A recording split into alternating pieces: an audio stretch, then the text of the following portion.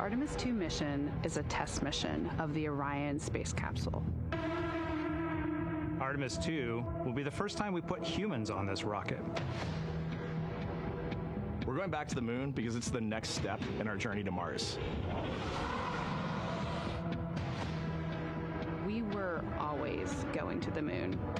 Pushing ourselves to explore is just core to who we are. That's a part of being a human. And liftoff. We shall return. Continuing to test out every bit of Orion. Coming back to Earth, 7 miles a second. When humanity sets big goals, we can bring together genius from around the world. You have the best people on planet Earth putting this vehicle together. That's what's up. To innovate for the benefit of humanity and to inspire the world through discovery. And here we go.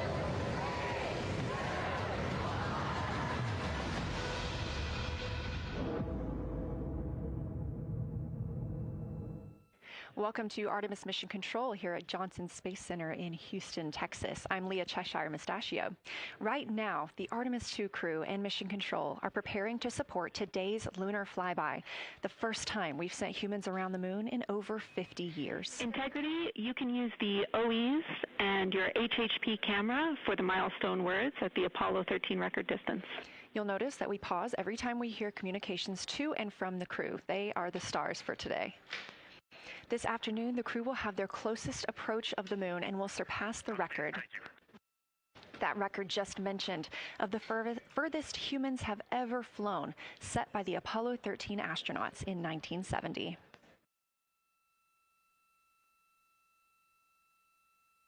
You're looking at a live view inside the Orion spacecraft and at our Artemis II crew members. They have just completed their post-sleep period, during which they conduct any hygiene and cabin setup for the day. They also had a chance to eat breakfast before we got into our daily planning conference. The flight control team here in Mission Control Houston collecting information from all consoles around the room that we could relay up to the crew ahead of this monumental day. As you can see on your right, NASA astronaut Christina Koch taking a video of NASA astronaut Victor Glover. We expect to have great views of the crew throughout the day, as well as, of course, the moon.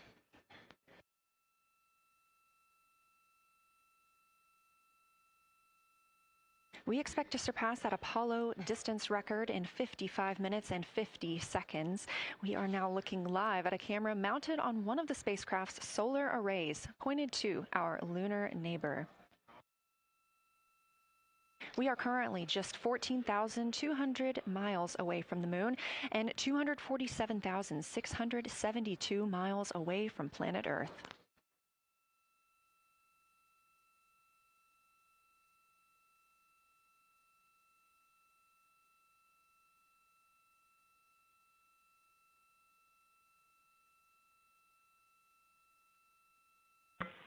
Houston, integrity for AGA. Ready to copy.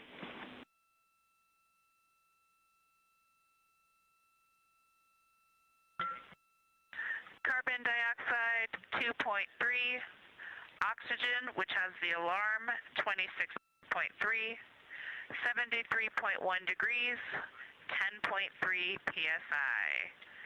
And one follow-on question. We understand milestone words will be directly following the conference. Will that take the place of the PAO event, or will the PAO event still take place per the timeline?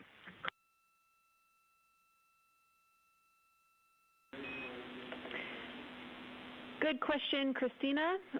The milestone words that we exchange at the record distance at the end of the conference will take the place of the PAO timelined activity. So that'll be our moment to talk about this occasion, and after that there will be no more expected PAO words, and you can get straight into your flyby. Copy all AGA.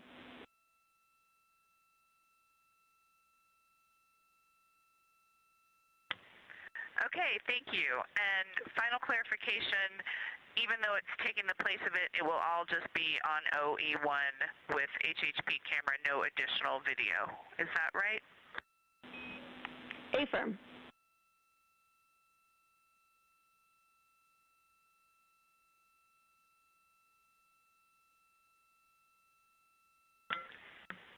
Okay, thank you. Yep, some of us had already heard that. Sorry about the second question. We appreciate it. Talk to you soon. No problem.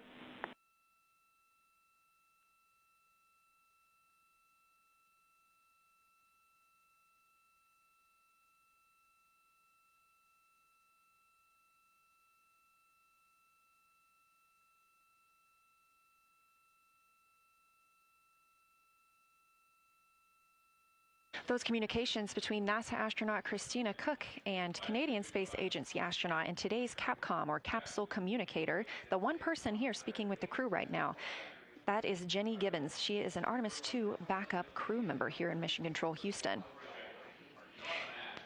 We are now 4 days, 18 hours, and 30 minutes into the flight of Orion for Artemis II. The Artemis II crew inside Orion lifted off atop the Space Launch System rocket on Wednesday, April 1st from NASA's Kennedy Space Center in Florida. Those 4 crew members are the first to live and work inside the Orion spacecraft, which they have named Integrity, and have been busy conducting meticulously timelined events. It was a beautiful ascent from Kennedy Space Center.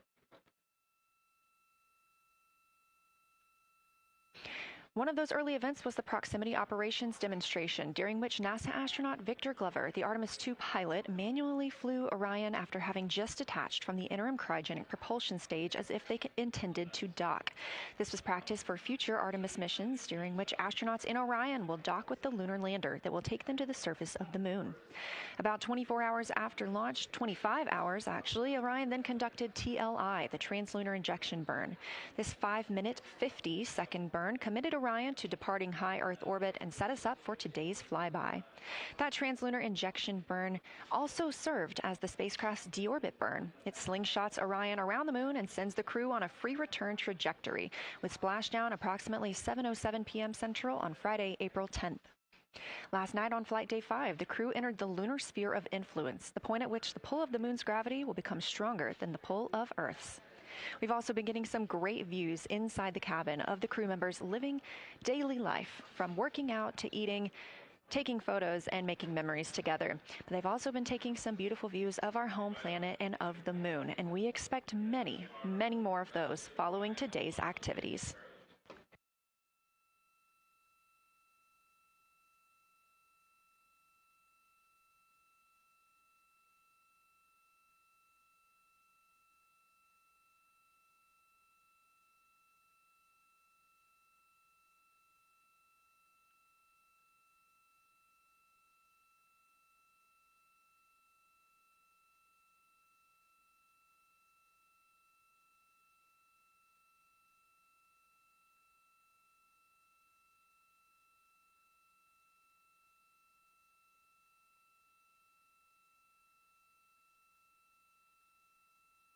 These live views back inside the cabin of Orion, but before we get into flyby, let's take a minute to get reacquainted with our crew.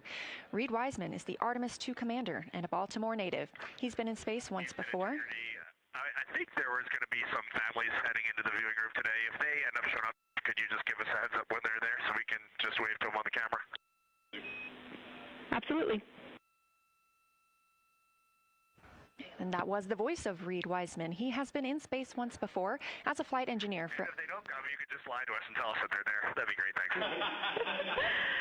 We'll keep that in mind, too. And I'm sure they'll be here. Wiseman also has a great sense of humor. He was aboard the International Space Station from May through November 2014 as part of Expedition 41.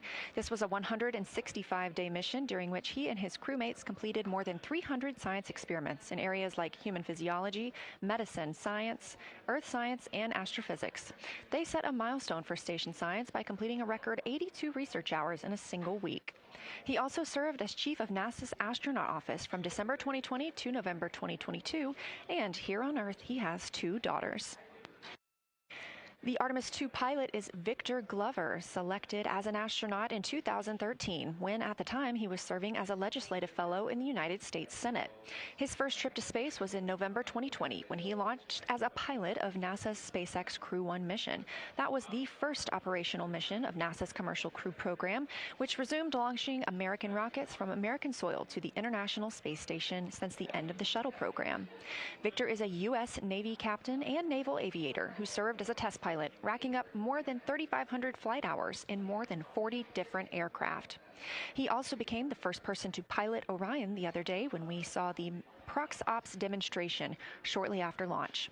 He and his wife have 4 children. Mission specialist Christina Koch is a native of Grand Rapids, Michigan. She was selected to the Astronaut Corps in 2013, the same class as Victor Glover. She served as flight engineer on the International Space Station from March 2019 to February 2020. During that time, Koch set a record for the longest single spaceflight by a woman with a total of 328 consecutive days in space. She also participated in the first ever all-female spacewalk with her friend and colleague, Jessica Meir, now living and working aboard the International Space Station yet again. Before becoming an astronaut, Christina helped build space science instruments and led scientific fieldwork in some of the most remote environments on the planet. Her hobbies include surfing, rock climbing, community service, yoga, travel, and photography, and she is certainly getting a chance to do that. First-time flyer, Canadian Space Agency astronaut Jeremy Hansen is flying to the moon as a mission specialist on the Artemis II mission. The London, Ontario native was selected as an astronaut in 2009. After that, he worked as Capcom at NASA's Mission Control Center here in Houston. Capcom stands for Capsule Communicator and is the single direct voice communicating with the astronauts in space. He also participated in training exercises like living on the ocean floor off the coast of Florida to simulate deep space exploration for 7 days. In 2017, he became the first Canadian to lead a NASA astronaut class, and he also enjoys getting out on a sailboat, rock climbing, and mountain biking. And he and his wife have 3 children.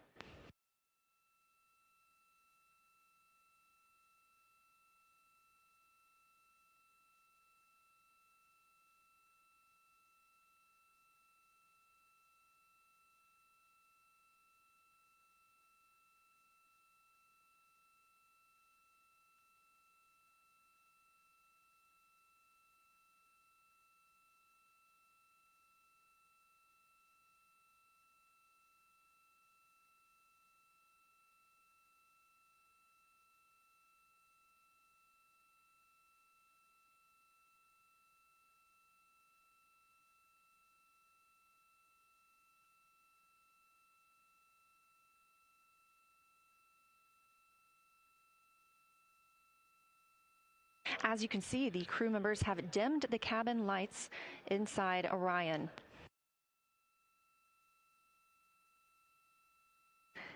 As they prepare for their lunar flyby, they'll be configuring the cabin as they'd like to have it to allow for proper positioning as they move about to and from the windows, taking photos of the moon. Dimming the lights also helps prevent reflections from inside Orion onto the windows. Ahead of this lunar flyby, let's dive in and explain what you can expect over the next several hours. The crew has about 6 hours allotted to make observations about the moon. Throughout the flyby, their activities have been precisely timelined. There are 5 blocks of time during which the crew will be observing the moon from Orion's windows. At any time, 2 members will be at the windows working in a pair. One crew member will be taking photos from window 2 with a blue shroud over the window. This can help prevent that glare or reflection from inside Orion. They have an 80 to 400 millimeter zoom lens to use. The other astronaut will be in window 3 using their portable computing device, you'll hear that referred to as PCD, to make annotations. Both of these crew members will make audio recordings of what they are seeing, and they'll wear headsets connected to those PCDs. Those audio recordings will be sent to the science team at a later date. We will not hear them live. The 2 crew members at the windows will swap roles and positions halfway through their timelined block. The other 2 crew members who won't be at the windows at that time will be serving in the background as support. One will be conducting the science sit reps, or situation reports. This is what we will hear live from the crew. They'll be calling down a few times each hour to discuss what they are observing. Those situation reports include how the crew is positioned, any missed targets, or anything unexpected they saw, lunar target descriptions, any hardware issues, and of course, their emotions and reactions as they fly by the moon. The other support crew member will take pictures of the astronauts at the windows and serve as camera support, providing new SD cards when needed. There's a 15-minute time frame between each observation block, during which the 2 support members switch places with the crew making observations.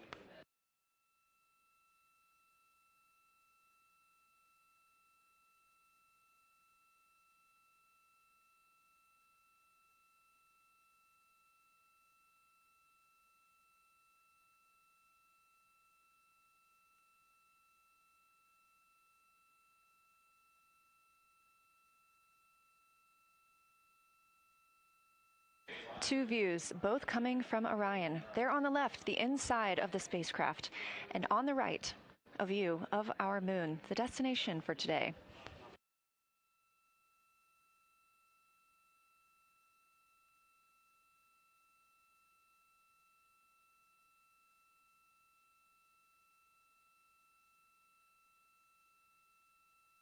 During the lunar flyby today, Orion will provide astronauts with a full disk view of the lunar surface.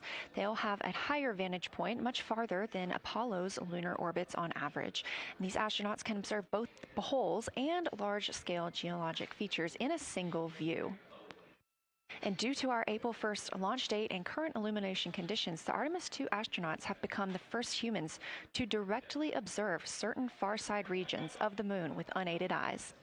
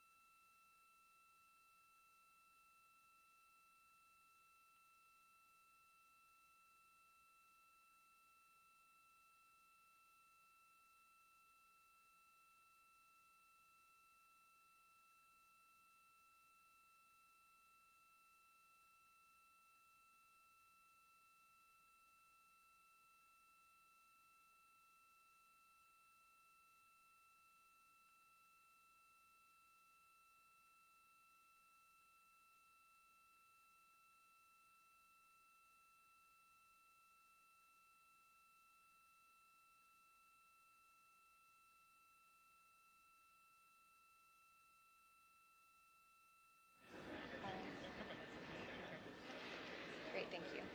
You ready? No. It's gonna be fun. That's okay. How do I, is it all?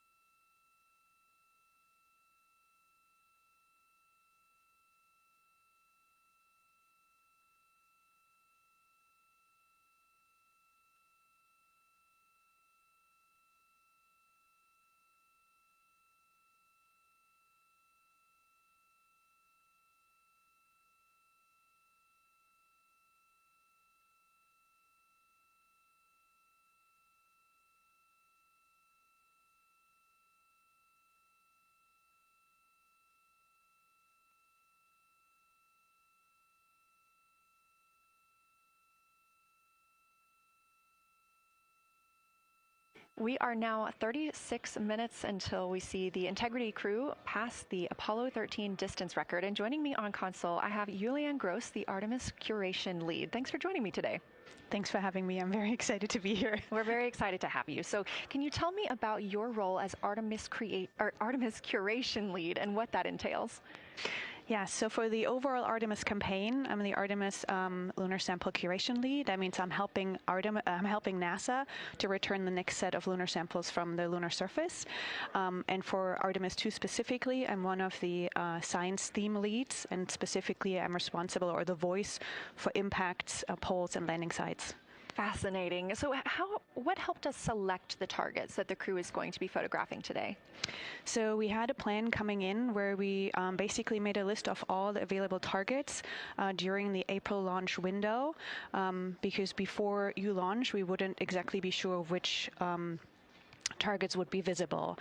And so once we launched, we then were able to cut down on that list and prioritize our targets. And the 5 theme leads came together and really discussed and talked through which the long lens configured for lunar flyby. Which targets we could then see and prioritize. And so that made it into our plan. We worked then with timeline to make sure that all the targets are visible. Some targets are time dependent, like Earthset or Earthrise, and some targets will rotate out of view when Integrity starts going around the moon. And so we put these in early so that the crew has a chance to describe those to us. Fascinating. I cannot wait to hear what they have to say. So we just heard them say that their long lens is configured. That's very exciting. And for us, when we look at the moon from Earth, what features are we seeing that the crew will also fly by today? Yeah, so I really hope that people on Earth who are in nighttime will look up into the moon tonight. The features that the crew will see that we can also currently see is Aristarchus Plateau. Grimaldi is another feature. They're going to be sort of on our limb. And then Oceanus Procellarum, that really dark, large area on the near side that we can see. The crew is going to see that in the beginning.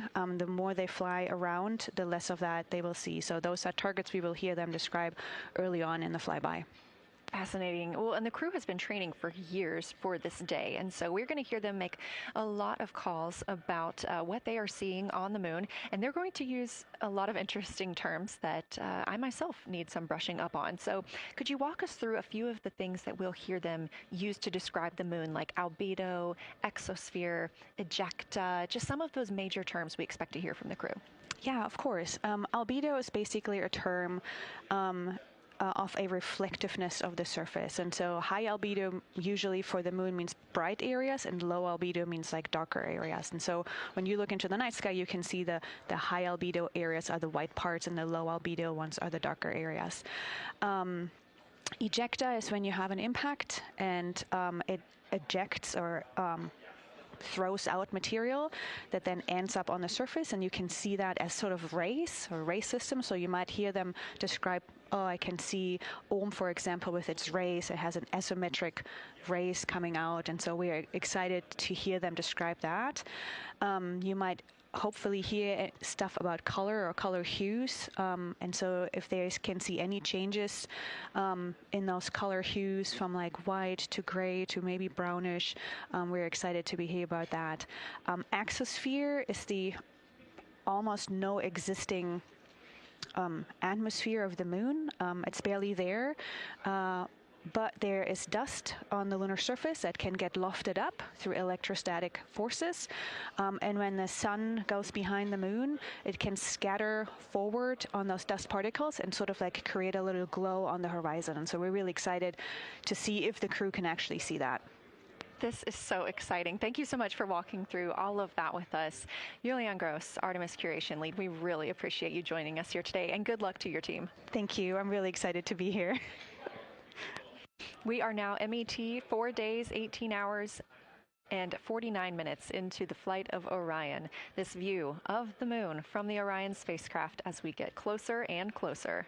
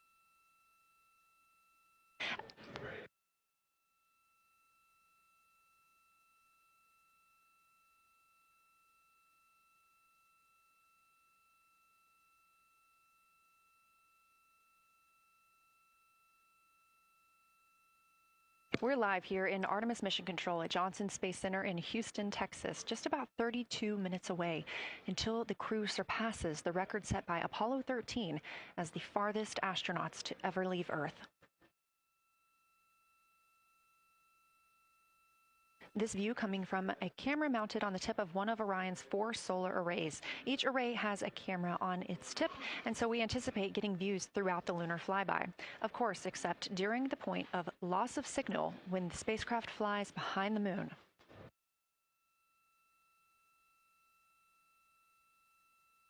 Inside the cabin, the crew are configuring the inside of Orion for today's flyby, making sure they have everything just where they want it to help them take the pictures that they are aiming for the science team here on the ground. Coming up in just a few minutes, we will have a pre-lunar flyby conference. During that Lunar Flyby Science Crew Conference, our science officer here on console, Kelsey Young, will be speaking directly with the crew members about their targets, about their goals for today, what they expect to see, and what we are hoping to hear from them.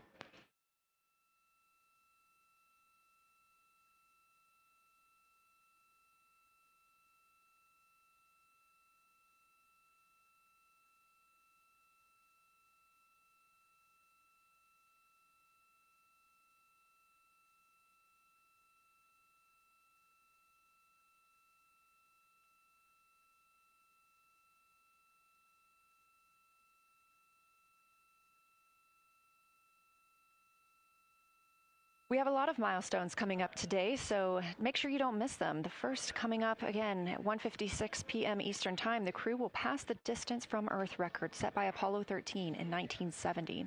At 2:45 p.m., lunar flyby officially begins. The crew will have that time on their schedules to begin photographing and providing audio recordings of what they are seeing on the moon. At 7:02 p.m., Orion will make its closest approach to the moon, approximately 4,070 miles away. Of course, all of these numbers are going to have to be confirmed following the flyby. These are estimates, and we are working with orbital mechanics. At 7:07 p.m., Orion reaches its maximum distance from Earth, approximately 252,760 miles away from us all. At 8:35 p.m., the spacecraft will enter a solar eclipse. The crew will become the first to see a solar eclipse from the moon.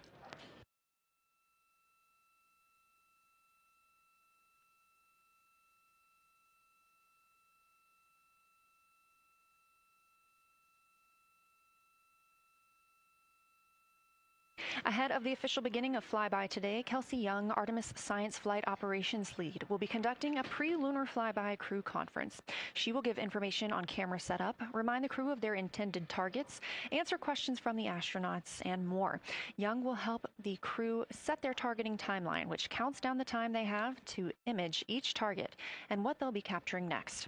She'll also remind them that the ground team will be calling for science sit reps, also known as situation reports. Those are essentially call-downs to report what they've been observing. They'll continue to do this even through their LOS, their loss of signal, as those communications will come down later on after they reconnect with us on Earth.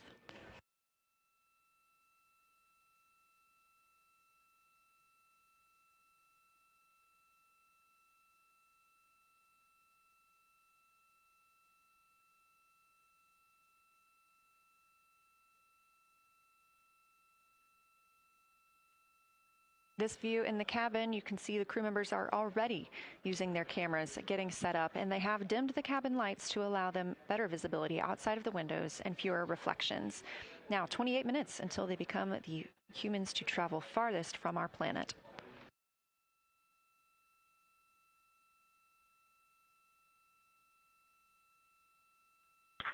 Houston Integrity, we are ready for the conference on your call.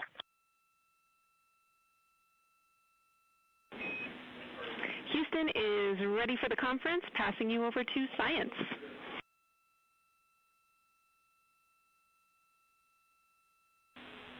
Good morning, crew. This is Science. We couldn't be more excited for a full day of lunar and planetary observations today, the first one in over 54 years. How do you hear me?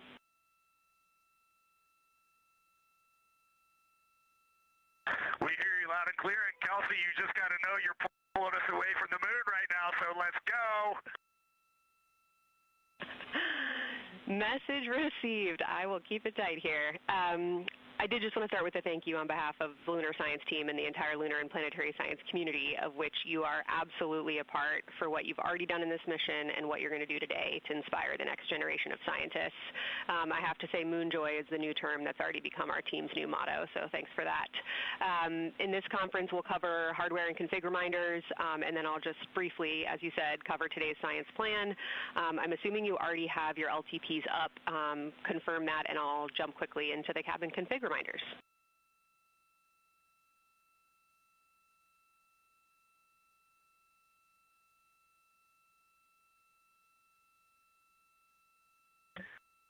Okay, we have the LTP up just to give you a sit rep on board. You've got Reid and Christina on one PCD, and Ike has his own, and Jeremy has his own.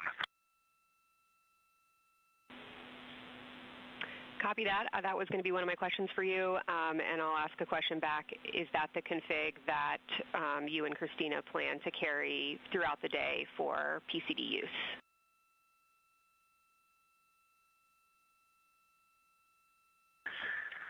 Negative, Kelsey. Our plan for PCD use is we have run the power cables to Windows 2 and 3, and we are going to leave one PCD. The yellow PCD will be in window 2, and the green PCD will be in window 3, and we will do that the whole day. And then the red PCD will be a rover. Understood. Super helpful. Recommend when you guys switch in and out of PCDs to add your initials to your OneNote annotations, just so we can keep track of whose is who. And then given that you have 3 PCDs instead of 4, for the data transfer at the end of the day, recommend making a new subdirectory entitled For Science for your own photos, or with your initials, that we can keep track of which pictures came from which flashcards.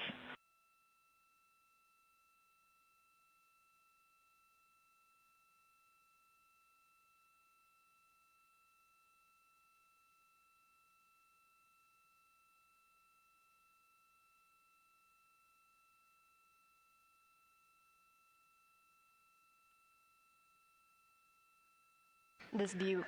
So, Kelsey, I just want to here's what we're doing. We have community cards in all cameras on board, and then when each astronaut approaches their camera, the intent is they will put their card into that camera for photos and then put the community card back in at the end of the session. But just know it is harder to manage cards than we thought, and we don't want to miss science, so it might end up a bit more disorganized. Understood. Thanks for that essay. Just read the flashcard numbers down when you get a chance, and we'll follow your lead on the best thing to do operationally during the flyby. With that, I'll move on to Windows. So the window characterization DFTO you guys did a few days ago confirmed that window 2 is ideal for imaging, so no change to config of photographer in window 2, observer in window 3, and science sit reps in window 1.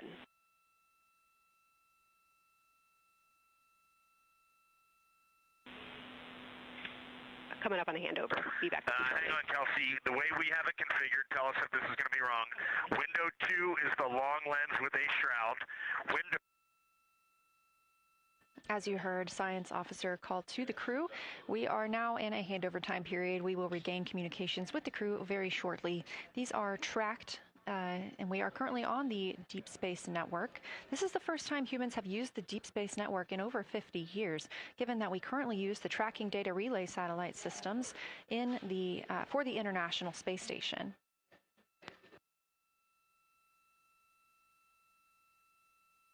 This view from Artemis Mission Control on the right is Kelsey Young. That's who you hear speaking with the crew. Young is the Artemis Science Flight Operations Lead, and we also look forward to speaking with her here today.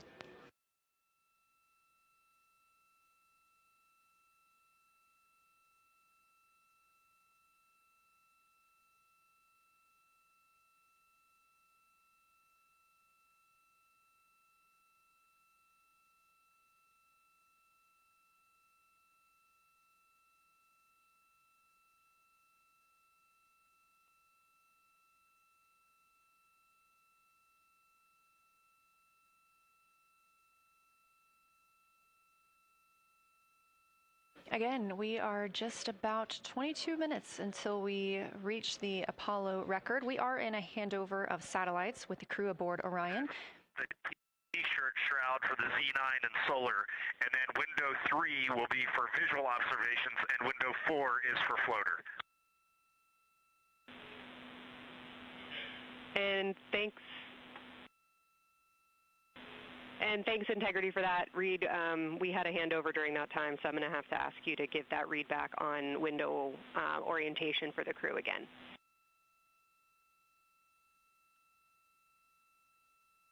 Okay, we are happy to change it, but the way we have it configured right now is window 1 has a T-shirt shroud for the Z9 for solar.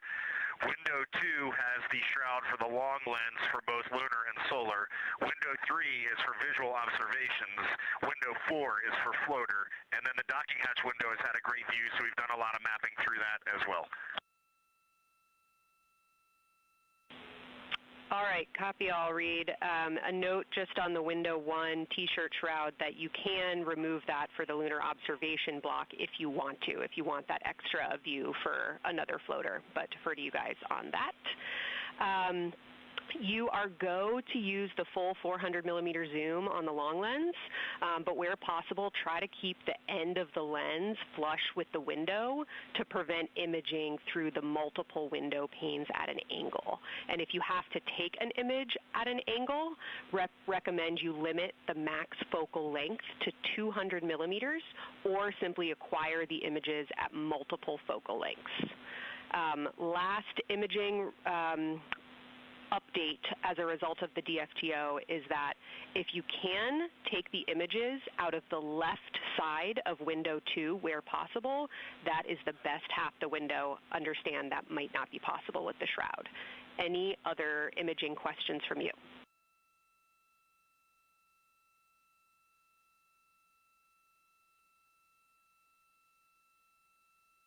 Okay, copy that.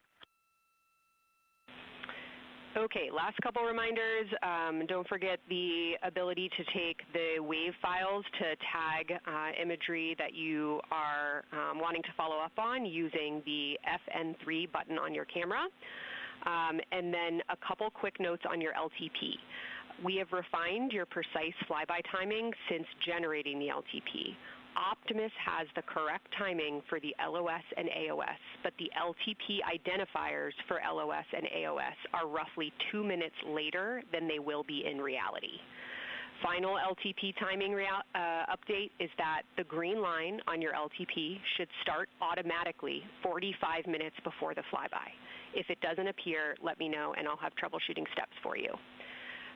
Last updates are on the eclipse, so only for that last hour today.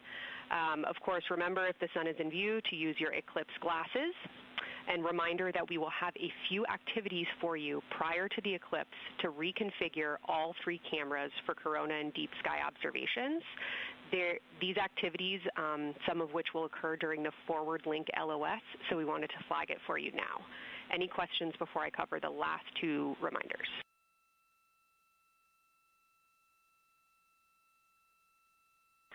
No, we have no questions on that. Last couple eclipse reminders, the sunset period and the first roughly 23 minutes of the eclipse will fall during that forward link LOS, but we'll still have a return link, and we're still looking forward to your science sit reps and observations during that time.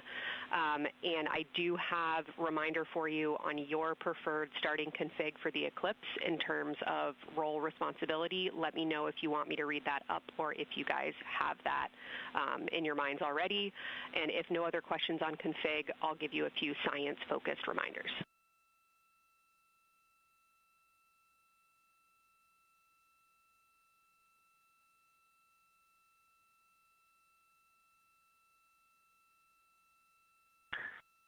Give us a quick high level, but we see it in Optimus, and I think we got it squared away. But give us your quick Kelsey high level.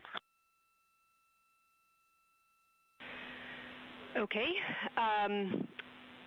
A couple changes from the first LTP you studied is that Glushko is the only feature that the same pair will view twice. That's Reid and Jeremy. That's why that's the only target you see that is marked as 1 of 1 and one of two and two of two. So Ohm and Oriental are in there twice, but they're by different pairs, which is why you don't see them marked accordingly. A note from feedback on your observations so far over the last couple days, a reminder that if you note structure and texture as well as color and albedo, please note any correlation between the two, and also a reminder that negative observations are still valuable science. So a lack of color or a lack of structure associated with color is also valuable. A reminder also that your observations so far indicate it will likely take some time for your eyes to adjust. We especially heard that around your terminator observations and your color observations. So reminder to know that your eye adaptation is going to kind of come in throughout your shift, and let us know when you start to see that nuance. Last reminder is around Earthset and Earthrise. When you're viewing us back here at home, you'll be looking directly at Asia, Africa, and Oceania. So I'm sure people watching from those places here on Earth will want to give you all a wave as you take their picture. Any other questions for me?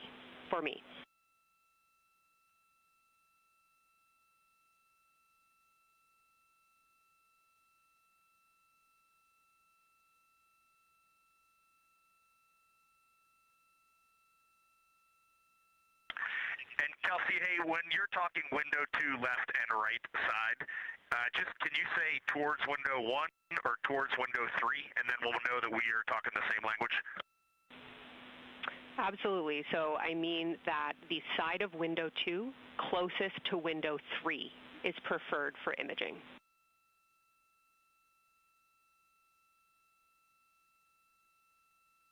Okay, the side of window 2 closest to window 3 is preferred for recording. Stand by, we'll talk to the crew.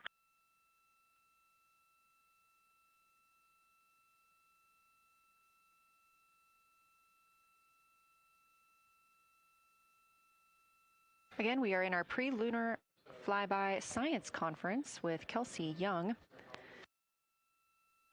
Kelsey Young is the Artemis Science Flight Operations Lead, speaking with the crew aboard Orion. They've been training for this moment for years, and this is their last opportunity to get some further pointers and information. Kelsey, for the T-shirt shroud, what window does the science team think will have the best view? Is it window 1 or window 4? The only time we're strongly recommending use of the window shroud. The T-shirt window shroud for the eclipse viewing, which window is primary for Z9? Window 1.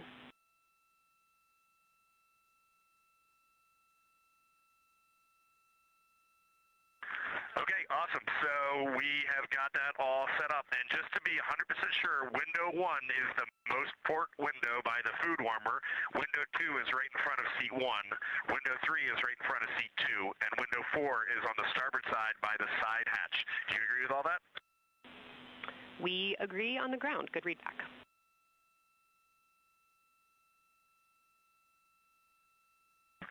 Okay, that's awesome. Kelsey, we're going to close with happy words. It's just incredible. I wish you were up here to see all the smiling faces, to hear all these terminologies being thrown around, and we are just fired up to get started on this day. Let me pass the mic around if anybody has anything to add. Kelsey, it's so great to hear your voice on the loops. I just want to channel everything that you guys are probably feeling right through my eyes and heart. It is awesome to see the side of the moon. You guys made us excited for this day, and we couldn't appreciate it anymore. And we are ready to hopefully deliver on all the awesome training you guys have provided. I'll just add, Kelsey, it is blowing my mind what you can see with the naked eye on the moon right now. It's just unbelievable.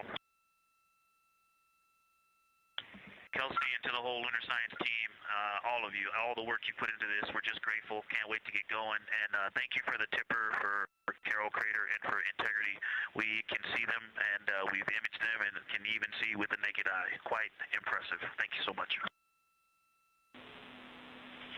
Beautiful words, you guys. Thanks so much. And I got video of the science team right now, and they are all absolutely buzzing. Looking forward to today.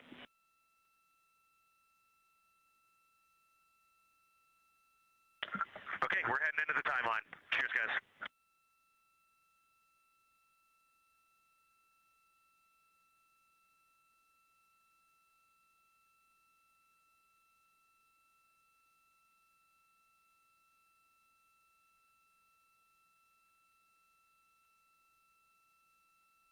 of the Pre-Lunar Flyby Science Conference with Dr. Kelsey Young. Young has served as the Artemis Science Flight Operations Lead, getting the crew ready. And we're live in Artemis Mission Control in Houston, but we are not the only room monitoring today's flyby. As you heard Young mention, in this same building and just down the hall, a multidisciplinary lunar science team supports the Artemis II crew in real time, including experts in lunar geology, impact cratering, volcanism, polar science, imaging, and visualization.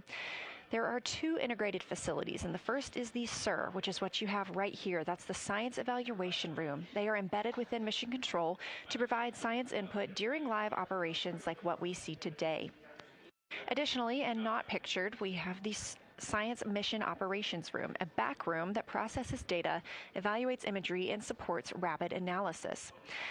Our science officer on console in Mission Control Houston serves as the primary interface between the science team and the flight controllers, ensuring science priorities are represented during mission execution. Again, today, that's Dr. Kelsey Young, who will be speaking with the crew during the time they're behind the moon. We will be speaking with her once the crew is behind the moon and out of communication with Earth.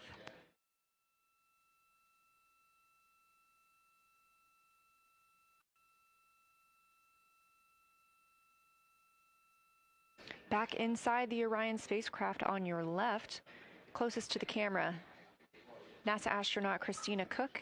To her left, NASA astronaut Reid Wiseman. To his left, Canadian Space Agency astronaut Jeremy Hansen. And all the way in the back, NASA astronaut Victor Glover, our Artemis II crew.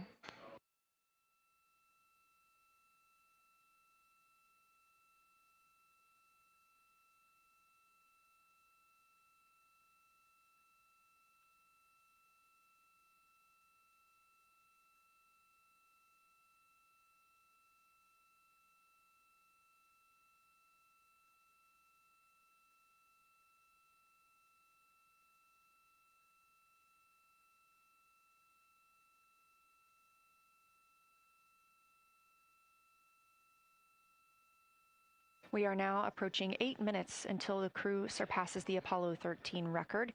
Currently 12,599 miles away from the moon, 248,507 miles away from Earth.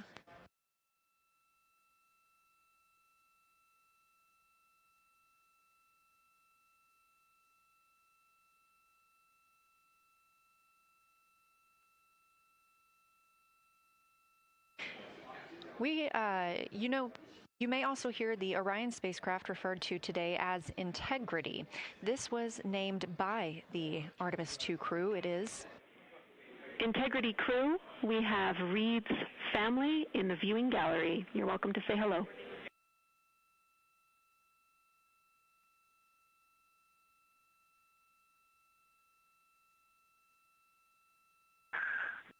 Well, whether you're being serious or you're kidding around, that is awesome to hear. Thanks, Jenny. And hello to Ellie and Katie. I don't know who else is there, but it's great to know that you're in mission control right now, following along.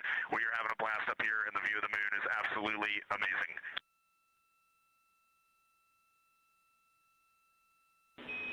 I'm seeing a lot of hearts come out of the viewing gallery and even more smiles. Thanks, Reid.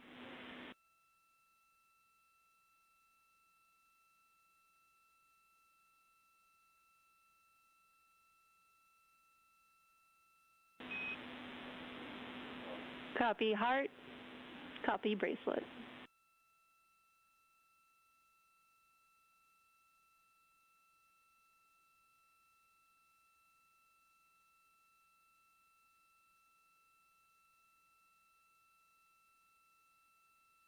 that call from Capcom Jenny Gibbons, Canadian Space Agency astronaut and Artemis II backup crew member, letting Reid Wiseman know that he has family here to support him today in the Artemis Mission Control viewing room.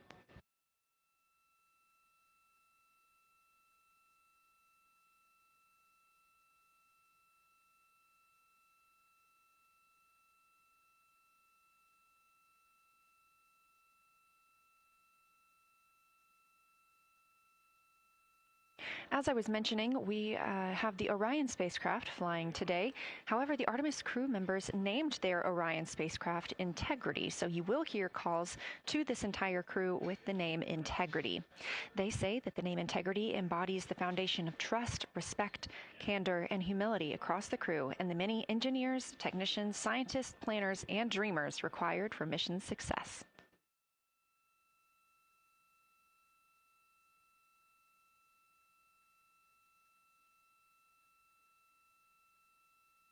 This view live from the outside of Orion as we continue.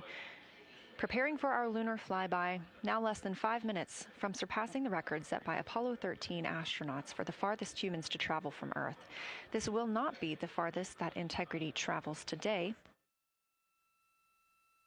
They will continue until they reach approximately a distance of 252,760 miles. That would be about 4,105 miles farther than Apollo 13.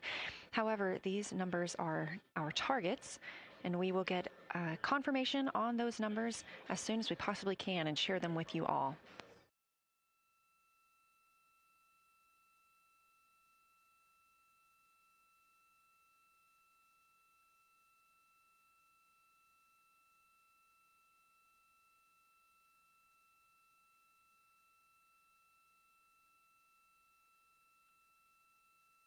We've talked a little bit about what to expect from the crew, whether that's taking photos or making audio recordings.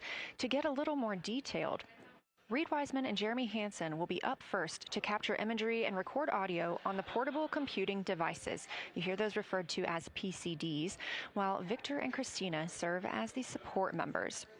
The crew will switch windows and roles halfway through their shift, and 1 hour and 5 minutes later, Victor Glover and Christina Koch will be the next crew members at windows 2 and 3 to take photos and make annotations, while Reid and Jeremy take on those support roles. There are 5 viewing blocks, and the crew will swap out with each one. During 2 of the blocks, the 2 support members will also be able to enjoy their midday meal.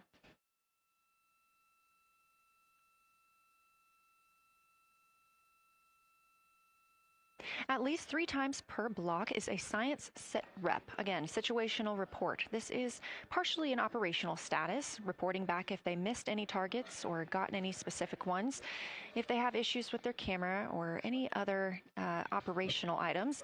The other part is an actual description of the moon. This task is done by one of the support team astronauts, so that's not the crew currently taking photos or making annotations, but they do have windows 1 and 4 that they can float up and provide that information from. If you watch the entirety of the flyby, you'll also notice the crew will be photographing some targets multiple times to get observations in different lighting conditions. This is due to Orion changing their location throughout the flyby.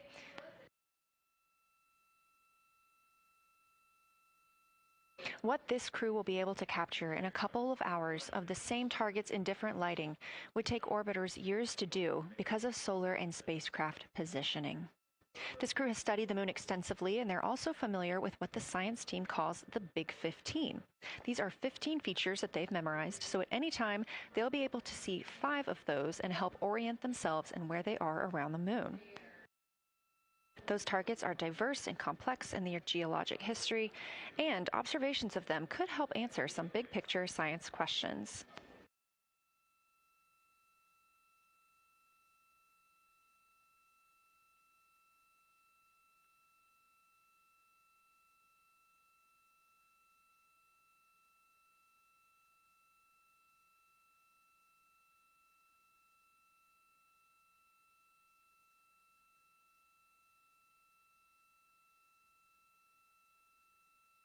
If you've been following the mission, you can see that the configuration of the cabin is a little bit different than what it looked like on launch day. After ascent, the crew were allowed to reconfigure their spacecraft, and you can see that they've taken down seats. They have also taken away footrests. This gives them more opportunity to move about the spacecraft.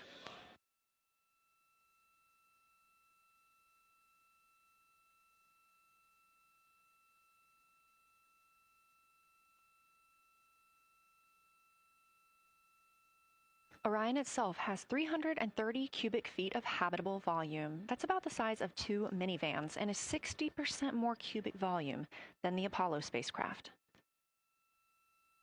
We are standing by for the Integrity crew aboard Orion to surpass the Apollo 13 record.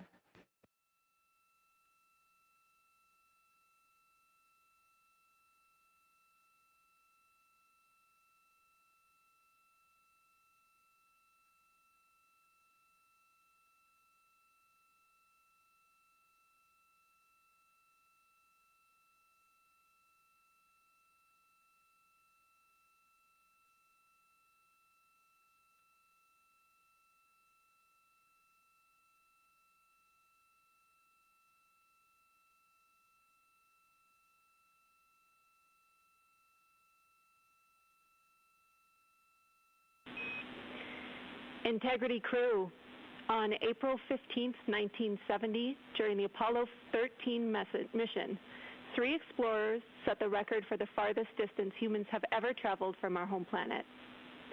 At that time, over 55 years ago, Lovell, Swigert, and Hayes flew 248,655 statute miles away from Earth. Today, for all humanity, you're pushing beyond that frontier. Integrity, over to you.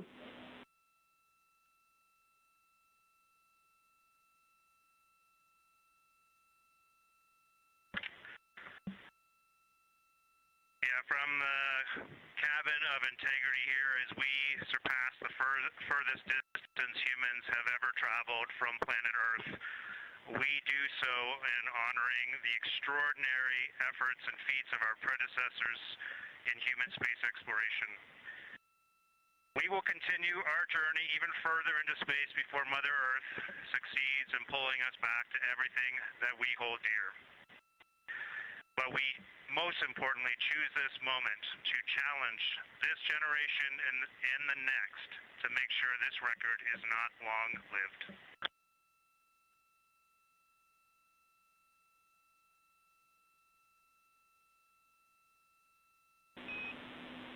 Thank you, Integrity, and congratulations to you and the rest of the Artemis II team.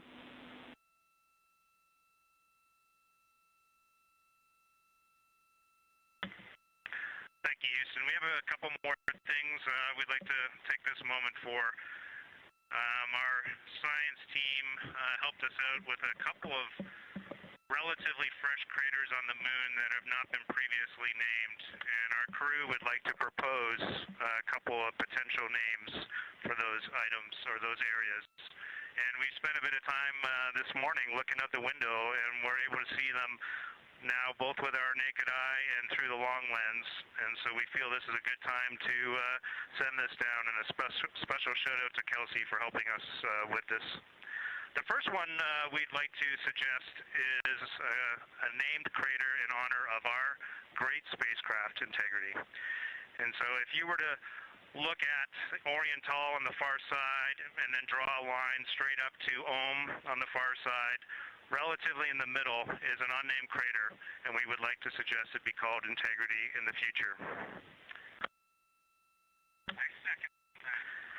And the second one, and especially meaningful for this crew, is a number of years ago we started this journey in our close-knit astronaut family, and we lost a loved one. And there's a feature in a really neat place on the moon, and it is on the near side, far side boundary. In fact, it's just on the near side of that boundary, and so at certain times of the moon's transit around Earth, we will be able to see this from Earth. And so we lost a loved one. Her name was Carol, the spouse of Reid, the mother of Katie and Ellie. And if you want to find this one, you look at Glushko, and it's just to the northwest of that, at the same latitude as Ohm, and it's a bright spot on the moon. And we would like to call it Carol, and you spell that C-A-R-R-O-L-L.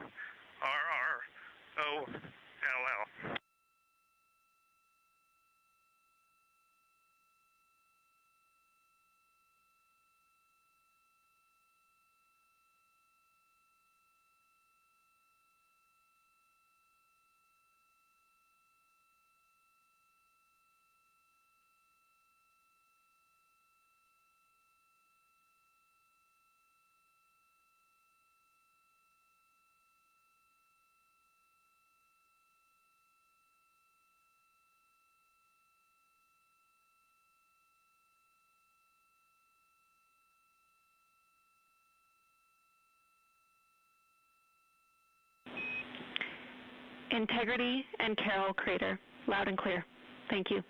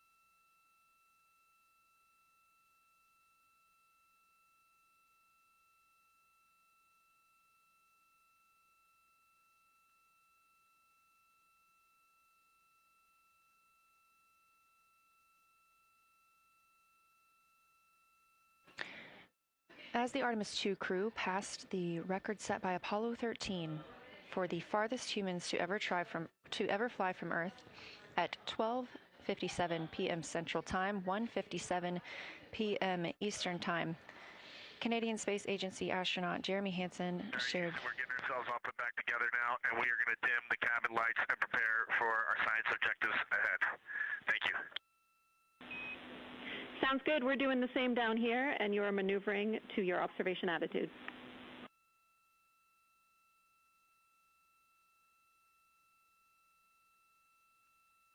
As we pass that Apollo 13 record of the furthest humans to ever fly from Earth at 12:57 p.m. Central Time, 1:57 p.m. Eastern Time, the Artemis II crew shared some poignant words, specifically Canadian Space Agency astronaut Jeremy Hansen. The crew also called down 2 craters not yet named that they would like to name. One, Integrity, in honor of their spacecraft, which they have named. That's near the Ohm crater. Another near Glushko, which is a bright spot, named Carroll, in memory of Reid Wiseman's wife.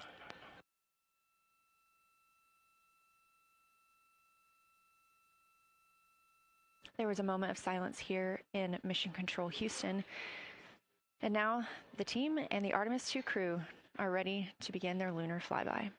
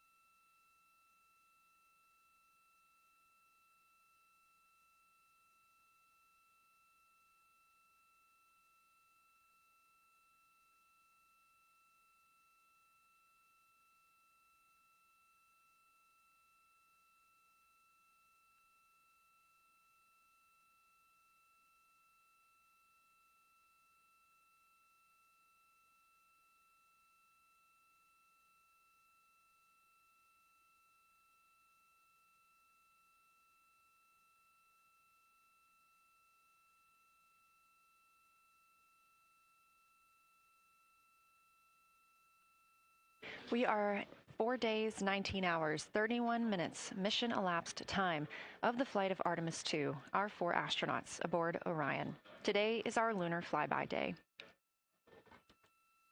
The spacecraft is currently about 12,000 miles away from the moon, and you can keep up with the distance from Orion to the moon and Earth by visiting nasa.gov/track-Artemis. Or you can just stay with us here because we're going to be telling you throughout the day.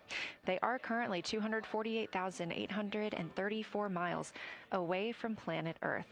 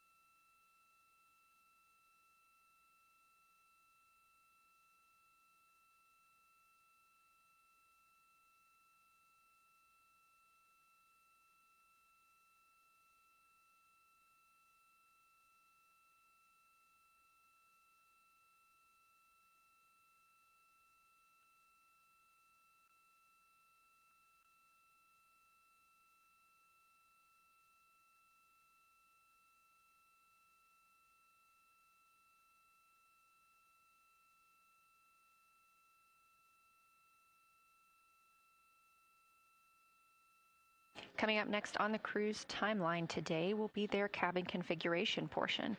You heard some calls down to Science Officer Dr. Kelsey Young earlier about how they have configured the cabin so far. This is just a little bit more of timelined activity for them if they need to further do so.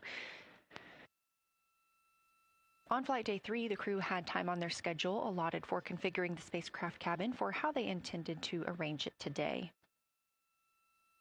Of course, they had to take down that configuration for another test yesterday of their Orion Crew Survival System suits.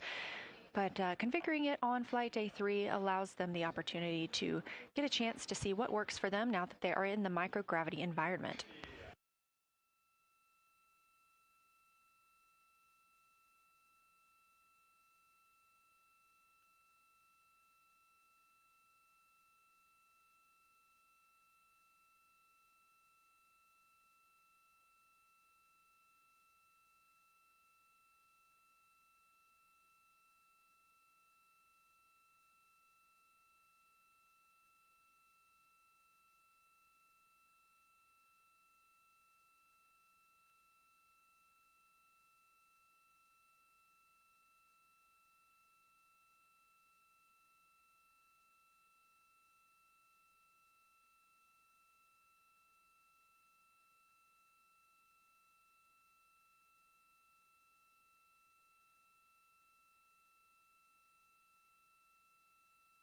Again, the crew is about to begin their cabin configuration portion of their timeline, though they have been working that already, as well as potentially during their post-sleep period this morning. The official lunar flyby observations are slated to begin in just about 40 minutes. That's when we'll have the crew at the windows photographing the moon, as well as making calls down about what they are seeing.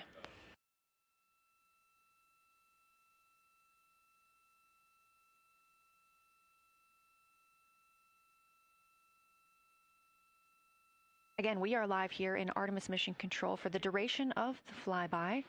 Currently, the Orbit 1 flight control team is on console. This room is staffed 24/7 from the time before the astronauts step foot on the rocket until the time they are splashed down and are safely recovered in the Pacific Ocean on flight day 10.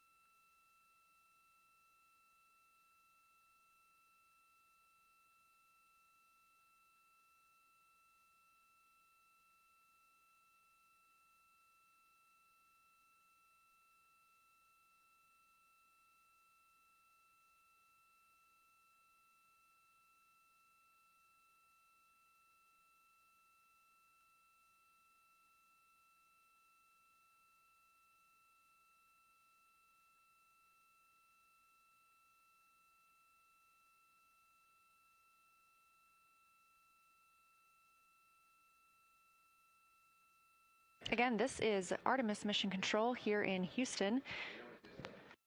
We are now 11,777 miles away from the moon. We did pass the Apollo 13 record of farthest humans away from Earth at 12:57 p.m. Central Time, 1:57 p.m. Eastern Time.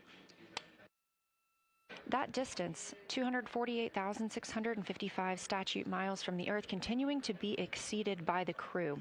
They will reach their farthest distance from the Earth around 6:07 p.m. Central Time. At that time, they will be in an LOS, or a loss of signal, with us on Earth, as they'll be flying behind the moon.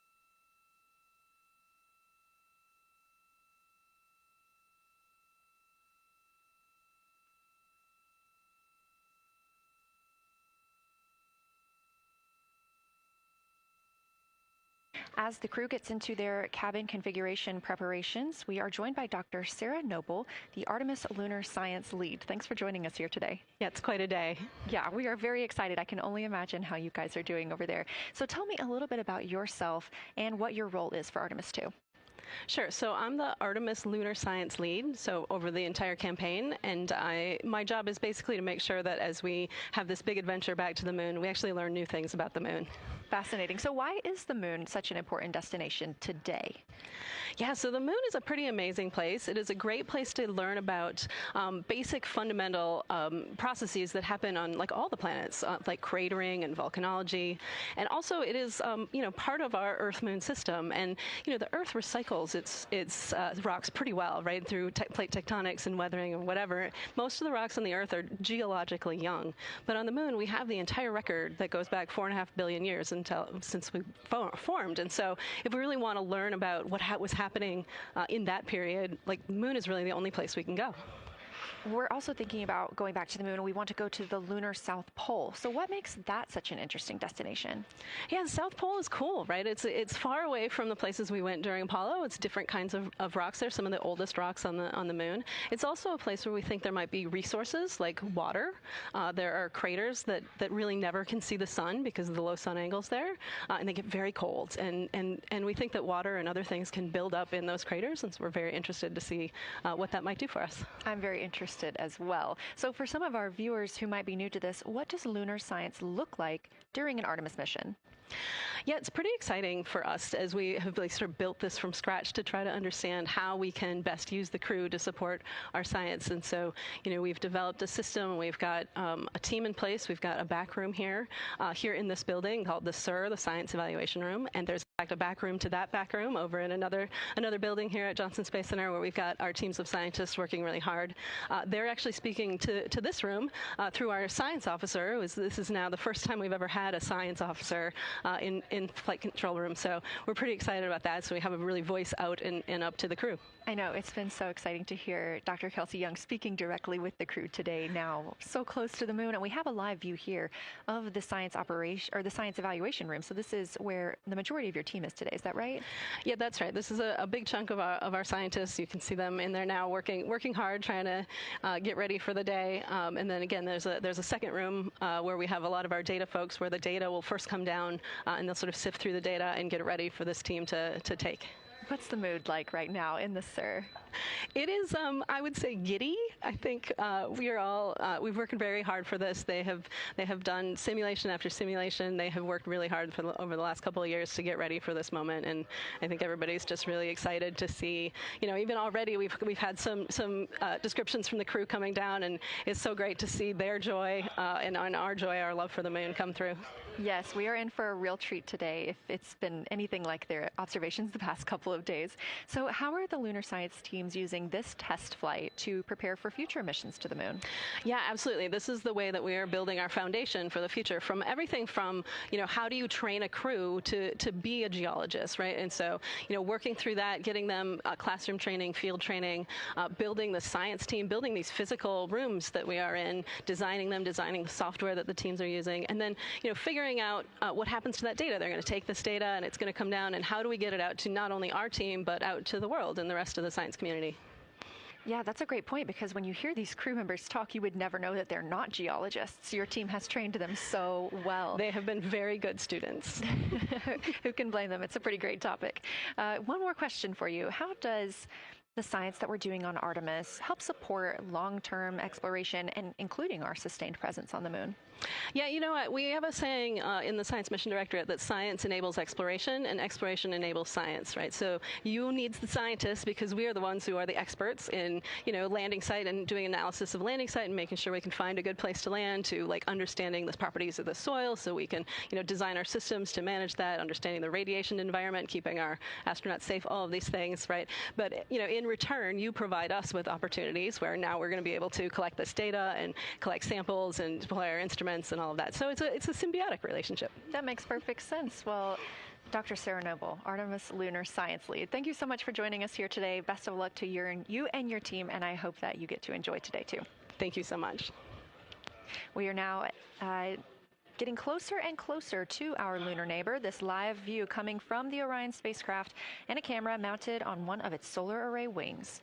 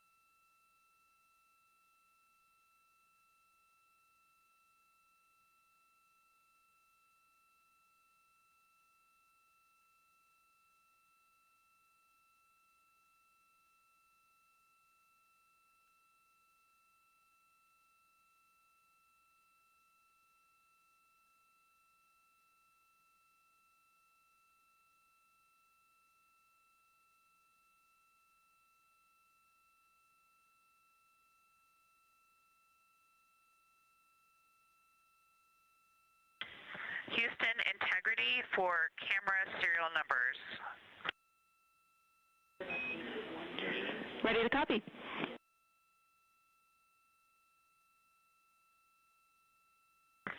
Hey Jenny, these are card numbers for the various positions. For the long lens on the D5, we will have individual cards. Victor's 1008, Jeremy 1019, Reid 1012, myself 1015. For the Z9, we will have one card that is dedicated for today, serial number 1007. For the cabin camera D5, we will have one dedicated card for today, serial number 1022.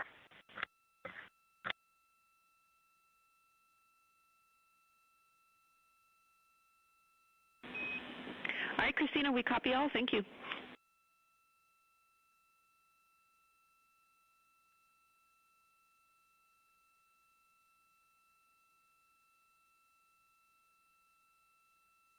We just realized that we have Earth out window 1 and Moon out window 2, and Earth out window 4 and Moon out window 3, and it gives you the best idea of scale we have had yet. The Moon is about 3 to 4 times the size of the Earth, and it is almost full, and the Earth is just a small crescent out there.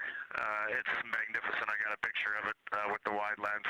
Such a majestic view out here. Amaze, amaze, amaze. Thank you, Reid.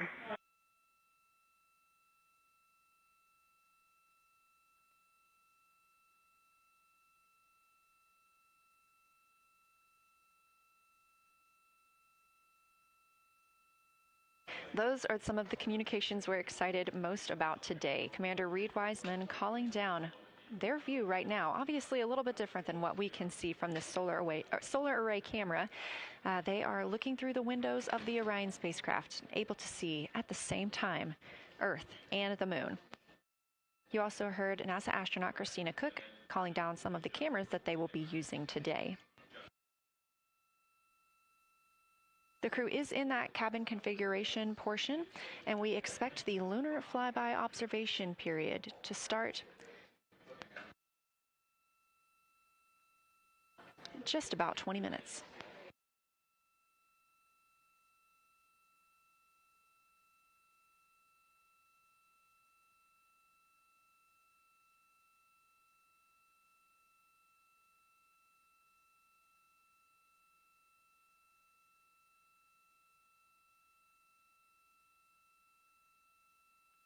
Checking in on Orion's distance and speed, they are currently traveling 1,071 miles per hour, 249,159 miles away from Earth, 11,293 miles away from the Moon, and continuing to grow closer. At closest approach to the Moon today, the spacecraft will be just about 4,070 miles away from the lunar surface. This will be during our loss of signal with the crew as they travel behind the Moon, and we will await their return to get the official number for you for how close they come to our lunar neighbor.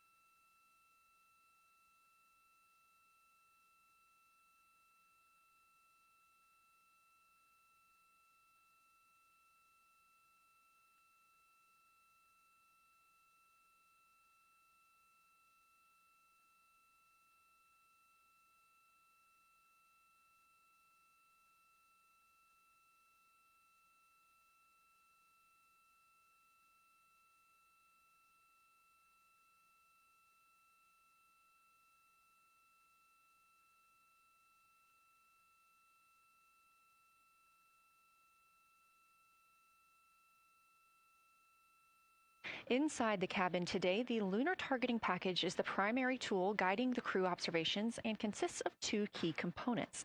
The Lunar Geography Review helped the astronauts study major lunar features in advance and help learn how to orient themselves during the flyby. Because, of course, the moon is not actually labeled like it appears here when we look at this map. The lunar targeting plan provides a detailed timeline of observation targets, background science context, and specific instructions for the pictures the crew should take, as well as the verbal descriptions that will be helpful to the science team reviewing them later. This is a screenshot from their lunar targeting package, and a screenshot specifically of that lunar. For attitude. Go ahead.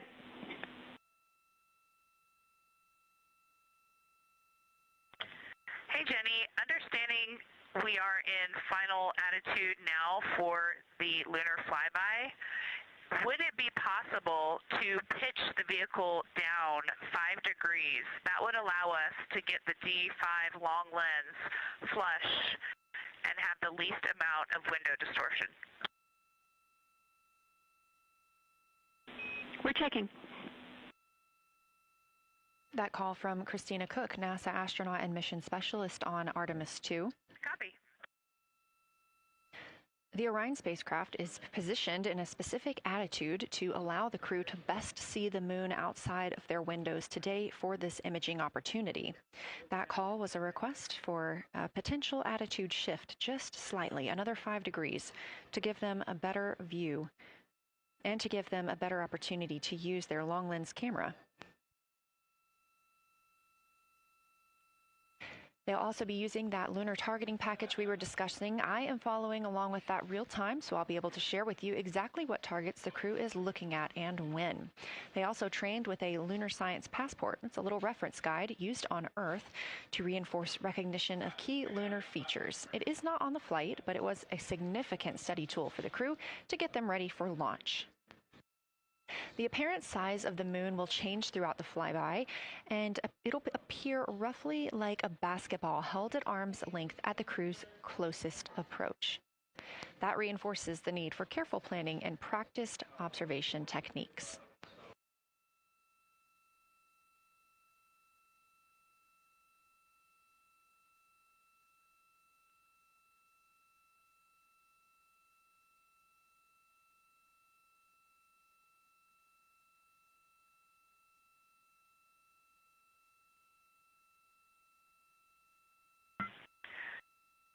Houston, integrity for timeline.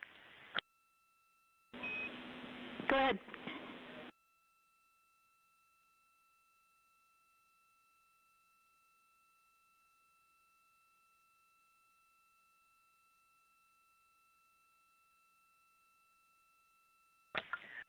Hey, Jenny, just to make absolutely sure that we start observations when expected, we are showing in Optimus that observation time starts in about 15 minutes, and in LTP that our first target, discussion 1, starts in about 29 minutes.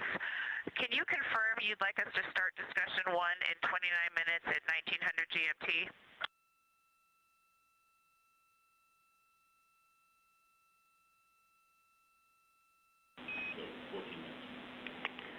Christina, we are tracking that discussion 1 should start at 18:45. That's 15 minutes from now.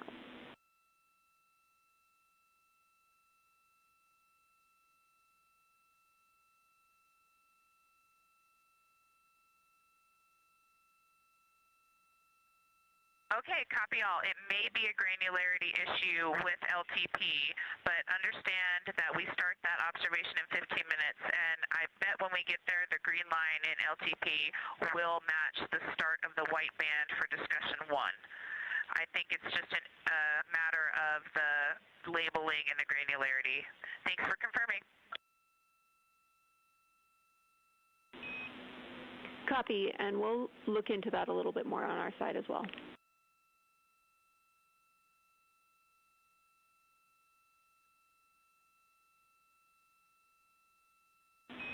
Christina, can you verify for us that your green line is moving on the timeline page of your LTP?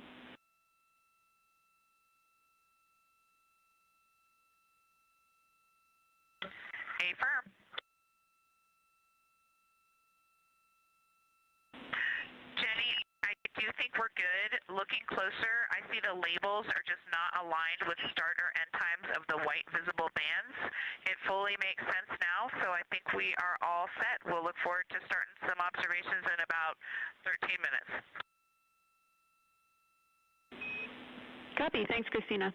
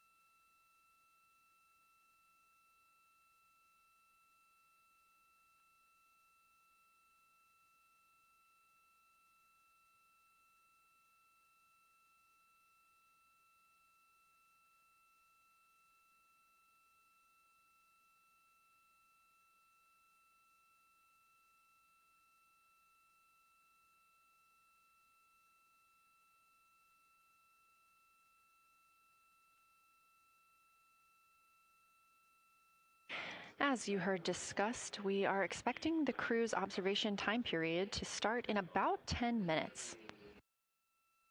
First, they'll be conducting a warm-up, warming up to their science observations of the moon. They'll be discussing with each other, helping each other orient using the major landmarks that they've studied, asking what is familiar. If we roll left, port 5 degrees, that would get the moon closer to the left side of window 2.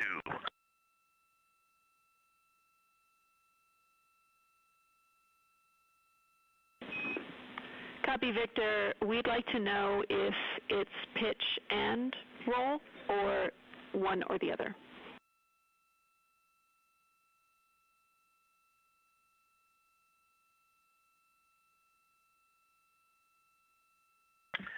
Jenny, we actually thought you already put the pitch in. Had the pitch been put in already? No, we need a little while longer to talk about it.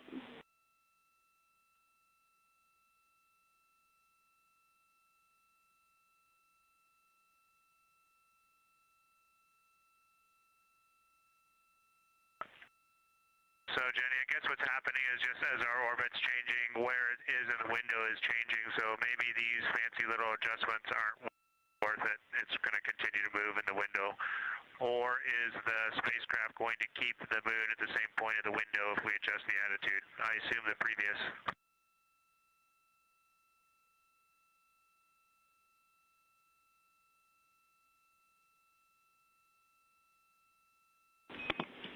Right now, we are pointing the center of the window to the center of the moon with 2 degrees of deadband.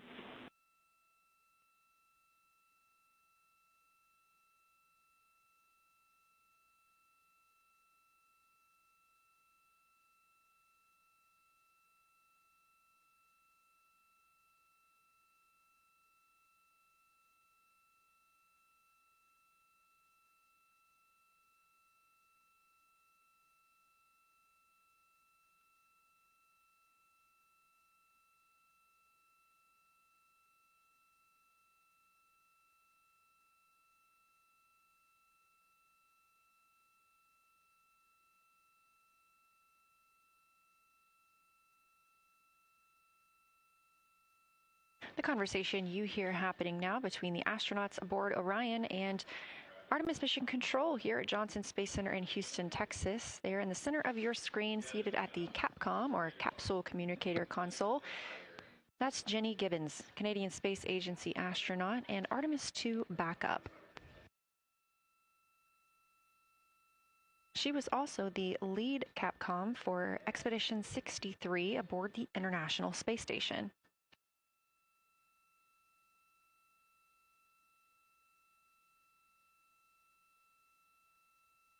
The crew is requesting some attitude changes to the spacecraft to allow them to better image the moon, our priority for today. Of course, those have to be discussed on the ground before they are put into work aboard the spacecraft, so the team is taking some time to do so. You also heard Gibbons reference that we are into dead bands.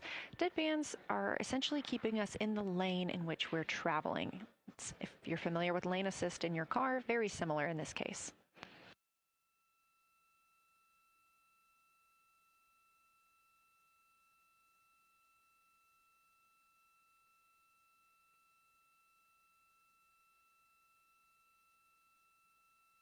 We are now 10,870 miles away from the moon, traveling 1,066 miles per hour and 249,390 miles away from Earth. Again, we recently surpassed the Apollo 13 distance record of farthest humans have ever traveled.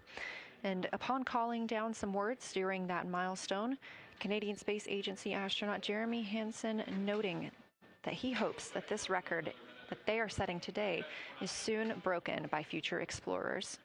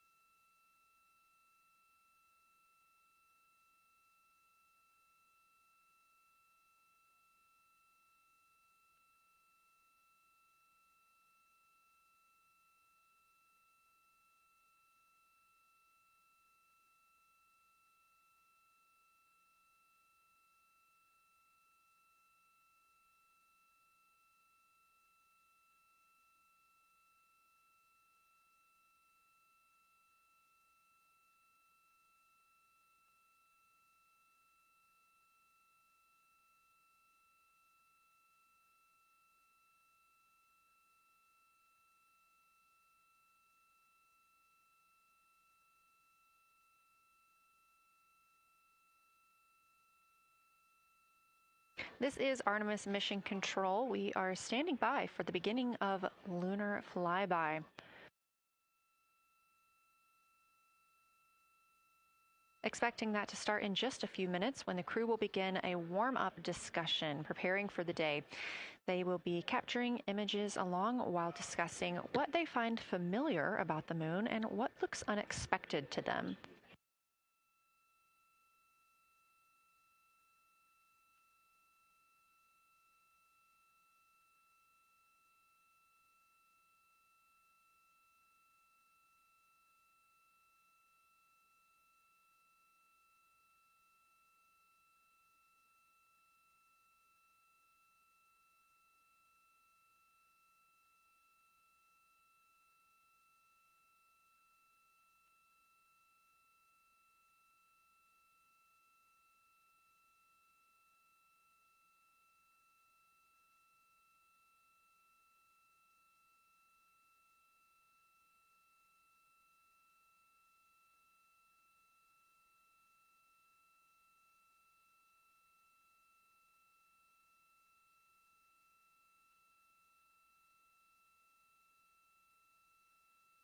Again, just minutes away from the official start of Lunar Flyby, or when it is timelined for the crew. We are currently 10,726 miles away from the moon. This view on the left side of your screen coming from the camera on one of Orion's solar arrays.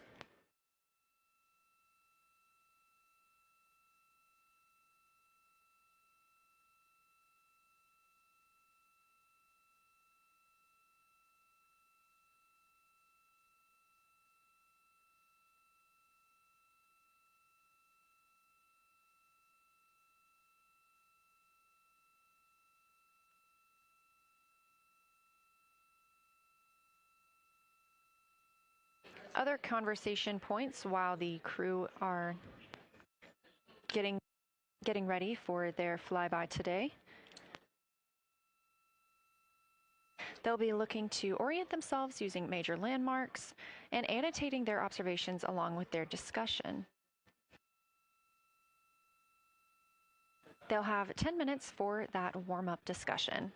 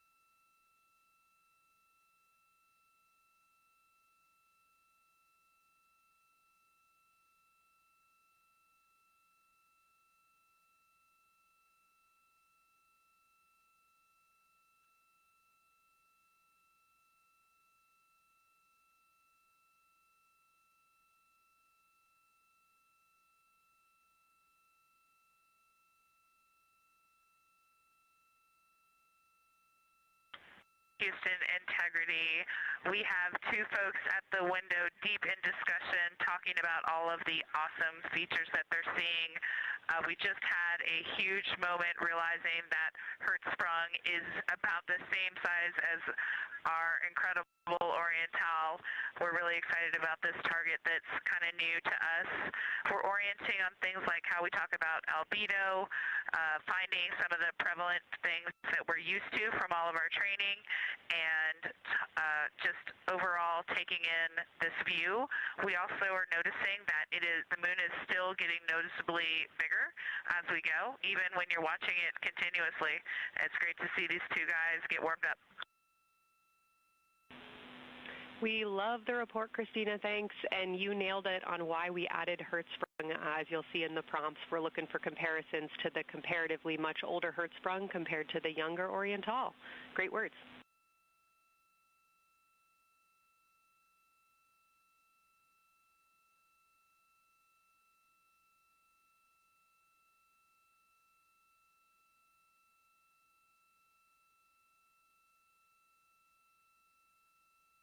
This is Artemis Mission Control. That was the voice of Dr. Kelsey Young speaking with the astronauts aboard Orion as they begin their observation period and lunar flyby. NASA astronaut Christina Koch reporting their view of Hertzsprung Basin. The team here is looking for centered images of the basin at a full zoom, and they're hoping that the astronauts can image and describe the inner and outer rings. This is considered a degraded basin with a floor, rings, and ejecta compared to a younger Oriental basin.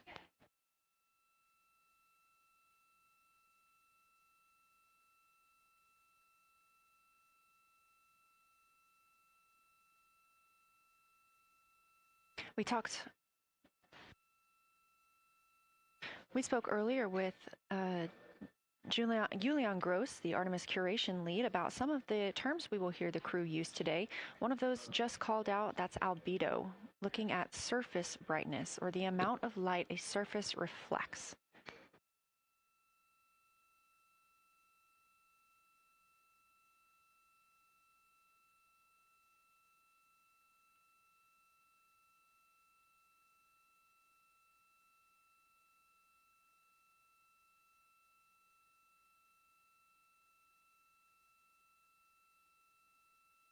A few more terms that we hope to hear today during the crew's sit-reps or situation reports include embaying. This refers to one feature that surrounds another. That usually is a higher relief feature. Houston Integrity, one report from the crew at the windows. We can actually see the moon and Earth at the same time right now. It's interesting because the Earth looks way brighter, so the Earth itself seems to have a much higher albedo than the moon. We think this is independent of our eyes focusing because, of course, the Earth is much smaller than the moon in our view, so you could think that your eyes focus for the darker sky, and that it means that it only has apparent brightness more than the moon, but since we're seeing both in the same view, we do think that this can be inferred as the Earth as a whole has a higher albedo.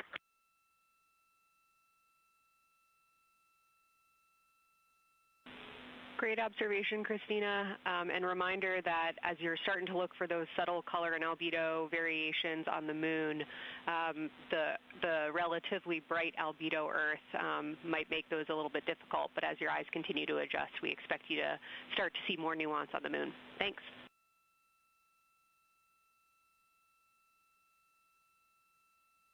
Great call. Thanks for the reminder.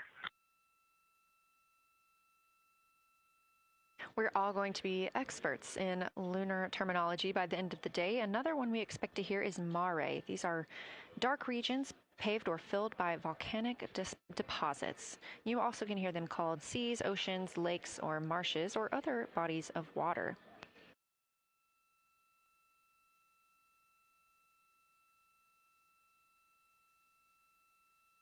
Again, we are live in Artemis Mission Control, but on the right side of your screen, that is the Science Evaluation Room, team members who have been preparing for this day for years.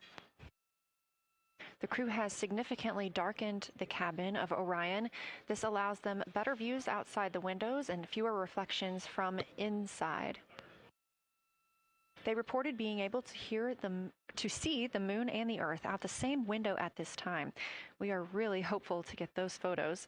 Right now, this view on the left side of your screen coming from a camera mounted on one of the solar array wings on Orion outside the spacecraft. The crew is equipped with 80 to 400 millimeter zoom lenses.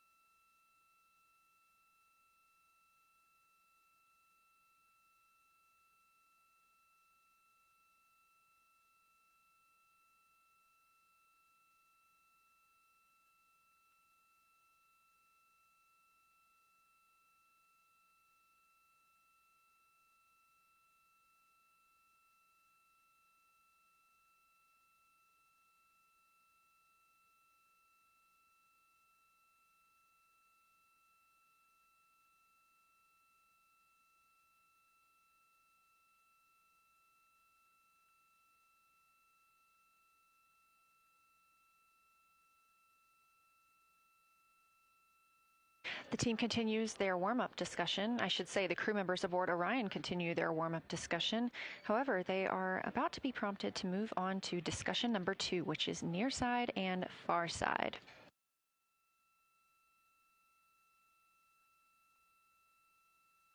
Some of the things that they are looking to capture, the ground has prompted them to photograph anything that stands out to them and to compare the near side versus the far side mare in color, albedo, topography, and texture.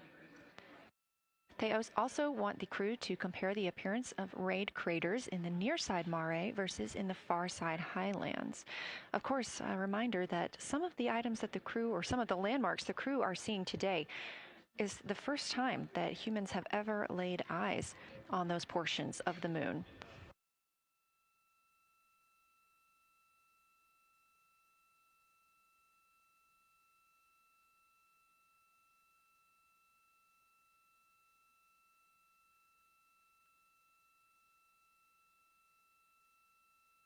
In the targeting package, there are a few reminders of the crew. For the crew, there are time-sensitive observation reminders and science sit-rep reminders. Integrity. We have sit-rep. The targets that are being discussed right now, it's the far side, near side comparison, and hearing some great discussion of browns and greens in the Aristarchus Plateau and how those disappear as you go toward the North Pole, and then over to the far side, you lose the color. You've got Jeremy in window 2, Reid in window 1, having a great discussion. Christina's under window, I'm sorry, Reid is in window 3.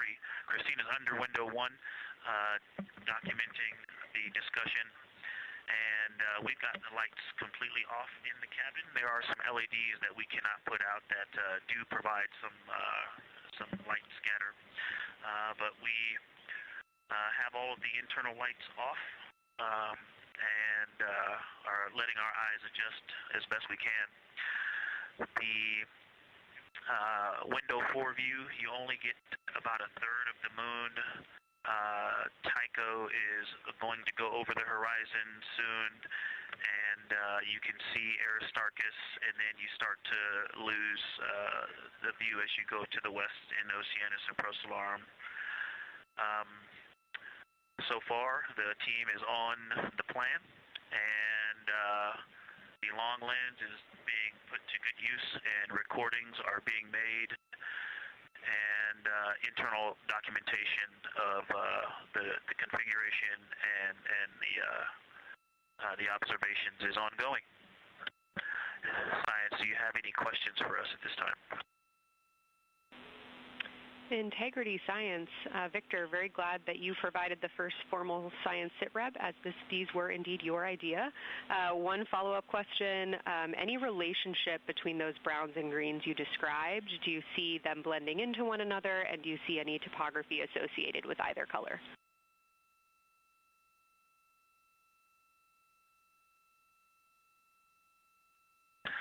I don't want to bother the window team. I just heard that, overheard that, and so I'm sorry I don't have that detail yet. I will eavesdrop and see if I can pick that up. I will try to answer that at some point. I also heard a comparison of the albedo in Aristarchus, that crater, the very high albedo spot you can see on the near side. There is a feature called, I believe, Burgess Alpha, that is equally or maybe higher albedo.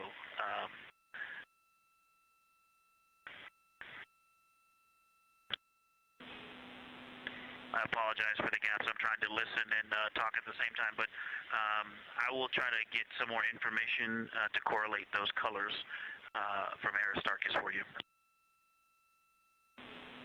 Understood, Victor, and good call to not bug the window team. Really like the brightness comparisons to Burgess A. Really helpful for the science team. Keep them coming. Thanks.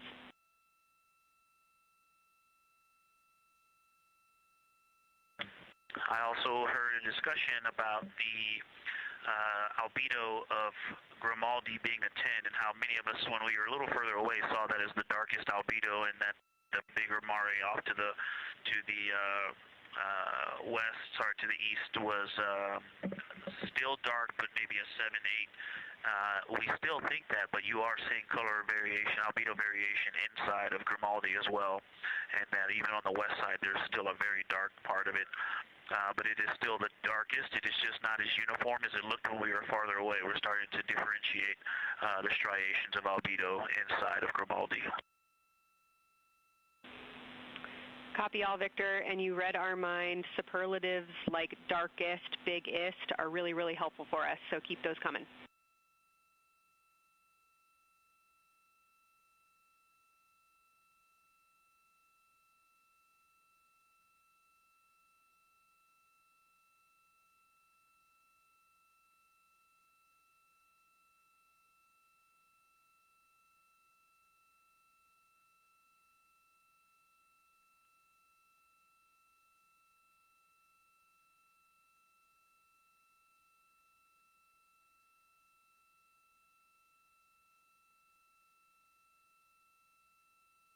As we were just mentioning, the crew is slated to perform these science sit reps. They are prompted to do so by an icon in their lunar targeting plan. That one coming down from NASA astronaut and pilot of Artemis II, Victor Glover.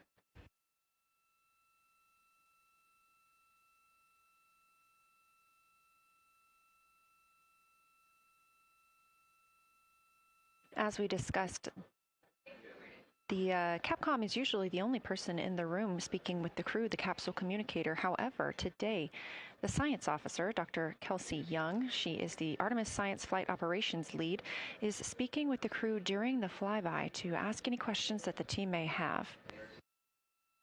To her right is Trevor Graff. He is one of 3 science officers.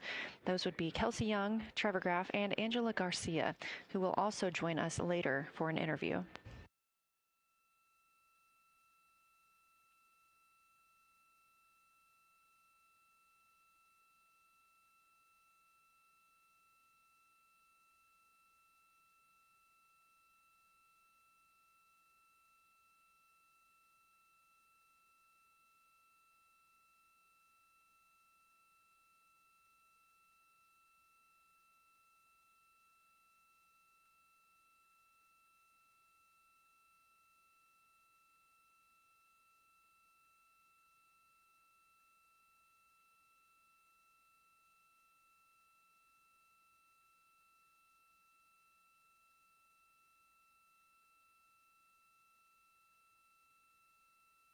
And Houston Integrity was able to, Science Integrity was able to get a view out of window 1, which is a beautiful view. I can see the entire moon that they're looking at. We left the T-shirt up there, so I was kind of peeking through the opening in the makeshift shroud there. And once I was able to get 2 eyes on it, what jumped out at me was Vavilov. It's just peeking out of the Terminator. It's clear of the Terminator now, but it just really jumps out because it's still got the low light, the low sun angle.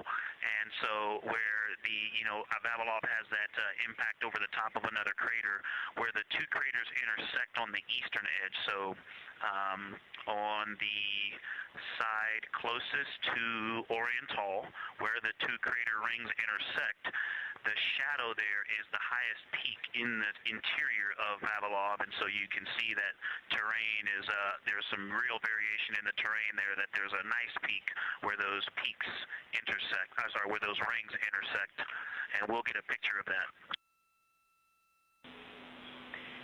Love the description, Victor, especially the comparison and relationships you just described about topography. And if it's easier for your observations, do feel free to remove the T-shirt shroud from window 1.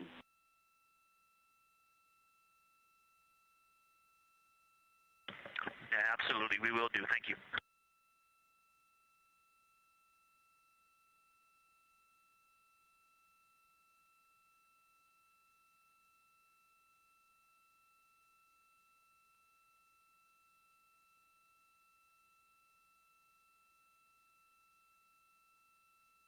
Those calls coming from NASA astronaut Victor Glover. As we discussed, the crew is working in pairs at the windows. Right now, taking photos are Commander Reid Wiseman and Mission Specialist Jeremy Hansen. Serving as their support team are pilot Victor Glover and Mission Specialist Christina Koch. You're hearing those calls from Victor Glover, as he is on that support team, and he is tasked with providing the science sit reps, while the 2 crew photographing and making annotations of the moon are in Windows 2 and 3. Windows 1 and 4 are available for the support crew to fly up to, obviously look at the moon themselves, and provide these science situational reports. The view on your screen is part of the lunar targeting package, and it's something that the crew can reference as they are flying by, but this is an animation.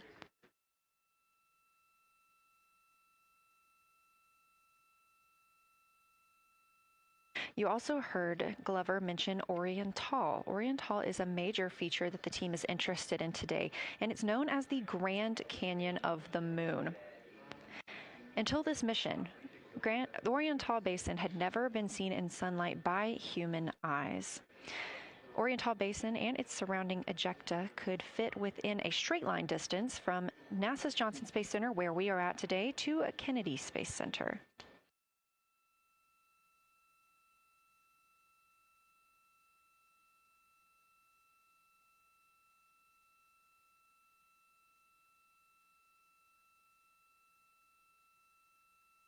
This a live view in Artemis Mission Control in Houston, Texas, where the teams are monitoring all systems, not just for today's flyby, but on the spacecraft themselves. Again, this is a test flight, our very first flight of humans on the Orion spacecraft. This team has been this team has been monitoring the entire time of the mission, as well as we have been live the entirety of the mission, and we will be continuing to do so all the way through splashdown and crew recovery from the Pacific.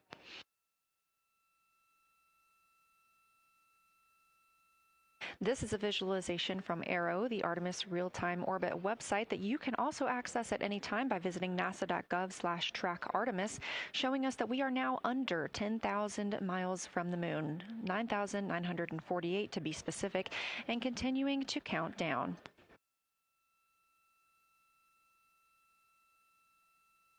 Again, our closest approach to the moon today should come about 6:02 p.m. Central, 7:02 p.m. Eastern. However, we will be out of contact with the crew at this time as they begin transiting behind the moon. At that time of closest approach, the distance from Orion to the lunar surface will be about 4,070 miles. Of course, these are estimates at this time, and we'll be sure to provide you with the official numbers once that closest approach has been reached.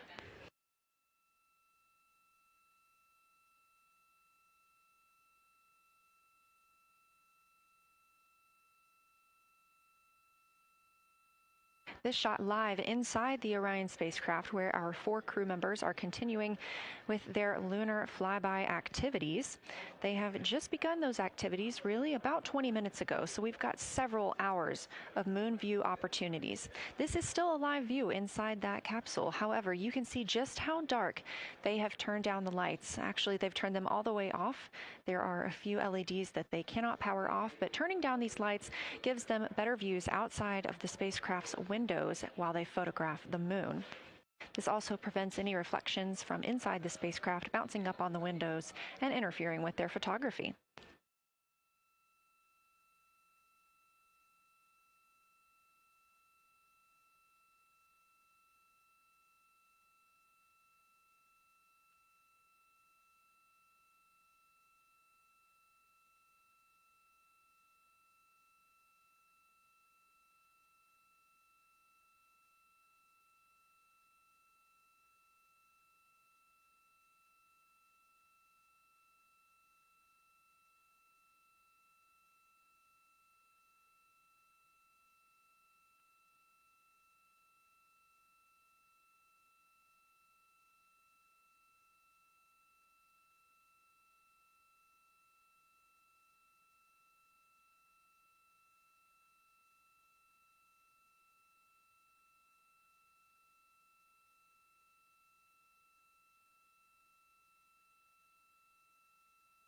As we were previously discussing, the crew members are serving on teams, the first team being Commander Reid Wiseman and Mission Specialist Jeremy Hansen at the windows photographing what they see. We heard reports earlier that they could see both the moon and the Earth in the same view, and we are looking forward to seeing the moon and the Earth in the same view as well.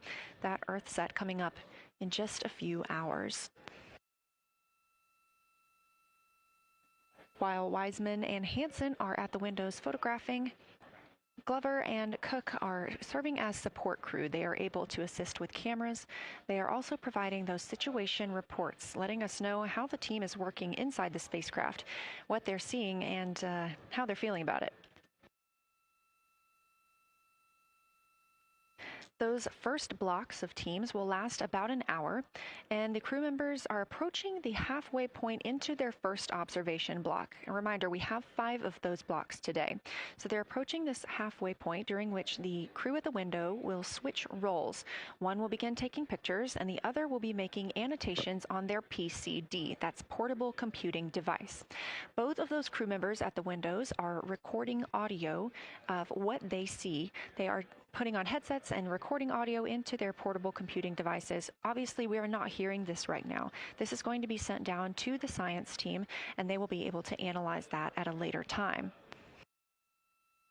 What we are hearing, though, and will continue to hear, are those science sit reps a few times every block. Once this block is complete, about 40 minutes from now, we will have the teams switch. That means pilot Victor Glover and Science integrity, looking out of window 1. I think I may have misreported earlier saying that it was Tycho going over the horizon. That was Copernicus I was referring to. Apologies. It was Copernicus is what is farthest bounding to the east, and that is now like on the horizon or just past it. And the Korolev is now a few degrees from going over the horizon. And then, next it'll be Aristarchus Plateau. And so on the west, we are getting a much better view of the Terminator. It looks like we have about 80% illumination of the moon. And Vavilov and 1 Vavilov diameter to the west is where the Terminator is right now. And so other features are starting to peek out there. The center of the illuminated part of the moon is, to the lower part is Oriental. And just around Oriental, a lot of light structure is starting to show up. A lot of high albedo, similar to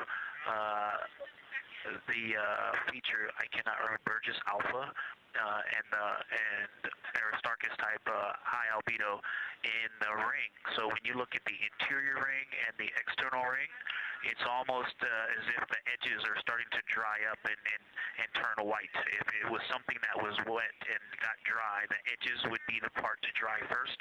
You just kind of outline all the topography in the interior of that wall is like it was dusted with chalk or is starting to dry, or maybe dusted with snow. If this was the Earth, I would say there was snow dumped on some of the ridges on the interior of the rings of Oriental.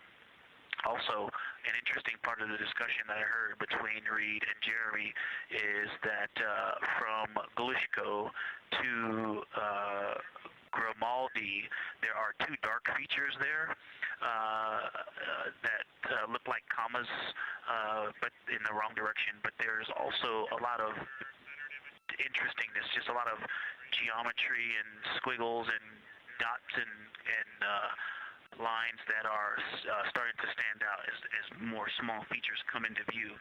And there also is a lot of variation in albedo. And some of those, the 2 dark features, for example, have on the southern edge of the larger one, the one that's further to the south, there's a very dark, the 1 albedo, like the southern and western part of Grimaldi. And the one to the north, closer to Glushko, is also that same dark albedo. And then around them there are some very high albedo spots just to the north of the southern one, and just to the west of the smaller one to the north. Very high albedo, almost approaching the 10, a 9 or a 10, like Aristarchus. and lots of little bright spots are just starting to pop up in this view. To the north, as you look up at the North Pole, there is a very distinct crater with a lot of a very defined central peak that is also 3 in albedo, and all of that area past it, going to the horizon, gets lighter and lighter, and is very, very high albedo. And I will go look and find the name of that feature if I can look that up. And then to the south, really getting some interesting geography and topography in the South Pole Aitken Basin. And the view of the South Pole is quite amazing. We've got some Terminator there, as well as the limb view, and there is a very distinct crater right at the South Pole. And I'm going to go look up, I don't believe that is Aiken, but I'm going to go look up the name of that one because it's also giving a lot of good topography due to the shadows that I'm seeing. But that's, I was trying to bound the view that I'm seeing for it and got distracted by all of these interesting albedo variations that are popping up in the interior. But that's the view that we see just a Vavilov diameter to the west beyond is where the Terminator is. Just beyond, I think Copernicus is the easternmost feature that we can see. A very nice ringed, very nice structure crater to the north with a great high albedo central uplift to the north, and the south is dotted by a very characteristic crater with a lot of terrain, shadow features, and I will go try to find some landmarks to put names with those. Any questions for the observation team? Integrity Science, love the descriptions. You're definitely looking odd up there. Appreciate seeing the training being implemented. Especially interested in your descriptions of the dark patches. You compared the comma-looking features to the albedo you see in Grimaldi and noticed that you're starting to see those color differences popping out. Any observations you want to make, especially when you get on, the PCD in a little bit, would really help us tease out the differences in those dark Mare deposits. Great description, Victor. Keep them coming.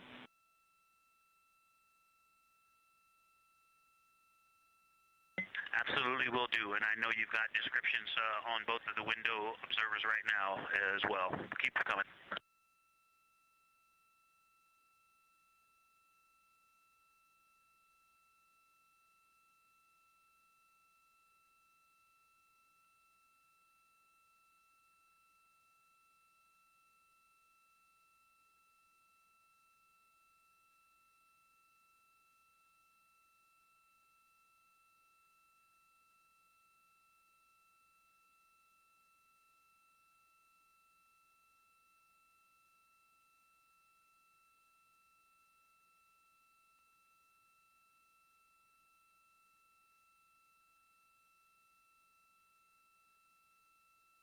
Great evidence of how well trained this crew is by the science team. NASA astronaut and pilot of the Artemis II mission, Victor Glover, calling down a situation report, noting several different features on the moon and such descriptions, even saying that it looks like snow on some of the peaks. Obviously, we do not expect that to be snow, but referencing that as some of the lighting on how it looks to the Artemis II crew from their current position.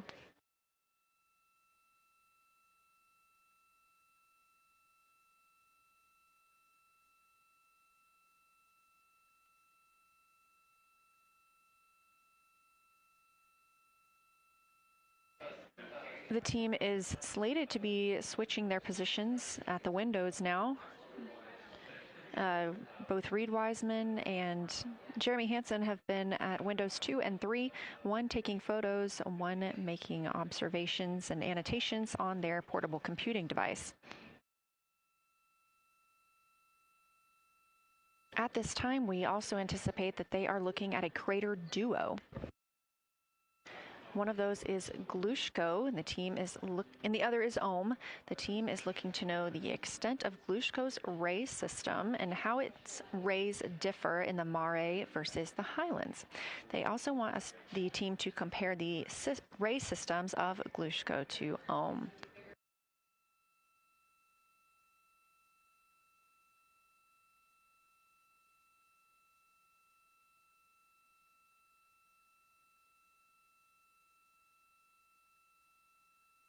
Ohm is considered a young crater.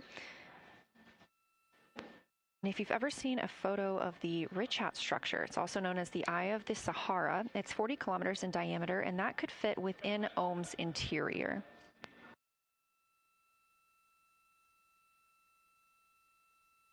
The team is specifically interested in descriptions of that ray visibility, including the color, albedo. Remember, albedo is the brightness or the surface reflection, and the reach.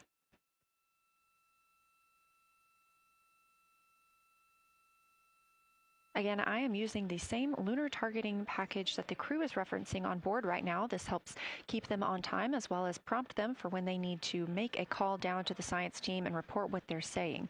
It also gives them reminders of when they need to swap positions at the windows. Additionally, I'm using the Artemis II Lunar Science Passport developed by Amber Turner and the Artemis II Lunar Science team. Now, this passport did not fly with the crew, but they used it extensively as a study guide here on Earth. So a lot of the descriptions and comparisons you hear today are developed directly by the science team. We are now 4 days, 20 hours, and 43 minutes. Science, integrity, that crater to the north, that is, it's like we've got one in the north that looks like just a textbook crater, and one on the South Pole as well. The one on the north, I think, is Pythagoras.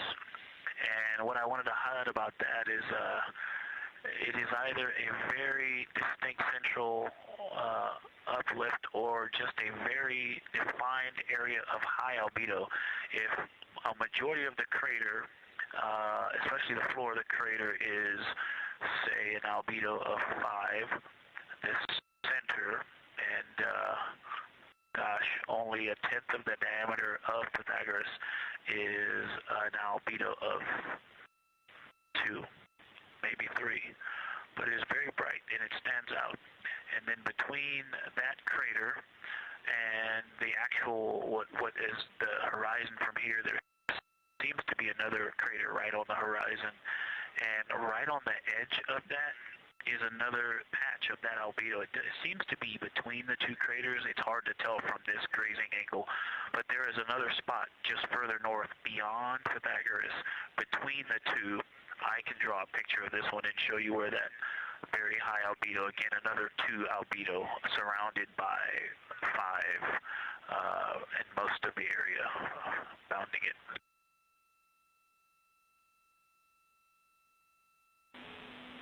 Integrity Science, thanks for that. We agree with the Pythagoras assessment. And as a follow-up to your previous report, the SIR had questions about topography comparisons between the North Pole and the South Pole of the Moon, if you're willing to provide words on that.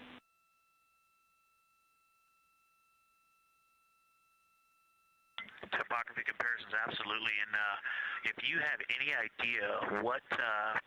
if you draw a line between Pythagoras and the western edge of the outer defined ring of Orion, it intersects a beautiful textbook crater on the south.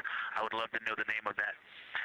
The topography differences, now the South Pole has a little bit of a benefit that it has more of the terminator, and I can see a little more shadowing there, but there's a nice crater right at the South Pole, so that's the main thing defining the topography there. Seems to be quite a bit of elevation change. I can see some very jagged shadows, a 90-degree just to the west of that crater at the South Pole. I can see a very distinct change in the shadow directions, indicating, I don't know, a very high wall or a very deep canyon just to the west of that. And in the north, it seems to be that from sort of the edge of the mare that's dark, which is maybe 1 Pythagoras diameter south. If you draw a ring about that, maybe the top 7 degrees of the moon, and just draw a ring around that, the near side is an albedo of 5 and looks quite smooth from here. And then along the same edge of the mare, the edge of the mare that kind of Grimaldi's just outside of, Glushko is just outside of, Carroll Crater is just outside of, and you start to see the stark differences between the darker 7/8 and the 5s and 6s, the 4s and 5s. If you follow that line up to the north, that line is also where the change in topography happens at the North Pole. The line defining the light and dark on the edge of the mare that you can see from Earth. Draw that line, roughly the midpoint of all that, straight to the North Pole. And on the side facing the Earth, you see smoother topography and dotted by Pythagoras and its next-door neighbor crater. And then on the far side, you see a lot more cratering and a lot more topography. And again, the far side has the benefit of a little terminator there, but I am seeing a variation in the topography. It seems to be more jagged and a more challenging place to find a place to land and to even traverse in the south, all around the South Pole. And at the North Pole, it seems to be, it would be more challenging to translate on the far side of the North Pole compared to the near side of the North Pole around Pythagoras. Copy all, Victor. You really help paint a contextual picture of what you're looking at. We really appreciate the way that you're guiding us into the areas you're seeing by drawing comparisons between recognizable features. Thanks for that.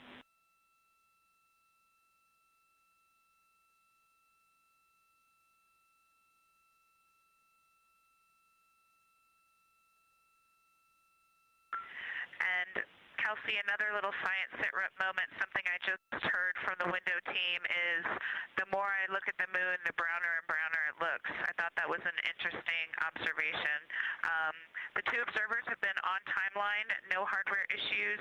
They did start to talk a little bit about another feature that you'll hear more about on the recordings that they call the handprint. That was at the end of their Glushko and before they moved into their current target. They thought that was worth chatting a little bit more about. And they're preparing to switch after this. Houston copies and concurs.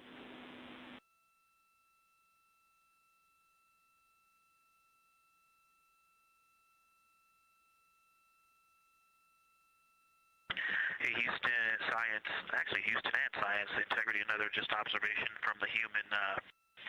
My eyes have shifted a little bit since I've been up here. I've been wearing my reading glasses to look at the PCD. Well, this is a very taxing event on the eyes, looking out the window and seeing the very bright moon, then coming back inside to the dark cabin and trying to work cameras and microphones and logistics and lunch and those kinds of things, and then looking at the PCD, which is dimly lit. It's just been an exercise. It is a difficult thing to manage it. I'm up and down on the glasses and then having to wait as my eyes adjust when I come back in. As soon as I look back into the cabin from looking out the window, I can feel my eyes adjusting, and I just have to work through it as they adjust. Appreciate that report, Victor, and know that we are prepared to read you up targets from the ground if that would give you the ability to keep your eyes focused on the moon and not having to swap between that and the PCD. Just let us know.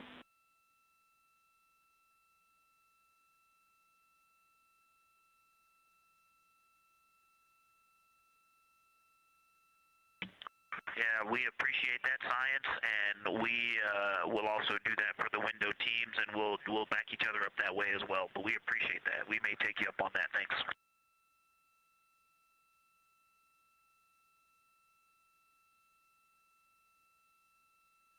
Continued detailed descriptions from the Artemis II crew aboard Orion. Again, this is a test flight, the first time we've flown humans aboard this spacecraft. So every detail, even that it's difficult to look outside the window and then back at the PCD, that portable computing device, every single detail is appreciated as we prepare for future missions. Glover also mentioned that he is now wearing his glasses now that he's in space and that his eyes have shifted a bit. This is something that happens when our astronauts go to space.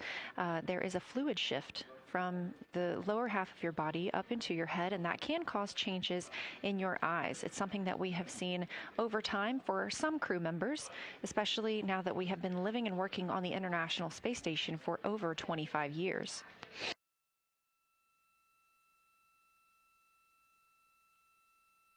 Again, it's clear that these Artemis II astronauts have undergone extensive lunar science training, including classroom instruction, fieldwork, and high-fidelity simulations. Training expeditions even took place in analog environments like the Icelandic Highlands and the Kemasassen impact crater in Labrador, where crews practiced identifying and describing geologic features under varying conditions.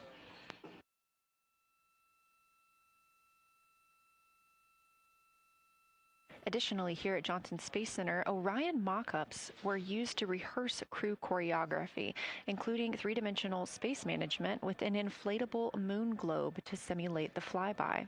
And while on Earth, the crew also used that small lunar passport that I mentioned with descriptions, photos, and prompts to help them study the features we hope they'll see. Now, this is a view from their lunar targeting package at this time, helping them determine what they're seeing on the moon, as well as on the left, keep up with what their next target will be. As you can see, we have got a long list and an exciting day ahead of us.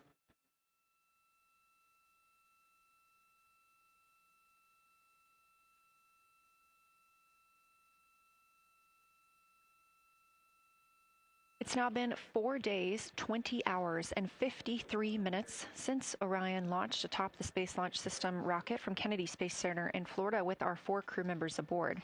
NASA astronauts Reid Wiseman, Victor Glover, and Christina Koch, and Canadian Space Agency astronaut Jeremy Hansen.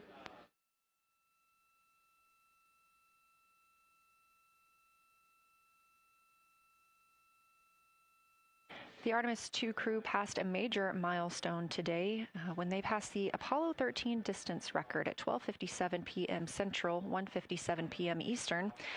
That Apollo 13 distance record was 248,655 statute miles from Earth. And Houston, another observation, whole moon. When you look at the moon, something I've never seen in photographs before but is very apparent, all the really bright new craters. Some of them are super tiny. Most of them are pretty small. There's a couple that really stand out, obviously. And what it really looks like is like a lampshade with tiny pinprick holes and the light shining through. They are so bright compared to the rest of the moon. We copy, Christina. Thank you. Looks like you guys might be doing it, but remind you to swap positions at the window and take your SD cards with you. We're loving everything that you're calling down, so keep it up.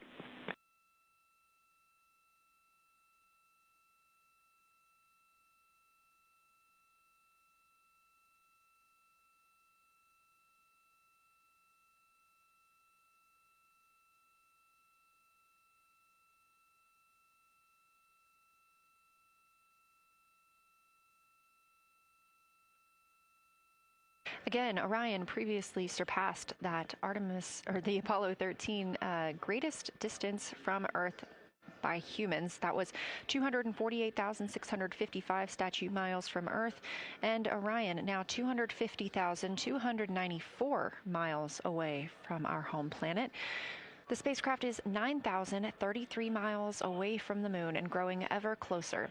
At its closest approach, it'll be about 4,070 miles away, and we will make sure we confirm what that distance ends up being. This is an approximation and an estimate ahead of that moment. We're anticipating them to make that closest approach at 6:02 p.m. Central, 7:02 Eastern, when they are in a loss of signal, transiting behind the moon. They will be the first humans in over 50 years to fly behind the moon and lose contact with Earth. We will regain that contact about 40 minutes later as they reconnect to the Deep Space Network, emerging from behind the moon, and we will look forward to seeing an Earthrise.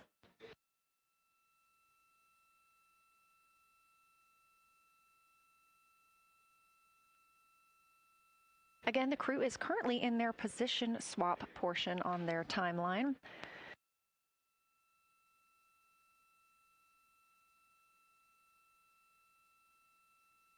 This allows crew members the opportunity and the experience of all roles necessary during today's flyby. Right now, those two crew members at the window have swap positions.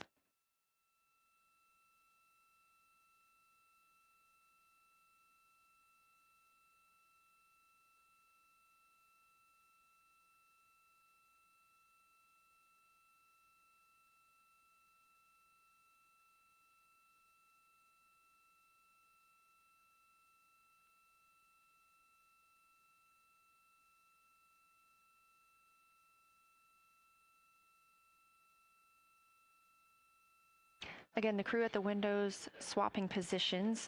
Right now, that crew is Commander Reid Wiseman and Mission Specialist Jeremy Hansen, while Victor Glover and Christina Koch serve as their support flyby crew members. That's why you are hearing Victor and Christina during those science situation reports. Those voices will change in about 30 minutes when they take a turn, taking photos and making annotations while at the window.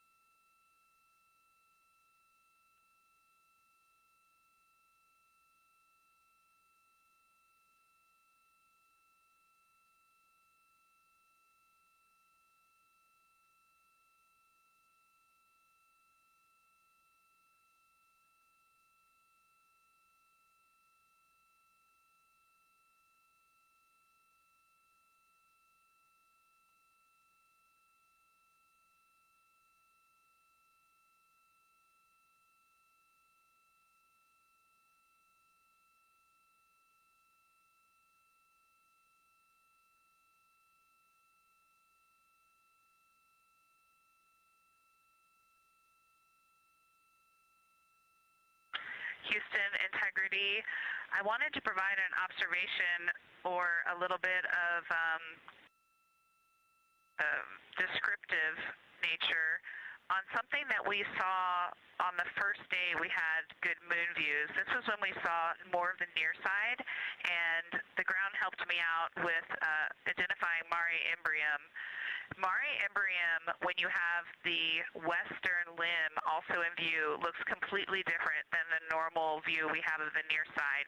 It is the most striking feature of the western limb view that we had. And the mountain chains that form its eastern side are very prominent, but they actually stand out more than I'm used to seeing even on the western side, and the whole thing just feels like a big bump. It actually looks like a large healing wound with a high albedo forming the mountain chain around the impact basin. And I just don't think I had enough chance to describe how striking it was on that western limb view as we were coming in a couple days ago.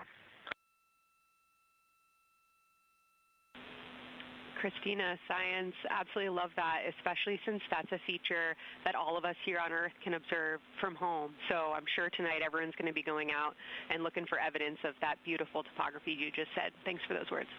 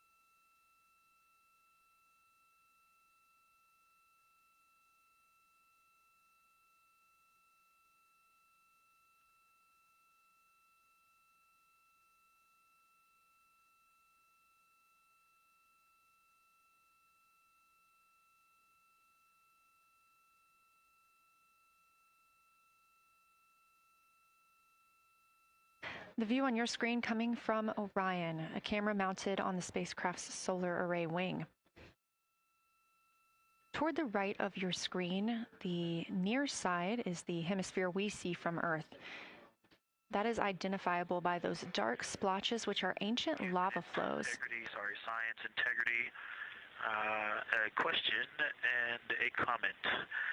Question is it possible that we're seeing a Schrodinger basin from this vantage point in the Terminator at the South Pole? And the comment is the rays coming out of Ohm are less distinct. We are not seeing the bright rays coming out of it, but the sort of 9 o'clock wedge that is formed by the change in albedo from the interior portion that is to the northeast to the surrounding lighter mare that's 270 degrees to the west.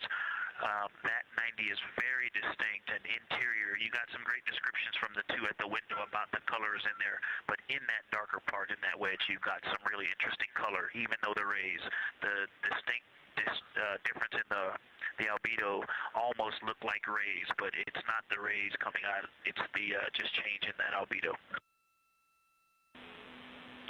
Integrity science, that is very intriguing, those color rays coming out of Ohm rather than sort of albedo. And as answer to your question, we do not think you can see Schrodinger. It's in darkness as of now. But thanks for that Ohm description, and it sounds like the pair at the window's got great descriptions that we're definitely going to dive into tonight.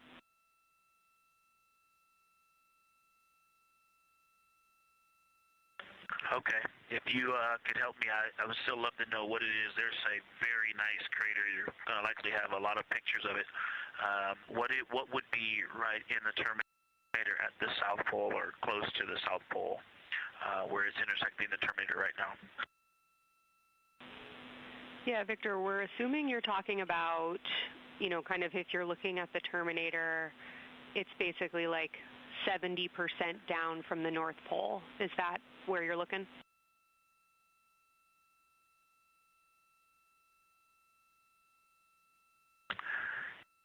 Contact, yes, that is where I'm looking.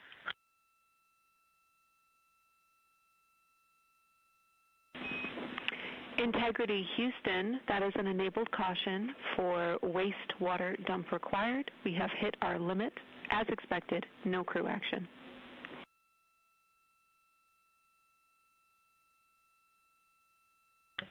Copy, no crew action.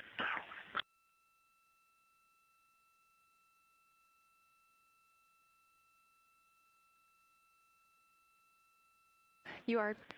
And integrity science, we're trying to figure out what you're looking at there. Is it like right on the Terminator, or is it in the eliminated portion next to the Terminator?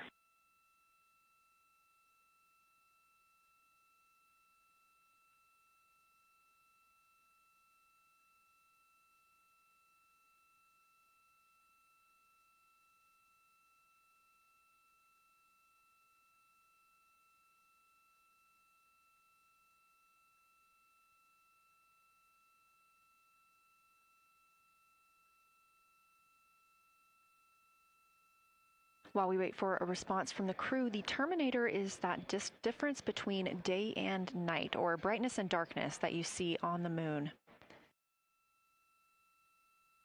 We see this from the International Space Station as well, looking down at Earth. And science from integrity, excuse my space orientation adaptation.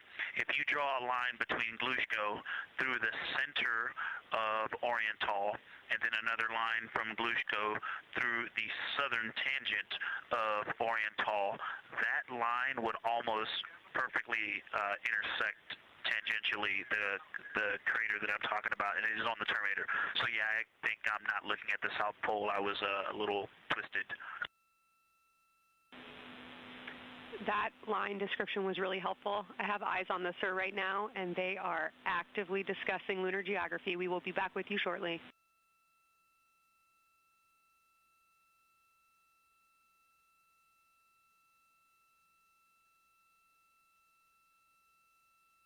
You're hearing a couple of voices today in Mission Control Houston. One of those is Dr. Kelsey Young. Integrity Science, we believe that's Zeeman Crater.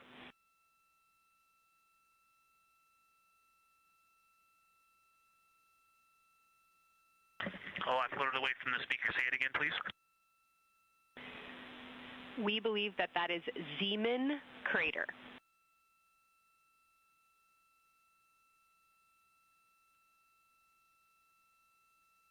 Zeeman. Okay, and can you say the first letter? I may be pronouncing that wrong. What's the first letter of that word?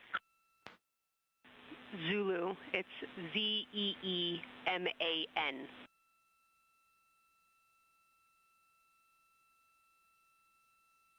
Copy. Thank you for that. Yes, we've got a great view of that. And when I went back to the window just now, the view has completely changed. Our trajectory is taking us to a new view, and I'm looking more into Vavilov. I've got a nice, great view into Vavilov. I'm actually away from the window right now, so I'm going to go try to give you some bounding words on the view that we're seeing, but I've got to get back to a window in a minute.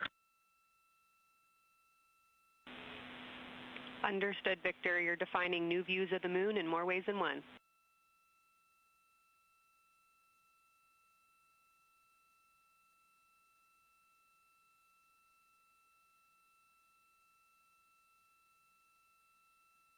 Again, when you hear calls down to science or from science, that's Dr. Kelsey Young, the Artemis Science Flight Operations Lead here at a console in Mission Control. You also hear communications with the crew from Canadian Space Agency astronaut Jenny Gibbons. She is the Capcom for today. She is a backup Artemis II crew member. Those calls from pilot Victor Glover asking about a feature he was seeing, specifically a crater on the moon. Meanwhile, the team here in the science evaluation room was actively working together to determine which feature he was describing.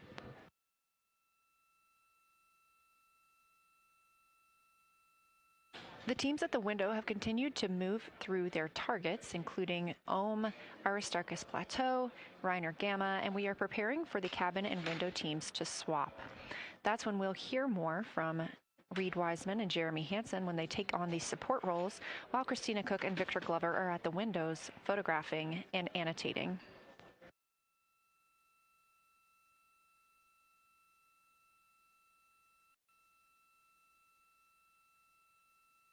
As we briefly mentioned, if you look towards the right side of the moon, essentially,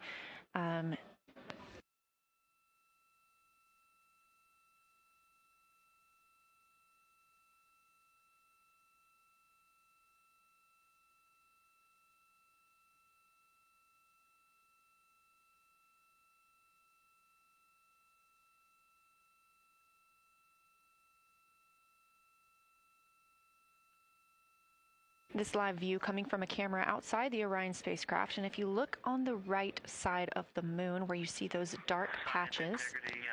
Wow, yeah, I wish I had some more time to just sit here and describe what I'm seeing, but the Terminator right now is just fantastic. It is the most rugged that I've seen it. From a lighting perspective, there are little islands. There are islands of terrain out there that are completely surrounded by darkness, which indicates some real variation in terrain. Up to the north, there is a very nice double crater. It looks like a snowman sitting there, in the 5-10 degrees below the pole in the Terminator. And then on the southern edge, there's almost like a hole. Looks like a hole, and it's the diameter of Vavilov size, just blackness, and then a wall of bright, and then it goes back to the black beyond the Terminator. So there's it looks like there's just a gigantic hole right there, 1 Vavilov diameter east of the Terminator. And as you go south, the Terminator is not a nice smooth arc. It's just jagged. There's almost a 110-degree turn in the shadow as opposed to the nice smooth arc, again indicating some really interesting variations. And I'm sure we'll get some photos of that. And then one of the craters further to the south of Vavilov, maybe halfway down to the South Pole, is not only looks like just a deep hole, and then there's like 2 island rays pointing off to the west and north that indicate very high ridges and very deep canyons coming up out of that crater. So again, just some really interesting visual illusions going on with the shadows there. Like I said, there look to be islands out beyond the terminator because some of the things, maybe even a Vavilov diameter into the terminator are catching sunlight on the peaks up to the north and to the south. It's very, very interesting to see. Integrity Science, oh my gosh, that was an amazing picture you just painted. I glanced over at the SIR video and I literally saw fist pumps in the air. Those types of observations are things that humans are uniquely able to contribute, and you just really brought us along with you, so thanks for that.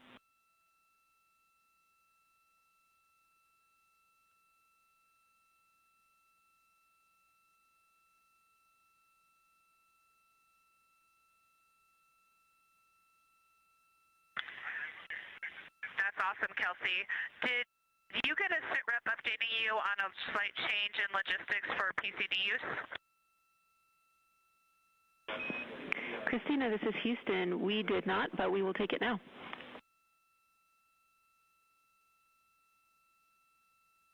We slightly changed the PCD plan for the window observers. The two window observers kept their PCD. So in other words, the one that window 2 went to window 3 and the one at window 3 went to window 2 when they swapped rather than staying at the window. We'll plan on all observers keeping the same PCD for all observations. Copy, Christina. That makes sense to us, and good plan. We are coming up here on a cabin and window team swap. Let me know when you're ready for a quick vehicle status.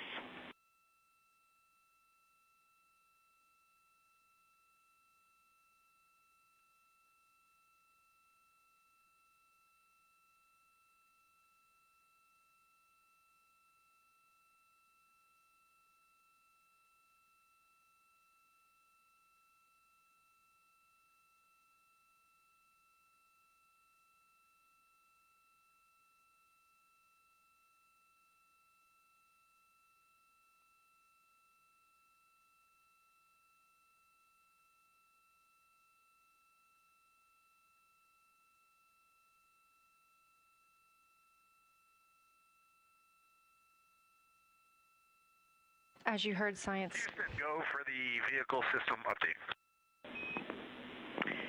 Howdy, Reid. We don't have much for you. We just wanted to let you know that toilet right now is no-go for use as we stick with the predetermined limit for now. All crew members, please use CCUs. Otherwise, Orion is looking very good.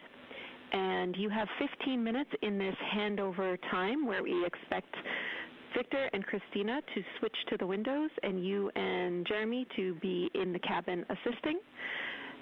Let us know if you have any questions.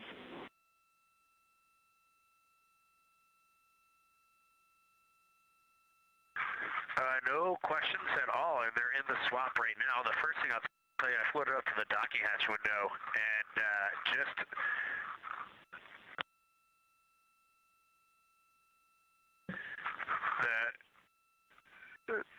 what I'm going to call the Mari around Oriental just looks so different out the docking hatch right now. It's quite a bit darker. It's the same darkness, if not a little darker than Grimaldi, but it's cool after just being in the 400 mil for the last half hour, looking up close. I got pictures of everything Ike was just describing on the Terminator. It really is a fascinating Terminator, and then Oriental just looks so dynamic right now. It's very three-dimensional out the docking hatch compared to what I was just looking at through the 400 mil. We love it. We are getting a sneak preview from one of our SAW cameras at what you're looking at, and we see some of what you're describing. We cannot wait to see your photos. Thanks.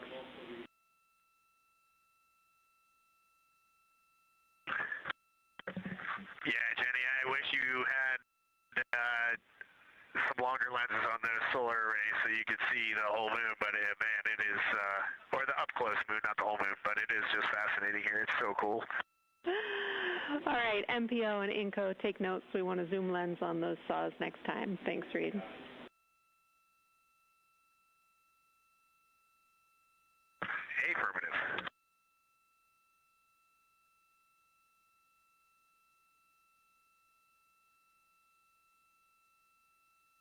As the crew gets ready to switch positions from the window crew going back to the support crew and the support crew flying up to the windows. This view inside the room, Capcom Jenny Gibbons speaking with the crew, Canadian Space Agency astronaut. The crew has continued to provide excellent descriptions of what they are seeing on the lunar surface. In this picture, or in this live view actually, from Orion and a camera mounted on its solar array wing, if you look at the dark portion on the right side of the screen, those are visible from Earth. That's considered the near side. Those are ancient lava flows from a time early in the moon's history when it was volcanically active. And if you look towards the left, there's that dark, large crater that appears to the left of those lava flows. That's Orion's Hall Basin. It's about 600 miles wide, and it straddles the moon's near and far side. And this mission is the first time that humans have ever been able to see this with their eyes in the daylight. Again, you hear conversation about that terminator. You have a great view of that as well. That's the difference between light and darkness on the moon. Victor Glover explaining that as a very jagged looking terminator due to the peaks that they're seeing and the craters that they're seeing as they prepare to cross over the far side.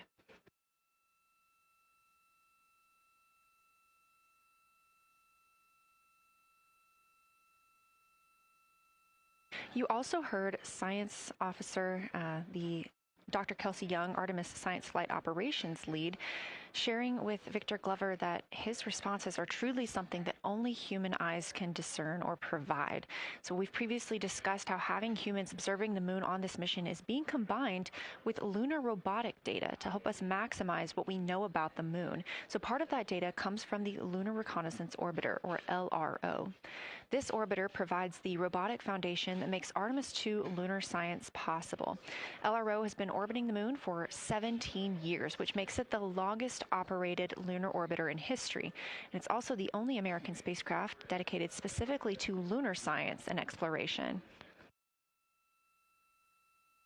Artemis II lunar observations are designed to complement data like the detailed surface images from LRO. So while LRO provides those detailed high-resolution maps of the moon's surface, the Artemis II crew adds human observations that focus on regional context and relationships between features, giving scientists a larger geologic picture.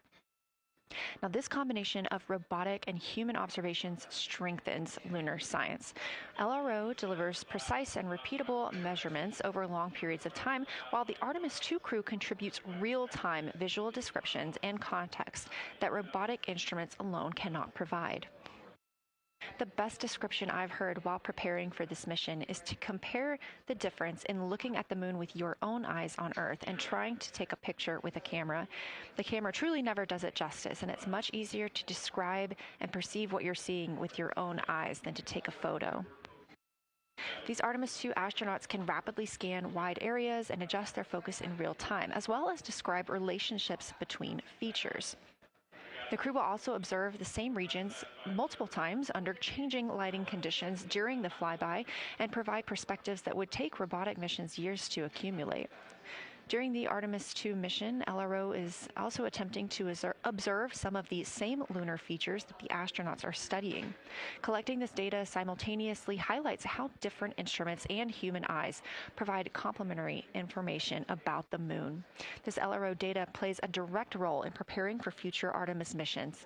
Its measurements of topography, surface temperature, composition, radiation, and lighting conditions are used to assess hazards, identify safe landing sites, and locate potential resources such as water ice near the lunar South Pole. This mission, Artemis II, represents the point where years of robotic preparation are paired with human exploration for the first time in the Artemis era. So together, LRO, the Lunar Reconnaissance Orbiter, and Artemis II are demonstrating how NASA moves from mapping the moon robotically to exploring it with humans. We are laying the groundwork for future Artemis missions and sustained lunar operations. A check-in with Orion. We are now 4 days, 21 hours, and 22 minutes into the flight of Artemis II. our crew aboard the Orion spacecraft. We are now 8,153 miles away from the moon, 250,742 miles away from Earth. The spacecraft is traveling at 1,030 miles per hour.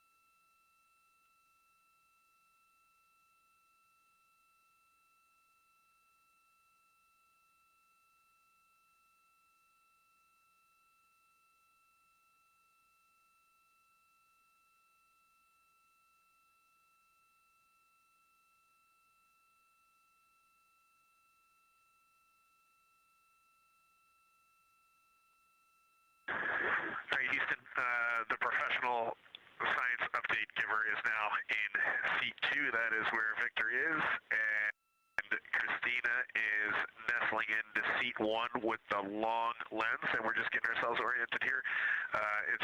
It's a cool view in the cabin. It's actually a cool view to be off the camera now and looking at my crewmates getting up to their observation posts and looking in. It's super fun.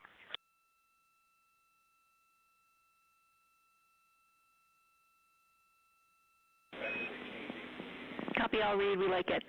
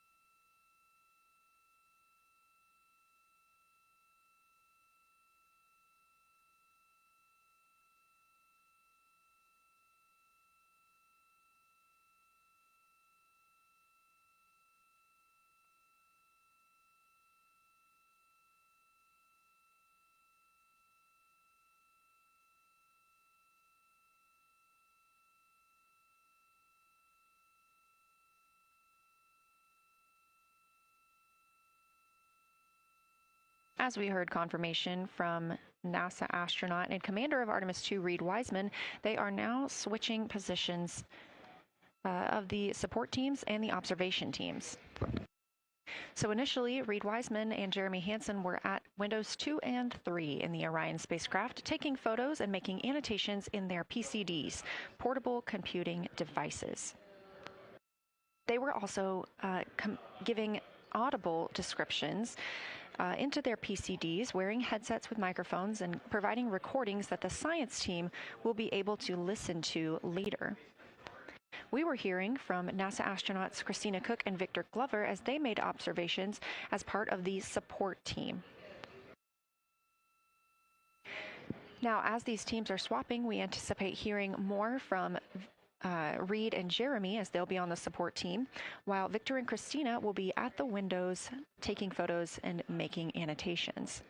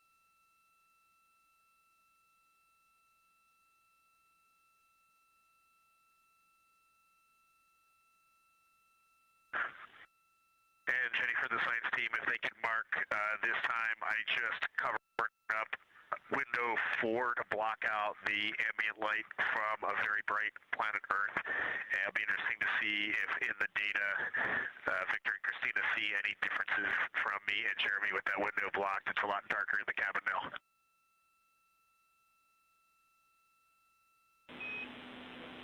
Copy, Reid. We're taking note, and we'd be curious too.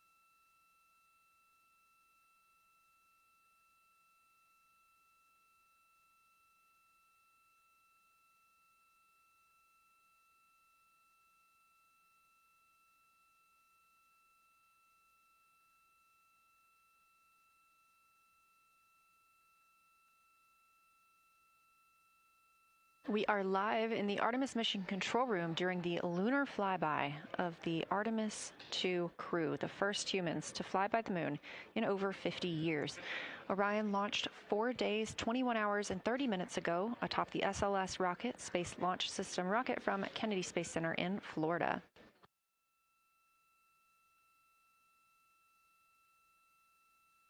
Our 4 crew members inside the spacecraft are transitioning their positions. The cabin and window teams have swapped. Currently at the window, we have Victor Glover and Christina Koch, NASA astronauts, and serving as support, Reid Wiseman and Jeremy Hansen.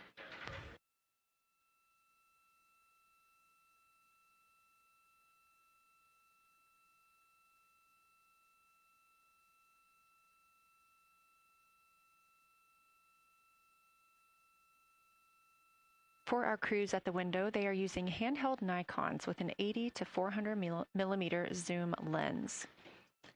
There are also GoPros on each of the solar arrays on Orion, and that's where this view is coming from right now. We have an interior camera of the crew as well, but they have dimmed the cabin lights. They've actually turned off the cabin lights to allow them to better see outside of the spacecraft. This also helps prevent any reflections from lights inside the spacecraft reflecting onto the windows while they are photographing the moon.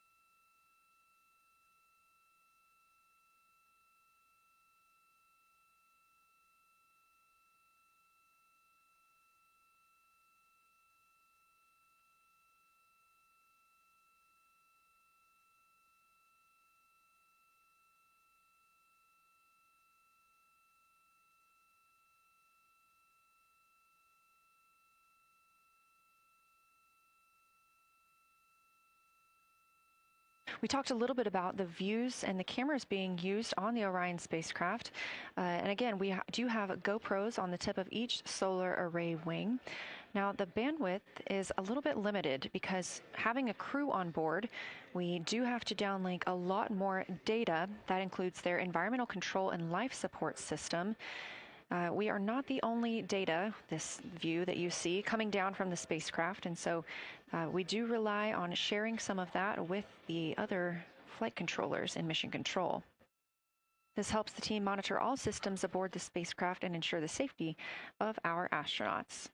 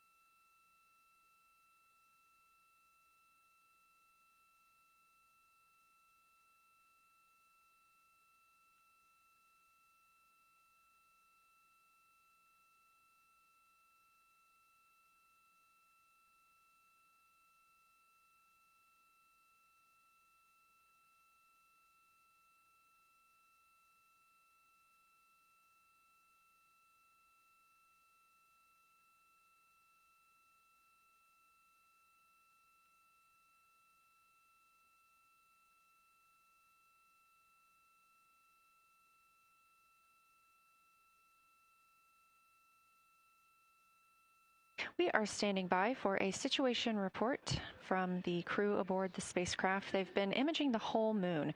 There is now a new crew at the window. That would be Victor Glover and Christina Koch. And so being it's their first time since they have moved up to the window positions, they have a chance to orient themselves and describe and take pictures of any color or albedo variations across the surface. Reminder, albedo is the brightness or reflectiveness. Integrity science for a science sit rep when you're ready.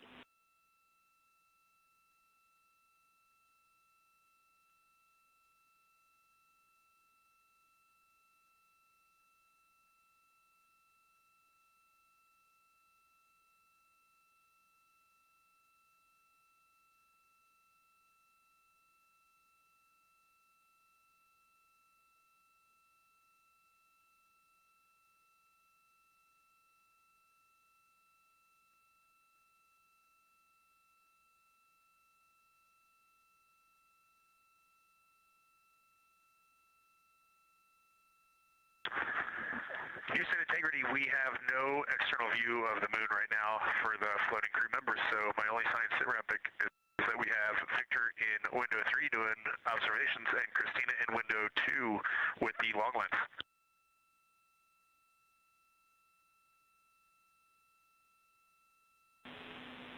Integrity, we copy. Are the shrouds still on windows 1 and 4? And if so, would you consider trying to get a view through one of those windows?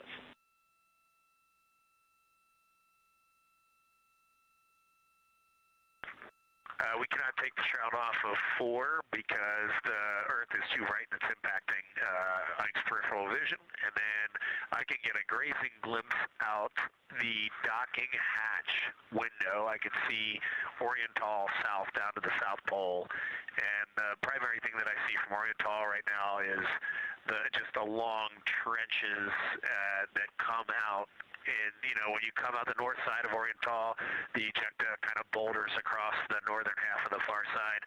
But coming out the southern half of Oriental, I just see those large, here they look like gorges. They're almost like rain when it comes down the Grand Canyon and fingers off into the desert, kind of what it looks like. Also,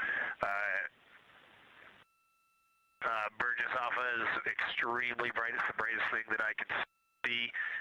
Even brighter now than Aristarchus, which is heading off to the Terminator. It's almost impossible now to see Aristarchus, the thing that Jeremy and I looked so much at.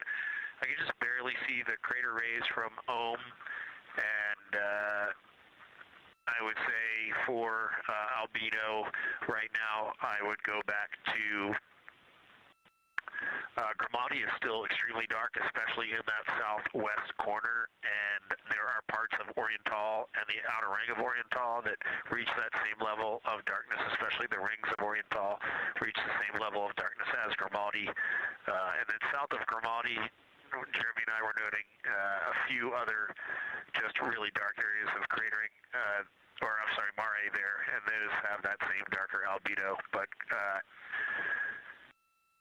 Burgesshoff is the brightest, and Grimati is the darkest. Integrity Science, that was a great description. Thank you, and thanks for the docking window geometry to give us that description. Any comments before you go on the annular ring in Oriental?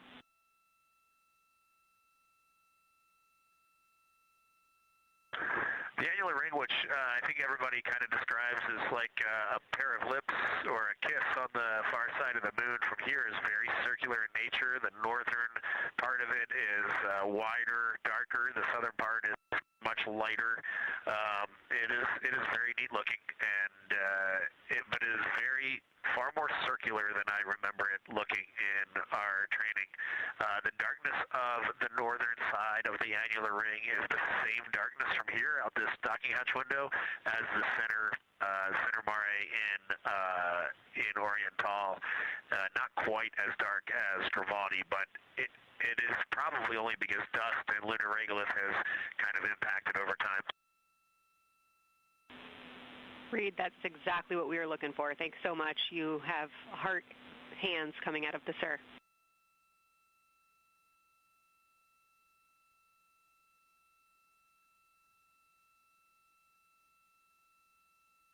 Say that again, Kelsey. Just saying that the SIR was really excited about that. That annular ring was something we were really eager to hear about, so thanks.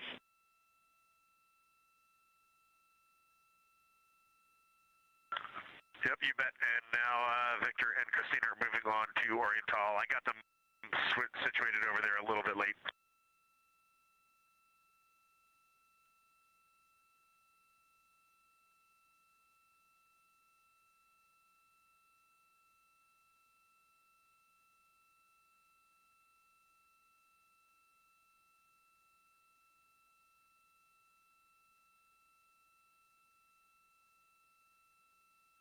That was NASA astronaut Reid Wiseman, now providing a science sit rep as he is away from the windows most of the time. He is working as the support person along with Jeremy Hansen in the spacecraft, as Victor Glover and Christina Koch are now at windows 2 and 3, able to photograph the moon.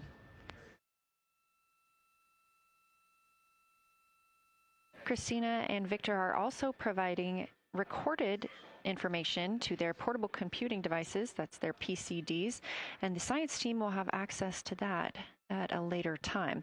They will then review it and compile all of this data to help further our understanding of the moon. One of the items you heard mentioned was Oriental Basin. This has been a very exciting opportunity for the crew. They have all been very excited about seeing Oriental, as well as the science team has been looking forward to it. It is known as the Grand Canyon of the Moon, as we discussed earlier.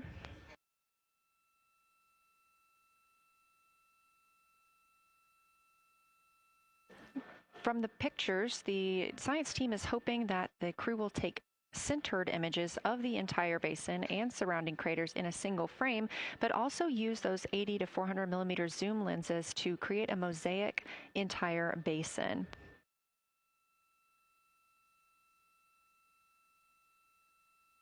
With their unaided eyes, the science team is hoping the crew will describe southern dark annular ring, which you heard Reid just describing, as well as any color, albedo, texture, or topography across the mare patches and ring mountains.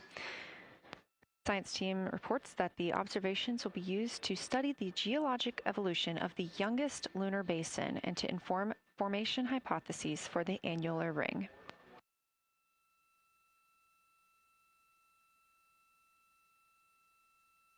And again, another fun fact about Oriental is the diameter is the same distance between Johnson Space Center, where we are today, and Kennedy Space Center, where the crew launched on April 1st.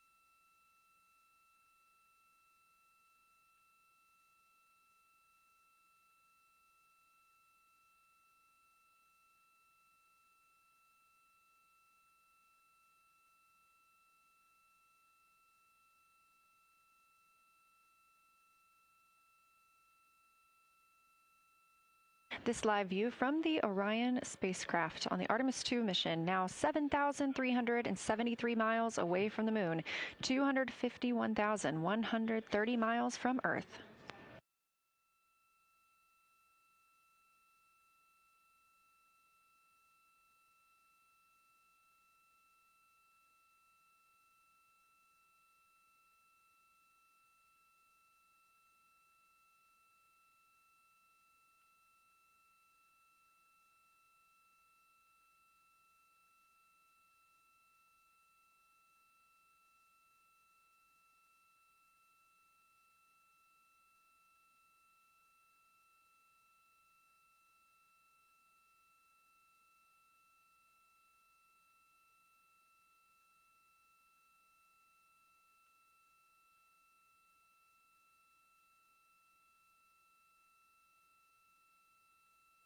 Again, the Artemis II crew passed the Apollo 13 record of the humans farthest from the Earth today at 12:57 p.m. Central Time, 1:57 p.m. Eastern Time.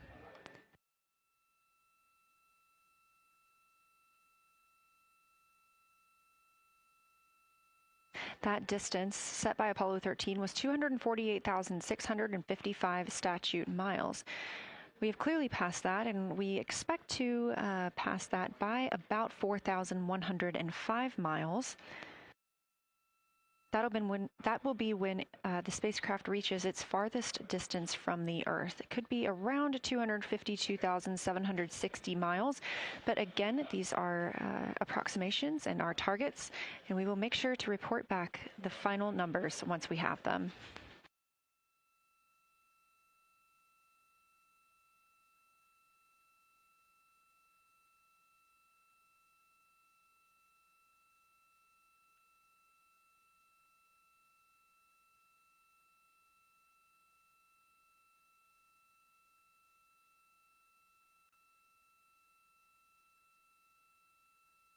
We have some refined times of when we expect to have Earth set of Earth behind the moon while Orion flies behind the moon. That would be about 5:41 p.m. Central, 6:41 Eastern. The spacecraft would make its closest approach to the moon at 6 o'clock Central, 7 Eastern, and that would be about 4,066 miles. And then at 6:02 p.m. Central, and the spacecraft will reach its farthest distance from the Earth. We anticipate that'll be about 252,755 miles, which would be 4,111 miles farther than Apollo 13. We would see Earthrise again at 6:21 p.m. Central Time, and a few minutes later, regain communications with the crew.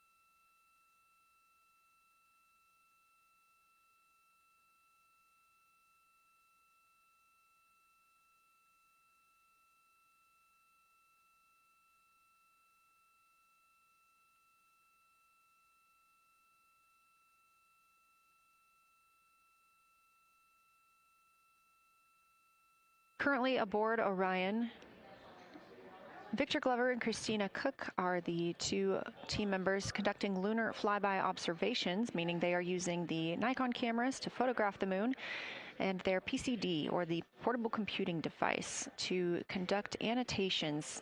They are both recording information that will be downlinked to the science crew, and tomorrow morning the science team will have a conference with the team while the information is so fresh. They'll be speaking with the crew about their observations and their data collection.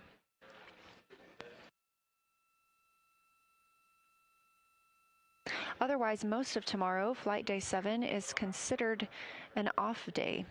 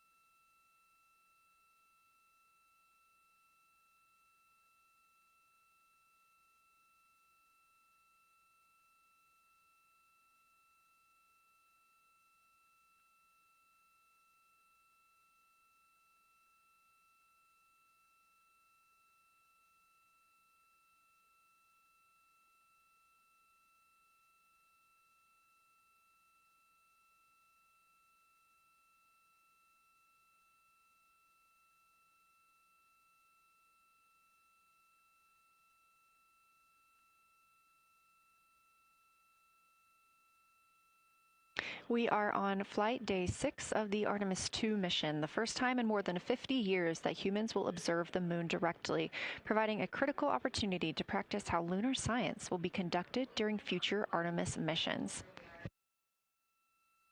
If you're just joining us, the crew is well into their lunar flyby observations, and we anticipate that we will hear from them soon. A few times every hour, they are slated to call down with science sit reps or situation reports. We most recently had one from Commander Reid Wiseman. He and Jeremy Hansen, mission specialist, were first at the windows today to photograph and make annotations of what they were seeing. Therefore, we heard more from Victor Glover and Christina Koch earlier in the day during those first blocks. But now that Reid Wiseman and Jeremy Hansen are on the support side, they are the ones calling down what they are seeing from windows 1 and 4. Earlier, we heard that the Earth is so bright in window 4, they have had to temporarily cover it with a t-shirt.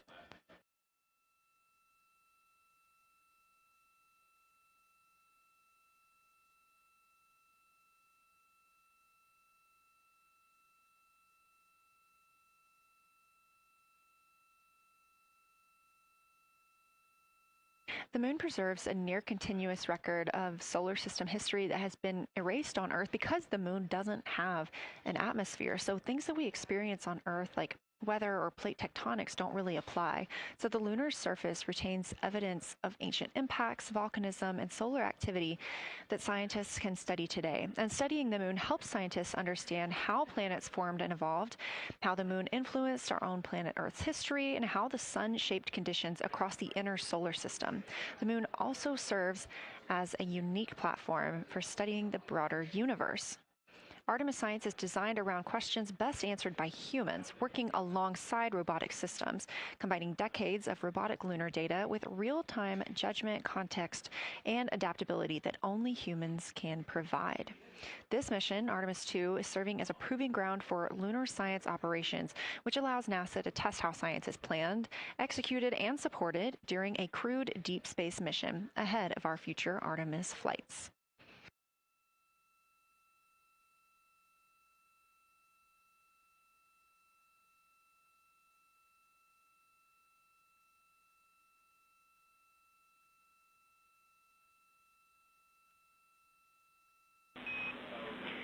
Integrity, time for a window team position swap.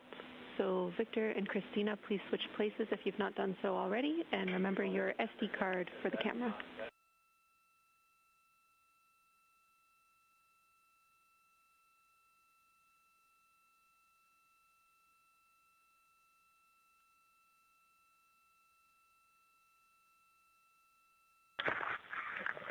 We're in the swap right now. They're wrapping up their last comments, and they'll switch over and change guards from the long lens.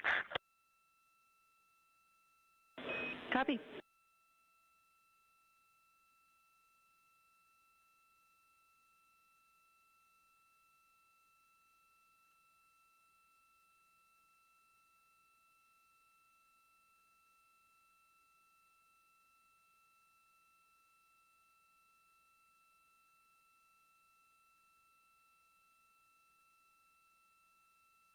As you heard in that call, it is now time for the team members at the window to swap positions.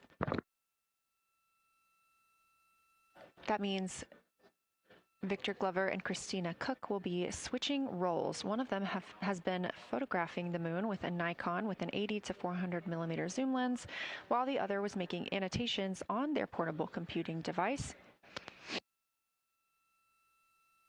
And both are recording audio that the science team will be able to listen to.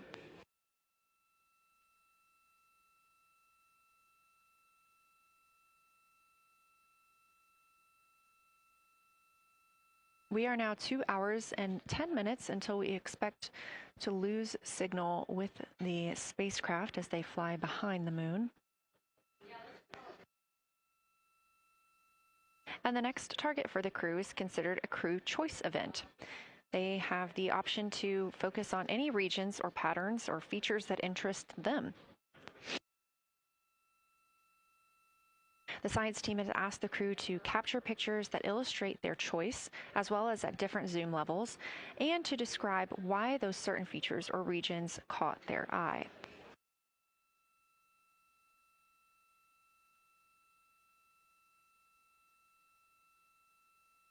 Those recordings are part of what are being saved on their PCDs, portable computing device, that will be sent to the science team for analysis.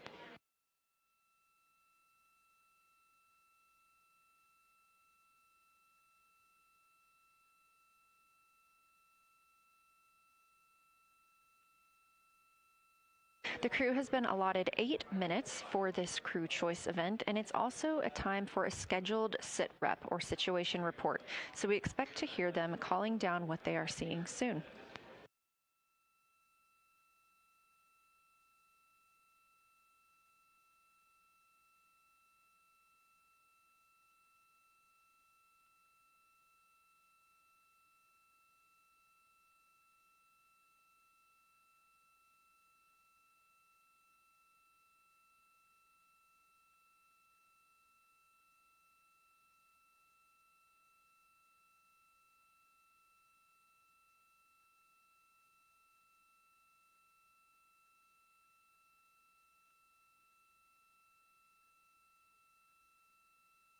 Something that the crew or that the science team has used to help prepare the crew is a cue card. These ask for a feature ID if they happen to know the type or name, and if it is a target. Of course, in this situation, when they have a crew choice, they do not need to, it may or may not be a target. They want to know the location and the observation style. They've also asked for the geometry of what's being captured, the size, shape, boundary, and preservation, as well as the color and shadow. So the color tone, the albedo, that reflection or brightness, and any shadows or illumination. Next, they're interested in structure and texture. That includes slopes, structures, and textures, of course, and geologic relations, like association to other features, any contact to those features, and of course, their thoughts, impressions, or interpretations. They are interested even in emotions and excitement that the crew may be having.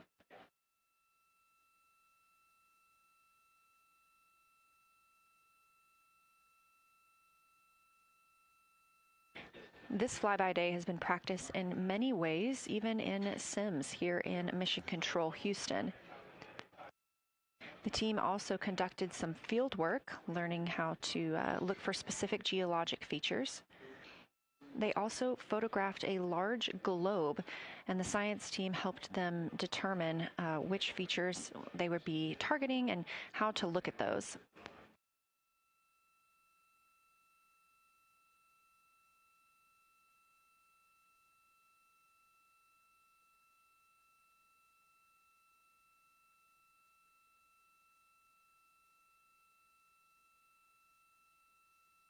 We have a few more minutes that the crew would be photographing their crew choice. Again, this is NASA astronauts Victor Glover and Christina Koch at the windows. They will then move on to another discussion portion. This is for the far side albedo, that reflectiveness, and color that they are seeing.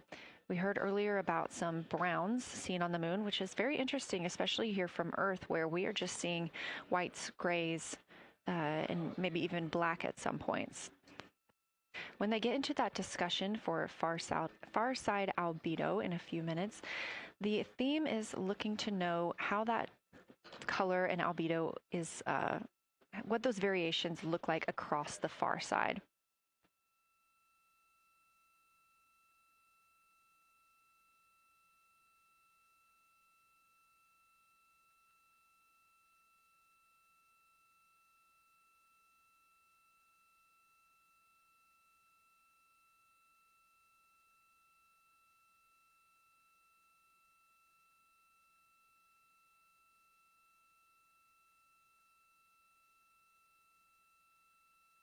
On the right side of your screen, the Science Evaluation Room, or SIR, where team members are looking real time at what the crew is seeing. And even earlier, we're... Houston Integrity, you ready for science room? We'll take it.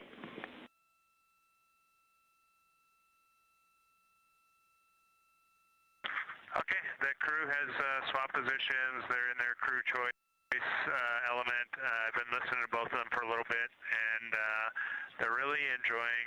They both decided to pick the Terminator, and they're spending a lot of time looking at the Terminator, just talking about the resolution that they can see, the depth of the craters, and the various interesting and unique excavations that they can see. So Victor is on the long lens, and Christina is just looking out the window, and I'm sneaking a peek in T-shirt window. It looks like, I don't have the best angle here, but it looks like Aristarchus is on the limb of the moon now.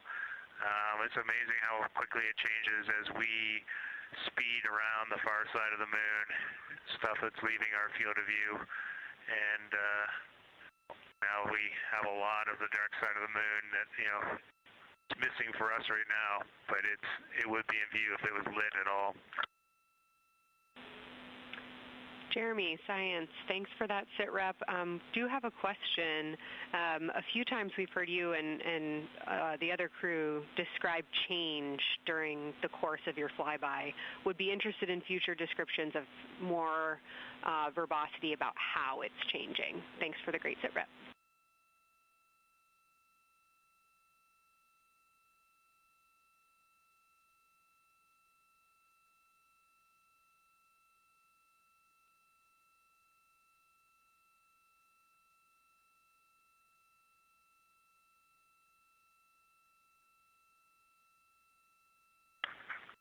Yeah, Kelsey, sounds good. We are definitely keeping an eye on that. My eyes have just not readjusted. The moon is so bright when you come back to the window. I was just in the interior of the cabin. I've come back to T-shirt window, and it's just overwhelming brightness, and my viewing angle is a bit challenging, so I won't be able to give you great observations from this window. But I will talk about something that I was talking a lot about in my recordings earlier, which was we've been talking about some shades, and so we have obviously the dark and the light gray, and then we've talked about naming some colors, a brownish hue and a greenish hue. And I'll tell you, like right now, Aristarchus, the plateau is hard for me to see from this window, but that had greenish hues to me and was very unique. I didn't see anything like that anywhere else on this side of the moon. And then I see a lot of these, what I would call brownish hue areas. There's a number of them.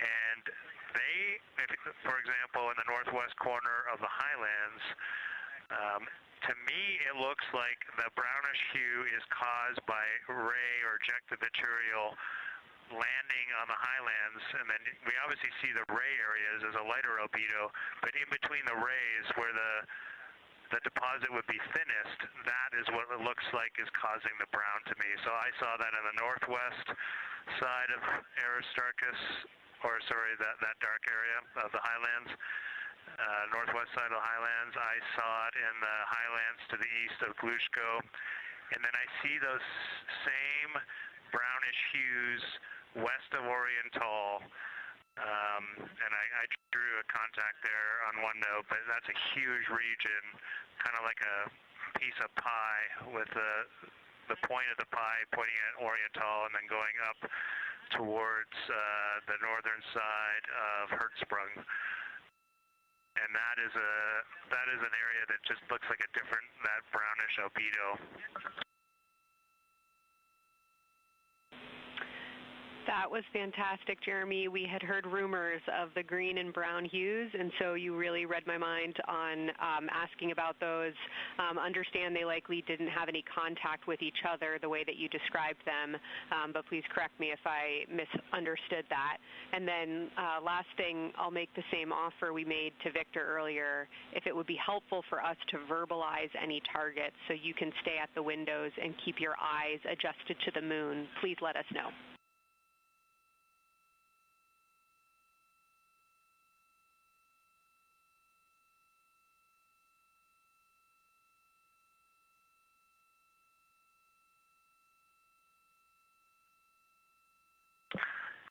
If you got something you want us to look at, Kelsey, you can send it on up.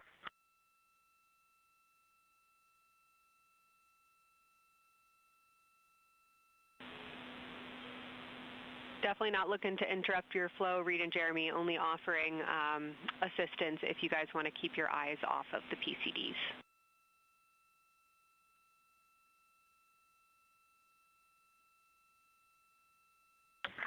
Oh, I see what you're saying. Okay.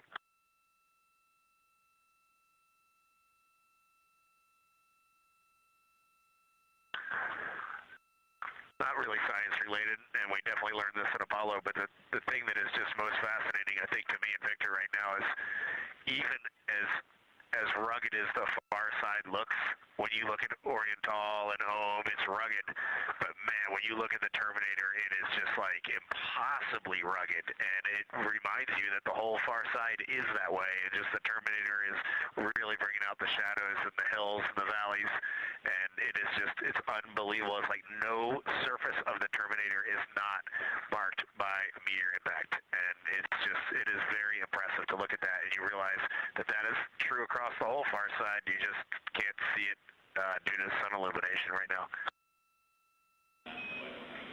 Reid, Houston copies, and we were commenting on the same thing. Even from our view, the Terminator looks absolutely alien because there's just so much texture in there that we're just not used to seeing. So thanks for sharing that with us.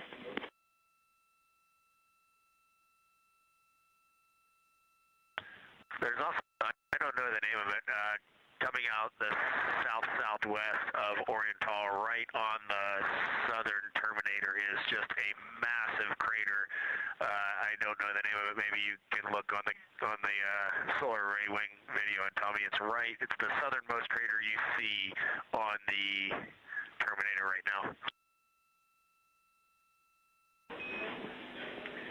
We're looking for you.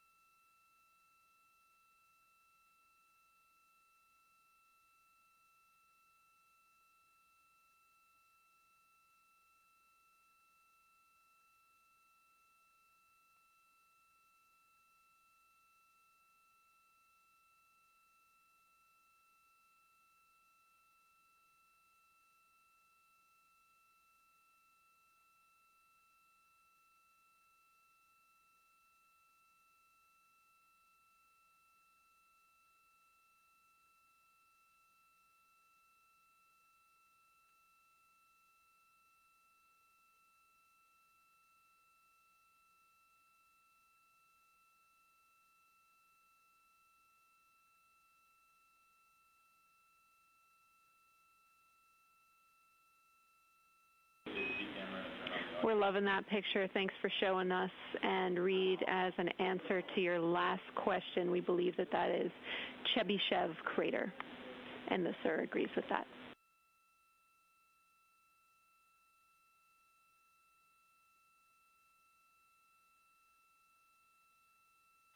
Okay, that picture I was just showing you is an 8X iPhone out the docking hatch for the high grazing angle. It's just amazing.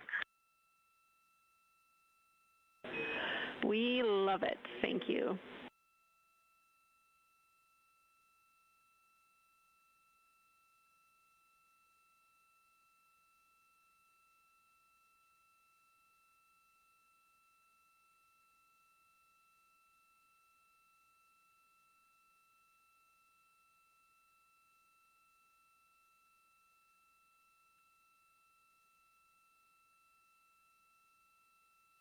This is Artemis Mission Control in Houston, Texas.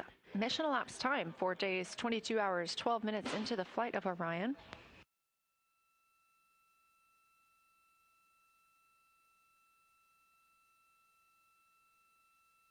This is Lunar Flyby Day for the crew aboard the spacecraft. Reid Wiseman, Victor Glover, Christina Koch, and Jeremy Hansen are now the farthest people to have ever traveled from Earth.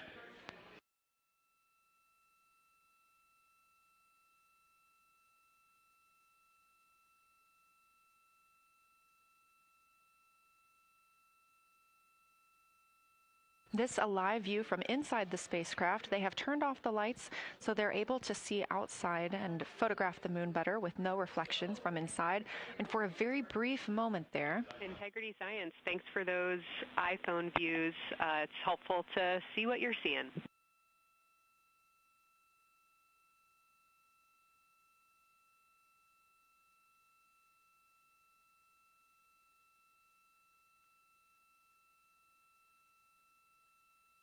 We very briefly saw NASA astronaut Reid Wiseman showing a picture he took on his phone of the moon.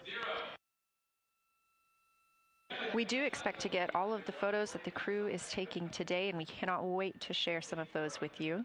But pretty cool in the meantime, just to see one quick shot from what the crew is seeing. And this view from outside the spacecraft on Orion's solar array wing.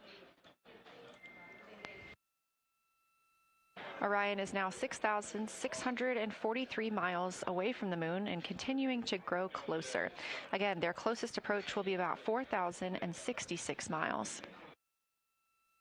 The best comparison is if you held a basketball at arm's length. That's about what it would look like to the Artemis II crew at their closest approach.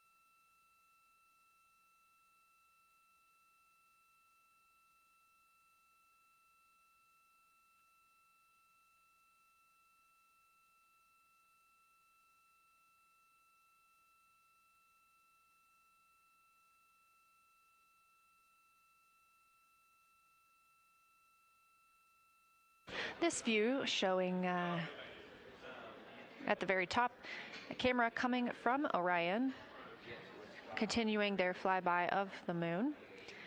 We have 3 more flyby observation blocks after the completion of this one. Down on the bottom left of your screen, that's the SIR, the Science Evaluation Room, where team members are continuing to work through all of the targets that the crew is photographing today, and they've helped identify some of the craters and some of the other items that the crew has seen on the moon's surface. Down on the right is Artemis Mission Control here in Houston. Those 2 rooms down at the bottom are just down the hall from each other.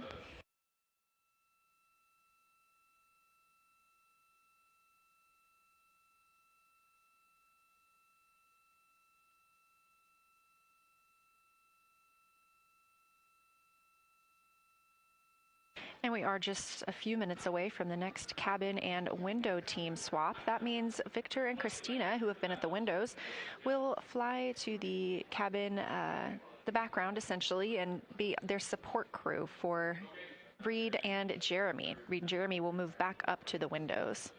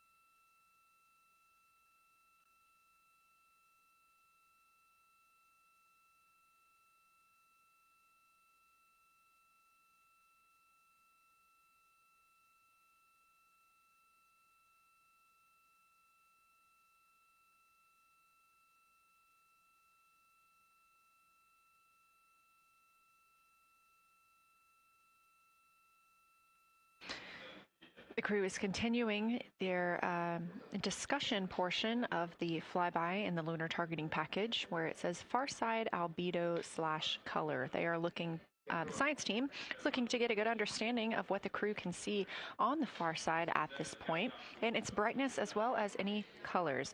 We did hear earlier Canadian Space Agency astronaut Jeremy Hansen reporting that they could even see browns and even greens on the moon. I'm really looking forward to seeing those photos. And in just a couple of minutes, the teams will swap from the cabin to the window.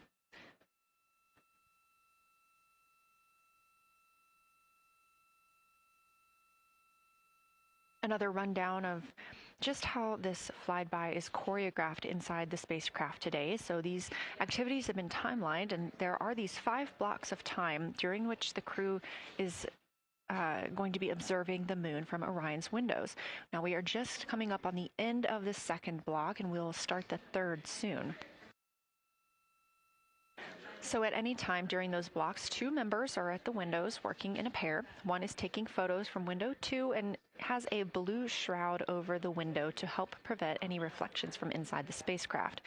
They are also using an 80 to 400 millimeter zoom lens. And the other astronaut on the window team will be in window 3 using their portable computing device to make annotations.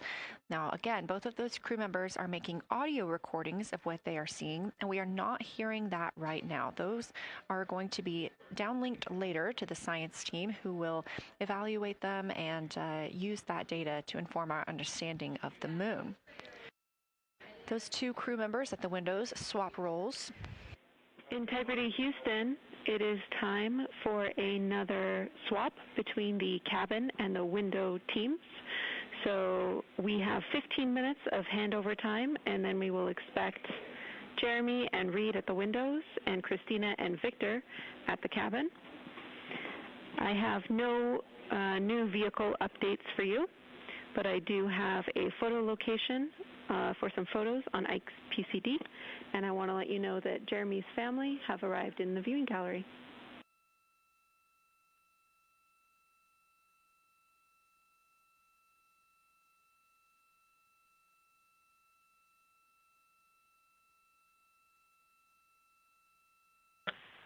Okay, Jenny, we copied most of that. The only thing we're missing is what you meant about the photo location on Victor's PCD. And hello to my family. I think that must be Catherine and Devin that are there. And I'm glad they made it into the viewing room. And we copy, it's time for crew swap. The A team's coming out of the windows and the B team's going in. Okay, copy. All I meant to pass for Victor's PCD is that there are some late load photos that were requested that are now in his favorite photos folder. And you're exactly right. We have Catherine and Devin here. They give you a big wave, and they're super excited and happy to see part of what you're seeing.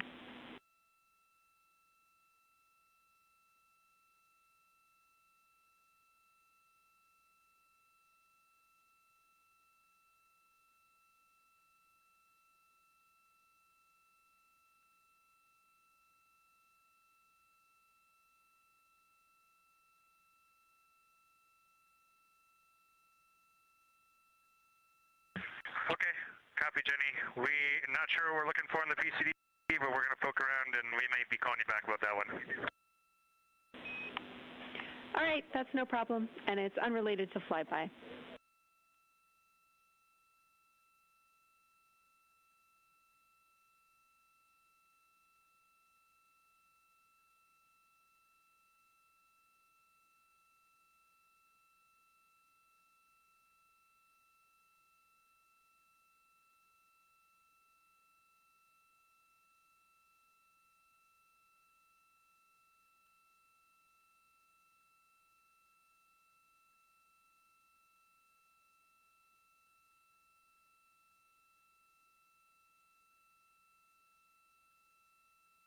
This is Artemis Mission Control here at Johnson Space Center in Houston, Texas. And as you just heard, Capcom, or Capsule Communicator Jenny Gibbons, Canadian Space Agency astronaut and Artemis II crew backup, relaying to the teams in Orion that it is time for a swap from the cabin to the window teams. We're now at the tail end of the second lunar flyby observation block. Again, we have 5 of these today. Most recently, Victor Glover and Christina Koch were at the windows photographing and making annotations, while Reid Wiseman and Jeremy Hansen were in the cabin providing support, whether that is SD card help, but also science sit reps, calling down any situation reports for what they are seeing on the moon or anything about the vehicle status. With that call to make a swap, Reid and Jeremy will be back at the windows, making observations for what they see at the moon and taking photos.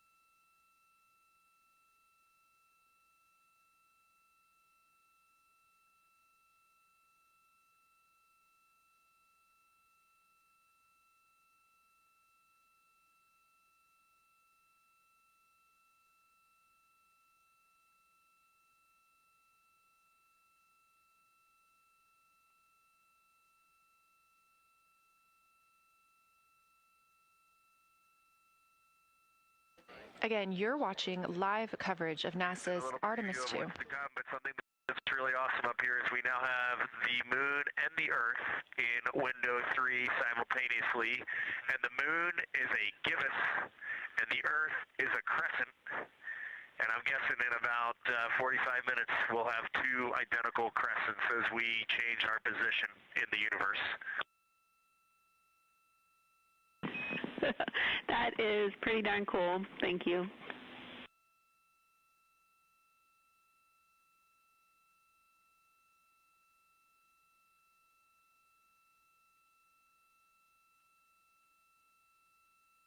That's the Artemis II crew, the first astronauts to fly by the moon in more than 50 years, reporting that when they look out of window 3, one window, they're able to see both the Earth and the moon at the same time now.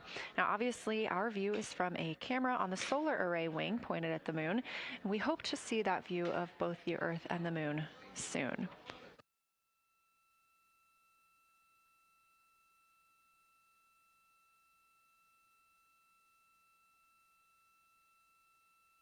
Some upcoming times for what you can expect. In about an hour and 40 minutes, we will have Earth set. And during that time, we will have a view of Earth going behind the moon.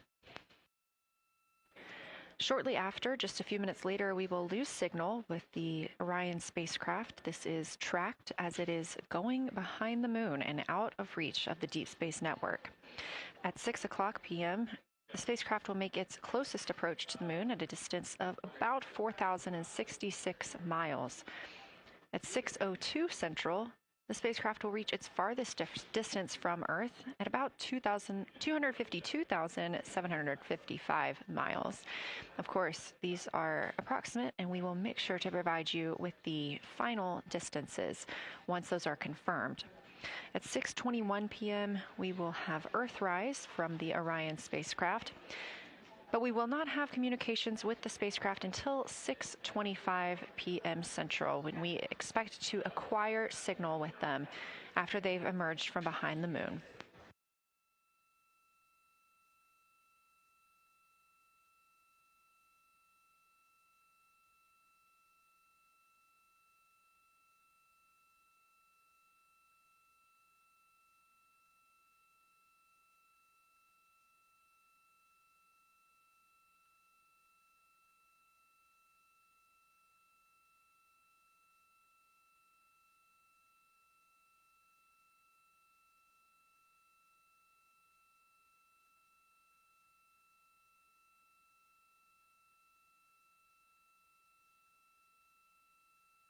Again, you're watching live coverage of NASA's lunar flyby for the Artemis II mission, first crew to fly beyond the moon in over 50 years. The astronauts inside the spacecraft are switching positions, 2 at the windows and 2 serving in support roles, before they start their third timelined flyby observation for today.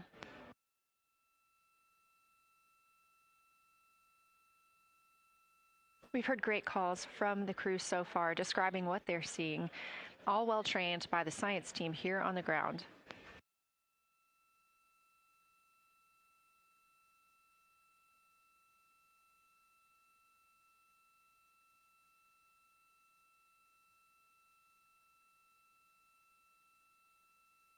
Another major milestone for the crew today will be to experience a solar eclipse from their capsule.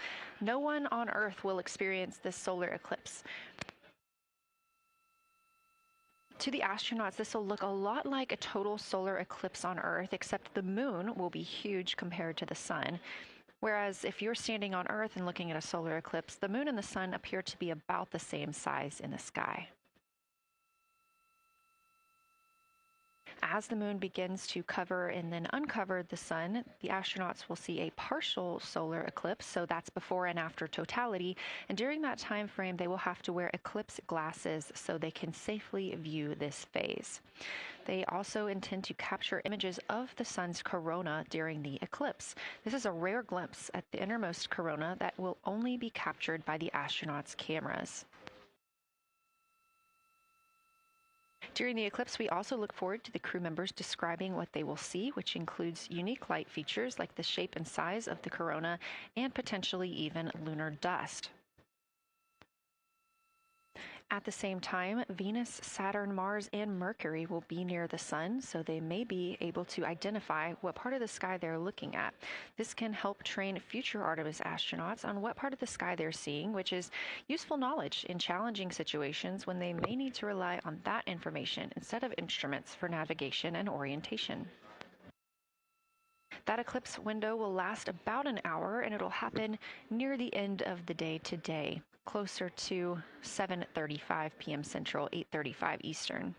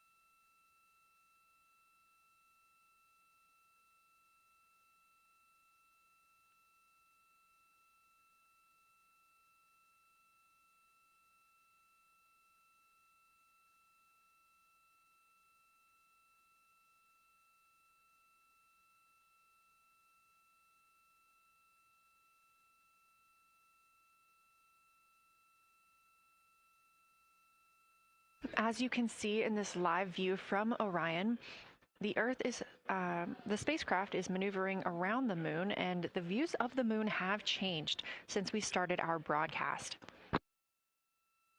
The near side is now very far to the right side of your screen. This is the side that we can see from Earth. That darkened portion are ancient lava flows.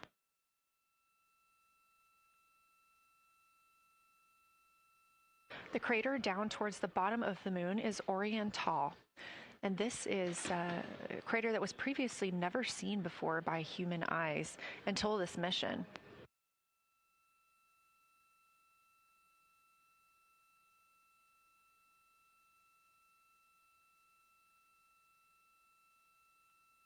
Everything to the left of Orion is considered the far side. And this is what we typically do not see from Earth.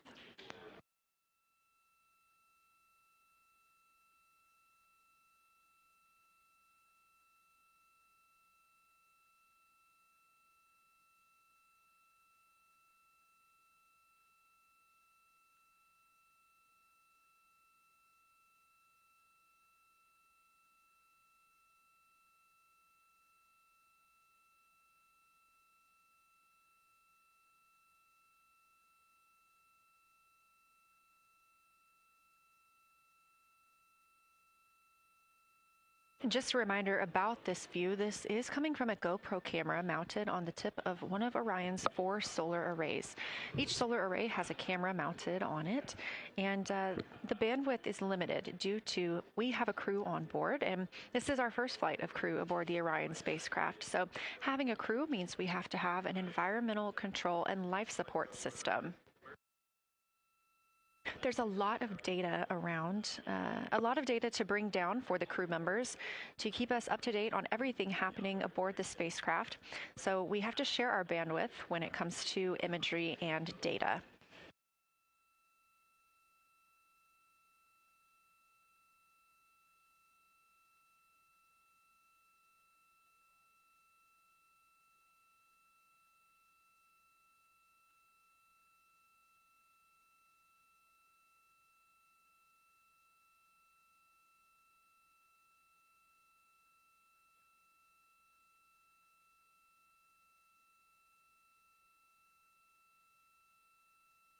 Inside the Orion spacecraft, the astronauts have completed their cabin and window team swap, meaning we have moved into the next block of lunar flyby observations.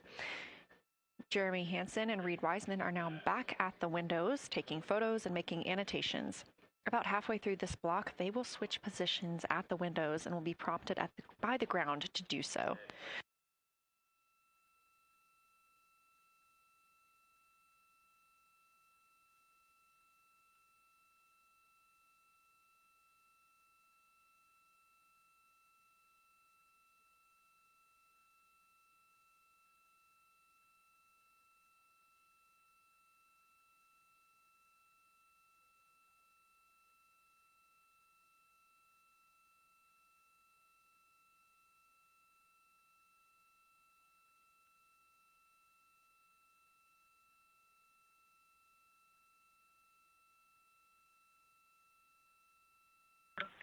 Houston Integrity for SITREP.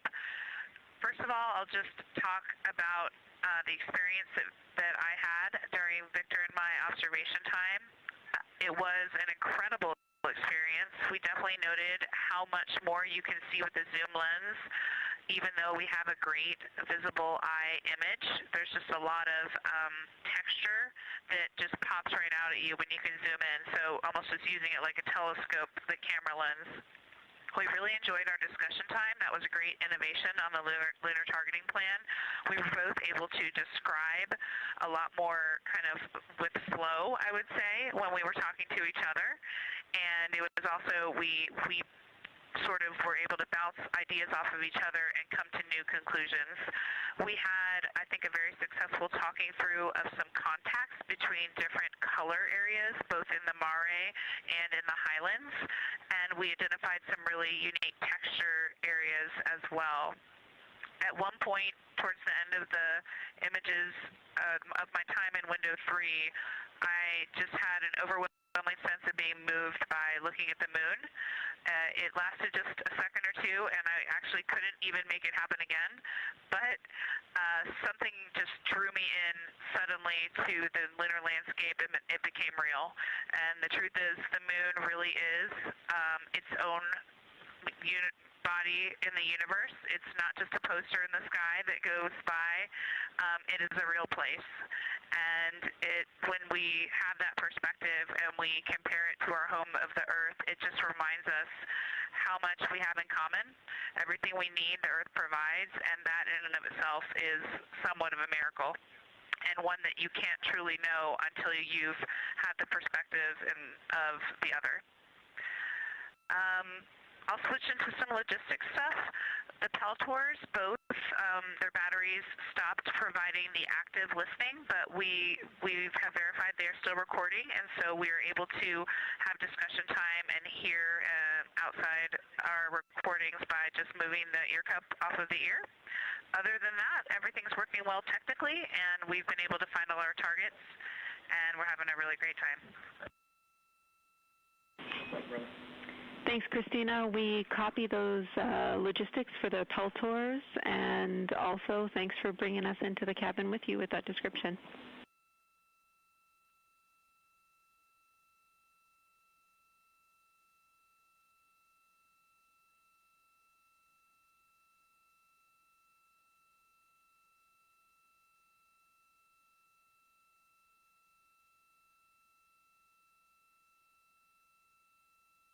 Right on time.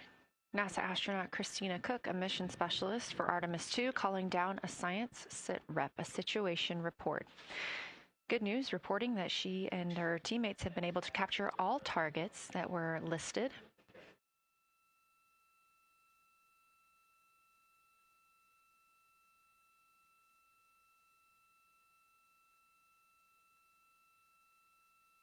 Christina also gave a vibrant description of just how it feels to be there and to see the moon up close and not just something passing in our night sky.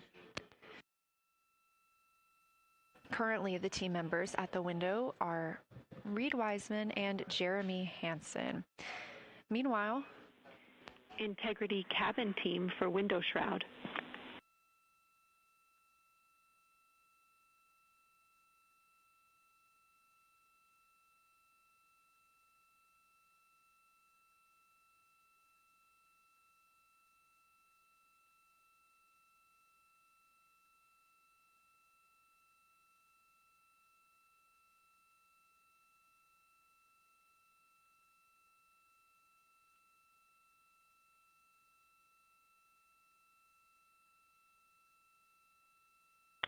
We're listening. Go ahead, Jenny. Hey, Victor, we have a temperature constraint on the windows, and the shroud might be getting us close, so we just want to check on the state of window 4's shroud, whether you believe it's still necessary because maybe things have changed with our viewing, and if so, we would like to request to have the shroud removed.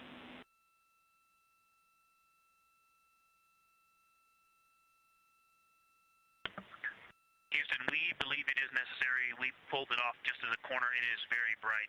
It definitely would affect our night vision and maybe comfort. But is there a time? Can you tell us when we would have to take it off by?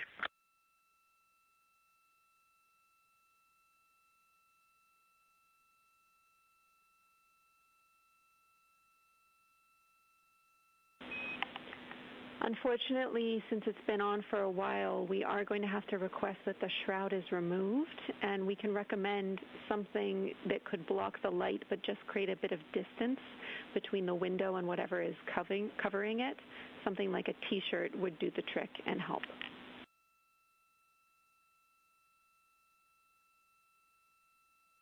Okay, we're removing the shroud, and we'll make it work. Thanks.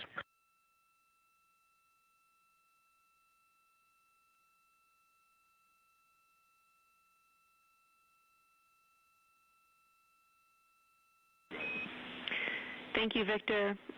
We know it's pretty bright in there now with that window uncovered. We will also offer that airflow on the window would be helpful. So if you want, you can also retrieve the condensation hose, which should be friction fit onto one of the diffusers. And that on the window would also help.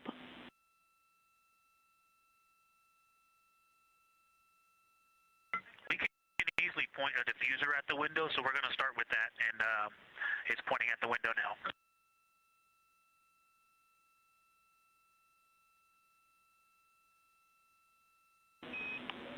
Okay, we'll take that, Victor. Thank you. Please keep us updated.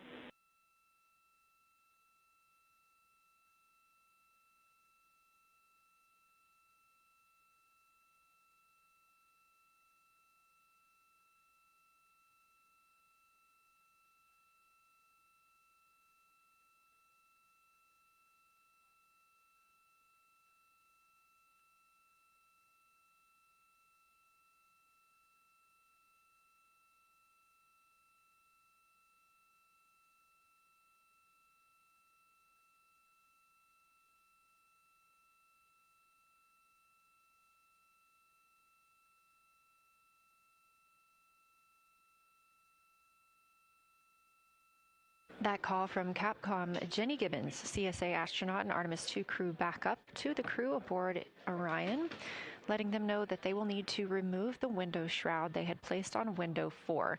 They initially placed that shroud there to block out some of the light from the Earth. It was extremely bright coming in the cabin and interfering with some of their viewing opportunities out at the moon.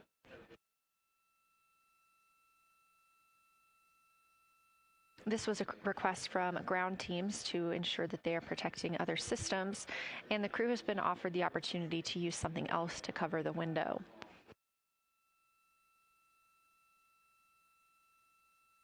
Meanwhile, Reid Wiseman and Jeremy Hansen continue with their lunar flyby observations.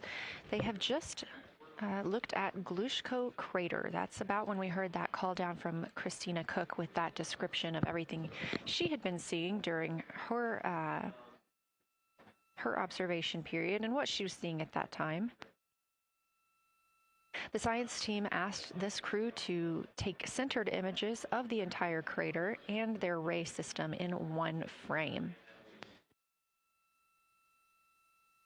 They're also interested in knowing the brightness, texture, and extent of Glushko's rays and how they differ in the mare, or that sea area, versus the highlands. Glushko is considered a young lunar crater, and these observations can help understand material properties of those craters.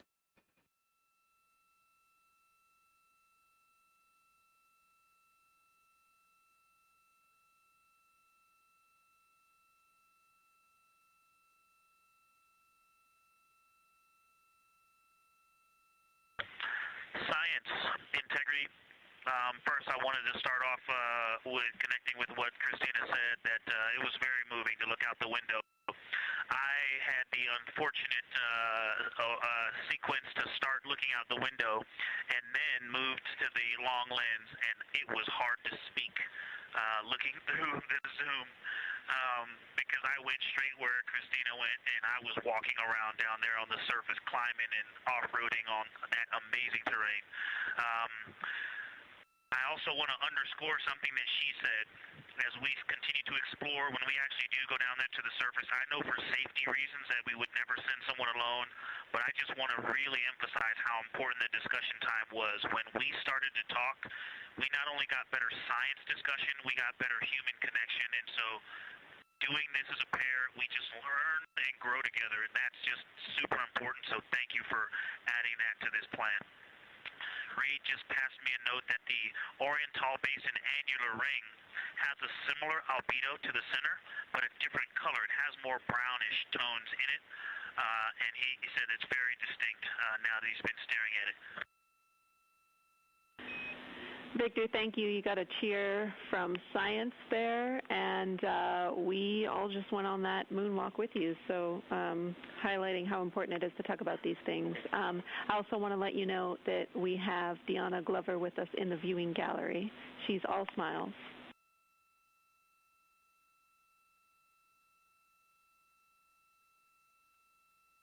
Well, you just got a bunch of cheers up here. Hey, babe. I love you from the moon. We love that we got a hey babe too, and we also have one of your lovely daughters here watching you guys work.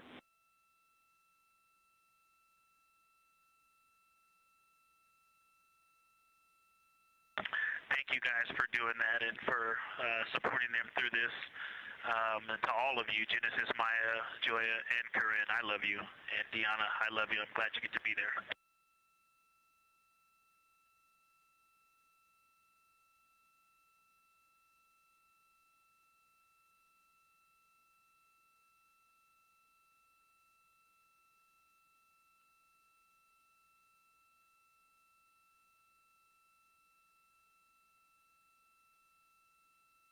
We've had some really sweet words from the crew members aboard Orion today, as their families have been able to filter in and out of the viewing room here at Artemis Mission Control at Johnson Space Center in Houston. Victor Glover also giving a great science sit rep and just a description of how it must feel if you were down on the lunar surface while he was looking through that 80 to 400 millimeter zoom lens. He also expressed how important it was to be able to talk through that real time with Christina Koch and stressed the importance of that on future missions, that it not only made their discussions better, but also more human. Glover and Cook are in the support roles right now, not taking photos or making annotations at the windows, but they are also encouraged to have their midday meal at this time. For lunch today, those two crew members have options of beef ravioli, salmon, butternut squash, sweet and savory kale, pickled beets, cherry blueberry cobbler, tuna noodle casserole, tomatoes and artichokes, broccoli, and chocolate peanut butter bar.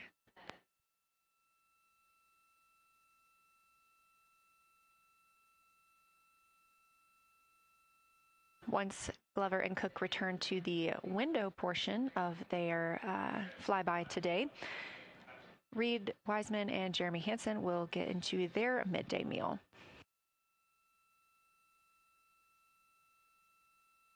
Again, this is the third of 5 scheduled blocks for our lunar viewing today, and if you were watching at the start of the broadcast, you can definitely tell the difference in the distance from the moon. We are now 5,518 miles away from the lunar surface, and again, expecting the crew to get about 4,066 miles away. They are currently 252,050 miles away from Earth, and every mile is a new record, having surpassed the Apollo 13 milestone for furthest distance earlier today.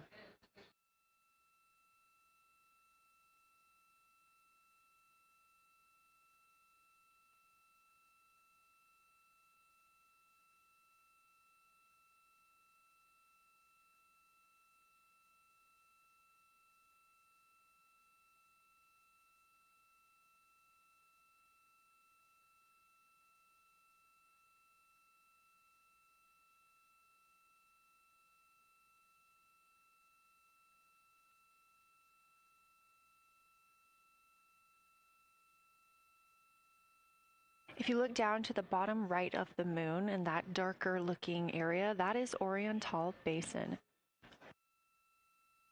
We have continued to lose views of the near side. It is just barely visible over towards the bottom right side of your screen. And then you'll also hear later about that terminator. That's the line between light and darkness while on the moon. It is really exposing some of those craters at this time.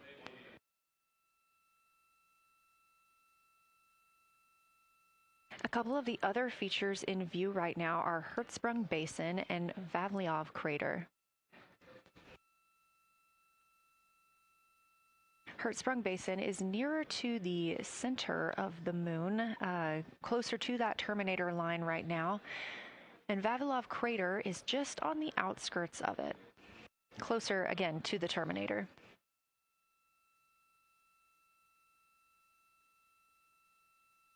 Towards the bottom of the moon and to the left of the terminator line, or currently shadowed in darkness, is Apollo Basin.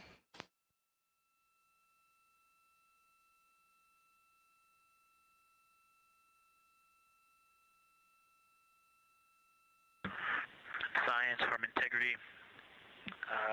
Let me find out how far we are from the moon right now.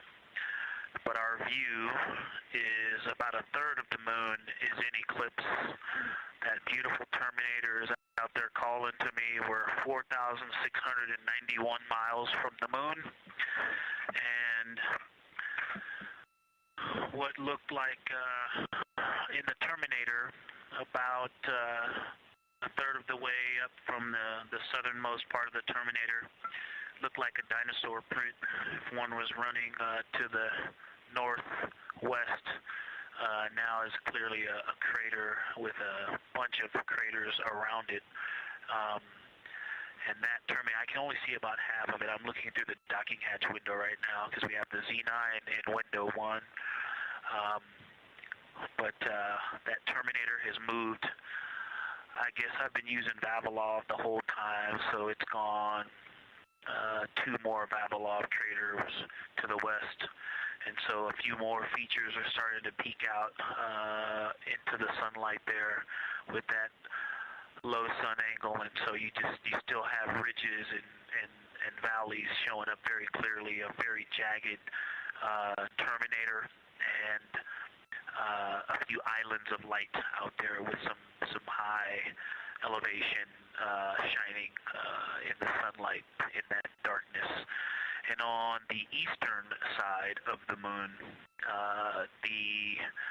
let's see, Grimaldi appears to be one of the farthest east features, and that is maybe 5 degrees from being right on the limb and going off over the horizon.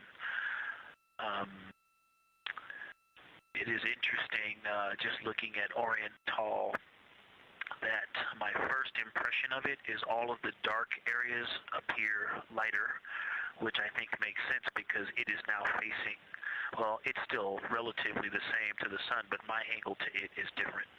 So I'm looking at it from a little more, even further to the side as we pass it.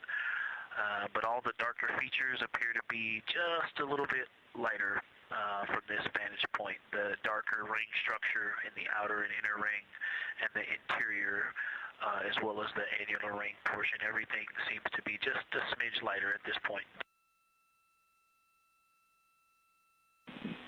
Thanks for that description, Ike. Any additional words you can provide on Oriental would be wonderful, as that is such a high priority target for us.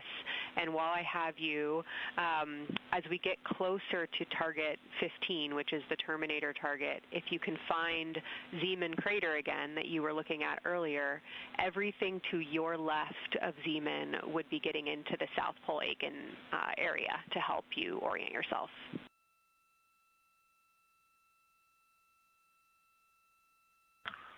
Zeeman is a great waypoint out there. I definitely see it.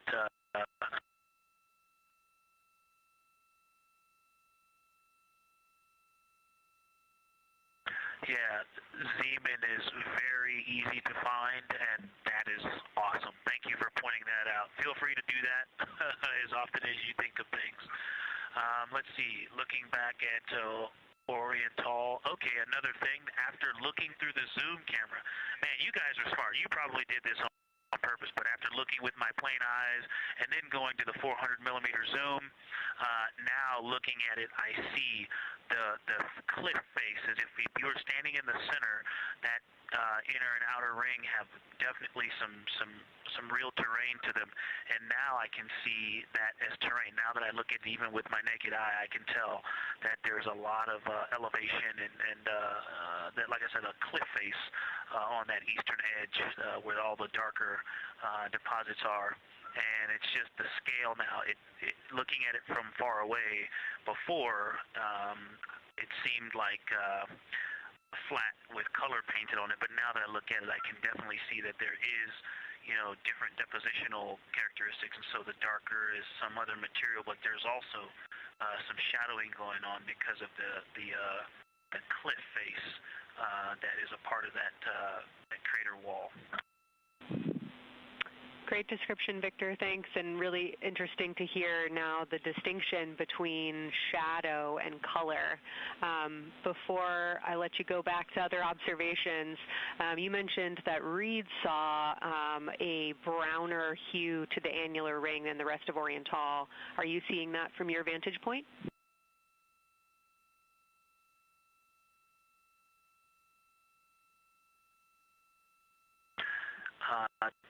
The way that I'm looking at Oriental, again, I'm still in the docking hatch window. There's like a thermocouple right here in the center of the window, and it is the orange Kapton tape color, and so it is unfortunately, it's like trying to look at stars, next to a metropolis. I think it's drowning out any color that I could pick up from the moon. I am not able to see that color, but I have not looked at it through one of the forward face, from one of the windows 1 through 4. I think when I get away from this Kapton tape strip that I would be able to see the variation that Reid's talking about. That is great feedback operationally. Thanks, Victor. I'll leave you to it.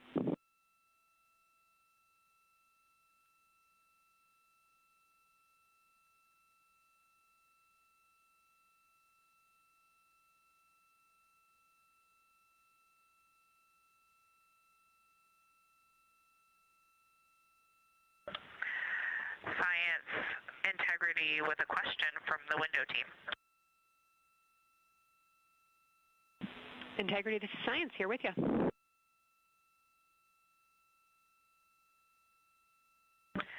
Yes, they have a question to help inform a theory that they're sort of tossing back and forth. What is older, the Mare seas of the near side or Oriental?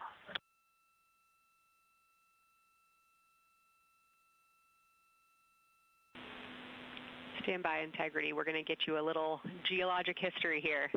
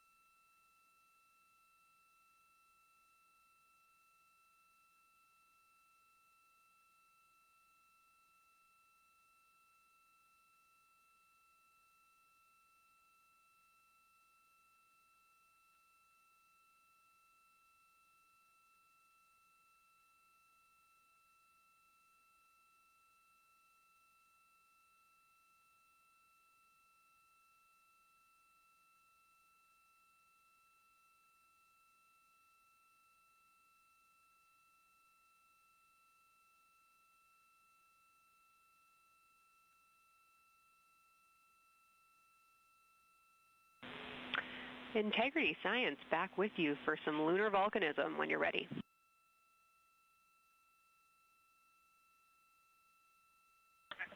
Go ahead.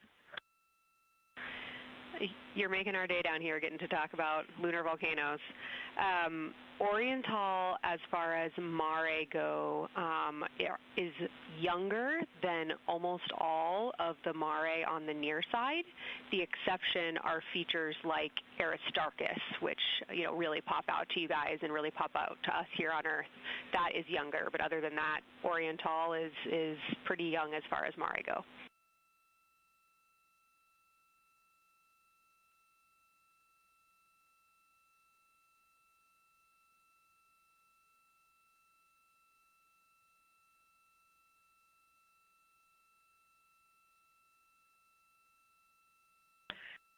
And Kelsey, thanks for that. We love lunar volcanism too. How about when the actual crater was formed?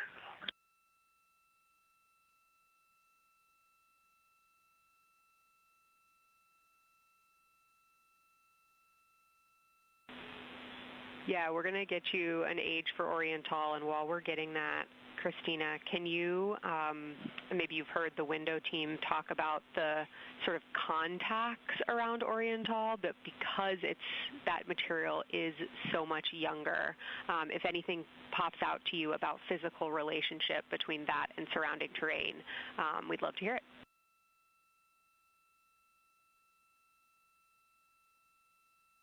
Yeah, definitely. They are discussing a contact relationship that could explain some of the color that they're seeing in certain areas. And so it was really about the ejecta of the creation of the basin and understanding the superposition of its ejecta and Mare on the near side or other features. So thank you. We'll take the insight when you have it.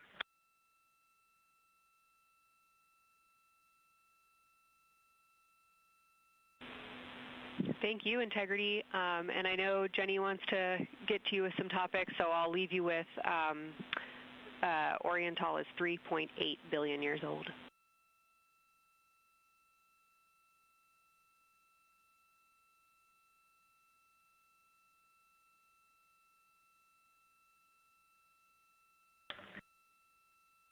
Copy that. So that's on the older side. The actual basin is very old.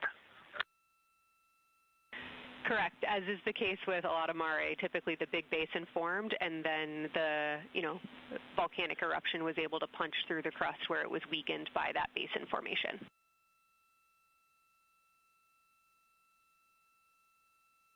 Perfect. Tracking. Thank you.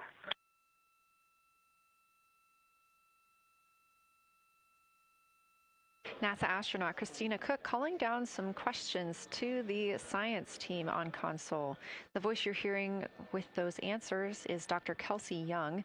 She is joined by Trevor Graff on console today. Christina asking about the age of Orion and specifically the mare regions. Those are those dark regions that you see. They are paved or filled by volcanic deposits.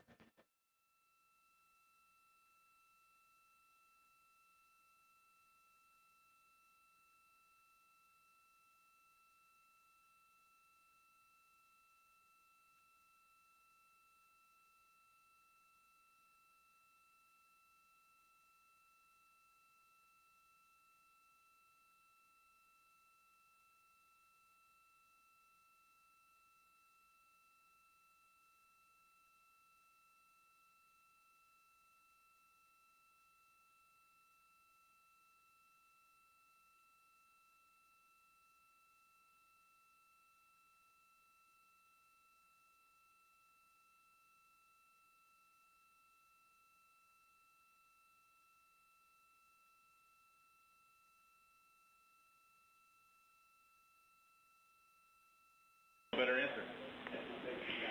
Integrity, it's about time for a position swap at the window. So we will ask Reid and Jeremy to swap positions, and I'll remind you again about your SD cards. And Victor or Christina, I have one window task for the cabin team when you're ready.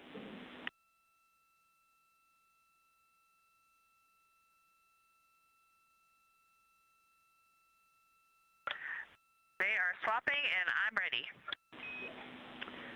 All right, Tina, we found a way that we can reinstall the shroud on the window. We understand it's pretty darn bright compared to everything that you're looking at. So in order to reinstall it, we will ask that you retrieve the condensation hose and you install it on a friction fit on the cabin air outlet port. That's right by one of your diffusers.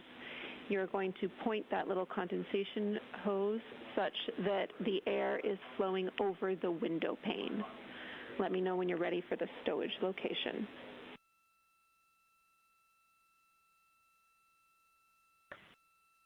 Ready.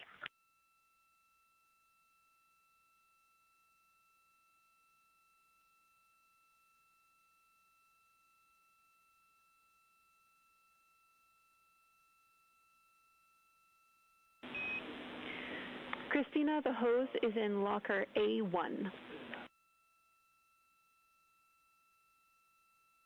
The crew has gotten a go to reinstall that window shroud they were using to block some of the earth shine.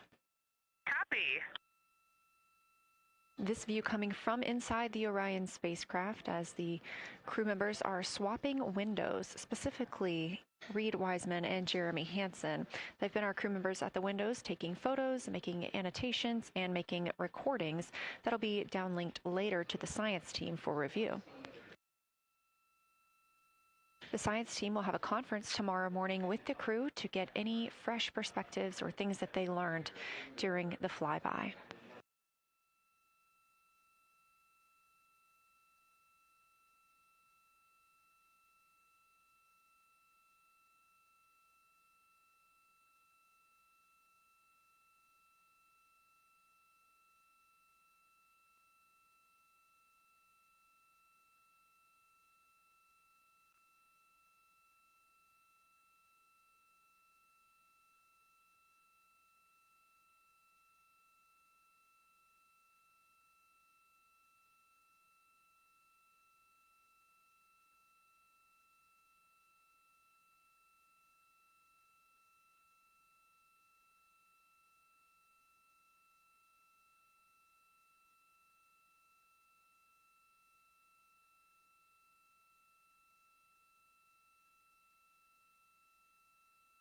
Again, we are now in the third of 5 observation blocks for the crew scheduled for today.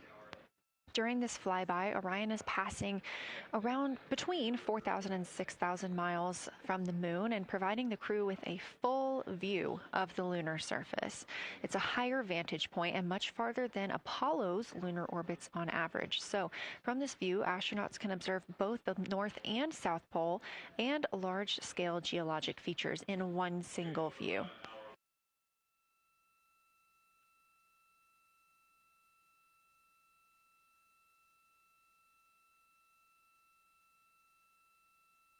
We are now just under an hour until Orion passes behind the moon, and we lose communication with the crew. They will be out of reach with any of our deep space network antennas. That loss of signal will last about 40 minutes, and we expect to regain communications with them once they fly behind the other side of the moon. While they are behind the moon, they will also reach their max Earth altitude as well as their closest approach to the lunar surface.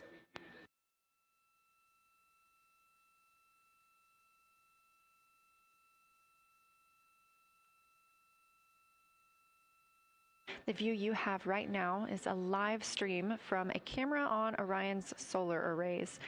You are looking at a live view of the moon, and 4 people are inside that spacecraft taking pictures of it, telling us everything that they are seeing. The first humans to do so in over 50 years. They'll be sending those pictures down for all of us to enjoy, and of course, especially the science team, who are very excited for what they are learning today.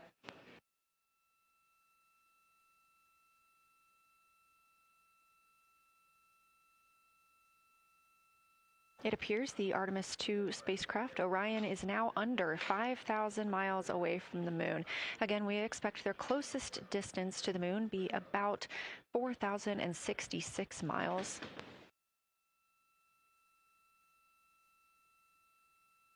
That is an estimate at this point, and we will make sure to share that closest approach distance once we receive it.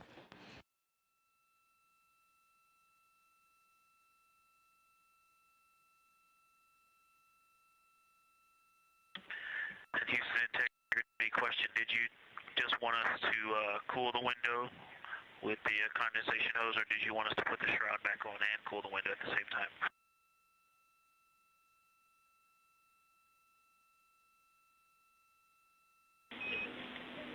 Victor, we definitely want you to cool down the window with the condensation hose. It's crew preference whether you put the shroud back on. The hose will allow you to do that if it helps with your lunar flyby.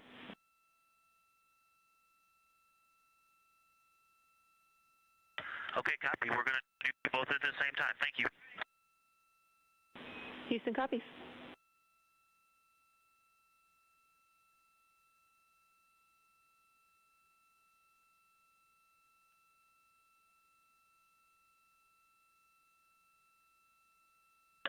Houston, thank you for that suggestion. The cabin is darkened again, and that makes a big difference for the imagery. And for science, we are now seeing a half moon.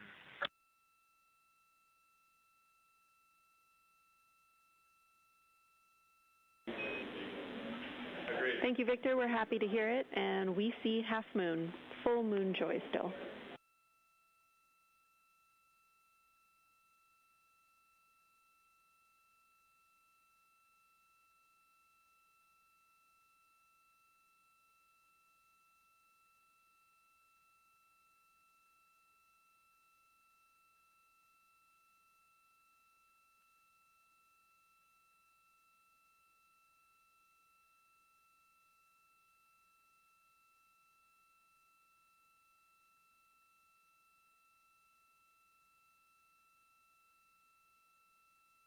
Crew reporting from Orion that they are seeing half the moon, which is about what it looks like here from this view from the spacecraft. However, what has become a little bit of a catchphrase for this mission, everyone is reporting full moon joy.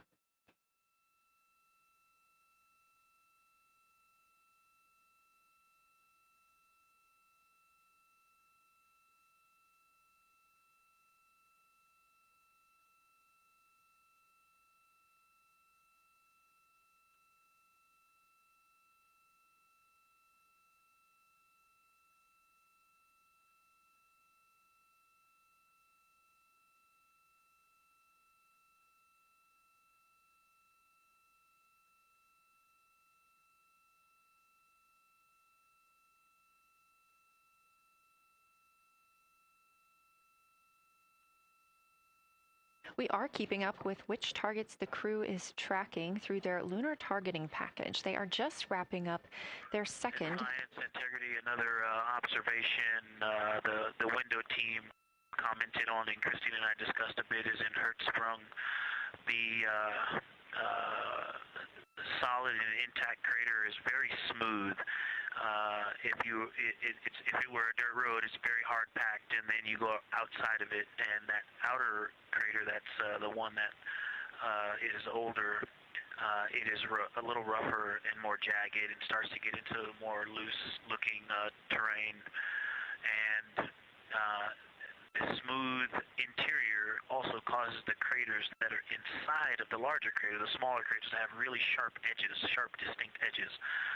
And just a general comment on that area, Hertzsprung, that whole area, the average albedo there is darker. That is, I would say, 3. And the average albedo around Oriental and between Oriental and Ohm, excluding the wedge, the darker wedge, is more on the 6-7. And that they also seem to be different texturally. Christina described it earlier around Hertzsprung, and then from Hertzsprung toward Oriental, there appears to be a frozen, a rippling pond, but frozen, or like choppy waves when it's windy out, choppy water, and then it freezes instantly. That's the texture. If you walk down there barefoot, it looks like it would be hard on your feet, like lava. After it's cooled, it would be pokey. Except for right there in the center of Hertzsprung, it looks paved, like a paved road, nice and smooth.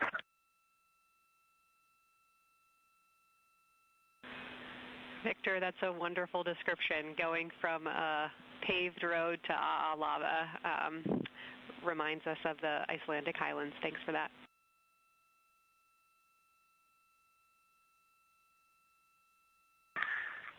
In science, another in the interior of the very intact, the interior of the intact crater at Hertzsprung is albedo variation. I think I heard one of the window crew maybe say color variation, but definitely albedo variation. There's lighter patches and slightly darker patches.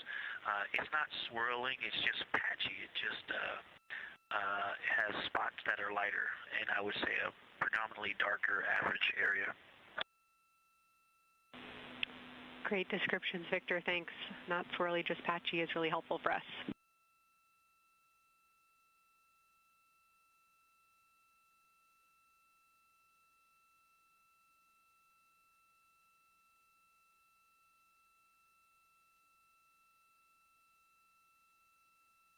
Really great descriptions coming from Science. The window team is hitting all the targets. They are on plan and starting the discussion of the Terminator. And boy, I'm loving the Terminator. I think I know it's not purely a moon feature, but what it does to the features of the moon, to the terrain, I've probably spent the most time describing into my recordings and thinking about and looking at the Terminator. There's just so much magic in the Terminator. The islands of light, the valleys, what look like black holes. You'd fall straight to the center of the moon if you stepped in some of those. It's just so visually captivating that the Terminator is the most striking thing that I've seen so far. We've been loving your evocative descriptions, Victor. You really are bringing us along with you, and we're following along with visualizations that pale in comparison to your descriptions. Thanks.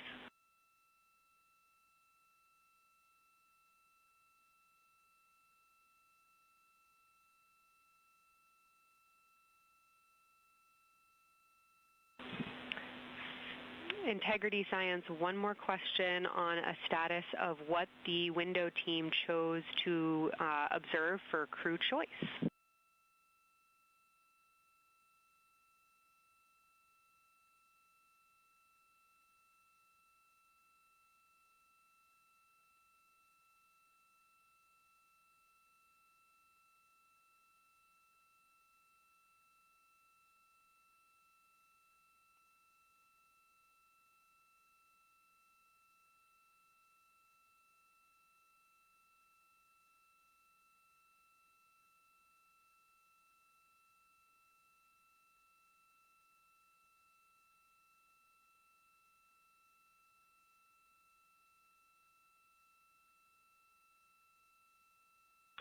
Window 2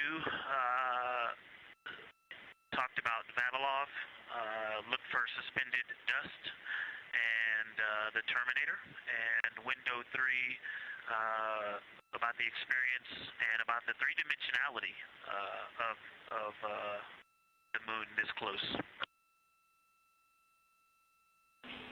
Wonderful. And another Thanks, Victor. observation about Oriental, I would say, is the features going off to the southwest, the two large, almost look like scratches in the surface. I don't know if they're rays or canyons or collapsed lava tubes, but two distinct features that are almost parallel going off southwest from Oriental Basin. They are the first things that made me notice parallax of our trajectory looking out at Oriental. That and in the inner walls of the east side of the crater rings, you really get a sense that we're flying over something with elevation and terrain, and they look different from this orientation. Love to hear it, Victor, and you had it that those chains are actually crater rays, secondary craters formed from the formation of Oriental.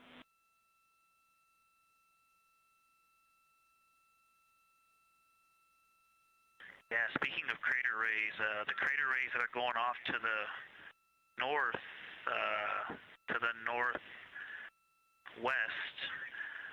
that run off toward Hertzsprung and I believe toward Vavilov. I'm not looking at it right now, but those crater rays are very interesting. They're all very small. I know you've imaged this, but they're all small and they look like, you know, a big impact launched rocks and things that made smaller impacts down the way. But something very interesting, and again, you can see this in imagery, but some of them are parallel, and then some of them converge toward the center of Oriental. And then I think I even saw some that maybe diverge, which not diverge, but that are convergent, which indicate multiple large impacts that created a lot of secondary impact crater rays. Fantastic, Victor. And I'll note that we can infer that you're looking down at your freshly named Integrity crater, which is near the end of one of those beautiful crater rays from Oriental. Thanks for the description.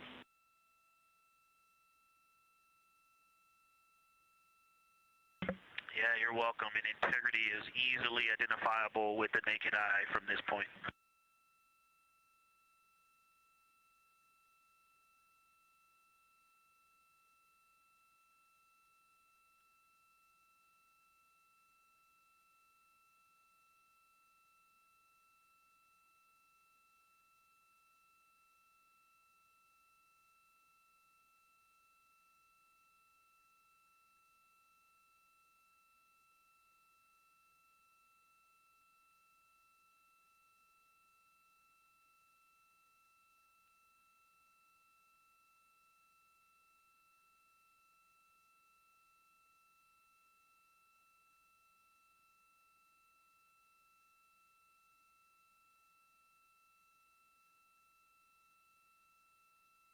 We've been hearing some great situation reports from Victor Glover, the pilot of the Artemis II mission, calling down to the science team, letting them know what he is seeing. And one of those things is Hertzsprung Basin. If you look just to the right of the Terminator, that is the difference between light and darkness on the moon. You can see what he's describing when he says Hertzsprung Basin and how it looks a little bit paved in the middle there. It's almost in the very center of the moon in this view, coming from the Orion spacecraft and a camera mounted on its solar array.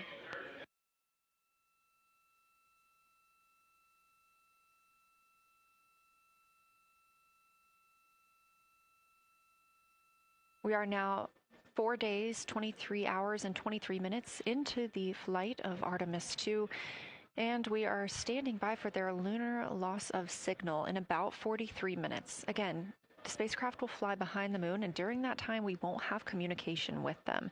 They will be out of reach of our deep space network. However, we will regain communication with them approximately 40 minutes later when they come around the other side of the moon.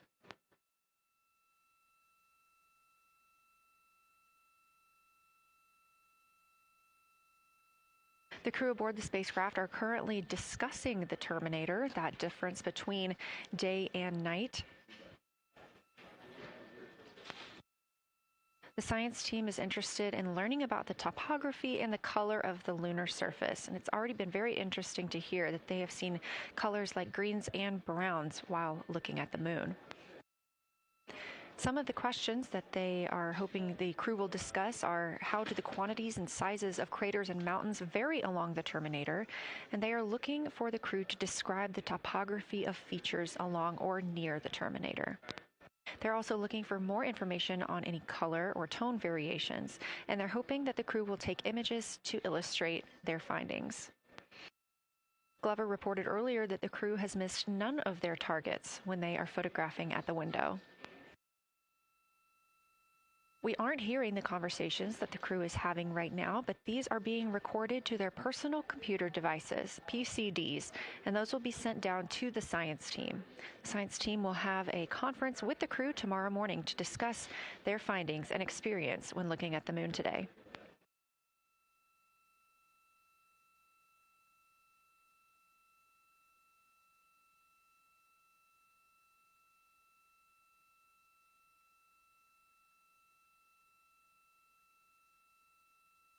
We have a few minutes left while the crew is discussing the terminator. And if you're just joining us, you're looking at a live view of the moon, our moon, from the Orion spacecraft and a camera on its solar array. Inside that spacecraft, 4 astronauts, Reid Wiseman, Victor Glover, Christina Koch, and Jeremy Hansen, the first 4 people to fly around the moon in over 50 years.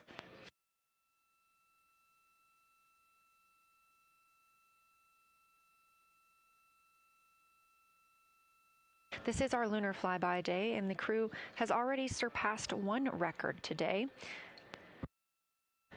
The crew passed the Apollo 13 distance record at 12:57 p.m. Central, 1:57 p.m. Eastern. Canadian Space Agency astronaut Jeremy Hansen calling down that he hopes it's a record soon broken by other explorers.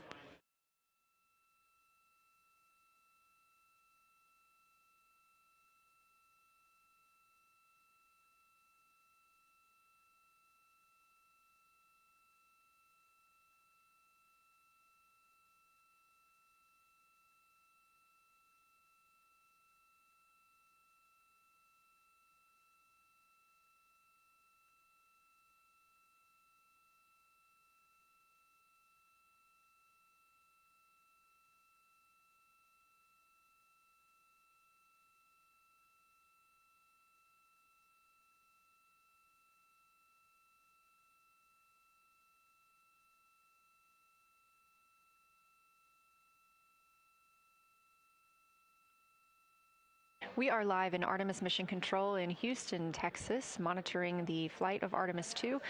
All of the flight controllers here, each monitoring a different system aboard the Orion spacecraft. Integrity Houston, we are ready for our cabin and window teams to swap again. We have a 15-minute handover time here, and I have a couple of items I want to read up to you. They'll require you to write something down on your knee boards, so let me know when you're ready.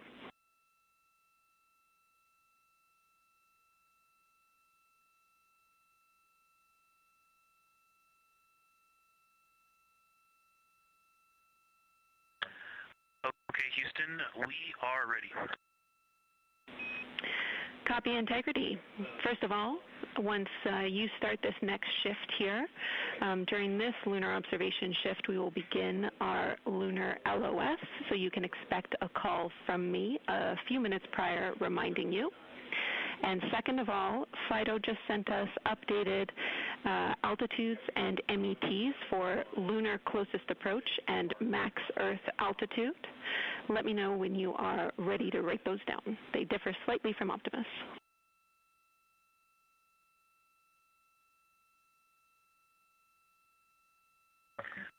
Thanks, Jenny. We are ready to copy. Lunar closest approach will be at MET 5 days, 0 hours, 25 minutes, 34 seconds. And the altitude will be 4,067 statute miles. Maximum Earth altitude will be at MET 5 days, 0 hours, 27 minutes, 39 seconds, with an altitude of 252,756 statute miles.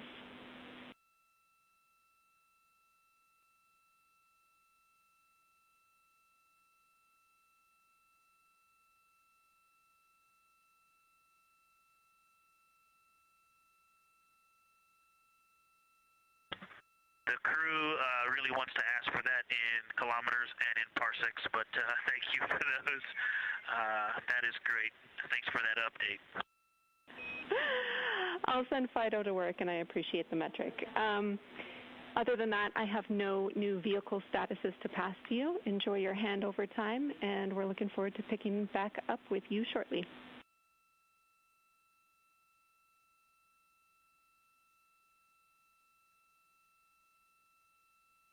All right, we'll talk to you shortly.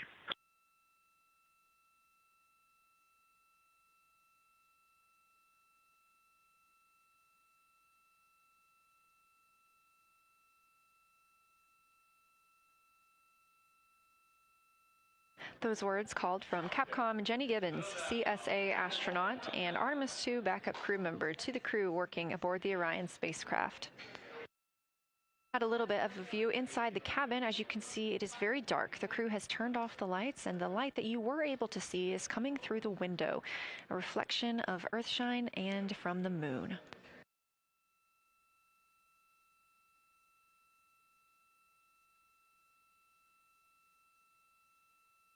The crew is moving into their next observation block, meaning they are taking time to switch cabin and window teams.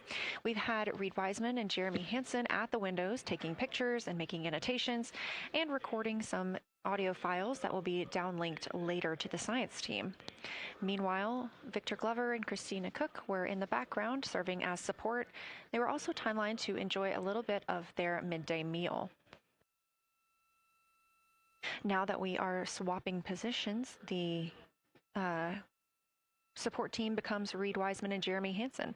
They will be in the background helping with SD card swaps, as well as providing those situational reports to the science team. Victor Glover and Christina Koch will be the astronauts at the window, photographing and speaking into those PCDs, portable computing devices, about what they're seeing on the moon. As you heard Capcom Jenny Gibbons call to the crew, this block is also when we will lose communications with the crew. That LOS, or loss of signal, scheduled to be less than 35 minutes from now. We anticipate to be out of signal with them for about 40 minutes, and will regain that communication once they've flown around the other side of the moon.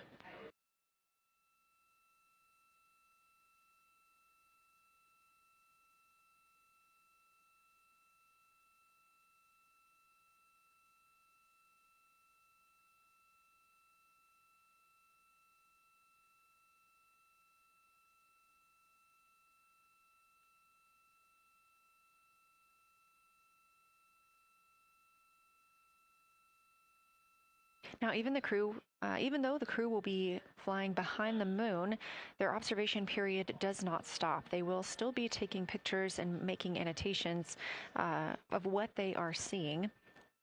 They'll be looking for the limb of the moon, Earthset, and then Vavilov crater, which we have previously seen. They'll swap positions at the window before moving into a crew choice option. They will get to pick things that are interesting to them on the surface, take pictures, and explain why they find them that way. They'll also be looking for any impact flashes. These are short-lived flashes on the lunar surface caused by impact bombardment.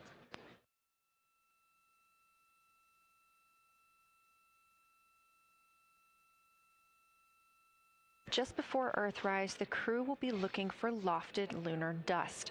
This may be lofted just above the lunar surface, and we could only see it just before Earthrise along the dark western limb. Any Earthshine would illuminate potential lofted dust. But once the crew is all the way around the Earth, the brightness of the Earth will wash out any of that dust they might be able to see. These were based on observations from Apollo missions and orbital spacecraft, and so we're very interested to see if the crew might be able to capture some of that lunar dust today.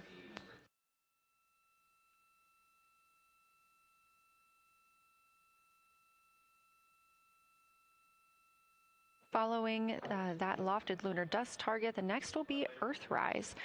We will regain communications with the crew shortly after Earthrise.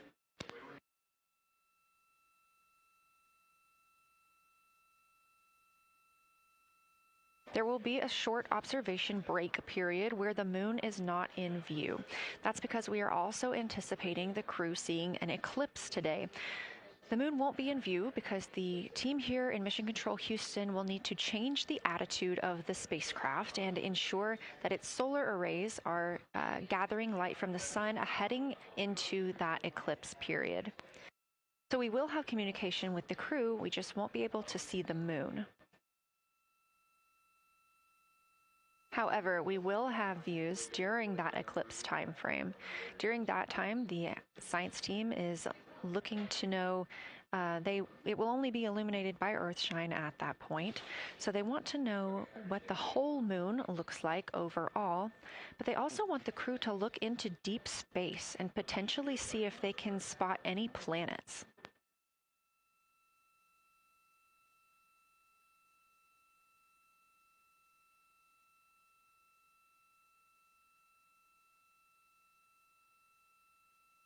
Once the eclipse is over, the lunar flyby period will have ended.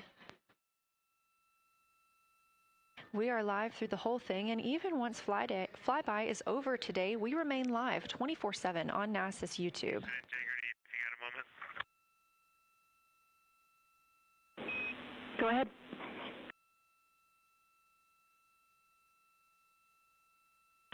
I don't know if Catherine and Devin are still there, but if they are, just wanted to just let them know how much fun we're having out here. It's extraordinary to be on the far side of the moon right now, just hanging out there and looking back at the Earth. And Ashley and Kaylin, I know you're back in Canada, but if you happen to be watching too, just wanted to say hi to all you guys. Love you guys, and we'll be heading back your way shortly. Thanks, Jeremy. I hear they are watching, and your family is still here. So thanks for passing that along.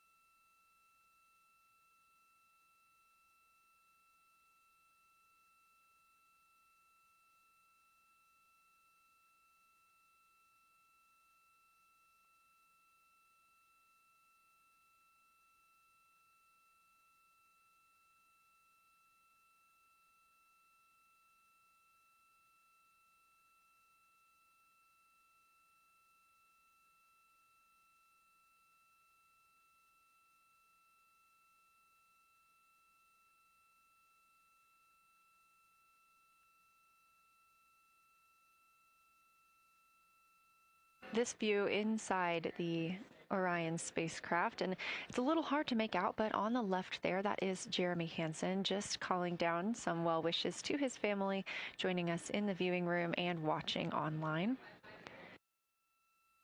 Currently in the window are Victor Glover and Christina Koch. They are taking pictures outside of the window as they are now in their flyby observation block.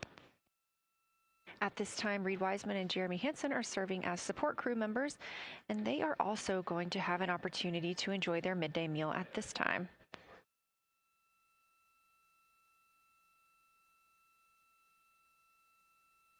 On the lunch menu today for Reid Wiseman and Jeremy Hansen, we have vegetarian chili, salmon croquettes, chicken with peanut sauce, sweet and savory kale, pickled beets, chocolate pudding, barbecued beef brisket, spaghetti and meat sauce, Italian vegetables, butternut squash, candy-coated chocolates, and maybe even a little bit of coffee.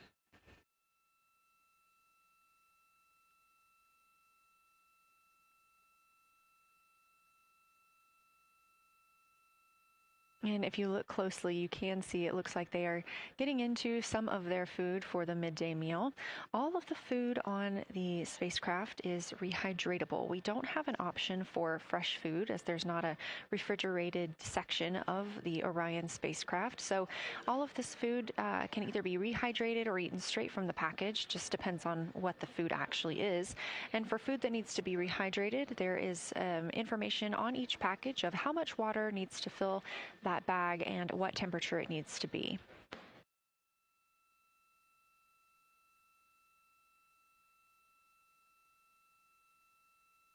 We are now 4 days, 23 hours, and 39 minutes, 40 minutes actually, into the flight of Artemis II, the spacecraft now under 4,500 miles from the moon.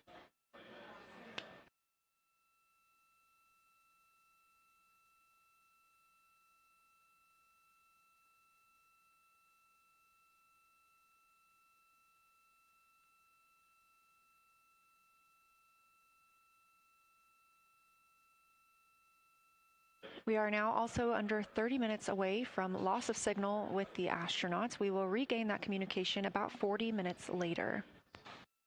They will still be photographing the moon and documenting what they're seeing while they're behind the moon.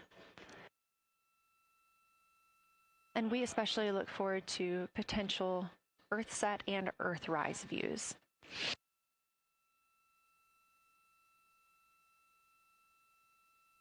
As you can see on the left side of your screen, we are streaming this solar array camera view throughout the flyby.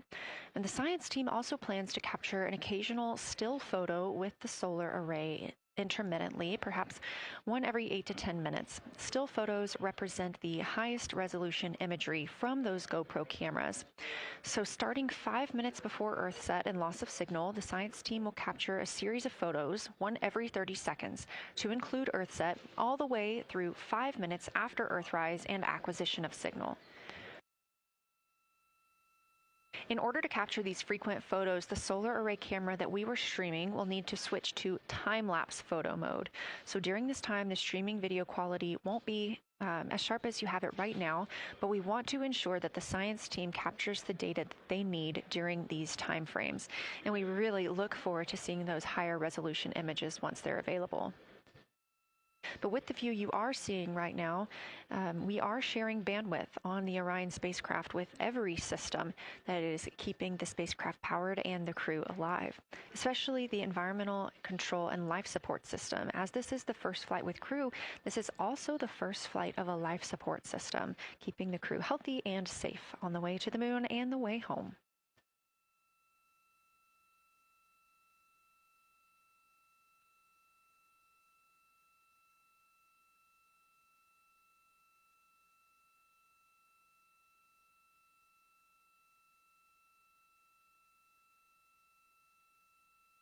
On the timeline, we're getting towards the end of the cabin and window team swap period, but it looks like our astronauts, Victor Glover and Christina Koch, are already photographing the moon outside of those windows.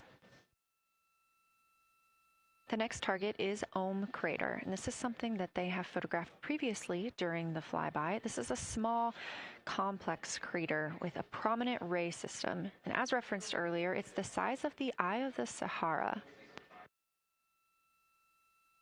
That Eye of the Sahara is a feature in Mauritania. Seeing this crater more than once throughout the flyby allows the crew to photograph it at different lighting conditions.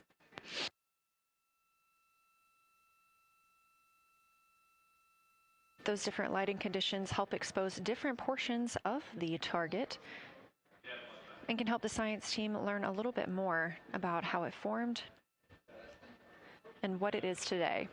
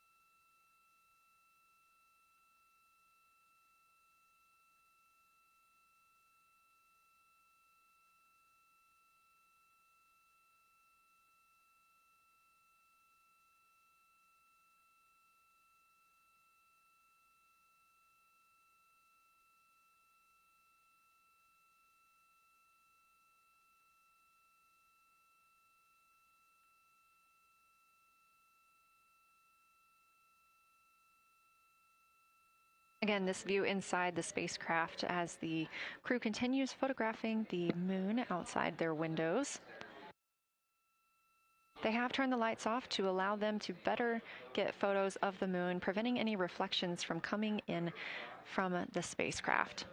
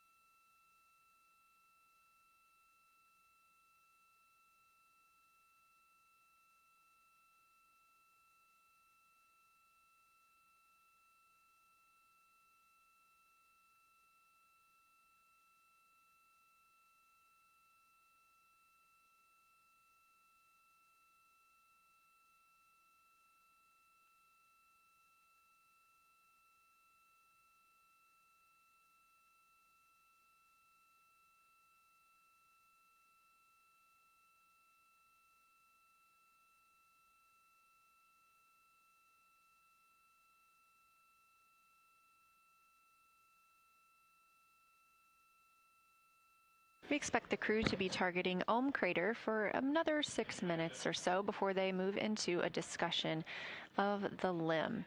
Now, the science team has asked for a science sit rep or situation report during that time, so we hope to hear calls from the crew on what they are observing.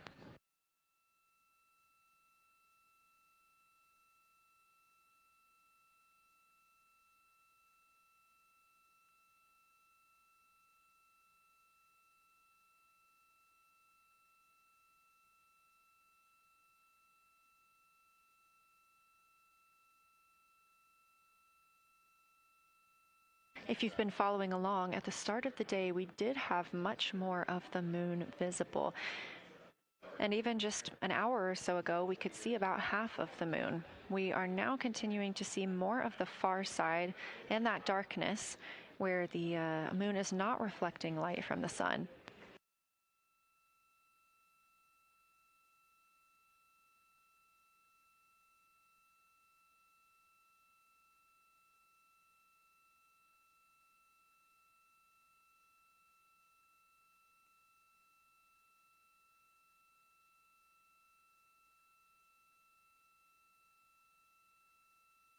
Earlier, we were also able to see some of those darker portions, that old lava flow that we often see on the near side of the moon and that we can all see from Earth. That has mostly gone away. We are now just seeing very little of Orion Tall. That's down to the bottom right of the moon. You can see just a small dark portion near the limb.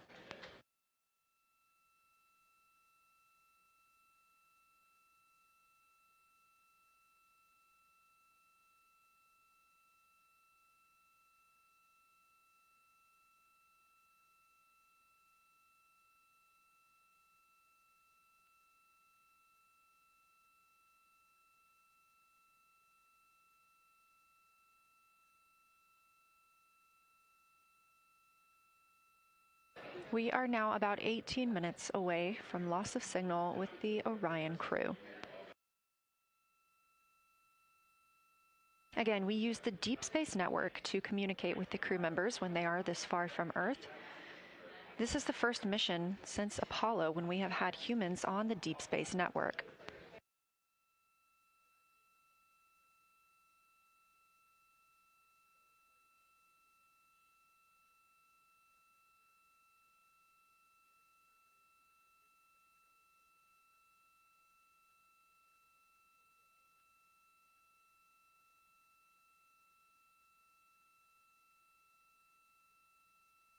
As you recently heard Capcom Jenny Gibbons call to the crew, We expect their closest approach to the moon to be at MET, or mission elapsed time, of 5 days, 25 minutes, and 34 seconds.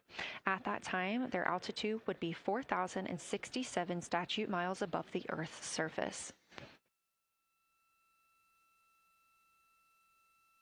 Just over 2 minutes later, they will reach their maximum distance from Earth at mission elapsed time 5 minutes, 5 days, 27 minutes, and 39 seconds. The altitude at that time would be 252,756 statute miles. These are our latest numbers, and we'll make sure to verify and confirm those once those milestones have been achieved.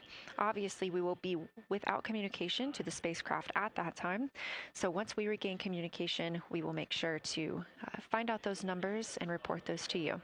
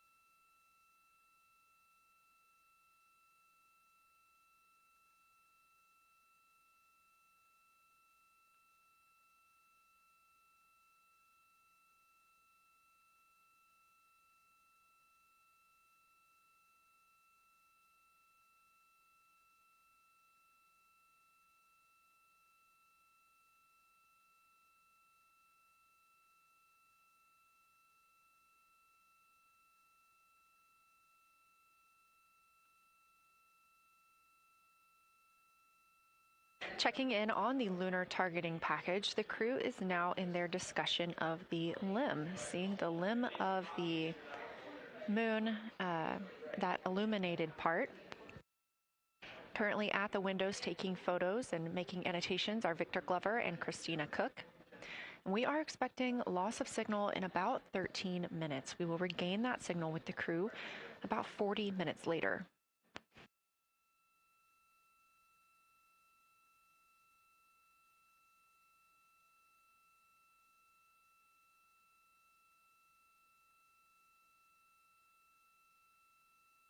A milestone worth mentioning that this day marks the first time in more than 50 years that humans will observe the moon directly, a critical opportunity to practice how lunar science will be conducted during future Artemis missions.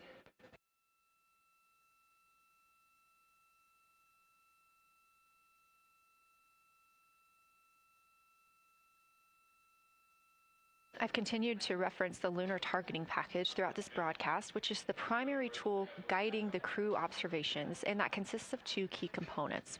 The first of those is the Lunar Geography Review, which helped the astronauts study major lunar features in advance. That also helped them learn to orient themselves during the flyby. The Lunar Targeting Plan provides a detailed timeline of observation targets, background science context, and specific instructions for the picture the crew should take, and verbal descriptions of what will be helpful to the science team reviewing those pictures later. That's what we've been tracking real time and what the crew is using right now to keep up with their next milestones.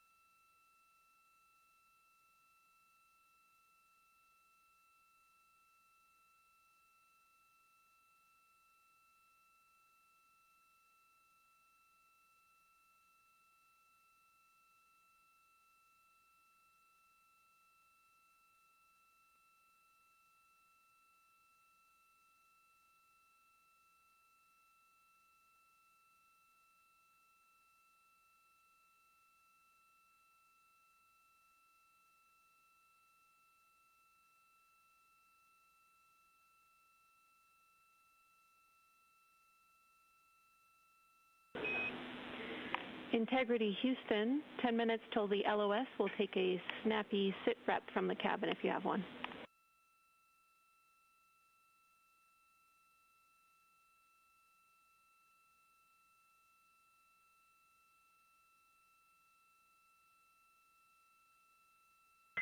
Okay, Jenny, that came, we missed most of that, but just a 10-minute warning, is that what you're saying? 10-minute warning for the LOS, and I'll take a quick sit rep from the cabin, please.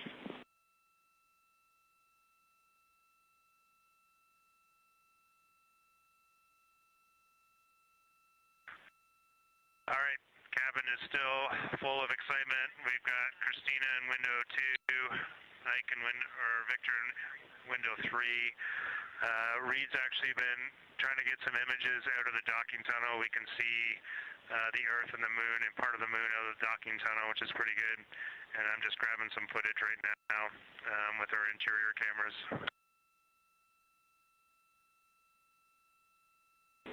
Copy, Jeremy. We'd like to know what camera Reid is using and also the status of window 1. Looks like there might be a shroud removed.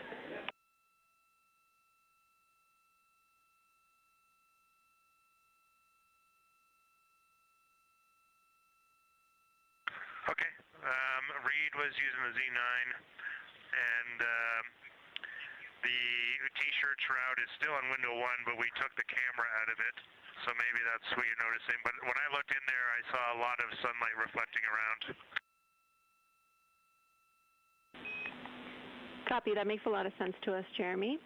I want to remind you, coming up on this LOS, that we'll take sit reps in the blind, and as more and more of the Moon is in darkness, we will take any report you have on impact flashes.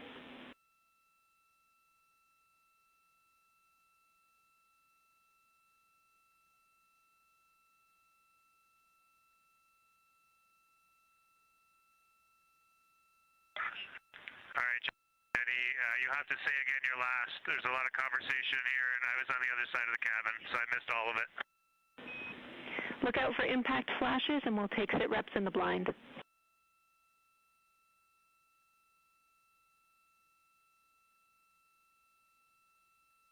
Okay, impact flashes, sit reps in the blind. We got it. And yeah, just so you understand what's going on with window 1, there is light coming through the outer hull from window 2 into the inside of window 1, if that makes sense. Like, I can see the inside of the vehicle when I look between the 2 panes of glass. Copy.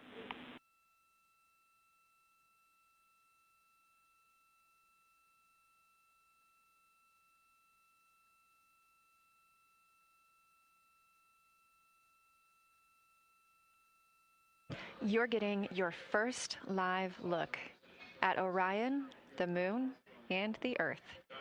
Everyone in this picture.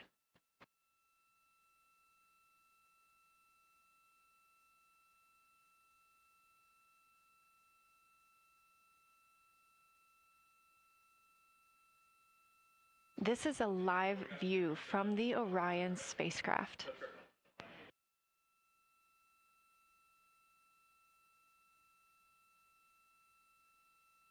Currently aboard Orion, 4 crew members: Reid Wiseman, Victor Glover, Christina Koch, and Jeremy Hansen. And on the Earth, all of us, all of humanity. You can see the moon is starting to get a little bit dimmer as the astronauts are going to pass behind it. Now 6 minutes and 26 seconds away from that loss of signal. Again, we will be out of communication with them for about 40 minutes until they come around the other side of the moon and we can re-establish contact.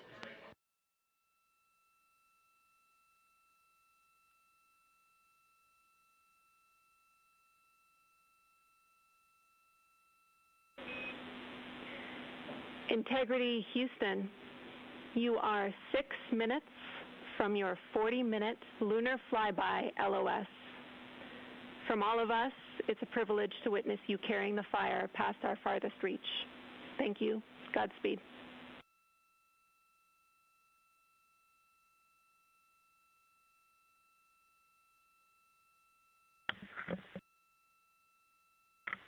Thank you for that, Jenny.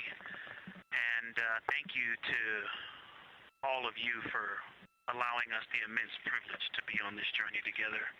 It's quite amazing. And as we go on this journey, thinking about the NASA mission to explore the unknown in air and space, to innovate for the benefit of humanity, and to inspire the world through discovery. And as you've gone along on this journey with us, hopefully we're doing just those things. And as we get close to the nearest point to the moon and farthest point from Earth, as we continue to unlock the mysteries of the cosmos, I would like to remind you of one of the most important mysteries there on Earth, and that's love. Christ said in response to what was the greatest command, that it was to love God with all that you are. And he also, being a great teacher, said the second is equal to it, and that is to love your neighbor as yourself. And so, as we prepare to go out of radio communication, we're still to feel your love from Earth, and to all of you down there on Earth and around Earth, we love you from the moon.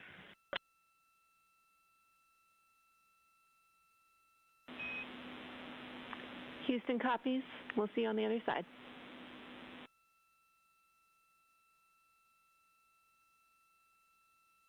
We will see you on the other side.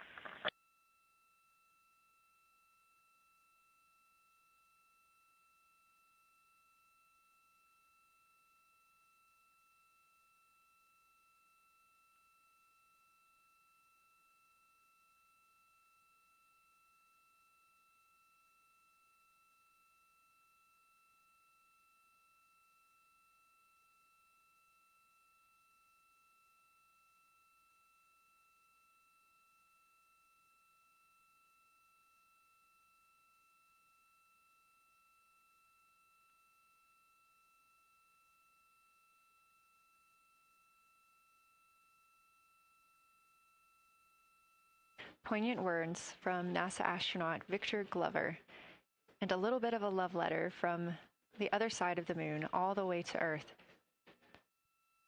Glover touching on the teachings of Jesus, including to love your neighbor as yourself. We are now less than 3 minutes away from loss of signal with the Orion astronauts. The Artemis II crew will be out of signal for about 40 minutes as they are on the other side of the moon, continuing their work photographing the lunar surface, and they will reemerge, and we will also get this view on the other side.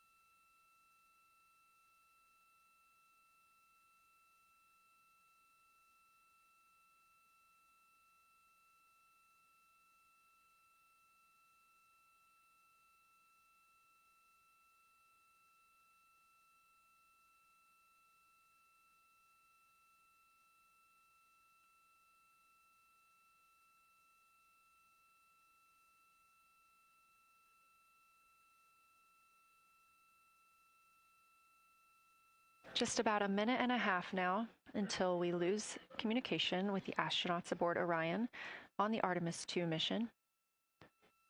Now, 5 days and 6 minutes since their launch on April 1st. Again, we'll be out of communication for about 40 minutes. And this really beautiful view of a crescent moon and a crescent Earth. How great thou art.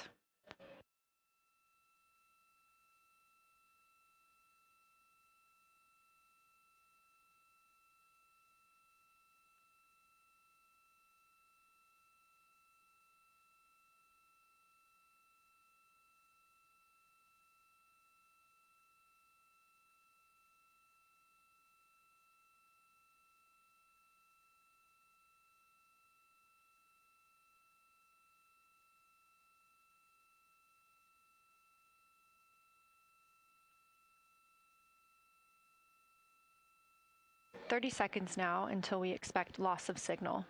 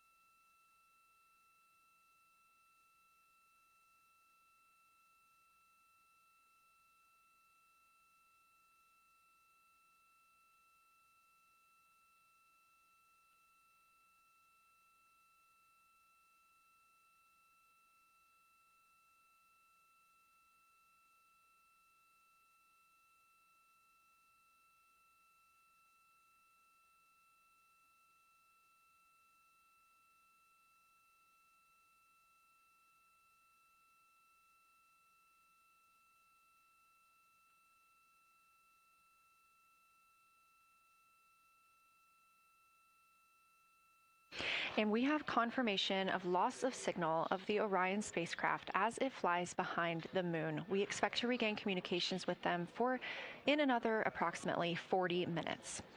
This was expected as their spacecraft is now out of direct line of sight with Earth and behind the moon. And this is a poignant moment as it's the first time in over 50 years that we have humans completely unreachable by anyone else on Earth. No matter how distant or secluded, we could reach anyone living on Earth, but while the crew flies behind the moon, it's simply impossible to make contact with them. This is a live view inside the Science Evaluation Room here at Johnson Space Center and just down the hall from Mission Control. This team has been monitoring the flyby all day as the team has continued capturing targets on the lunar surface.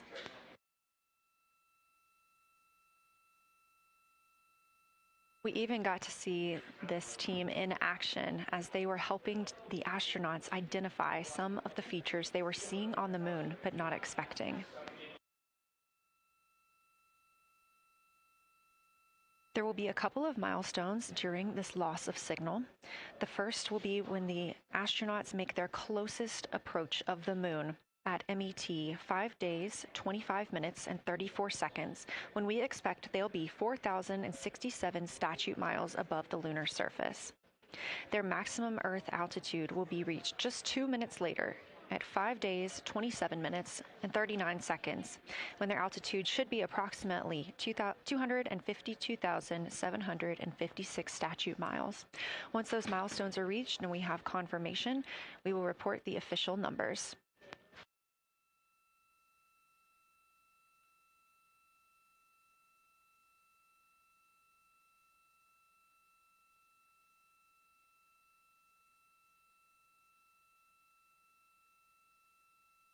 Throughout the Artemis II mission, astronaut voice, images, video, and vital mission data must traverse thousands of miles carried on signals from NASA's powerful communications systems, the Near Space Network and the Deep Space Network. Let's learn a little bit more.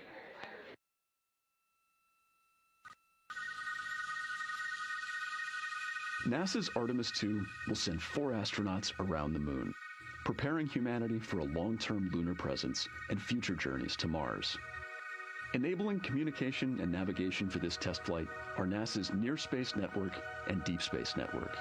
With antennas around the world and a fleet of relay satellites, the networks will deliver vital data to and from Earth through all phases of the mission. The networks are seamlessly integrated at NASA's Johnson Space Center in Houston, Texas, where Mission Control coordinates the network handovers. These transfers represent a delicate dance between the two networks, exchanging support as the mission shoots toward the moon. On the launch pad and during their early orbit phases, NASA's Orion Spacecraft and Space Launch System rocket will rely on communications and tracking services from the Near Space Network. After its translunar injection burn, the Deep Space Network's global array of antennas will serve as Orion's primary communication support during lunar orbit. As the mission journeys farther into space and away from Earth, signal strength weakens and bandwidth is conserved for crew communications. The astronauts will have a near constant connection to Earth, ensuring their safety on a journey farther into space than ever before. We say near constant because as Orion goes behind the moon, a planned loss in communications will occur. The Deep Space Network will be standing by to reacquire the signal as Orion reappears. The Artemis II mission also provides an opportunity to test new capabilities. Using laser links, NASA will periodically transmit Orion data to showcase the benefits laser communications could have for future human spaceflight missions. The data from Orion, sent by radio signals or laser links, is massive. The mission is gathering images, data, and video, while also generating details about mission health and crew voice files. All of that data gets processed here on Earth, where systems compress it for efficiency. In the future, we'll upgrade these systems on Earth so that image and video clarity improve with each moon mission. With the Artemis II test flight, we're evaluating the communications infrastructure that will help carry us into the future as we explore the moon and journey forward to Mars.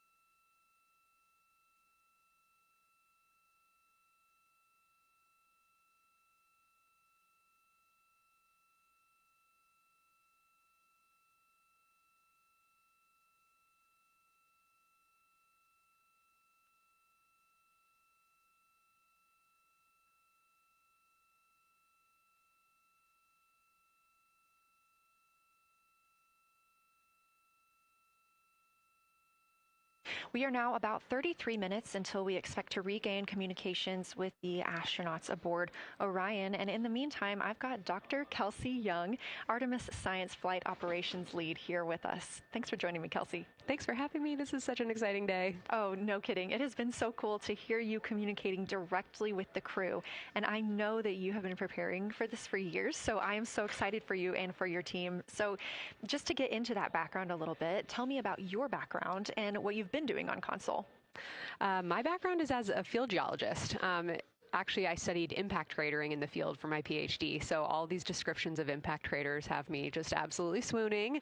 How I got into this, though, is, during my PhD, I got an internship at NASA and ultimately never left to integrate science into flight operations. So we developed the Science Officer Console, for which this is the first mission we're supporting. We developed the Science Evaluation Room that's right upstairs, and so it's so gratifying to see this operation structure come to fruition, especially on a day like today. I would have to imagine so. And we've got a great view of the Science Evaluation Room right now. Is there anything that has stood out to your team so far? Absolutely. So as you might have heard in some of the press briefings and content that, we've been putting out, color and albedo were really exciting targets for us. We've heard several amazing color descriptions so far. Just to highlight maybe one of them, we heard about greenish and brownish hues near Aristarchus, which is actually a feature that we can see here from the near side. And those greenish hues could actually tell us something about the volcanic evolution of that area. So you can bet that the science team is going to be prioritizing downlinking those images and the crew audio that we didn't hear that went into those recordings to learn a little bit more. Wow, that is fascinating. I was hearing those colors and very interested just from a personal standpoint, because looking at the moon from, 250,000 miles away, we don't see green or brown. So just hearing that, them being so close and getting to see that, fascinating, and I know very exciting for you. So what are you expecting to see in the upcoming portion of the flyby?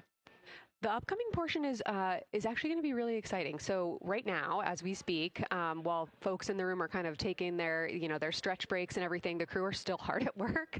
They still have targets to image and describe during this LOS. But when we come out, the first thing, of course, we're going to hear about is Earthrise. We're really looking forward to hearing about the crew's experience with something that we can connect with and that, Apollo 8 brought us such amazing images from. But then we start to get into describing the Terminator, as well as looking for things like lofted dust, which tell us about the modern lunar environment. Then the vehicle's going to orient away from the moon for an hour and then pivot back for the eclipse observations, which is a whole different set of science observations that we're really looking forward to. It's kind of nice that the crew will get a little break in there, because they have been hitting it hard today with photos and videos and annotations. What are you hoping that the crew sees coming up? Is it that lunar dust? Oh my goodness, that's a hard question to answer. I mean, we've already gotten such great descriptions. I mean, the Terminator seems to just be like one of their favorite things to look at and describe. So I feel like, that was something we were looking forward to. I feel like we've really gotten some great descriptions. So absolutely, I'm looking to the human moment of Earthrise. Lofted dust is an exciting one, and lofted dust will be a target for them in the right around the time of Earthrise, but again in the eclipse period. So I'm really looking forward to seeing. I mean, they've already highlighted just in the course of their flyby so far how the moon has changed, and this is going to be even more dramatic change to go from their end of this kind of lunar illuminated piece of the flyby into the eclipse time frame. And I can tell you they're going to be experiencing a very different moon during that time, and I can't wait to hear what their observations are. Yeah, that's absolutely fascinating, and what an privilege that we get to do that on this mission, because that's not always the case. If we had launched on a different day other than April 1st or 2nd, we wouldn't have gotten to see that eclipse. Is that right? That's correct. April 1st and 2nd. I will say, I was asked a lot in the weeks leading up to the launch, well, what's your favorite day? And my answer truly was, there is no bad day to launch to the moon.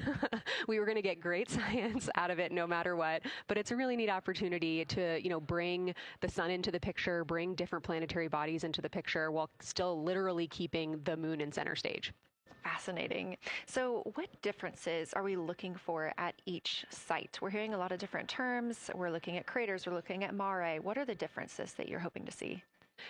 We do have, as you highlight, kind of different prompts for each target. That's what they're looking at in their lunar targeting plan, which I know you've been showing. And we have even different prompts for the person with the really long lens on the camera versus the people with the unaided eye. And you've heard the crew talk about, oh my goodness, when I go from one to the other, I can really detect different nuances. And that's something that we experienced in simulations, but hearing them actually, see it for real has been really gratifying. But we're looking for different things based on the target. Sometimes we're looking for color. Sometimes we're looking for texture. For the Terminator, we're looking at kind of what texture and morphologies pop out to you and what kind of diversity you see along the Terminator. You've heard, Victor especially make some comments about future impacts for exploration. So already I think that their descriptions in this first part of the flyby have told us something scientifically, but also about future surface missions. Well, it was so interesting to hear Victor talking about he was imagining in his mind's eye being down on the surface and walking around. That was very cool to hear. And when we're thinking about targets, I know some of them are determined based on the launch day because that determines the lunar illumination. So the ones that we're looking at today, how and why were these selected? Such a wonderful question. This really gets at at the heart of some of our really highest priority science questions. Illumination conditions is a big one, right? So of course we need the targets that we're interested on the lunar feature to be illuminated by the sun in order to view them, but the timing in which they see them during the flyby enables us to ask different questions. So you heard in the pre-flyby crew conference talking about, well, the same pair, Reid and Jeremy, will get to actually look at Glushko crater twice, and that looking at it from different illumination angles allows us to understand that feature better and connect color and albedo with topography and morphology. Then you have other craters where you want to look at it with the sun shining on it obliquely versus straight on, and that tells you something different about the scientific objective that drove the target being on the targeting plan in the first place. We've talked a little bit with the viewers today about what the crew is able to capture in this short time frame of those craters in different lighting conditions.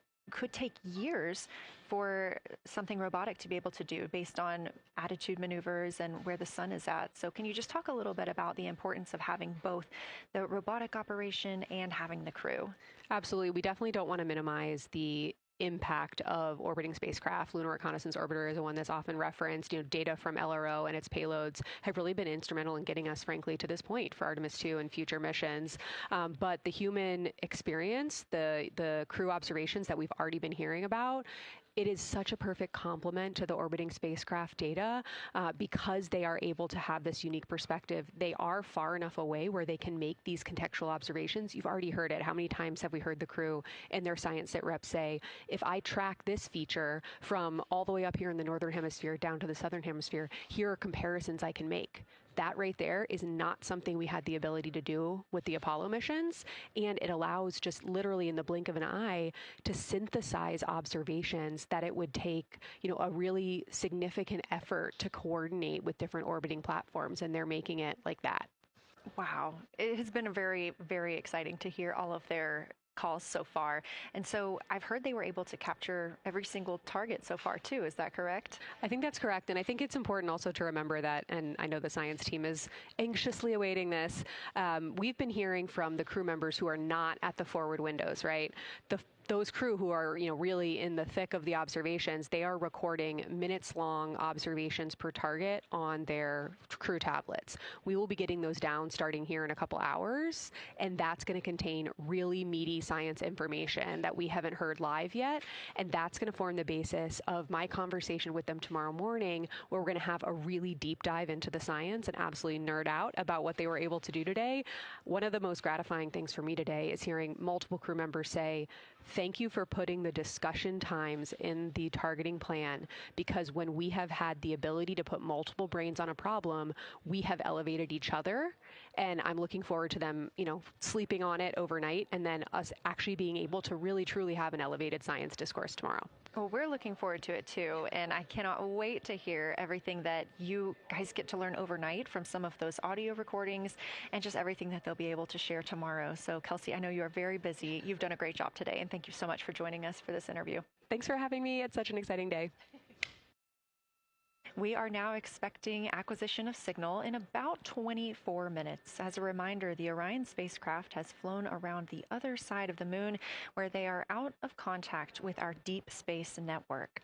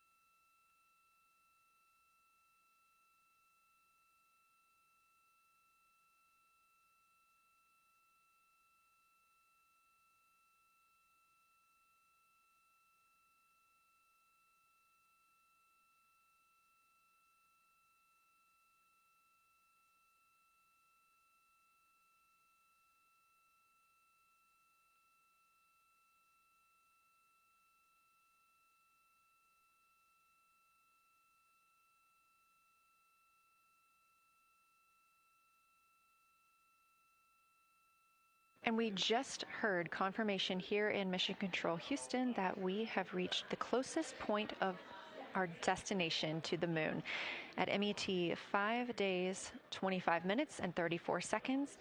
And we anticipate the spacecraft's altitude is approximately 4,067 statute miles above the moon.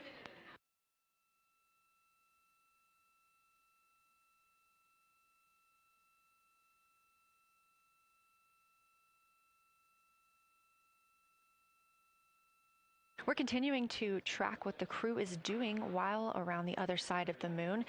They are continuing to take pictures of the of the moon, the Earth now out of sight. What they are in right now is a crew choice event. The science team has encouraged them to find interesting features on the surface, to take photos of those, and describe why they were interesting. Something else that they'll be looking toward next, just momentarily, will be impact flashes. They've got a few minutes allotted to look at the darkest portions of the moon. They're interested in short-lived flashes on the lunar surface because these would be caused by impact bombardment. After their impact flash targeting, the team is interested in if the crew can see lofted lunar dust. This would only be visible just before Earthrise. Now 20 minutes until we expect to regain communications with integrity and the astronauts for Artemis II.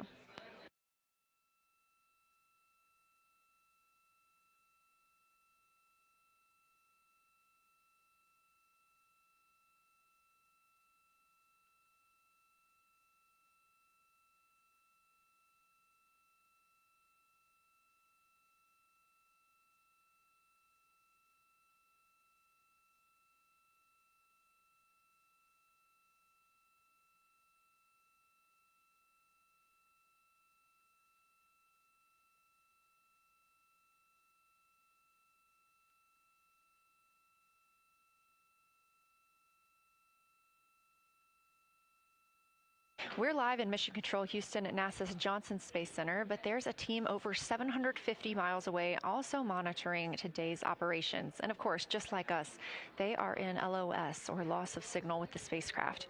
This is LUCA, the Lunar Utilization Control Area, and it's joined by LISA, the Lander Engineering Support Area, which are twin control rooms that will support missions and operations in lunar orbit or on the moon's surface in real time at NASA's Marshall Space Flight Center in Huntsville, Alabama.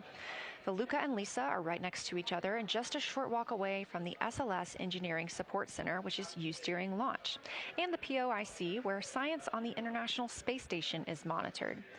LUCA primarily supports Artemis science operations, while LISA will provide engineering support for landing astronauts on the moon. During this mission, Artemis II, teams in the LUCA will use the facility to support first-of-its-kind science operations to better understand the deep space effects of microgravity and radiation on the crew's physiology, immune systems, and ability to complete various tasks. The data from these science operations will inform future crewed flights to the moon. For future crewed missions to the moon, members of the NASA Human Landing System Mission Insights Support Team, a group of engineers, safety leads, flight operations experts, and technical authorities, will work in the LISA. There, they will monitor lander systems in real time and be involved in key decision-making processes throughout the mission. Teams are using the LISA during Artemis II to observe mission operations and using the opportunity to inform and prepare for future crewed landings to the moon's surface.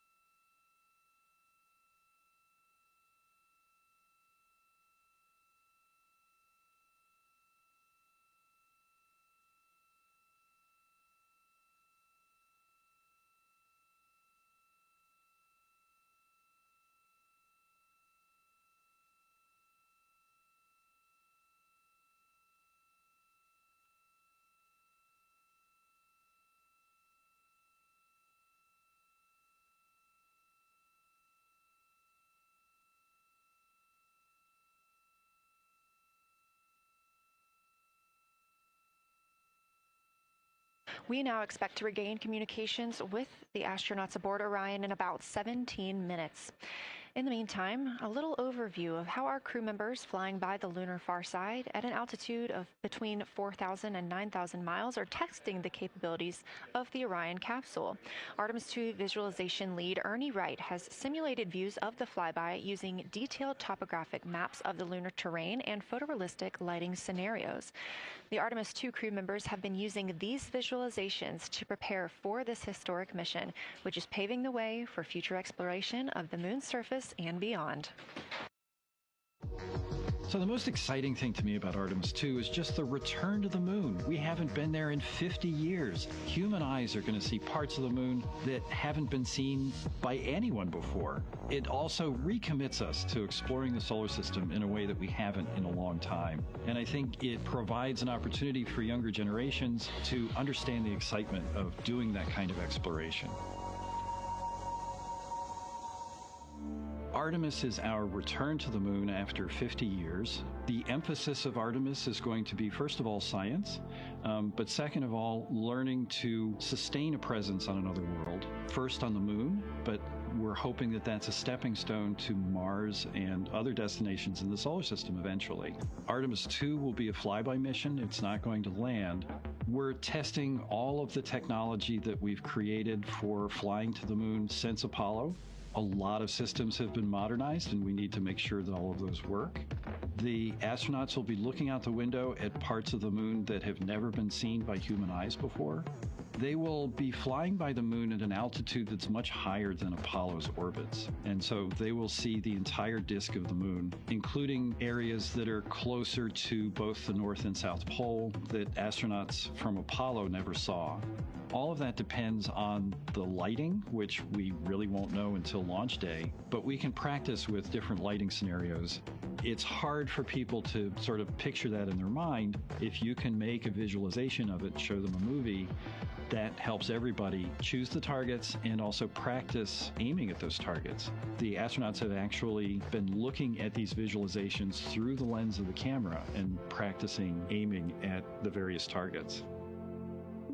This is a map of the surface of the moon, obviously, but it shows what the Apollo astronauts could see in sunlight while they were in orbit. The brighter parts are the parts that they could see. The darker parts, like this entire area here and places that are farther north and south, are places that they couldn't see in sunlight, either because it was nighttime there or because it was beyond the horizon of the astronauts. All of the Apollo flights orbited the moon at a distance of about 110 kilometers. Because the astronauts were flying at such a low altitude, their horizon was actually quite close, and they couldn't see the North and South poles.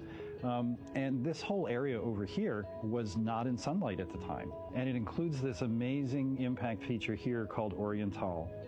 Oriental is a very large impact feature. It's about 650 kilometers wide. It's got multiple rings. These are rings that form like ripples in a pond from the impact, but of course it's on a huge scale. The middle of Oriental has that sort of dark basalt lava covering it, like the dark spots that we see on the near side. It's one of the biggest ones that's more on the far side than the near. So seeing it with human eyes and sort of picking out features that maybe you don't even see in robotic cameras is an important goal for the mission.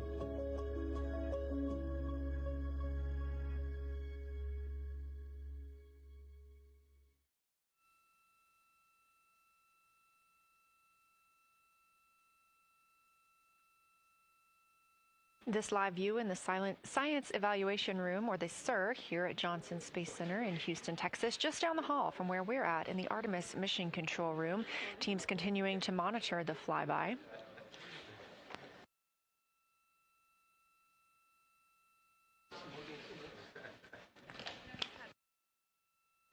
The crew continues their observations of the moon, even though they are out of touch with Earth. We expect to hear from them in 12 minutes and 26 seconds. Again, this is approximately 40 minutes loss of signal while they are out of reach of the Deep Space Network.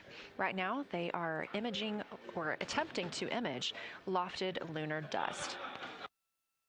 Throughout our coverage, we've talked a lot about the science and engineering behind today's lunar flyby, but we also spoke to the crew about what the moon means to them and how they see its place in human history.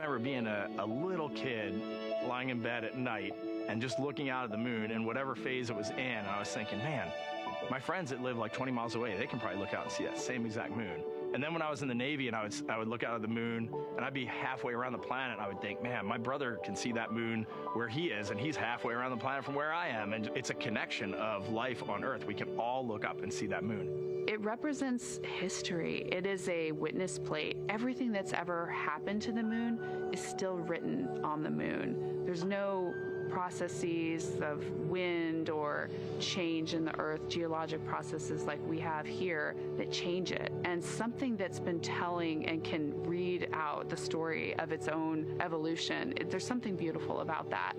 I've also learned from my indigenous mentors that they refer to the moon as Grandmother Moon. So you've probably heard of Mother Earth. They use Grandmother Moon because Grandmother Moon is responsible for the water in their community. The grandmothers, sort of protect the water source, just like the moon moves the water around the planet, affects the tides. It's something that represents something different for each individual culture around the planet. And that's really neat because we all share that same moon in the night sky. We all have seen the same side of the moon in different lighting conditions our whole lives. And so it seems very familiar to us, but it's also kind of unknown. When we get up close, some of the imagery that we'll get to describe and to share with people will be very unique. And that nature, both of those things being true about this one entity that we all know, just is really special. It's just the epitome of a symbol of both something that's in each of our hearts, but that's also represents exploration and reaching.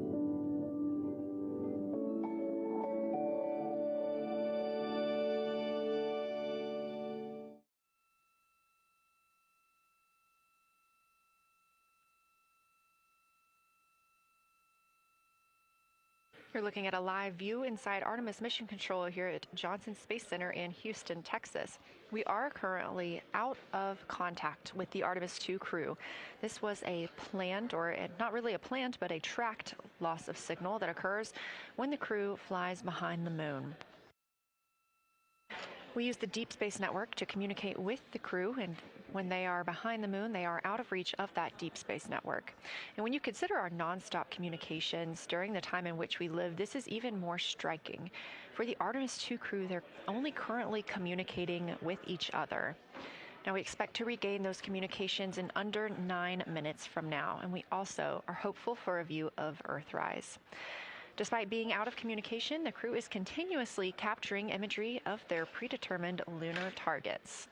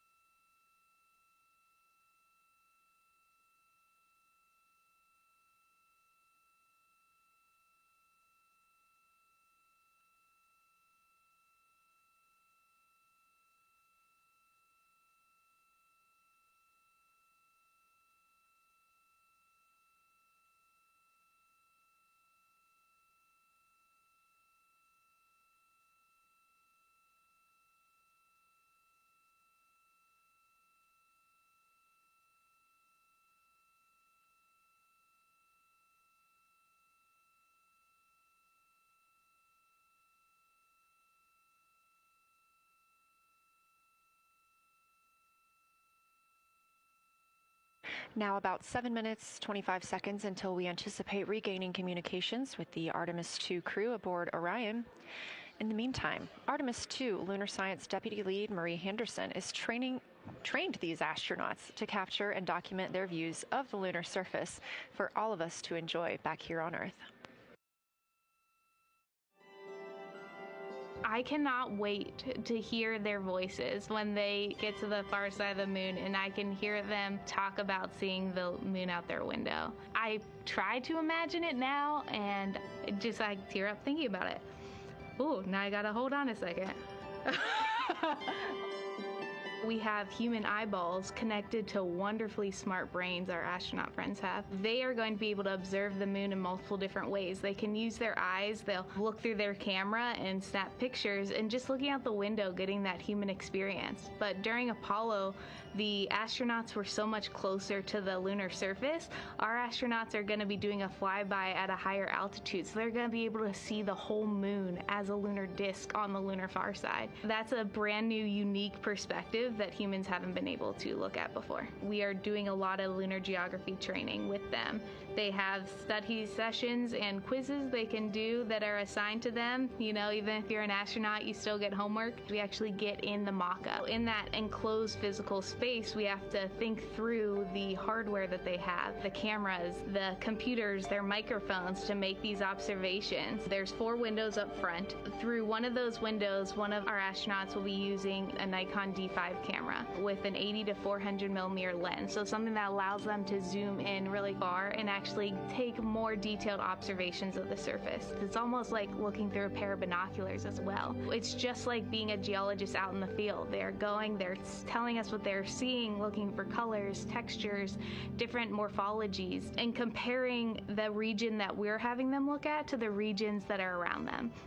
We have a science team that is planning the targets that are going to be observed, putting them all on the timeline of how they're going to be observed, and then taking the first look at the data when it comes down. The Apollo astronauts were only on the moon for 300 hours total, and they only went to the equator.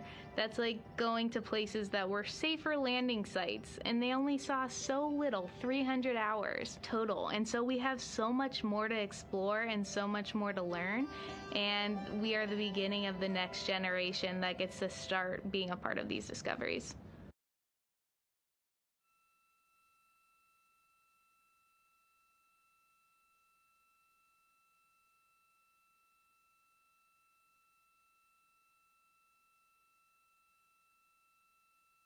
We are now 4 minutes and 28 seconds until we expect to regain communications with the astronauts flying aboard Orion on the Artemis II mission.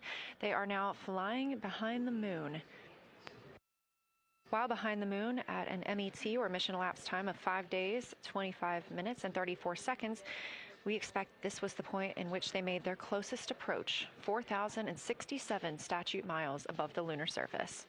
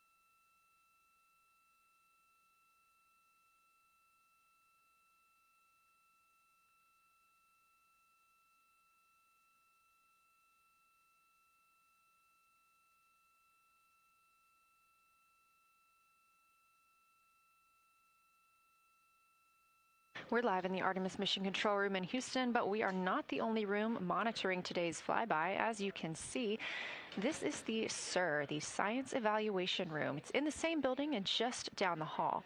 It's a multidisciplinary science team supporting the Artemis II crew in real time, including experts in lunar geology, impact cratering, volcanism, polar science, imaging, and visualization. You can see the SIR here. That's the Science Evaluation Room. It's embedded within Mission Control to provide science input during live operations like what we see today. But additionally, the Science Mission Operations Room is a back room that processes data, evaluates imagery, and supports rapid analysis.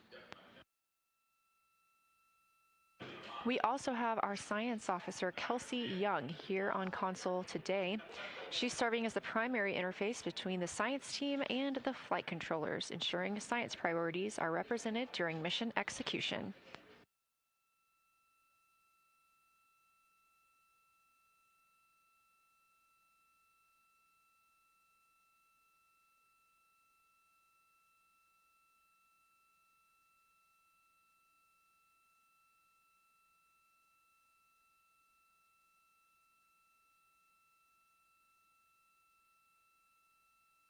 Coming up on 1 minute and 36 seconds until we contact Orion.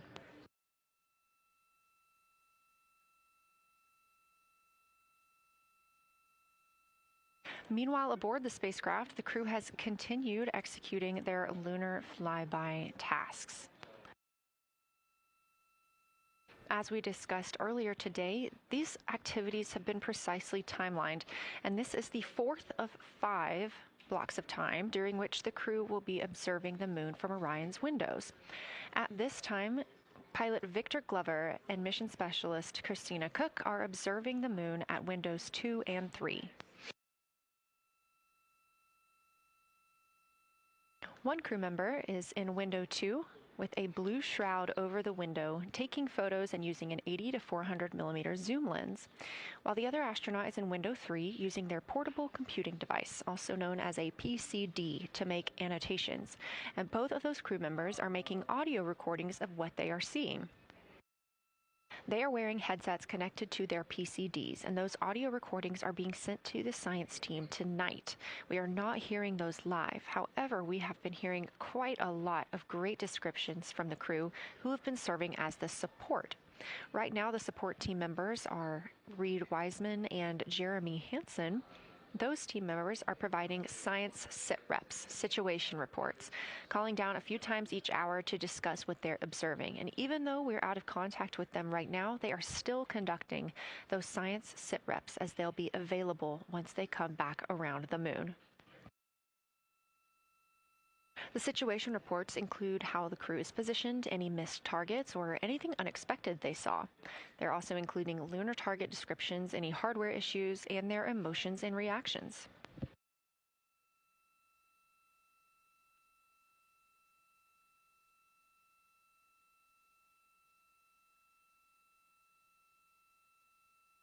Again, we are standing by to acquire signal from the Orion spacecraft.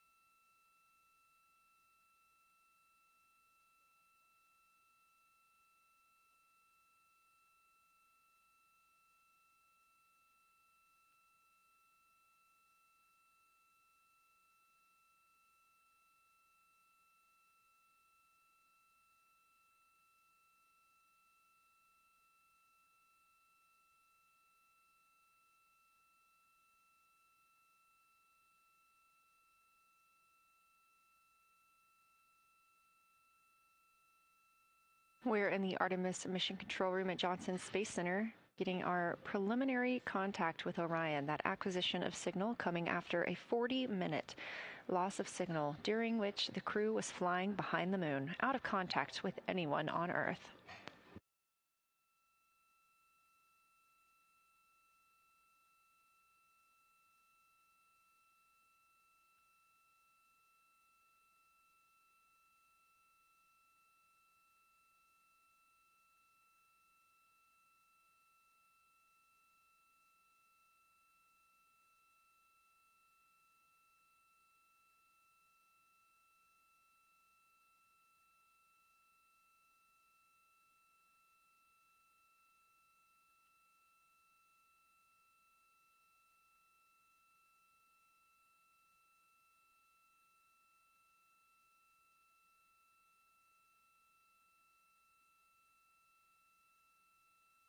We are getting our first views from Orion after the loss of signal. Orion has come back around the other side of the moon, and that little crescent that you see is Earth, over 252,000 miles away.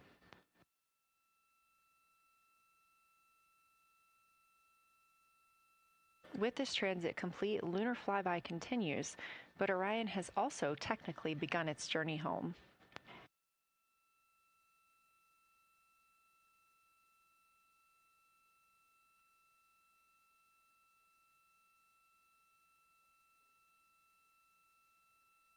Right now, the crew are getting a few moments to enjoy and take photos of Earthrise for themselves, and we expect to contact them shortly.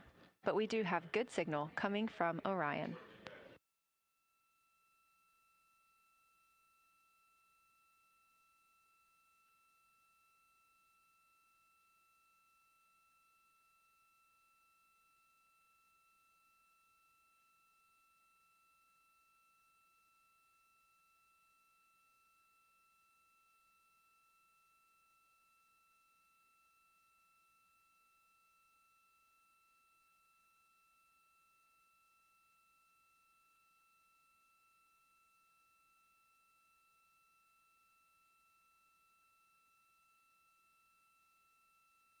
This view from inside the Orion spacecraft, all 4 astronauts now back on the other side of the moon and in contact with us on Earth. Their tasks for lunar flyby did not stop as they went behind the moon and out of contact with us. We anticipate during that time they were attempting to image some impact flashes, short-lived flashes on the lunar surface, which would be caused by impact bombardment and potentially even lofted lunar dust. Right now, of course, they are getting pictures of Earthrise. After this target, they will get a short observation break. It's about an hour long, actually. Houston, integrity, comm check. Integrity, we have you loud and clear. How many?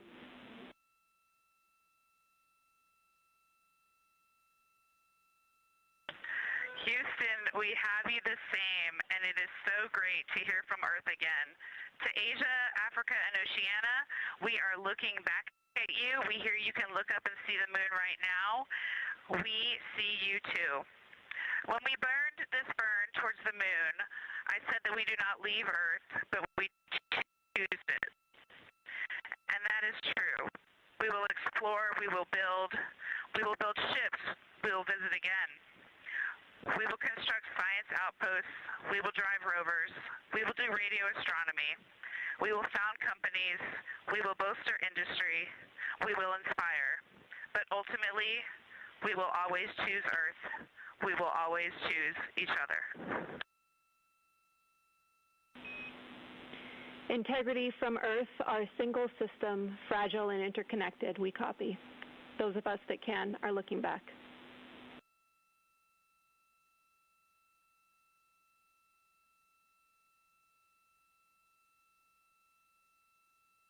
We are happy to say we copy.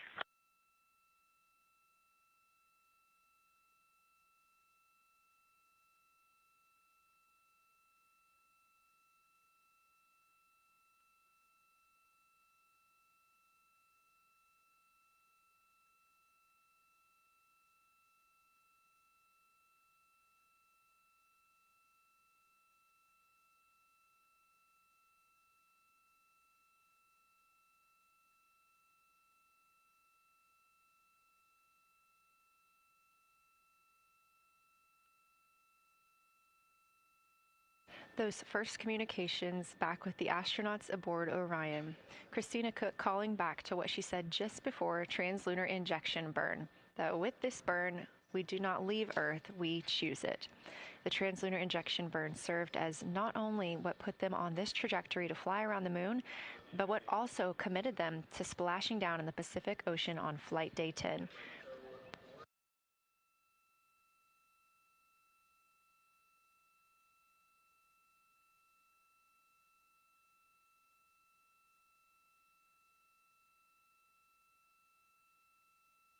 At this time, the crew is entering an observation break. We expect this to last about an hour. And it's probably a welcomed break following their very, very busy day taking pictures, making annotations, making audio recordings, and communicating all of the wonderful things that they are seeing on the moon. This observation break is also partially due to the fact that we will be entering an eclipse later. This will be the first solar eclipse that humans have seen from the moon. The astronauts will need to wear eclipse glasses for the first 2 minutes until the sun is completely covered by the moon, and then they have additional targets that the science team is hoping that they will photograph. We will have communications with them during that eclipse time frame. Because of that eclipse, Orion's attitude must be changed right now so that its solar arrays are in the sun. This will help it charge the batteries needed to power it through that eclipse time frame. This view on your screen is a visualization. The spacecraft now 4,224 miles away from the moon, and that number will now continue to grow, while the number of distance from Earth, 252,699 miles, will continue to shrink all the way until our crew is back home.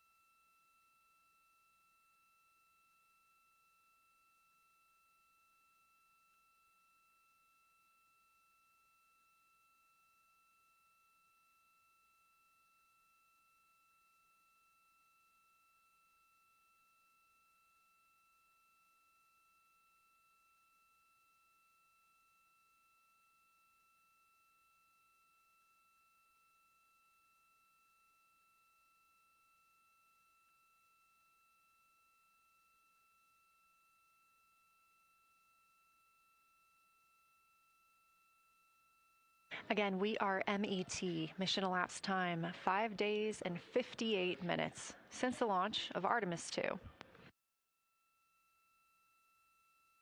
We have reestablished communications with the crew and the Orion spacecraft, now entering a little bit of a break while they are out of visibility, or the moon is out of their visibility.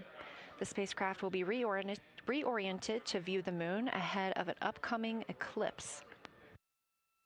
This current attitude maneuver helps charge the solar arrays and batteries aboard Orion that will power them through the eclipse.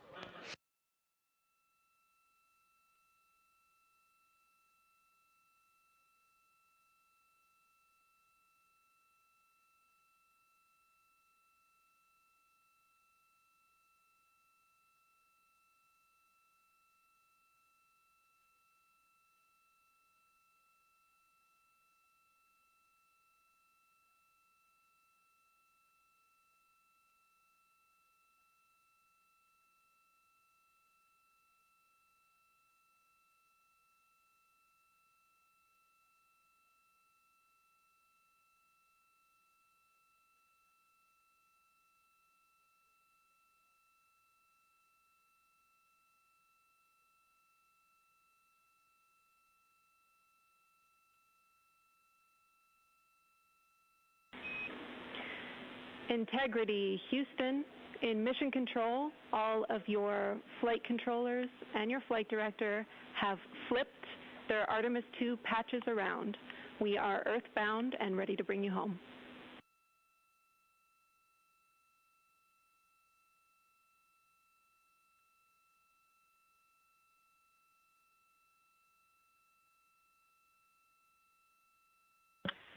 That's great.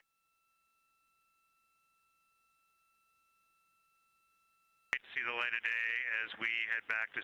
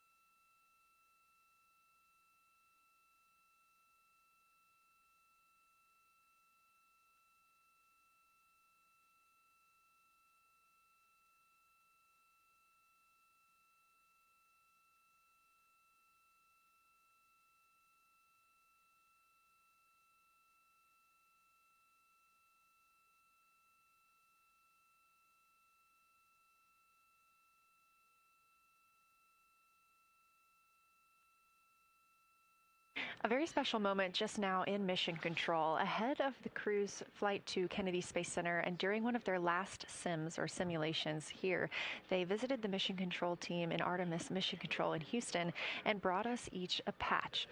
Everyone in the flight control room has had these on their signifiers at their console. On one side of the patch that you've probably seen is the moon with the Earth behind it.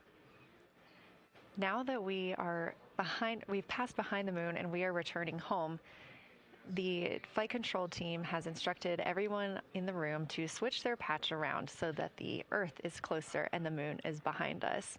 We are really looking forward to seeing the Artemis II crew. And the Capcom, Jenny Gibbons, did call that update up to the crew that the flight control team here has turned their patches around as was instructed by the crew during that last sim. And we are counting down the days until they get home. They are now 5 days, 1 hour, and 3 minutes mission elapsed time into the Artemis II mission.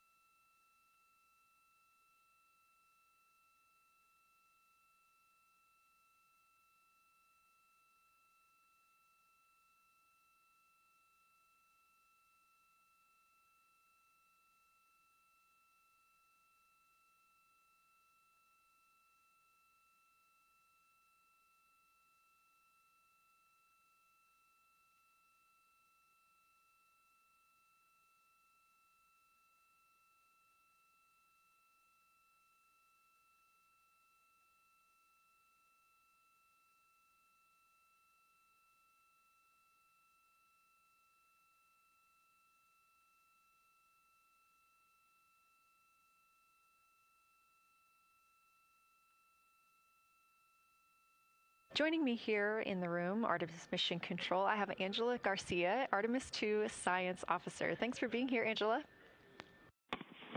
It is an honor to be here. What a day. Everyone's been buzzing. I can't contain myself. So it's been a really awesome day. So you're sitting on console at the science console now. Have you been in the SIR earlier today? There's a lot going on. So I went here first, then I'm going to go there after. Clear, Houston.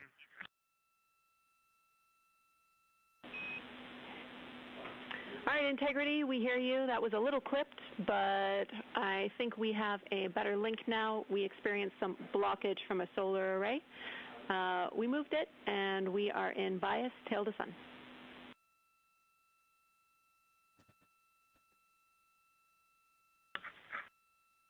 Okay, Houston, you're coming in loud and clear, and copy, we're in bias tail to sun now.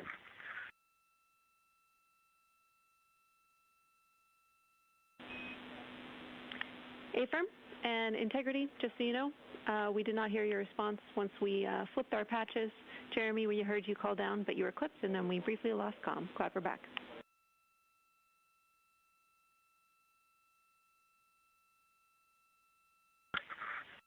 Okay, copy that. We were just excited that we got to share in that you, the MER, and Mission Control have flipped your patches around, and that side of the patch is getting to see the light of day. Thanks for sharing that with us. Our pleasure.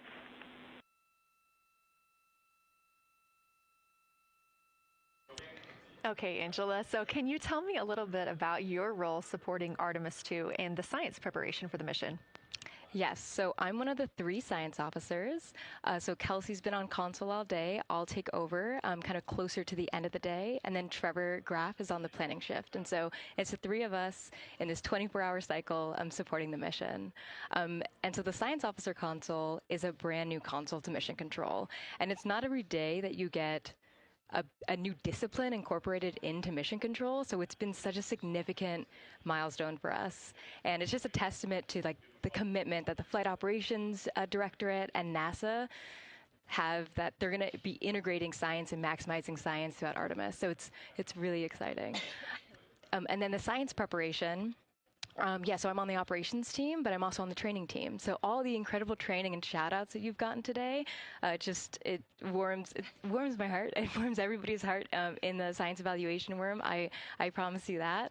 But so all the classroom training, the field training, the mission simulations, right? We were part of all of it, and that is what we did to get the crew to be. They are a part of the science team, and they are the forefront, that nice edge, and they're just been doing such a great job today. I know. I imagine that you have to be pretty proud of them. Their reports have been fantastic.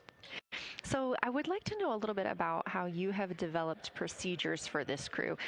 What kind of science activities are they carrying out inside the spacecraft?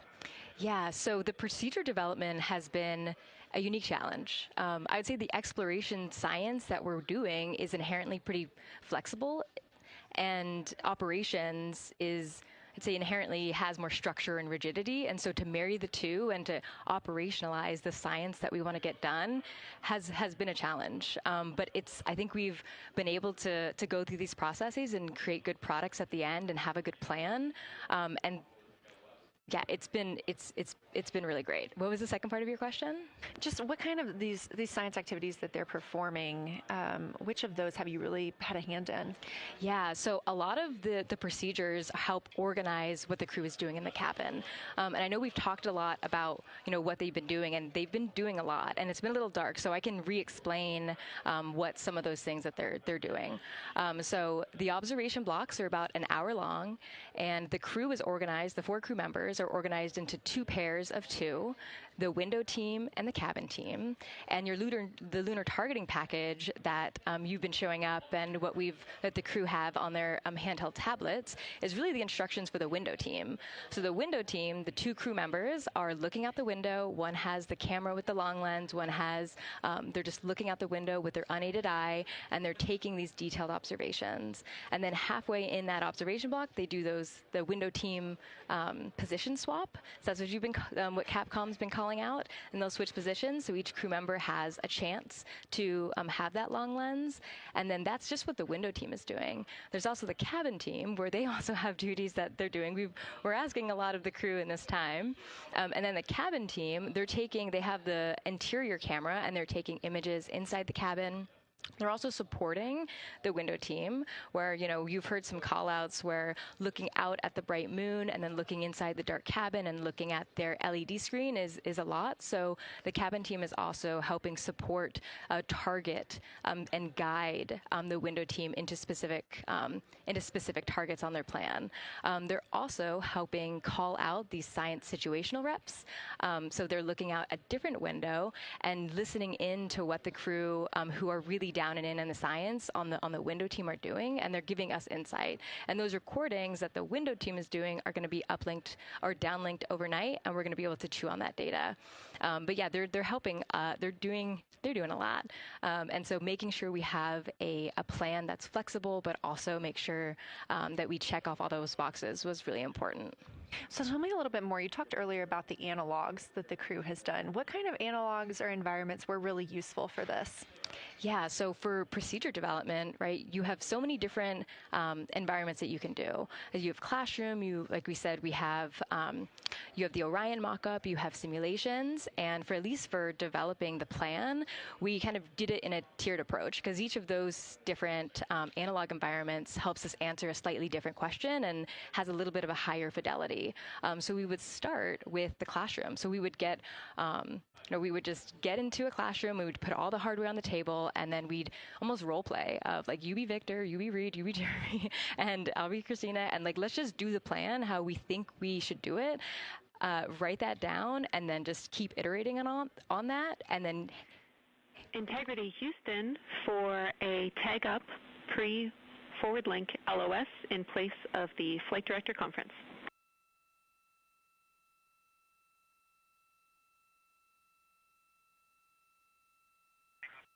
Okay, Jenny, we're ready.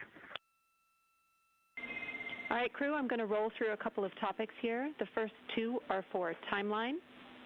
First of all, Reid, for your toilet maintenance. It is a shortened toilet maintenance where you do not have to do the oxone changeout. That portion of the procedure is canceled. Victor, you have an HHP stop activity on your timeline. We need you to perform that as scheduled for bandwidth reasons. For your next portion of the flyby, in particular the eclipse, we want to remind you that you can take off the eclipse glasses when the sun sets and you are simply looking at the corona. And then finally, for the D5 with the long or zoom lens, which is set for solar corona, we want to remind you that when you are capturing Earth shine, you will likely have to adjust the exposure. That's all I have for you. Let me know if you have anything for us.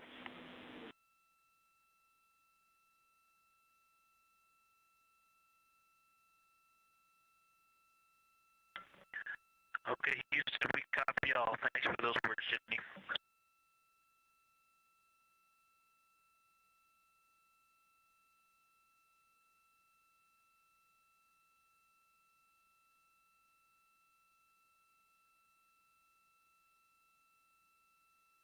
All right, just a quick call up to the crew ahead of a forward link LOS, meaning that we won't be communicating with them, but we will be receiving their communications and data during that time frame. So, Angela, we were talking about analog environments. You were telling me about the classroom and getting in there and pretending who's Victor, who's Reid. Tell me more about this. Yeah, it works pretty well. So you're going to do the plan how you expect it to be, and then once we finalize that plan, we'll give it to a completely new group of people and have them practice it, and then they'll be like, these steps don't make sense, and we'll reiterate on it over and over. Then we'll take it to a higher fidelity environment like the Orion mock-up, and we'll do the same thing because that volume is smaller, the window placement, their seating, what things have we forgotten with this addition of this environment.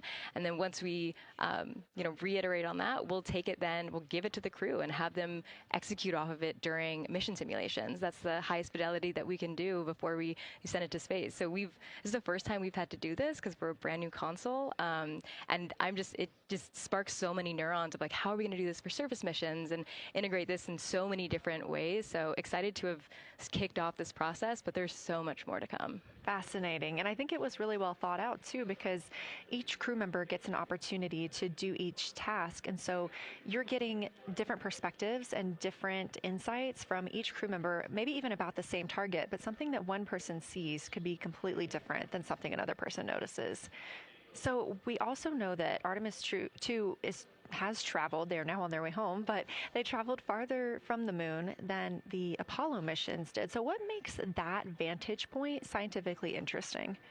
Yeah, observations are so fundamental in the scientific toolkit, particularly observations from different perspectives, different scales, and with different techniques. And so for this, so we really tried to make the plan to optimize those. There's pros and cons for all those things for this mission. So we really just focused the plan to have all those pros. So in terms of scale, this zoomed out scale, you can learn different things. This different perspectives. So their perspective, as Kelsey talked about, photometry around when they orbit the moon. And then also just their different the different things they're able to observe. So yeah, let me talk a little bit about scale, because I think observations at different scales, you can gain a lot of different information. So like, for example, if you were an astronaut on the surface looking at a rock, and you describe at this micro scale. So in training, we kind of talk about observations from micro to macro, or from outcrop to orbit. So looking at a rock at this scale, you can describe its components, you can describe what it's made of and its colors and its minerals, and you're like, okay, and this rock came from this boulder, and it's this part of this boulder, and these are the different things that I'm observing around. That gives me context to this sample. And then you zoom out a little bit more, and you're like, okay, well, I can see that this boulder came from, it rolled from this mountain ridge, or this high ridge feature. And then because I can see the trail that it came from, okay, now let me describe this ridge and, different parts in it and maybe other boulders that I'm seeing. And then you zoom out further of the orbit scale and you're like, this ridge is a part of this larger crater. So all of those different steps give you different information. And so that's why observations at these different scales and these different perspectives are so important. So this zoomed out kind of far view is this full lunar disk view. It's the full lunar on Earth, we see the full lunar disk as well, but now we're able to see it on the far side, and we're able to see it, all at the same time, which enables the astronauts to compare very quickly to different parts of the surface. And the color particularly is very compelling because you can just be able to very quickly compare from 3 different regions. Is it in the same family? Is this actually a little bit different? Compare that to what they see in their orbital data that they have access to on their portable computers, and really just be able to tease out that nuance and information. Yeah, we heard them make a lot of those connections today, and especially the color. We talked with Kelsey about this a little bit, just how exciting it was to hear the browns and greens and things like that. I cannot wait to see those pictures. Yeah. So one last question. We are coming up on the last lunar flyby observation block, and this is when we are going into a solar eclipse. So can you tell me what you're interested in the crew learning during that time frame? Yeah, so the data set. So yes, there's so many things. How to pick one. So I'd say the thing that I'm most interested in seeing is some of their annotations that they're taking. So in this opportunity, it's a very dynamic type of experience in that we don't normally see this activity. And so being able to have crew observe the solar corona and then also annotate it in their on their portable computing device is just such a unique thing that humans can give to missions, and also particularly being able to annotate what they're observing while they're talking about it is also unique to being able to have astronauts in orbit as well, because we won't be able to have annotations on the lunar surface because the astronauts will be in suits. They're going to be collecting samples, they're going to be deploying instruments, and so personally, I'm really excited to see some of these annotations and to see how that develops over time, because you've heard a lot of descriptions, and I think when people are describing something that's unique and different, you can interpret it differently. But if you're drawing and you're marking, particularly just going back to like the color provinces, for example, and those boundaries, you know exactly what they meant. And really, I'm just very excited about those annotations. There's been some famous annotations that the Apollo crew have made, particularly about solar coronas and the structures that have, and lofted dust that have given a lot of debate within the scientific community of they're observing this phenomenon, and now it's our job to hypothesize of like why are they observing this, like what is going on. So I think that's just a really cool part of exploration and science and this beautiful thing that we're about to do. Well, now you've got me excited about the annotations too. I mean, I've been excited about the pictures and the audio, but now... Don't sleep on the annotations. I am very excited to see these little sketches that they're able to draw out. And we have pictures that they can just draw right on. It's like this particular thing is different than what we've seen. So I'm excited about that. I'm excited too. Angela Garcia, thank you so much for joining us today, and have a great time tonight on Console. Thank you, and you've been doing a great job, and it's so excited to see where we go from here. Thank you so much.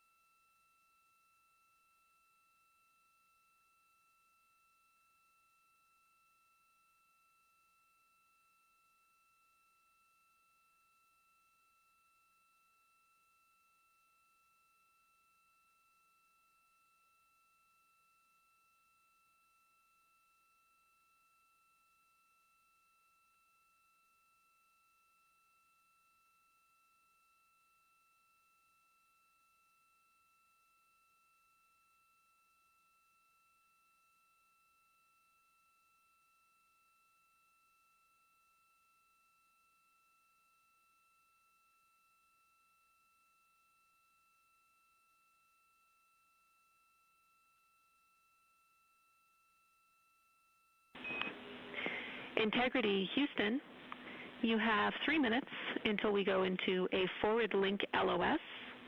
We will be back up with you in about an hour during the eclipse on Madrid.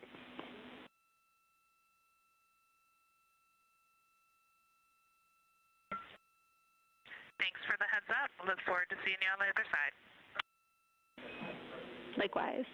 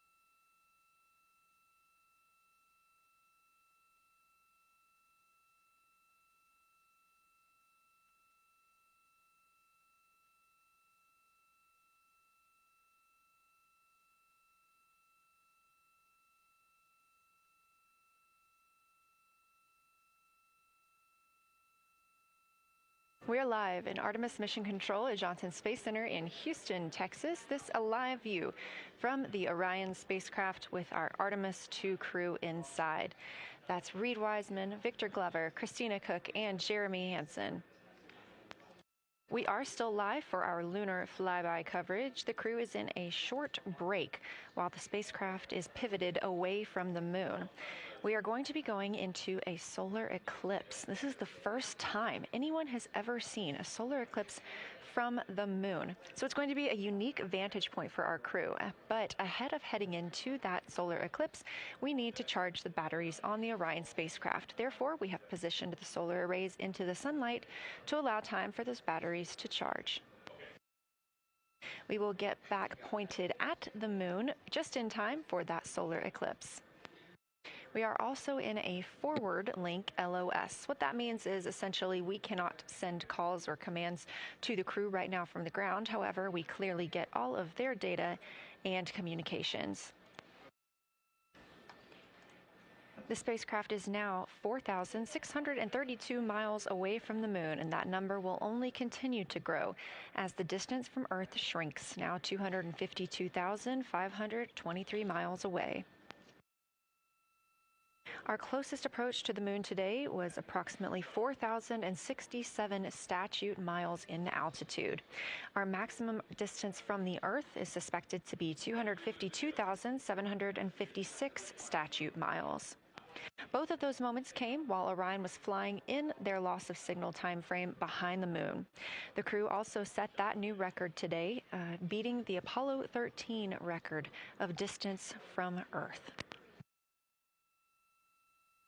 This is an animation or a visualization that you can track anytime, day or night, by visiting nasa.gov/track-Artemis. This shows you how the spacecraft is positioned as well as their distance and velocity, now traveling 930 miles per hour.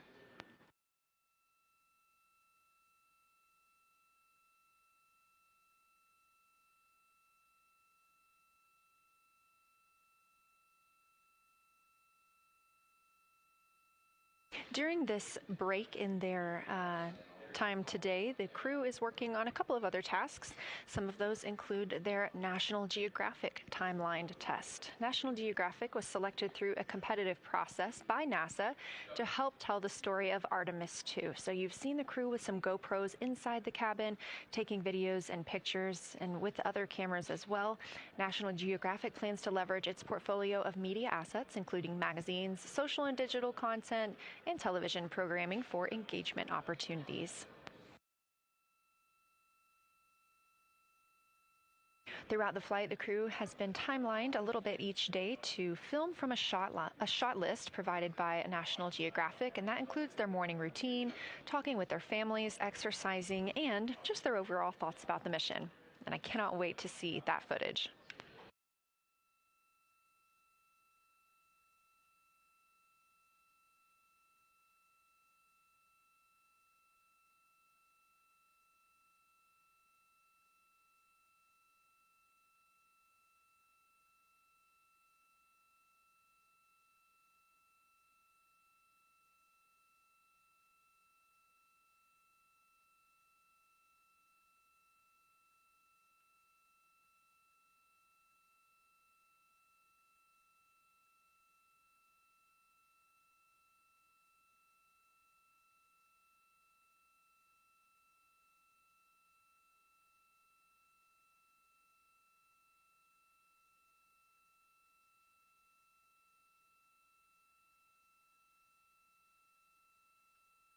Teams on the ground reporting that the spacecraft is looking good and that the power aboard is good as well, all setting us up in a proper position before eclipse.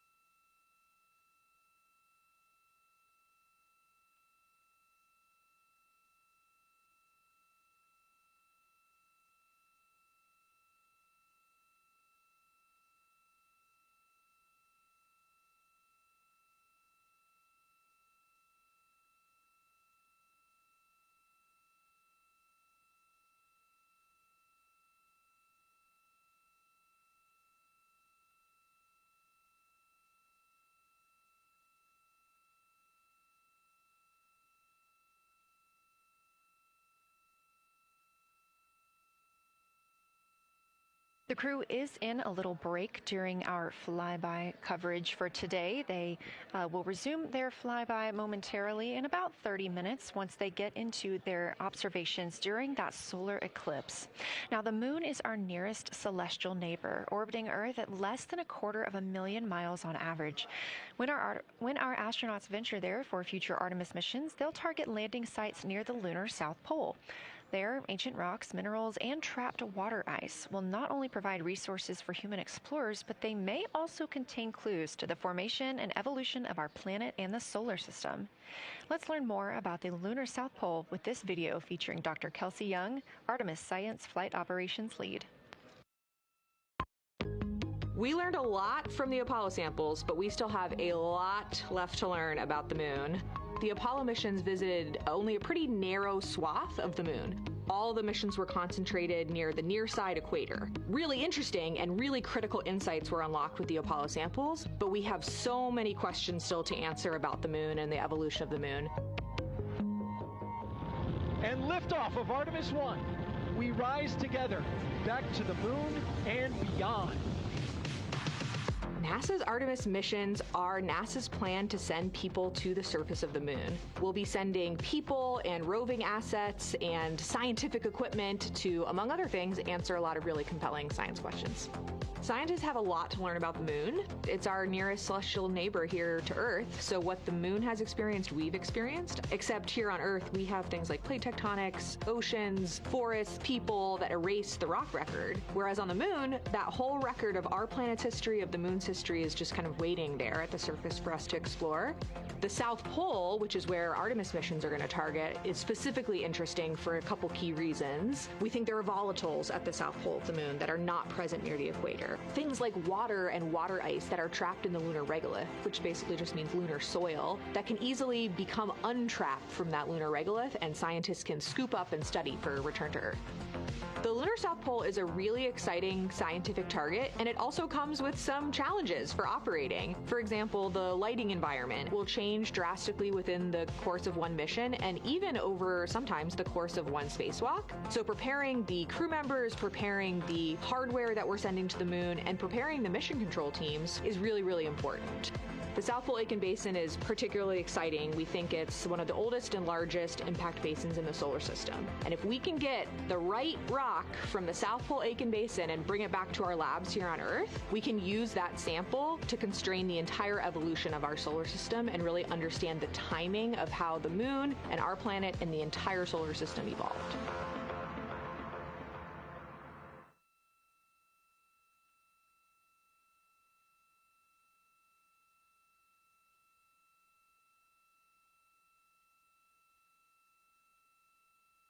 You're looking at a live view aboard the Orion spacecraft of the Artemis II crew, working in the middle of one of their breaks, or really their only break today during this lunar flyby period. Coming up next will be that solar eclipse.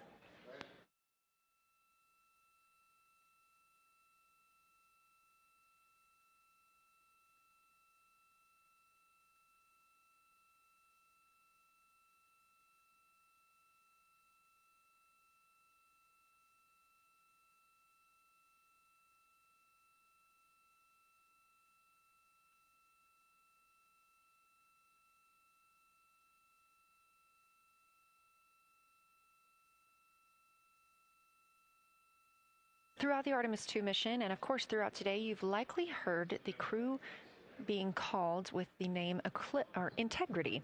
The Artemis II crew members named their Orion spacecraft Integrity during a news conference September 24th, 2025. The name Integrity embodies the foundation of trust, respect, candor, and humility across the crew and the many engineers, technicians, scientists, planners, and dreamers required for mission success.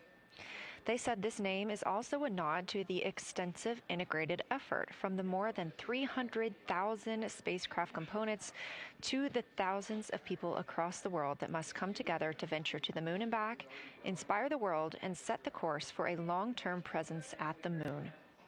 The crew also said that integrity is rooted in a shared core value of NASA, the agency's astronaut office, and the CSA, the Canadian Space Agency.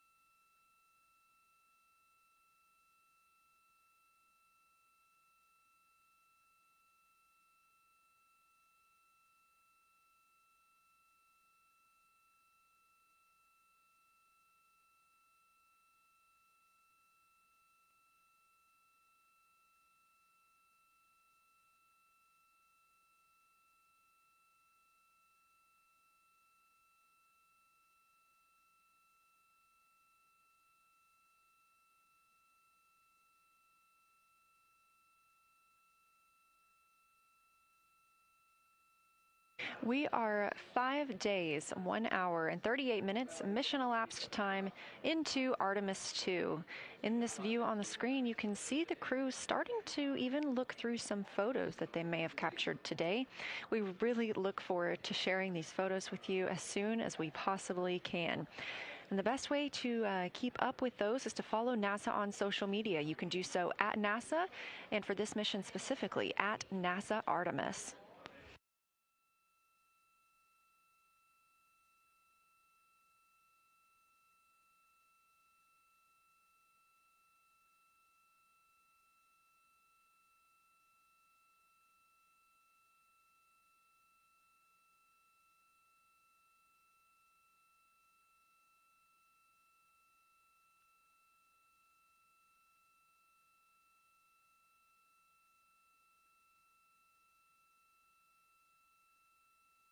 Again, we are in a forward link LOS, or forward link loss of signal with the crew, meaning that we're not able to communicate or send any commands to them right now as they were.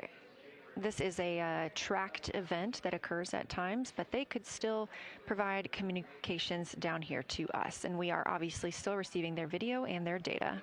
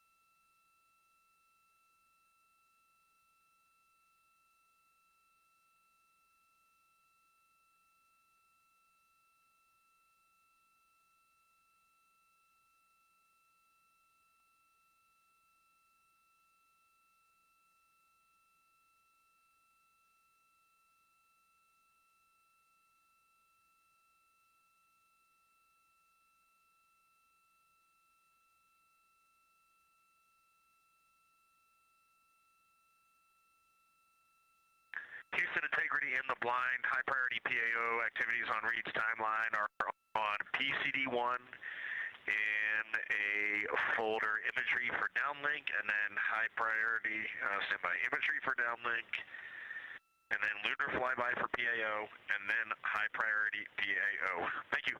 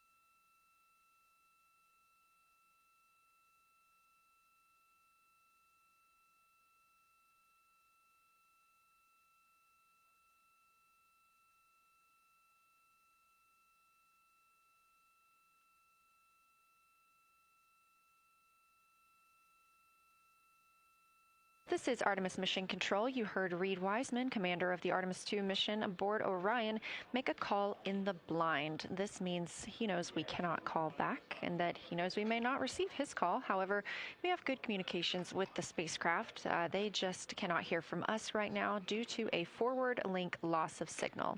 Again, we were tracking that this would occur, and we will regain that momentarily. But that call that came down from Wiseman mentioned some imagery, so we are very much looking forward to getting pictures taken from the moon today. Again, to see those images, make sure you follow NASA on our social media at NASA and at NASA Artemis.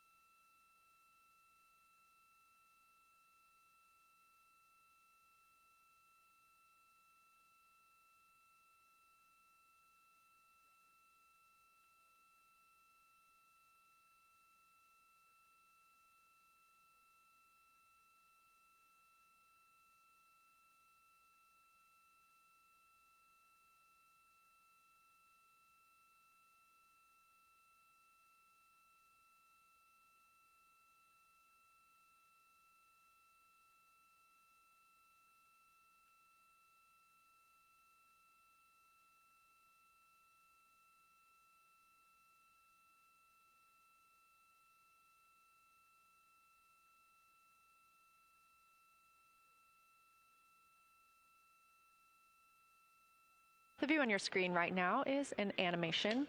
This is called Arrow, or Artemis Real-Time Orbit website. You can visit this for yourself at nasa.gov/trackartemis, and you can watch as we continue to grow closer to Earth and farther away from the moon. It's all seemed to happen so fast so far, and we're coming up on splashdown now in 3 days, 23 hours and 31 minutes.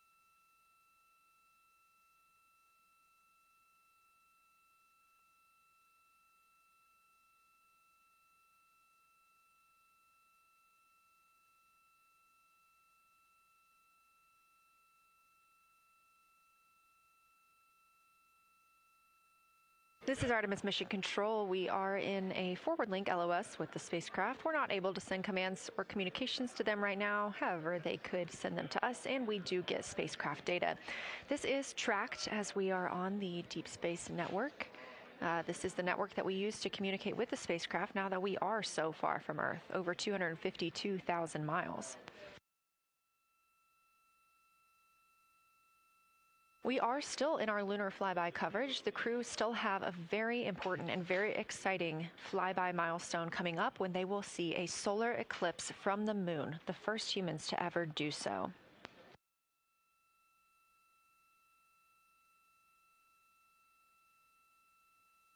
Something that we also have to consider when it comes to our missions and launches is space weather.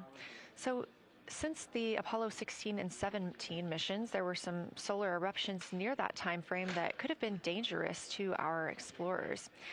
Over those 50 years since those storms, the data, technology, and resources available to NASA have improved, enabling advancements towards space weather forecasts and astronaut protection, which is key to NASA's Artemis program to return astronauts to the moon.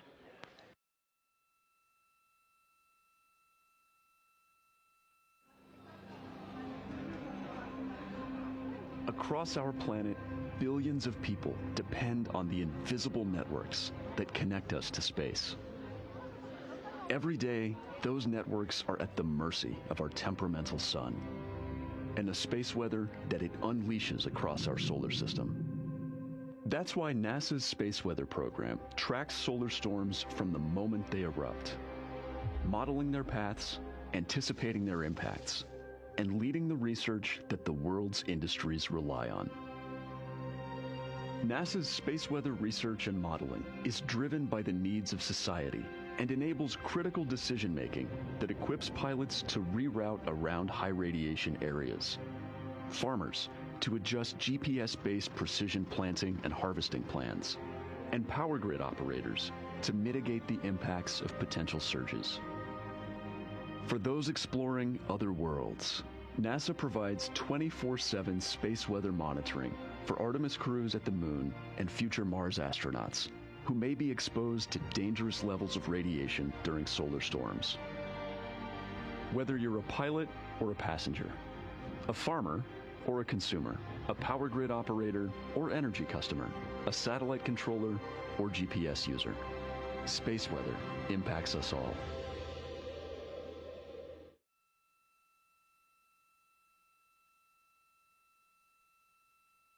This is a live view from the Orion spacecraft on the Artemis II mission. It's now been 5 days, 1 hour, and 54 minutes since we launched.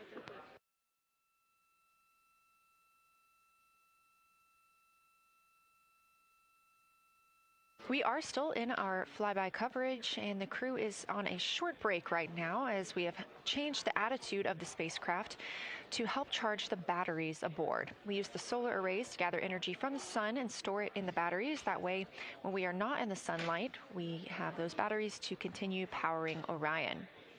Now, we're doing so because the Artemis astronauts are about to experience a solar eclipse from their capsule. And this is a solar eclipse that no one else on Earth will experience. This eclipse is about 54 minutes, and to the astronauts, it'll look a lot like a total solar eclipse on Earth, except the moon is going to be huge compared to the sun, unlike when you watch one on Earth and the moon and the sun appear about the same size in the sky. We're interested to learn if they see the outer corona when the sun is fully obscured by the moon. And because of how big the moon will be from their perspective, the total phase of the eclipse will last nearly an hour. The astronauts will see a partial solar eclipse as the moon covers and uncovers the sun, which is before and after totality. So, much like us on Earth, they will have eclipse glasses so they can safely view that portion. The astronauts will also be using cameras to capture images of the corona during the eclipse.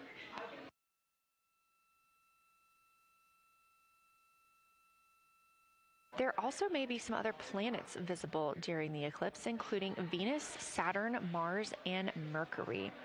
If they can identify what part of the sky they're looking at, this can help train future Artemis astronauts on what part of the sky they're seeing. This provides useful knowledge in challenging situations when they may need to rely on that information instead of instruments for navigation and orientation.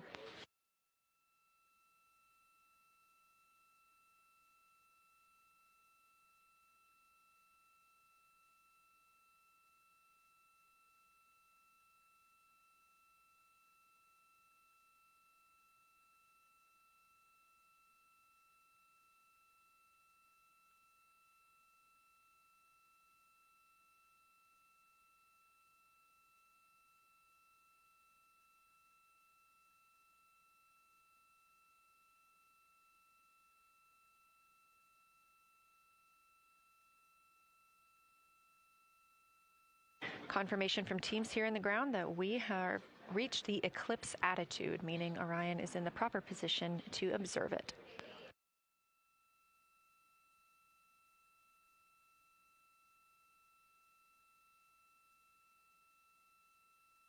The astronauts' break during this observation period is now over, and we are resuming their lunar flyby observations.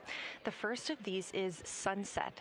This is the solar corona that we'll be looking for. It's the outer atmosphere of the sun.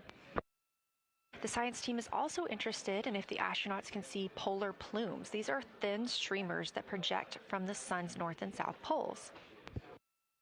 Additionally, they're interested in seeing if the crew can witness coronal loops. These are arcs close to the sun's surface.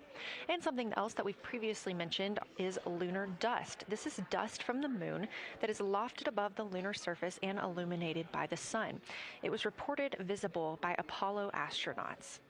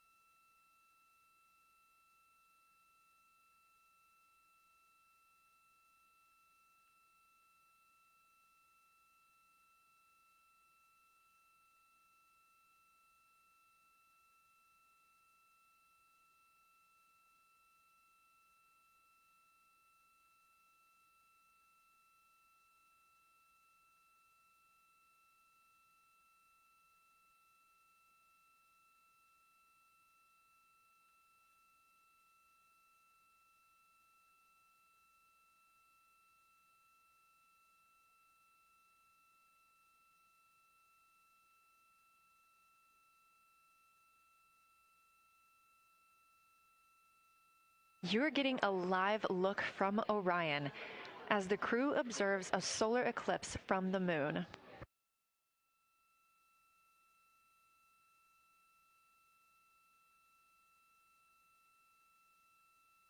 Again, this solar eclipse is only visible to the crew on the spacecraft. It's not visible to anybody on Earth. The science team is interested in several different targets for them during this time frame. And we're personally looking forward to getting those images as well. Again, during the beginning portion of this eclipse, the astronauts will need to use eclipse glasses, just like we do from Earth, to safely view it. Once the moon has completely covered the sun, they'll be able to take off those glasses for almost an hour. Totality on Earth during a solar eclipse lasts only a couple of minutes. So this opportunity gives them a chance to look out into deep space and to look into see if there are other planets nearby.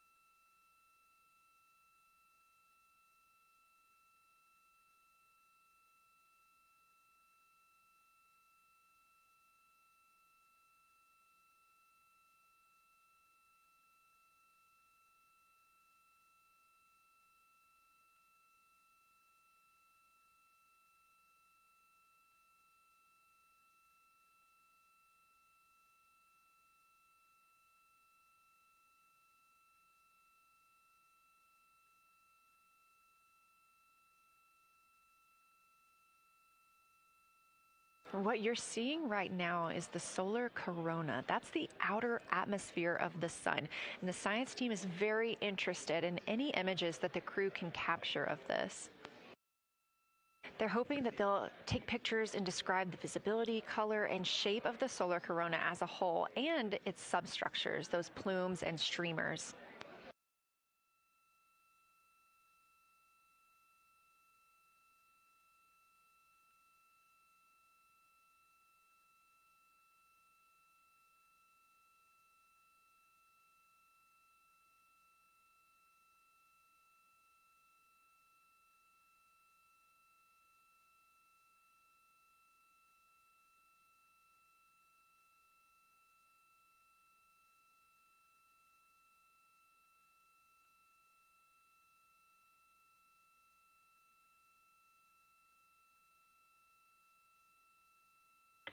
Science, integrity in the blind.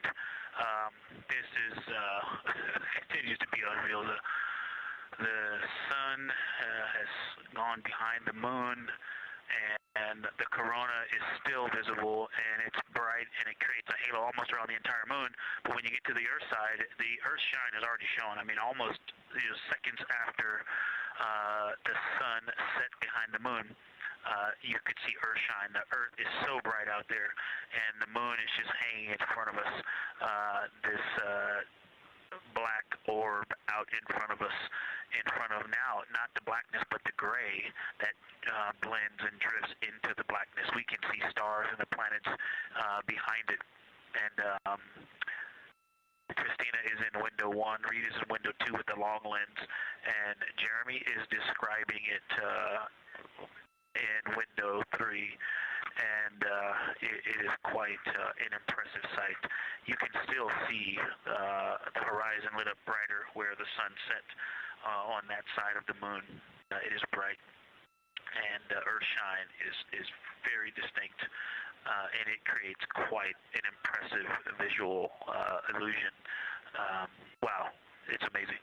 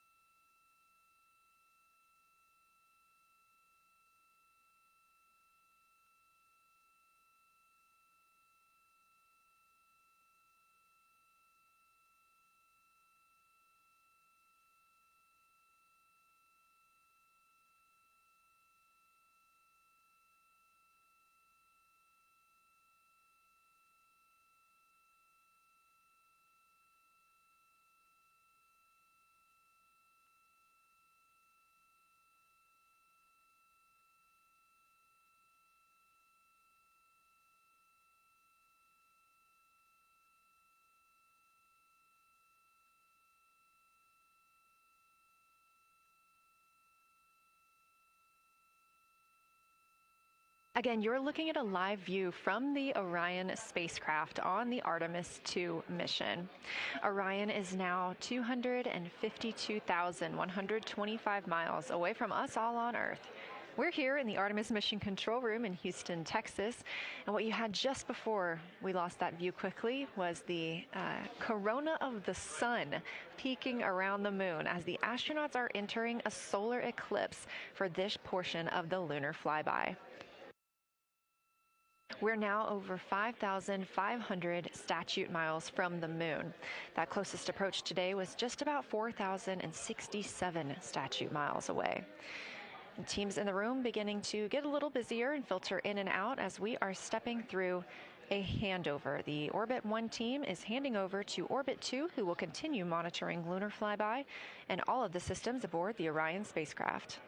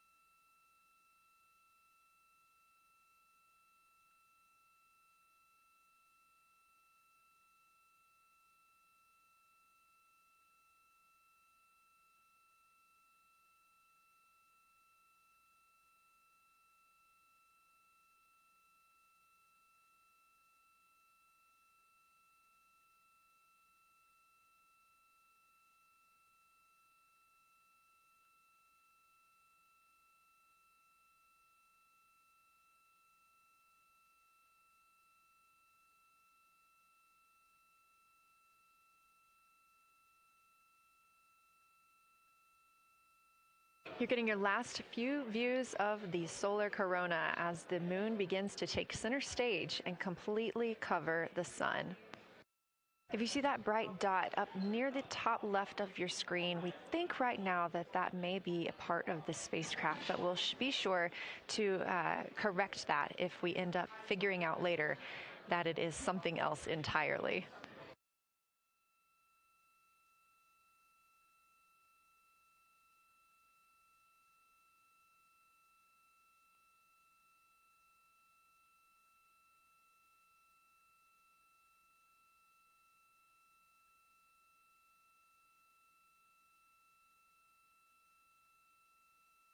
It has been an absolute honor to join you here today for the lunar flyby of Artemis II, the first time humans have flown by the moon in over 50 years.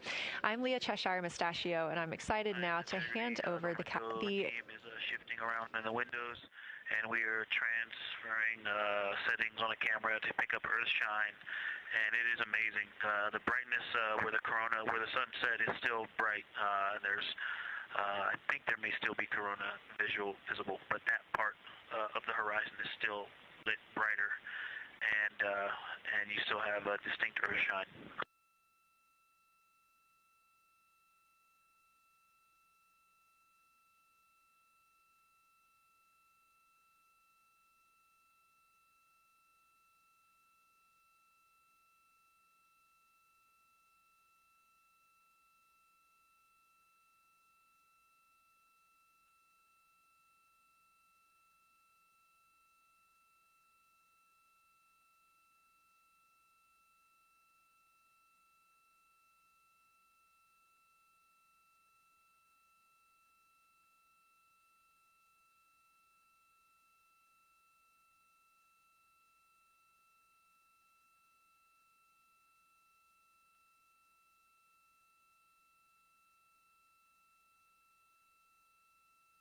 You know our rules that we don't talk when the crew is talking, so wanted to give Victor Glover a moment there to call down what he was seeing now that the moon is covering the sun.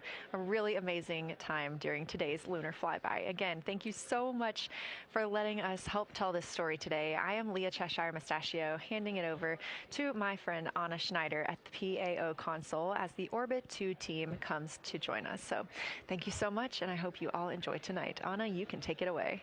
Thank you so much, Leah, and it's been a joy listening to your coverage over the last several hours. So as you mentioned, the Orbit 2 team of flight controllers is currently making their way on console and completing a shift handover with the Orbit 1 team of flight controllers.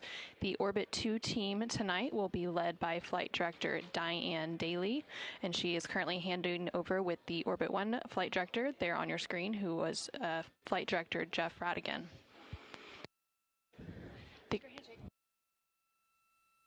The Artemis II crew currently on board the Orion spacecraft. It continues to observe the eclipse that they are witnessing. There's about 43 minutes remaining in that eclipse period.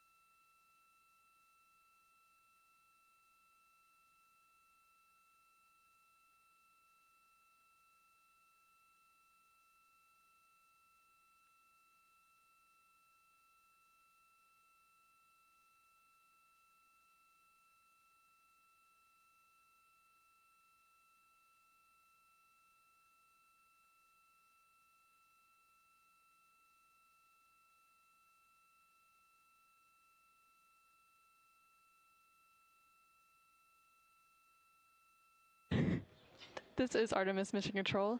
You are currently seeing a live view of the solar array wing cameras on the Orion spacecraft. We spoke with our science team, and they did determine that that dot in the distance is Venus.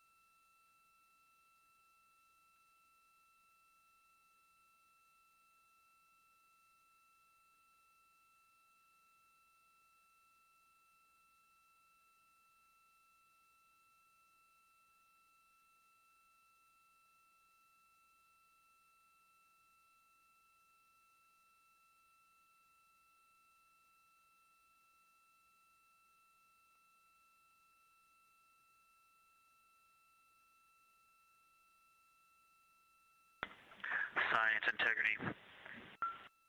Let's see, not a huge change in here, just an update. The camera settings for Earthshine are challenging. This one's challenging to capture. What we're seeing, we're just not picking up on the cameras. And after all of the amazing sights that we saw earlier, we just went sci-fi. This has, it just looks unreal. You can see the surface of the moon between, I guess, the Earthshine. I guess Earthshine. You can actually see a majority of the moon.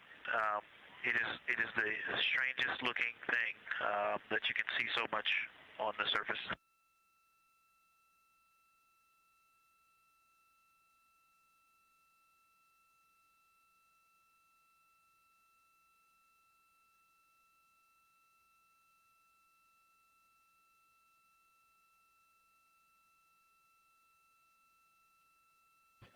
This is Artemis Mission Control. You were just hearing some communications called down from NASA astronaut Victor Glover, currently on board the Orion spacecraft.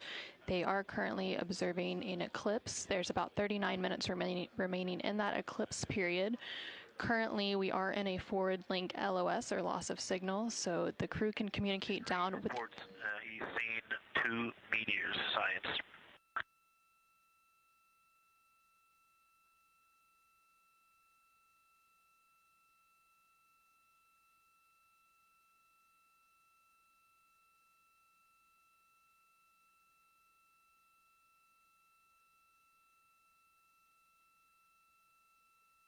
So we are in a forward link loss of signal. We do expect to regain signal in about 3 minutes, and at that point then the ground can communicate back up to the crew on board the Orion spacecraft.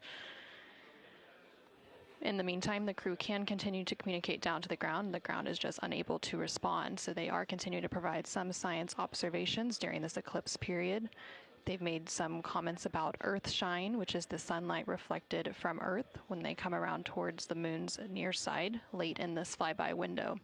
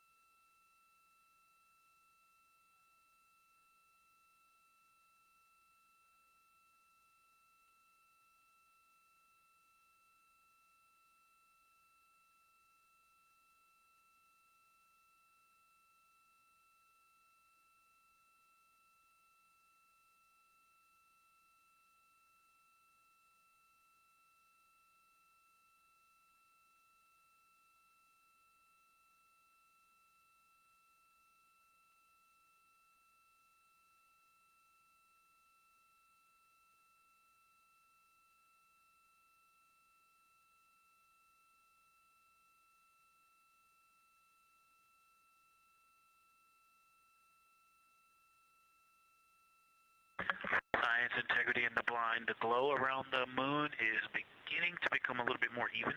It's not so much distinct just where the sun set on the moon's horizon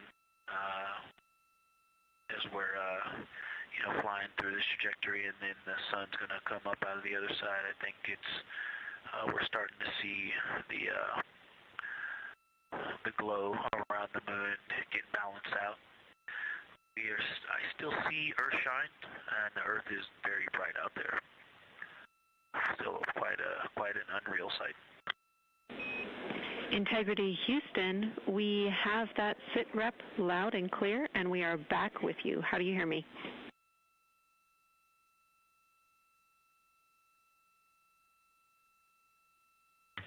Hey Jenny, we have you loud and clear, thanks. Copy. Victor, we're handing you over to science for some critical questions. Thanks for your report.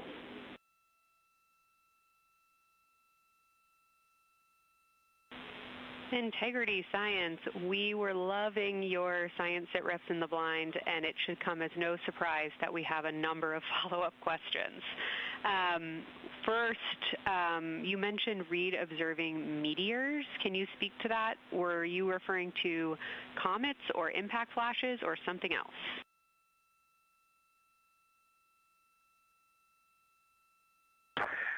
Yeah, there was a little bit of giddiness. We have seen 3 impact flashes so far. I saw 2, and Jeremy has seen 1. Undoubtedly, Jeremy saw 2, so that's 4 total. Undoubtedly, quick impact flashes. It was not sun glint off of particulate from the thrusters or the purge tanks. It was definitely impact flashes on the moon. And Jeremy just saw another one. Go ahead with your next question. Amazing news. I literally just looked over at the SIR and they were jumping up and down literally. If you could describe where on the moon you saw them, please.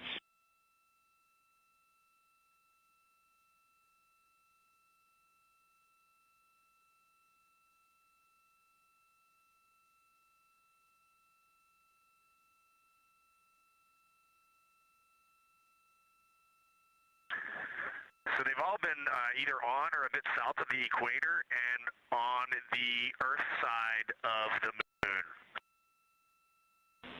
Stand by. All right, so Jeremy has seen them kind of on and south of the equator, kind of spread across the moon, and mine were both south of the equator and just a little bit left of center of the moon. Incredible news, Reid, and reminder, we have citizen scientists here on Earth looking for impact flashes, so hearing you saw them on the near side means that people saw them too.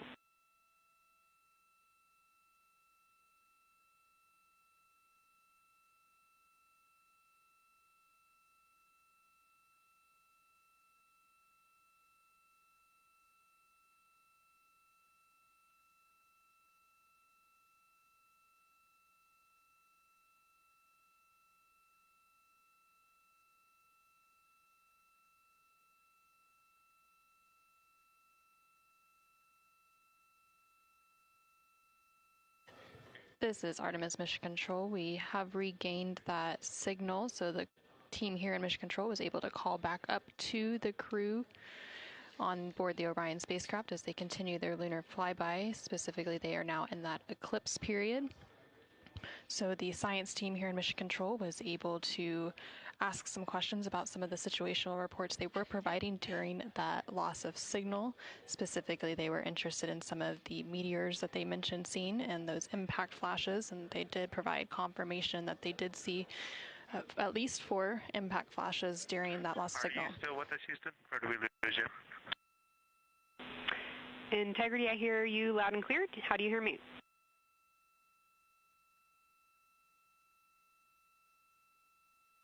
Okay, we got you loud and clear.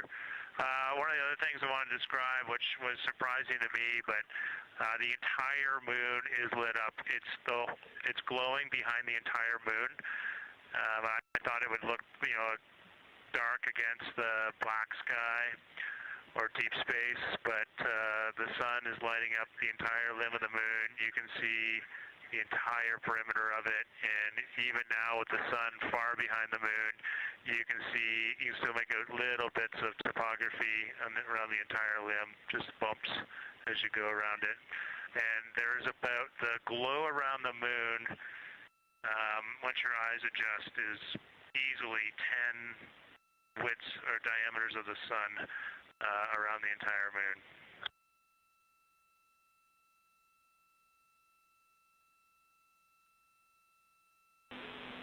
Incredible to hear, Jeremy.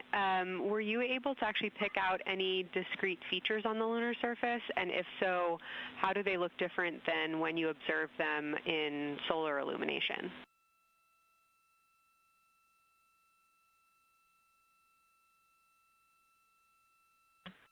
No, we really haven't been able to identify features on the lunar surface yet. We just see, the topography on the limb.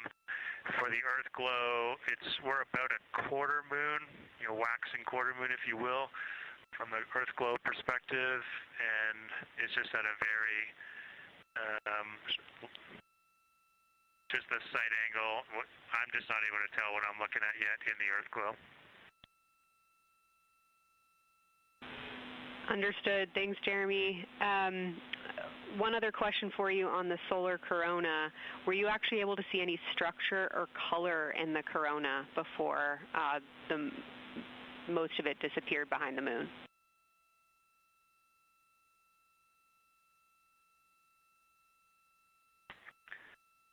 Yeah, I didn't pick out any color, but definitely structure. There were streamers, and they were not uniform at all. For me, the 5 o'clock position, there was just this constant streamer. It would change in intensity and diameter, but it was always there, and it was always at the 5 o'clock position. I only saw one plume, and it came out of basically the 3 o'clock position of the sun. That was very short-lived when I could see the plume. Exactly what we were looking for. Thanks, Jeremy. And a heads up that we, calculated here on the ground about how long you could see the corona for, and we expect it to start to appear again in the next 11 minutes. Thanks for those amazing descriptions.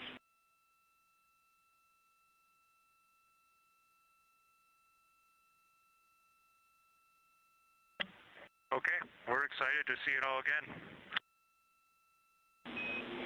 Integrity Houston, we're following along as well. That was outstanding. If you haven't already, just reminding you to swap positions at the windows.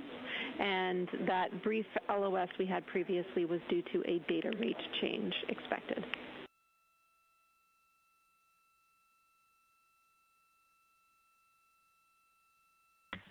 Okay, we copy that, Jenny.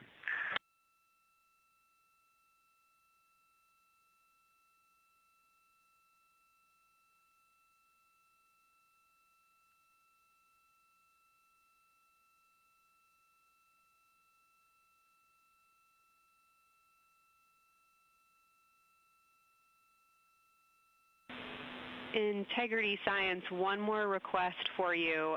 While it's still fresh in your mind, any annotations or sketches you want to make of what you're seeing either around the corona structures you just mentioned or even on Earthshine would be so appreciated.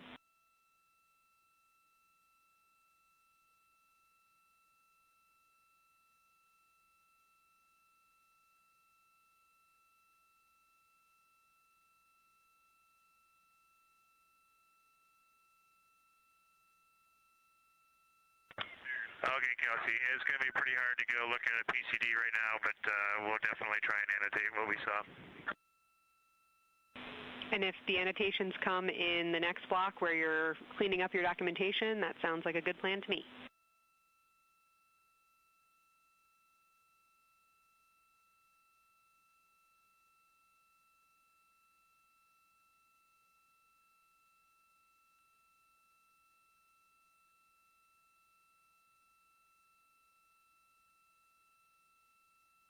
This is Artemis Mission Control. On the bottom right corner of your screen, you can see a view of the Science Officer console here in Mission Control. And we've been hearing that communication between the Science Officer. The Orbit 1 Science Officer is Kelsey Young, and she's been asking questions to the crew, specifically CSA astronaut Jeremy Hansen, based on the observations they've been making during this eclipse period. And then in the upper left-hand corner of your screen, you can see a view of the Artemis Real-Time Orbit website, which provides updates on the velocity and the distance from Earth and the Moon of the Orion spacecraft as it continues to make its way back to Earth. The distance from the Moon will continue to increase at this point. So right now, Orion and its crew are about 6,300 miles away from the Moon and about 251,000 miles away from the Earth.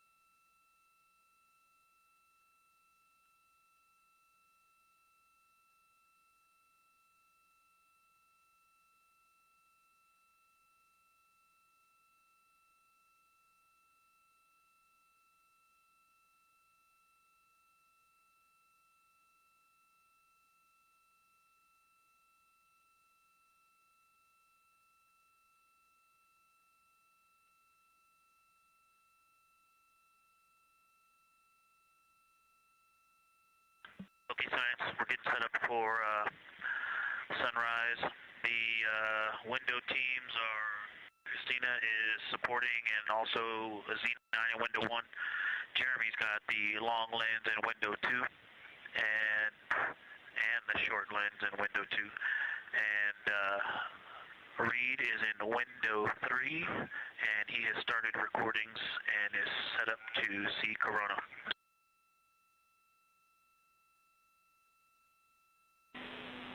Great sit rep, Victor. That sounds like a good config, and we're showing coronal effects start to appear on your video camera. So in the next few minutes, we should start to hear your observations.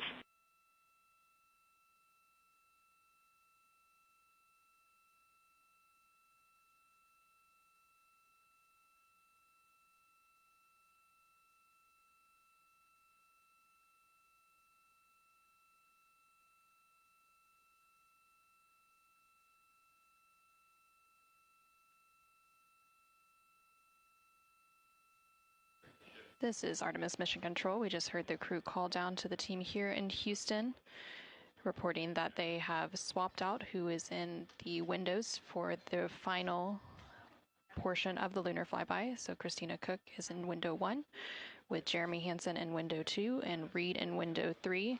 Reid is focusing on observing corona, which is the solar corona, which is the sun's outermost atmosphere. There is about 18 minutes remaining in the eclipse period.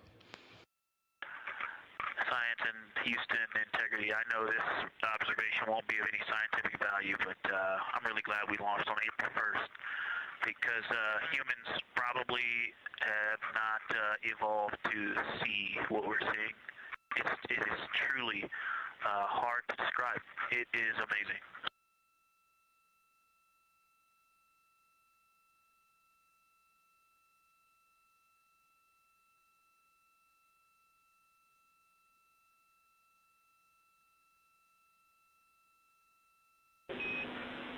Amazing. Thank you, Victor.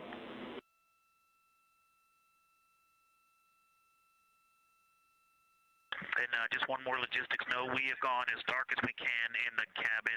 We have turned the DUs all the way as dim as they can go, so you can't see anything on the screens. Every bit of light in the cabin affects the view. You're definitely seeing the brightness go closer. It's definitely brighter on the Earthshine side, and so we're expecting to see some corona here soon. We copy all. Excited for what you see next.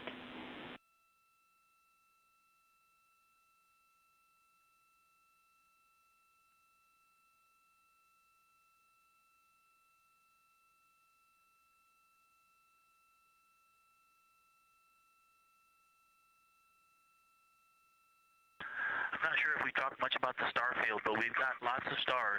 You've got the nice glow around the moon, but right off the well, we're upside down now, but from upside down 4 o'clock, right off the edge of the moon, looks like a planet. That line of planets, there's something a moon diameter to the left, and something right off the limb of the moon to the right, and then something orange. It looks orange to the right of that, about half the moon diameter. So. But anyway, there are definitely stars. I think some of those planets that you said we might see, we're seeing. And so in unreal view, yeah, the moon in the foreground is one of the darkest things we see out the window. And now it's deep space behind it is kind of dark blue like it looks from Earth, but we can also still see stars. It's quite a wicked view. Victor, Just doing the best job, and I'm not going to try to add on to what he's doing. It's indescribable. No matter how long we look at this, our brains are not processing this image in front of us. It is absolutely spectacular, surreal. There's no adjectives. I'm going to need to invent some new ones to describe what we are looking at out this window. This is just absolutely beautiful and inspiring to hear. And Victor, we suspect what you're seeing is Saturn and Mars. That reddish object is likely Mars. Good opportunity to look to the future of where we're going.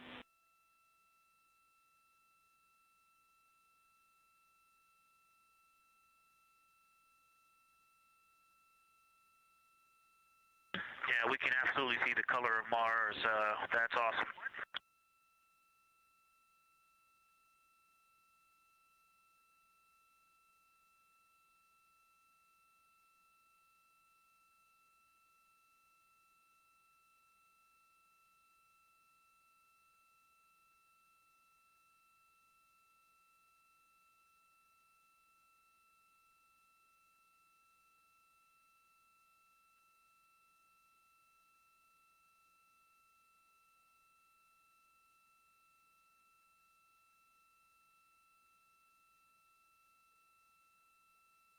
Okay, and from this vantage point, the 4 o'clock on the Earthshine side is definitely getting brighter, still no coronal structure.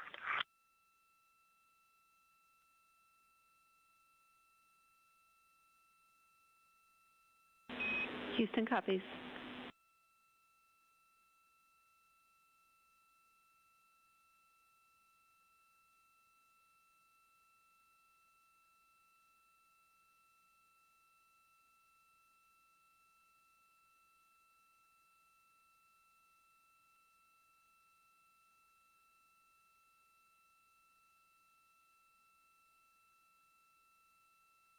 And we aren't able to distinguish which Mare is, but we can clearly see Mare in the Earthshine.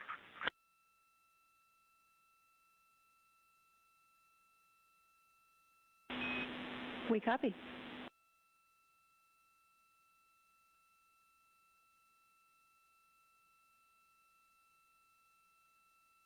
This is Artemis Mission Control in Houston, Texas. We have not seen an impact flash in the last 5 minutes.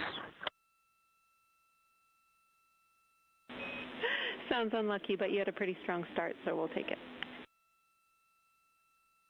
And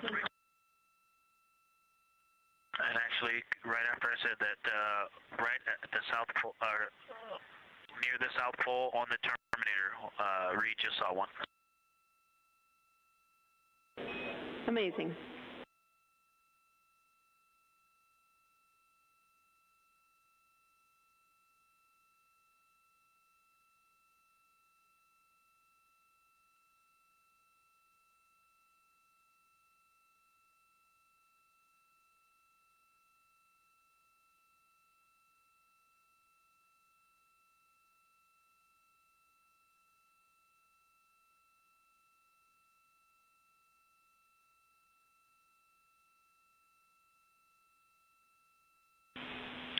Integrity Science, and as you look around our solar system neighborhood, you should see Saturn setting behind the moon right now.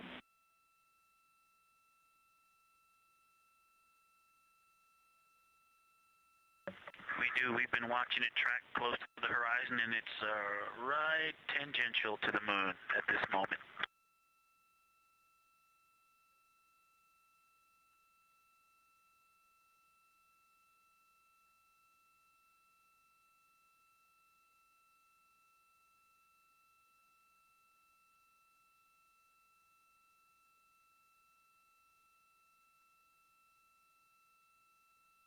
This is Artemis Mission Control in Houston, Texas. We are currently 5 days, 2 hours, and 44 minutes into the Artemis II mission, and we have about 11 minutes remaining in the eclipse at the latter half of the lunar flyby that the Artemis II crew is experiencing on board the Orion spacecraft. We've received several different call downs from the crew and questions up from the science officer here in Mission Control. One of the things that they said that they were able to see is Mars off in the distance, and then the science team also confirmed that they should be seeing Saturn setting behind the moon. They've also acknowledged seeing several different impact flashes, and these are flashes of lights from meteorites striking the surface of the moon. They've also mentioned the solar corona, which is the sun's outermost atmosphere. Here in Mission Control Houston, the Orbit 1 and Orbit 2 teams have officially completed their handover. So the Orbit 2 team is now leading here in Mission Control, and that is being led by Flight Director Diane Daly, and the Capcom here in Mission Control will be Tess Caswell. And you can see there on your screen on the right-hand side is the Flight Director console, and Diane Daly is in the far right of that screen, and Tess Caswell, the Capcom or capsule communicator, is in the far left hand of that screen.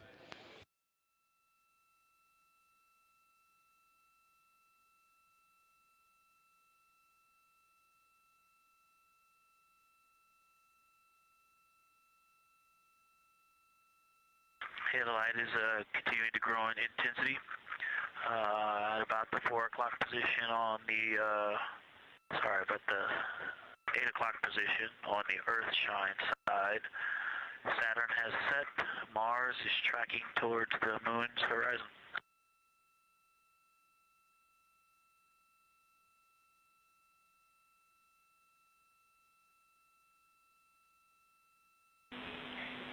Integrity Science, we copy, and we're starting to see it on the vehicle stream. Looking forward to any coronal observations you can share with us.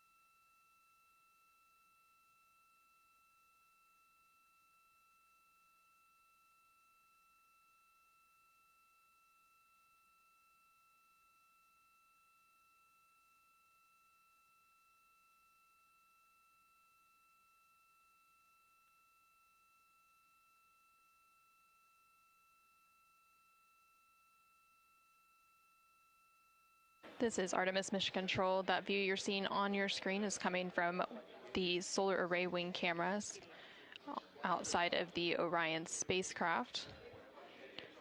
And you can see the light starting to come into view as the solar eclipse period is starting to end. Integrity, still no coronal structure at this time, just continue to grow in intensity.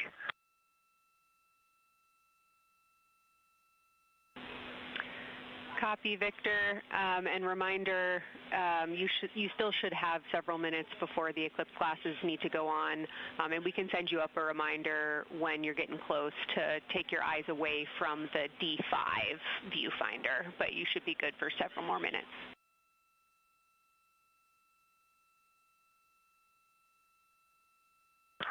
Copy, thank you, and yes, please send up the reminder. Thank you.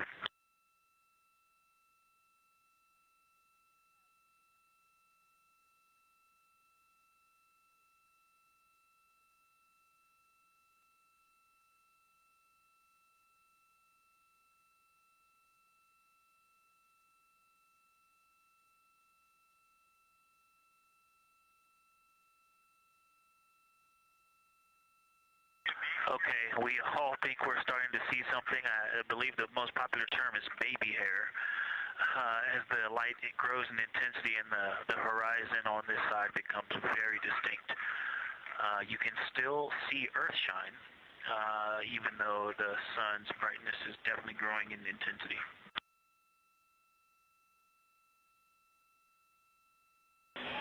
Love the description, Victor. I'm sure as the next couple minutes progress, more of those structures will continue to pop out.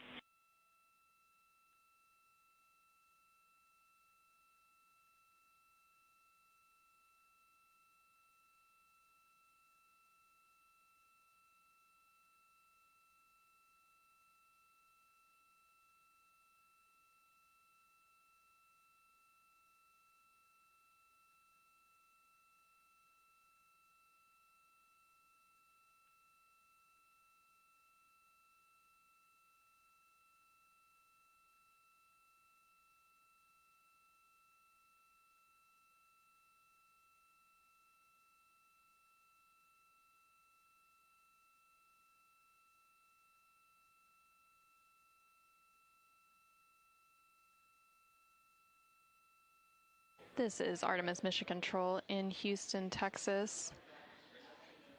The Artemis II astronauts on board the Orion spacecraft are currently observing an eclipse.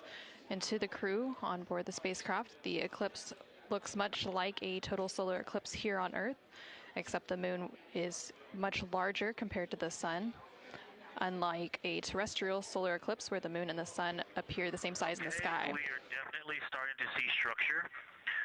That baby hair is rapidly growing out toward the 9 o'clock and the 8 o'clock.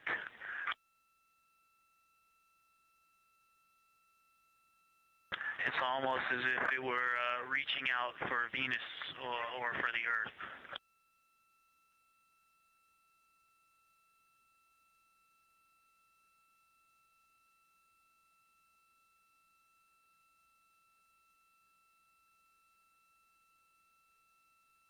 If you've ever seen the spotlight off the top of the Luxor at night in Las Vegas, this looks like what that wants to be when it grows up.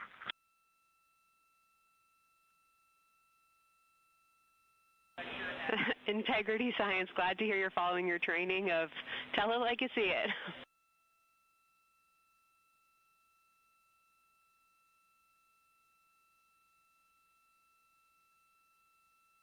So far, it's pretty symmetrical. There are 2 or 3 streamers that are growing in intensity and in magnitude, and it's slowly starting to widen, starting to spread out across the horizon.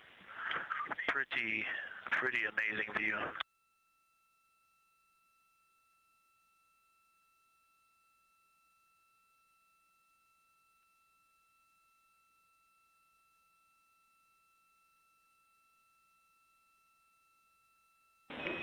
And Integrity Houston, great words.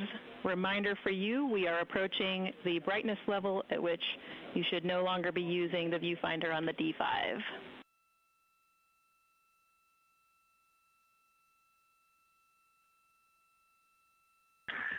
Integrity copies, and thanks for the heads up.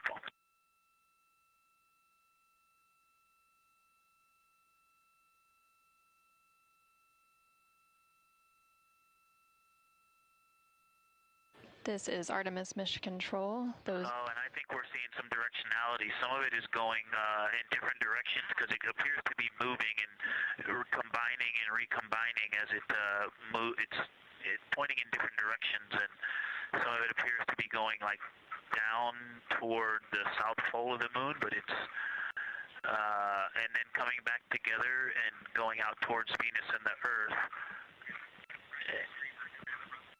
And depending on how I stare at it, it looks like one large structure, but then it definitely has wisps, and you can see 3 or 4 structures inside of it. It's like watching a flame. It's like looking at a flame, and stand by. And so it has some inherent movement. Now there's a very bright spot. There's a very bright spot in the center of it.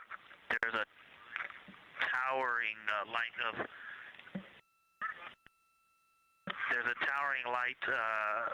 and then there were like 2 streamers that were going 30 degrees out from it, and now it is just extremely bright.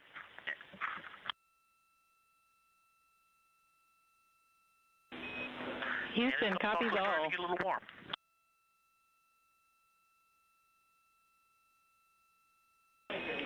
And we copied all. We wanted to remind you at this point on the eclipse glasses.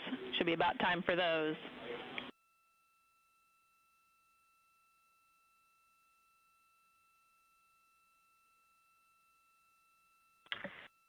Houston, we copy all. We are in eclipse glasses. That was an absolutely spectacular, magnificent experience. Thanks for the report. We sure wish we were there with you.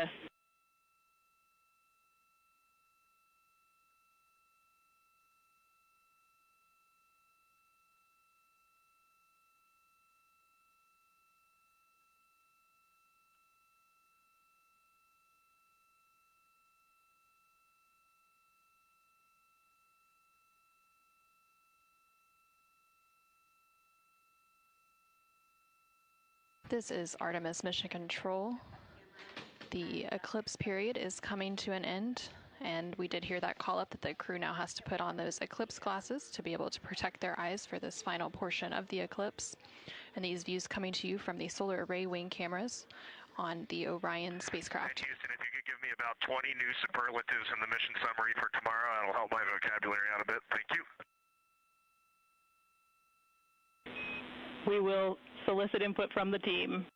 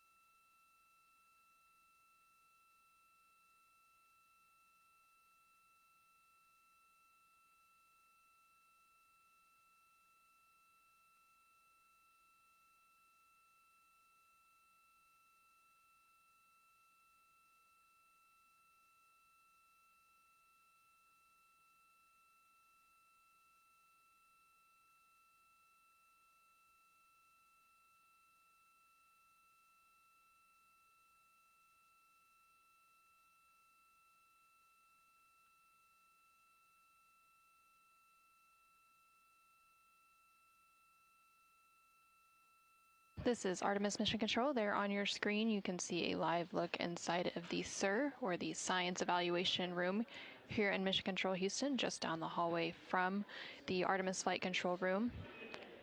Integrity Houston, back with you after a data rate change. Regarding the SAW-3 camera T low caution, no action for you. It just got a little cool during the eclipse.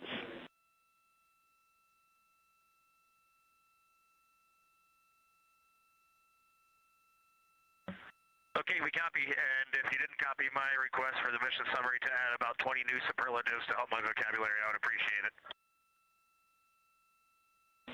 We copied it fantastically.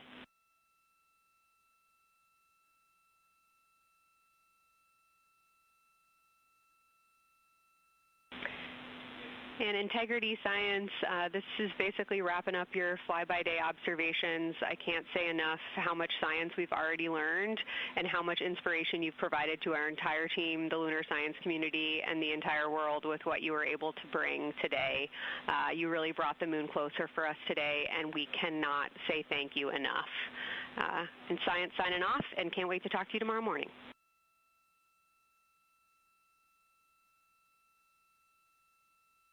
To your entire team, Kelsey, to the entire NASA science team, you all really turned to when we shifted launch dates to April 1st, and you got the most incredible package together for us to go do some great science and some great, truly human experience moments here. And we were well prepared, and we appreciate all of you. And this is what we do best when we all come together and work as a team. So you all knocked it out of the park. Thank you for giving us this opportunity. Beautiful words, Reid. Thanks so much.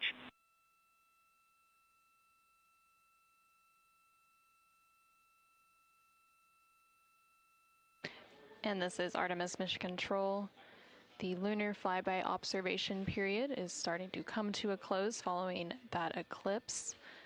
And there on your screen you can see a look into the Science Evaluation Room, or the SIR, which is embedded within Mission Control to provide science input. And they provided that input throughout the live flyby operations today.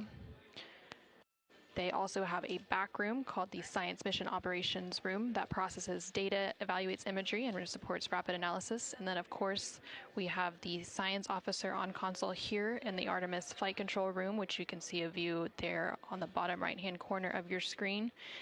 The science officer throughout the flyby operations today has been Kelsey Young, who is the Artemis Science Flight Operations Lead. And then to her left is Angela Garcia, who will be the science officer taking over for Orbit 2.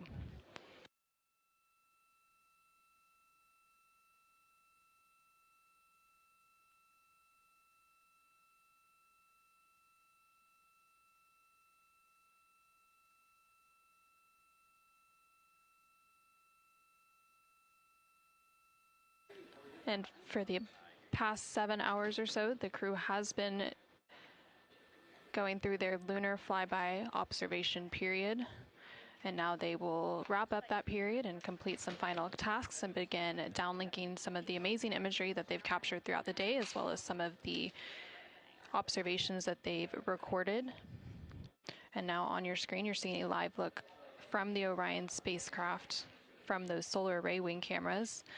The solar eclipse period ended just a few minutes ago, and during this eclipse, towards the end of the flyby window, it lasted about an hour, and it was when the sun was hidden from view behind the opposite side of the moon from the perspective of the Orion spacecraft and its crew.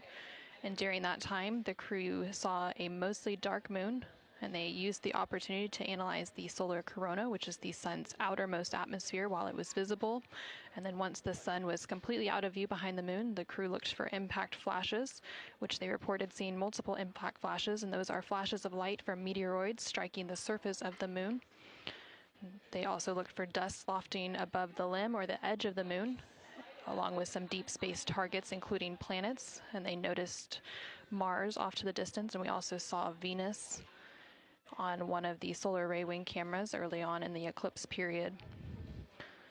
The crew also looked at parts of the moon illuminated by Earthshine, which is the sunlight reflected from the Earth when they come around toward the moon's near side at the very end of that flyby window.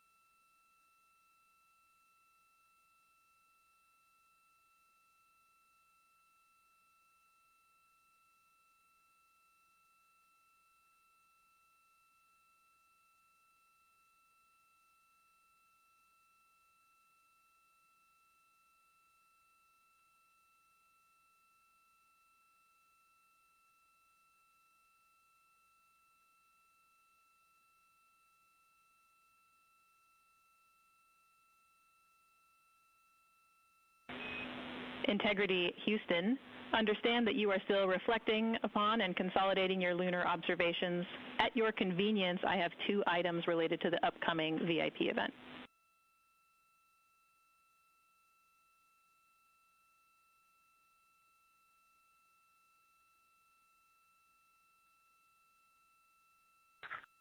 Go ahead. All right, first we wanted to let you know that the message for that upcoming event is on board for review at your convenience. That's message 3.06.04. The second item is that we've seen a couple of video blips in previous events. So during the HDPAO setup activity, we're wondering if Jeremy could please confirm for us that the TS rate is set to 1300 when you get to step 10.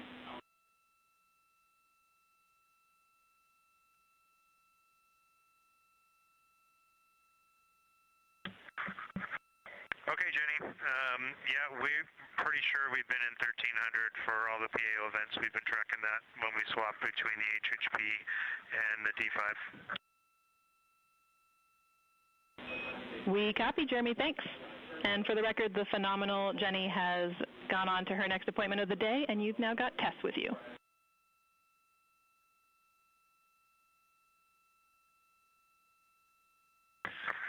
I'm sorry, Tess. Great to have you on board Integrity. No worries. Happy to be here.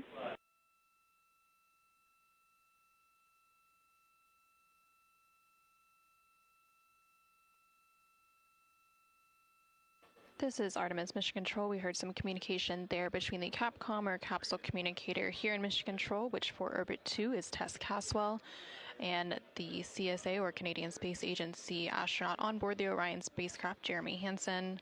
They were discussing an upcoming public affairs event. And Integrity, 3-minute warning for the maneuver back to bias tail to sun.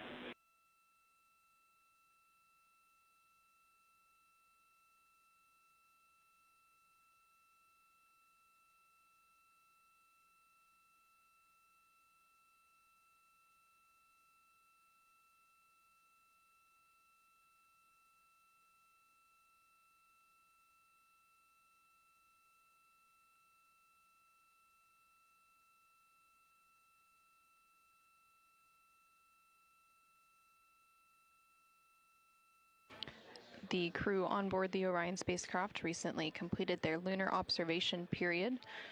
It was an approximately 7-hour period of time in which they were focused on several different targets identified by the science team here on the ground that they studied and prepared for ahead of time. And then they also were referencing a lunar targeting package that was uplinked about a day ago with those final targets. Now they are completing some post-lunar flyby activities, so they're working to clean up their observations that they've made and also working to downlink some of the photos that they've taken throughout the day. The science team here on the ground will then work to get as much data as they can overnight, and then there will be a post-flyby conference tomorrow after the crew wakes up. And that's not a debrief, but a science data collection to capture their nuanced experience while they're still in the field and the experience is still fresh. And then, of course, there will also be a public affairs downlink event later in the day. Now that once the post-lunar flyby activities are complete. And then after that, the crew will go into some of their final activities for the day. They will have a private medical conference or PMC with the medical teams here on the ground. These are regular conferences that they have at the end of every day, and then there's also a flight director conference that they will have before they go into their pre-sleep period, during which they can complete hygiene activities and they will have the chance to eat their dinner and complete any other final personal activities for the day before they head into their sleep period.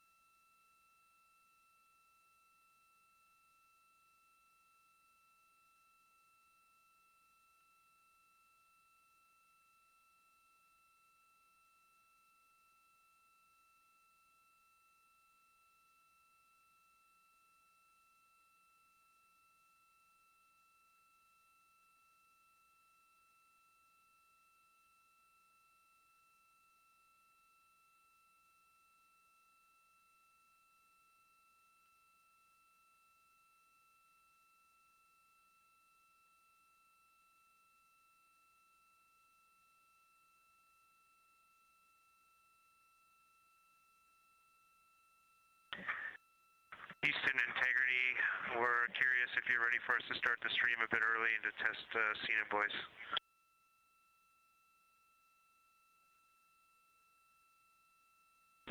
Checking.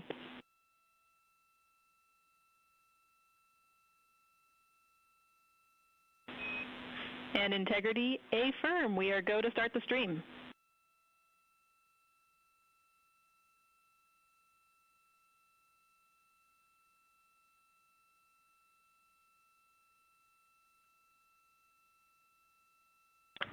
Okay, Houston, the stream has started. We checked the TS rates 1300 and audio is true. So I will give you a voice check now on the mic. We copy good settings and we've got a good view.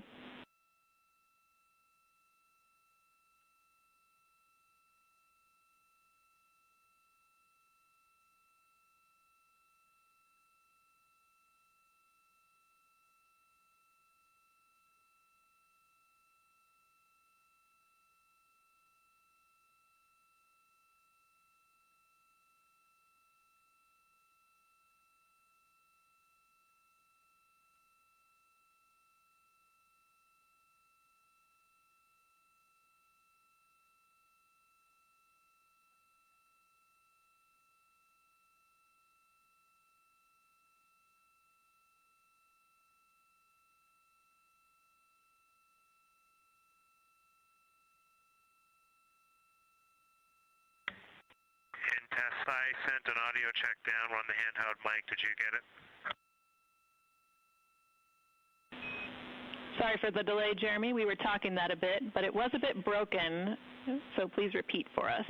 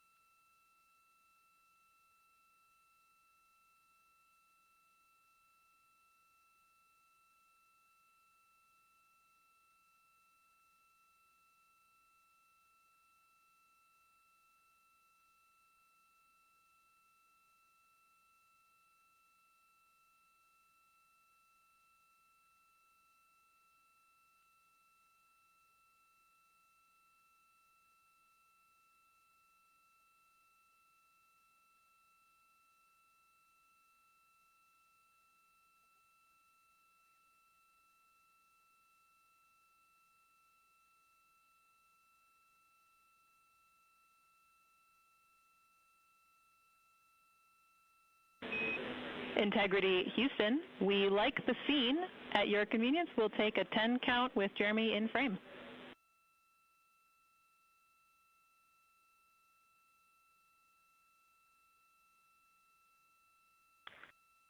Okay, copy that. Give us 2 minutes and or 1 minute and we'll do that. Copy.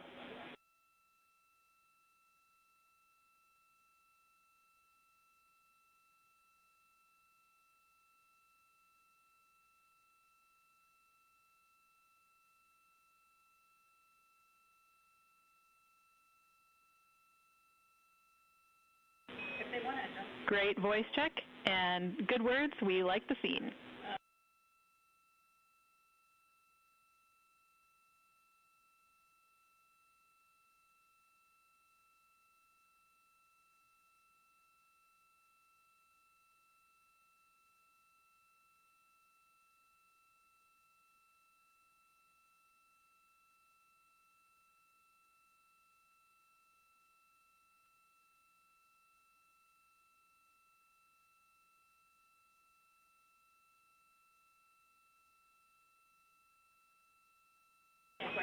And Integrity Houston, we are seeing a black cable going right through the middle of the scene. At your convenience, if you would please move that, PAO would appreciate it.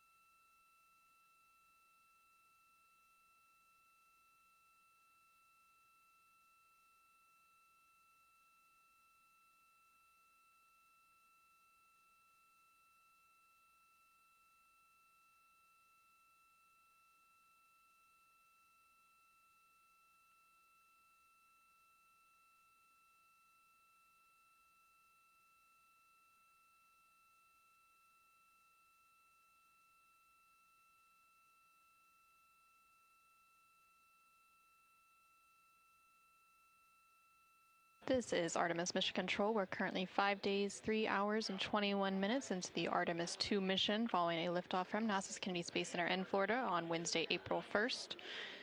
The crew on board the Orion spacecraft is currently wrapping up their lunar flyby cleanup activities. They're making final... Houston Integrity, high priority PAO images from the eclipse are on PCD-1 in a so-named folder. We copy, Christina. Thanks.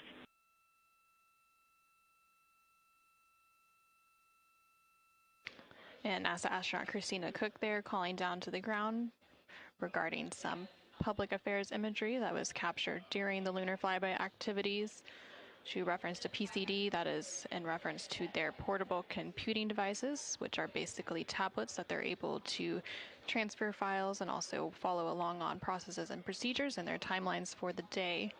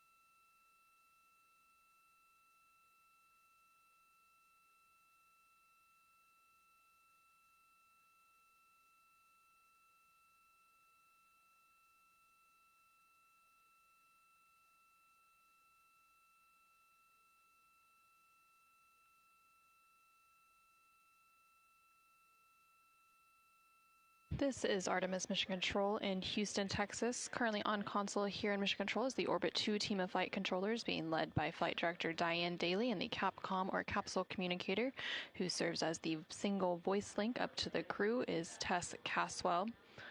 The crew on board the Orion spacecraft recently wrapped up their lunar flyby observation period, and now they are completing some cleanup activities and transferring some data and files down to the ground following that lunar flyby. Many of these files will be analyzed by the science team overnight in advance of a post-lunar flyby conference tomorrow once the crew wakes up. The crew is also preparing for an upcoming public affairs downlink event. And then following that downlink, they will have a few final activities for the day, including a private medical conference with their team here on the ground. These are standard conferences that happen at the end of every day, and they'll also have a private conference with the flight director here in Mission Control to go over the vehicle status and any other questions or concerns they may have for the remainder of their flight. We are currently in flight day 6, and we have a splashdown expected on Friday, April 10th. That splashdown expected in about 3 days, 21 hours, and 49 minutes from now. During the lunar flyby, and as part of Artemis II, it marked the first time in more than 50 years that humans were able to observe the moon directly and provided a critical opportunity to practice how lunar science will be conducted during future Artemis missions. The moon preserves a near-continuous record of solar system history that has been erased on Earth, and with no atmosphere, weather, or plate tectonics, the lunar surface retains evidence of ancient impacts, volcanism, and solar activity that scientists can study today.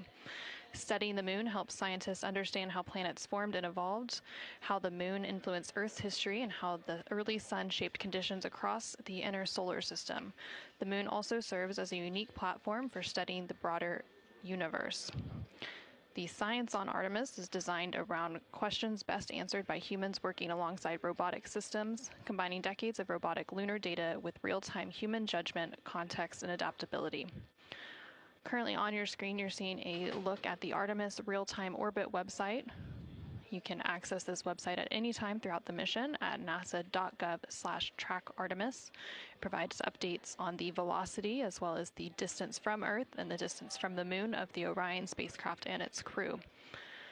The crew currently on board the Orion spacecraft includes NASA astronaut Reid Wiseman, who is the commander for the mission, NASA astronaut Victor Glover, who is the pilot, alongside the 2 mission specialists, who are Christina Koch and Jeremy Hansen of the Canadian Space Agency. Currently, the Orion spacecraft is about 250,000 miles away from the Earth, and that distance now will continue to close down ahead of that splashdown on April 10th. And they are now about 8,100 miles away from the moon, and that distance will continue to increase as they are now in the return leg of their journey.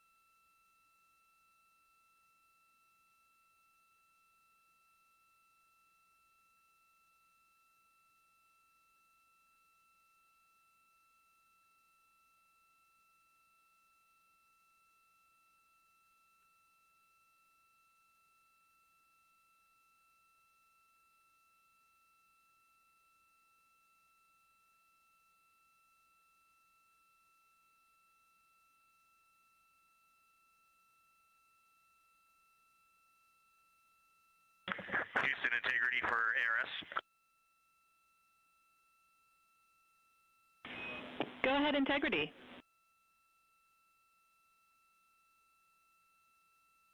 Hey, Tess, great to talk to you.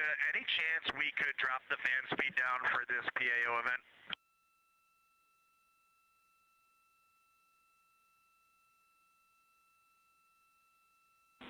We will put that in work. Great to be talking to you, too.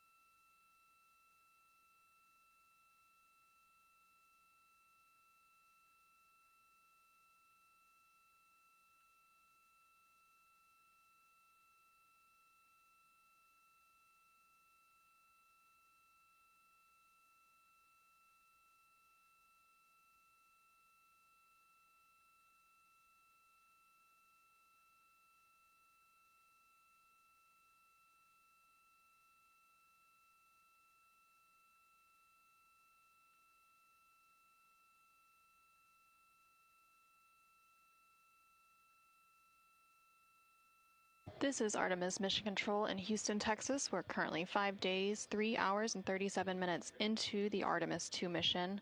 The crew on board the Orion spacecraft has recently concluded their lunar observation period during the lunar flyby. As part of that lunar flyby, the Orion spacecraft and its crew made the closest approach to the moon at a distance of 4,067 miles away from the surface at approximately 6 p.m. Central Time, 7 p.m. Eastern Time. Now, although the Artemis II mission is a new opportunity to study the moon, teams are also conducting other scientific experiments, including on the crew themselves. Here's a little bit more about the science of the mission. Artemis II is our return of humans to the moon, flying around the moon on board Orion. But along with that, we're doing a lot of great science. One of the exciting things about the Artemis missions to the moon is that science is actually a fundamental pillar of why we explore, why we're going, what we're doing in Artemis. I think it's incredibly exciting that not only are we testing the vehicle, but we're testing science on board. Science where the astronauts are conducting experiments, science riding along with the astronauts. We have astronauts looking outside the window and really observing the lunar surface. It will help us understand the deep space environment. It will help us understand how that environment affects our astronauts, our systems, and life in general. So deep space is a challenge for us because you have to leave Earth's protective magnetic field. Here in low Earth orbit, the crew members are protected from some of the harmful radiation.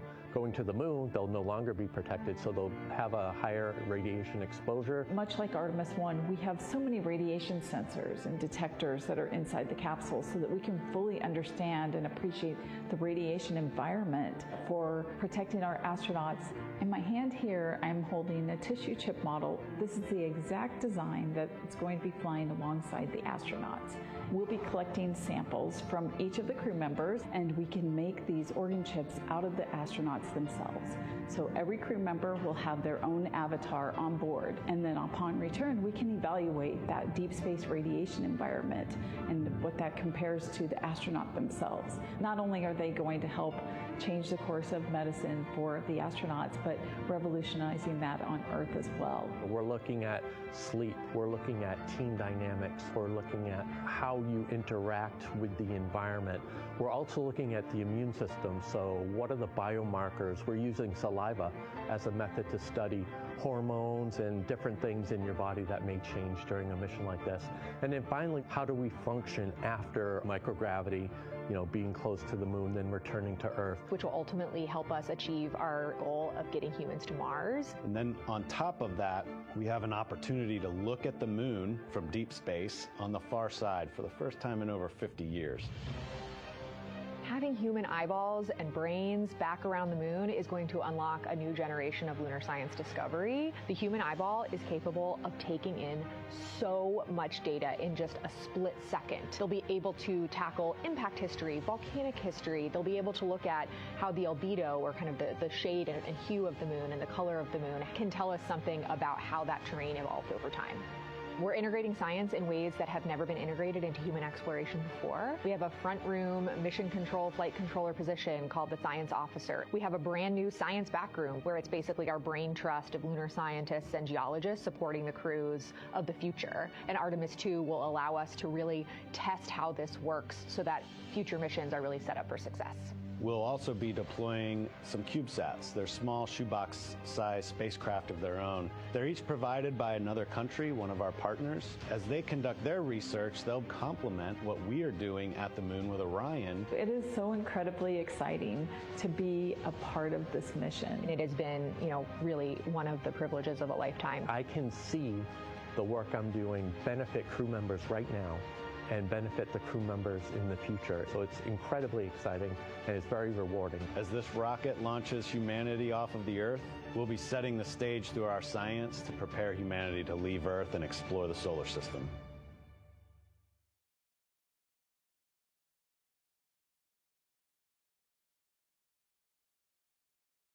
And as part of that, we are going to inhibit cabin leak detection. The Edge key manual response is still available. Copy, thumbs up.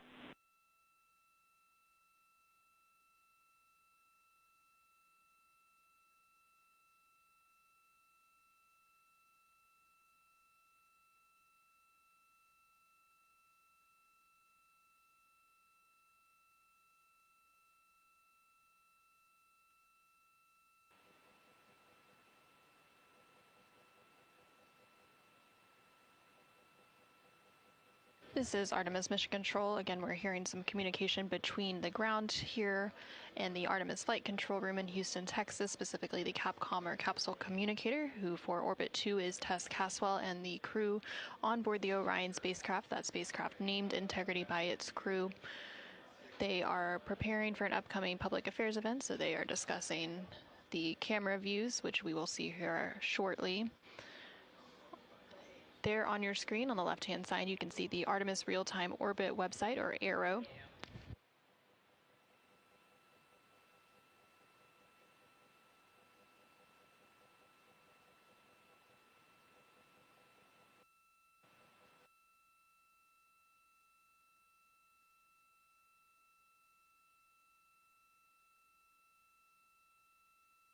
The Artemis Real-Time Orbit website there on the left-hand side of your screen provides updates on the velocity of the Orion spacecraft during its journey around the moon. Following a lunar flyby earlier today, which concluded about an hour ago, the crew has been conducting some cleanup tasks, so they've been transferring some of their documentation, their photos and data that they captured during the flyby to the ground to be evaluated by the science team, and of course some of that imagery will also be evaluated by the public affairs team here at NASA and then shared with the world once it's available. The crew will also have a post-lunar flyby conference with the science team tomorrow following their sleep period to go over some of their observations while it's still fresh and at the top of their mind. On the bottom right-hand corner of your screen, you can see a look into the Artemis Flight Control Room here in Mission Control Houston, specifically the Flight Director Console and the Capcom or Capsule Communicator Console. The flight director currently on console for Orbit 2 is Diane Daly, and throughout the Artemis II mission, there are 3 shifts or orbits of flight controllers who provide 24/7 coverage and support to the Artemis II crew and the Orion spacecraft and its systems during its journey around the moon. We are expecting a splashdown on Friday, April 10th. That splashdown will take place in about 3 days, 21 hours, and 33 minutes.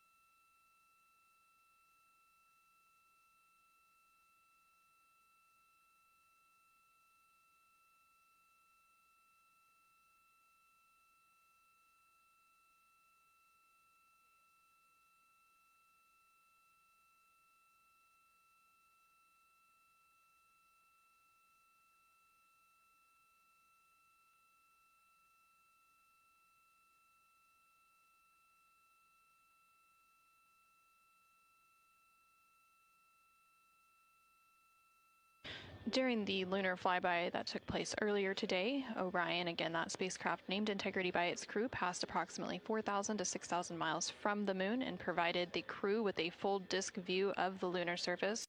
And from that higher vantage point, much farther than Apollo's lunar orbits on average, the astronauts were able to observe both poles and large-scale geological features in a single view.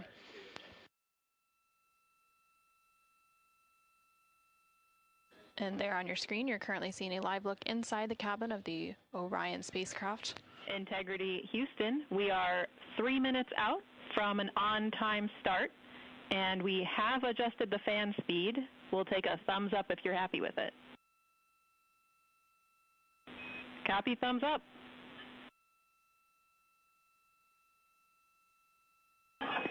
Superlative thumbs up.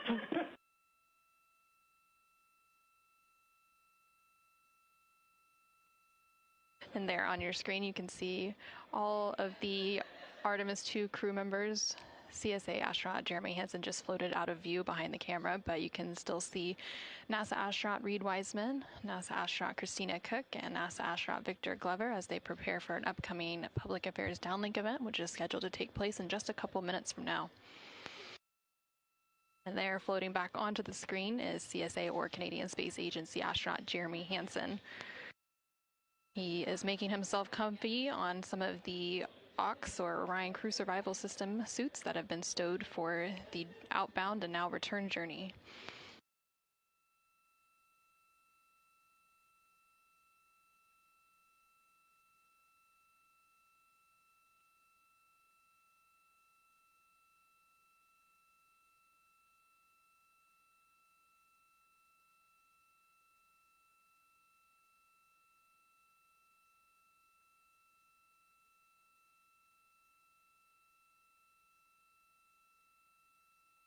Shortly after the completion of these couple of public affairs downlink events, the crew will begin winding down for their day, and they will have the opportunity to eat dinner. Some of the items on their menu today for dinner include chicken with corn and black beans, sweet and sour pork, rice pilaf, spicy green beans, citrus fruit salad, and maple cream cookies.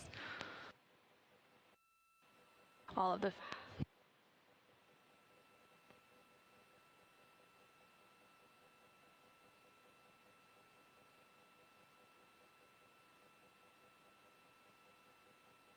And now we will go ahead and stand by for the public affairs event beginning in just about a minute.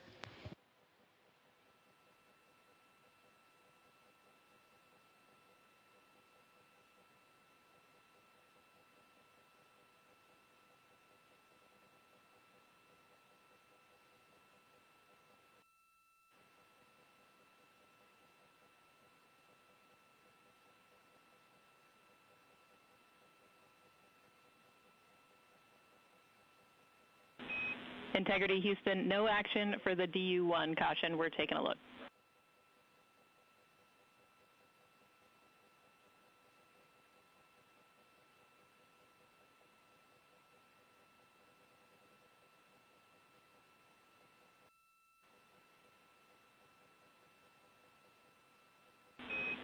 Integrity, this is Houston. Are you ready for the event?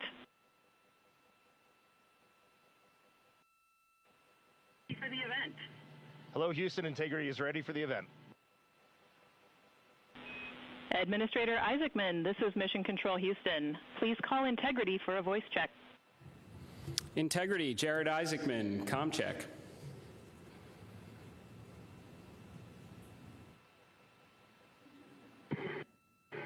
Administrator Isaacman, we've got you loud and clear, sir. How us?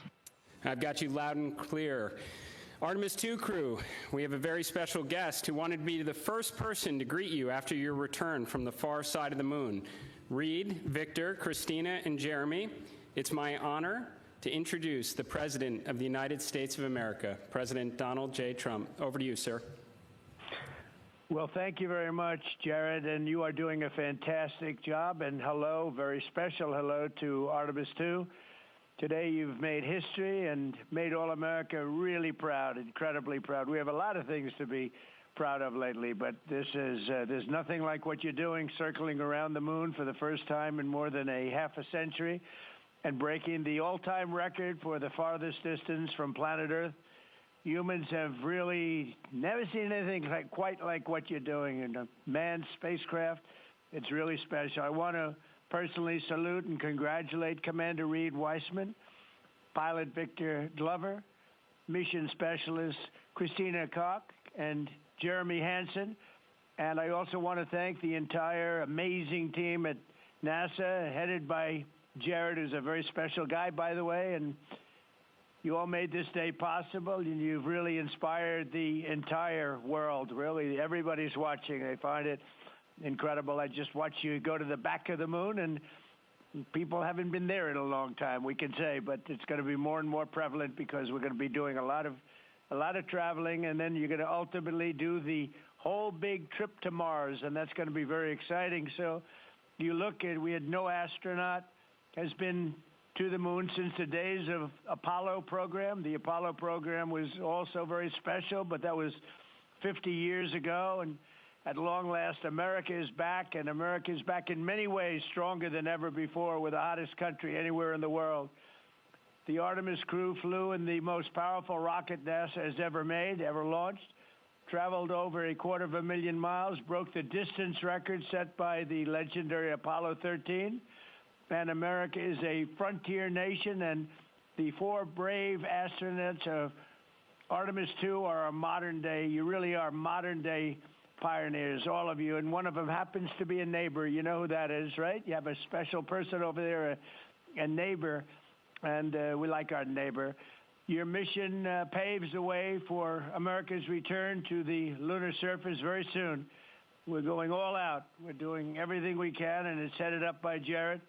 We'll plant our flag once again, and this time we won't just leave footprints. We'll establish a permanent presence on the moon, and we'll push on to Mars. That'll be very exciting. I'm waiting for that so much. I'd love to be here, but maybe we won't quite make it in terms of timing, but we will be up in the moon, and that's going to happen soon. So America will be second to none in space and everything else that we're doing, and we will continue to lead the whole thing into the stars, this incredible journey into the stars. So I just wanted, it's an honor to speak to you, and I wanted to congratulate each and every one of you. And tell me, what is the most unforgettable part of this really historic day? The whole world is watching and listening. Please tell me.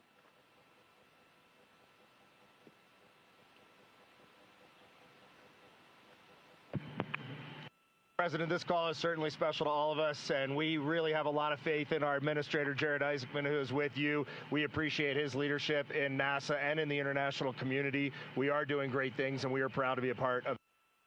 I have to tell you, as we came around the near side of the moon, seeing all the sights that we've seen from Earth for all of our lives, but we're seeing them from a different perspective, and then we started to get a glimpse of the and we saw sites, Oriental sites that no human has ever seen before, not even in Apollo, and that was amazing for us.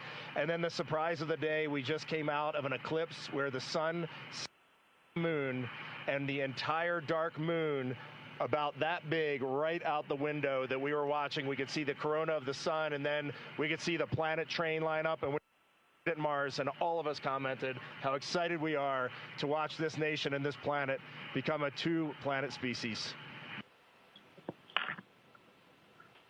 That is fantastic. You know, I had a decision to make in my first term, and the decision is, what are we going to do at NASA? Are we going to have it be revived, or are we going to close it down? And I had very little hesitation, and it's really great to have somebody like Jared involved, because he really makes it much easier for me. But it was not even a question in my own mind. We've spent what we had to do, and then of course we have Space Force, and Space Force is very much related to what you're doing, and that was my baby. That was a very important one, and it'll turn out to be truly one of the most important, I believe, decisions I've ever made. So we're very proud of Space Force, and we're very proud of all of you. Does anybody else have anything to say? A lot of people listening.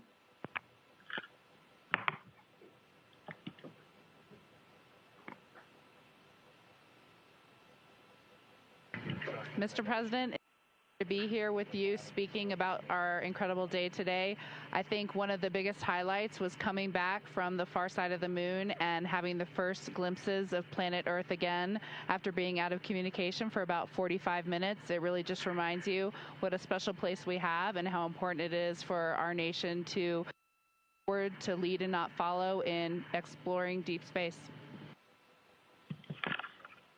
I'd like to ask, what was your feeling when you had no communication, zero communication? All of a sudden it was cut off by, obviously, your very special location. What was your feeling when you had no communication? A little bit different, perhaps?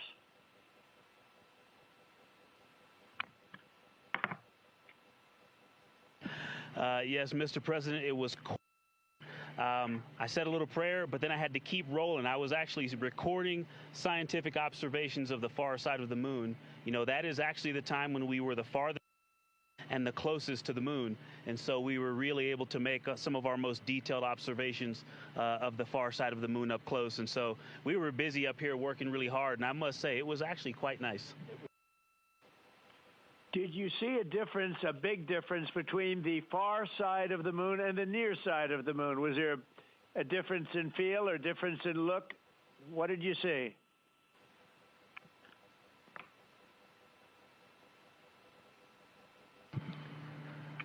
Well, Mr. President, we certainly did, and our science team really set us up well to understand what they thought we might see.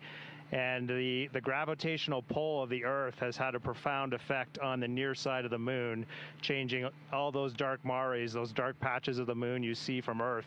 It's very different on the far side. While you see some small patches of those mare in deep craters, it's very much absent on that side, so that's really neat. And while I have the microphone, sir, I just want to thank you on behalf of Canada. The space leadership you spoke of from America truly is extraordinary.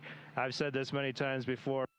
A nation that leads like that and creates and sets big goals for humanity that brings other countries along with it is truly incredible. And I know that's a very intentional, not a necessary decision, intentional decision to lead by example and to allow other countries like Canada to share our gifts and help you achieve these mutually beneficial goals, like establishing a presence on the moon and eventually going to Mars.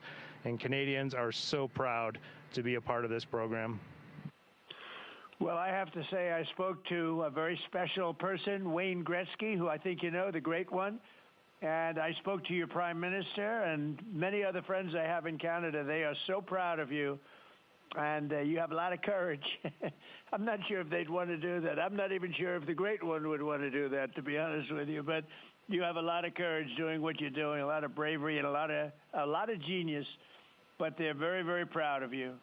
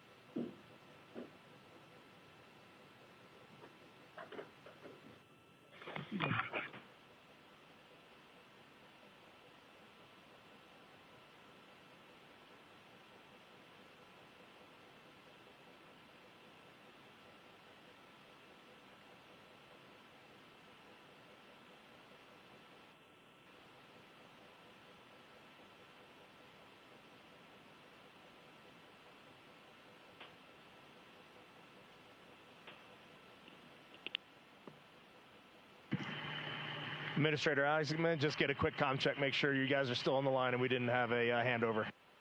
I am. Yes, I am. And integrity, and back over to you, Mr. President. Yeah, I think we might have gotten cut off. It is a long distance. It's a long ways. The reception's been great. There's a little bit of about a 9-second delay, but no, I just had a statement for, I don't know what you heard, but I was just saying they're very proud of your brilliant person from Canada on the ship. And Wayne Gretzky is a great friend of mine, and he's very proud of him. And the Prime Minister I spoke to, they're very, very honored that you have a courageous person from Canada. You have a lot of courageous people from Canada, so it was very nice. I'm not sure if you heard me say that, but it was very nice.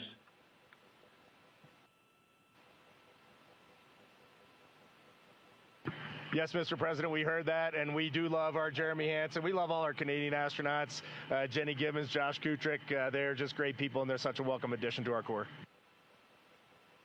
Great. Well, I really look forward to, when we can, I look forward to seeing you in the Oval Office.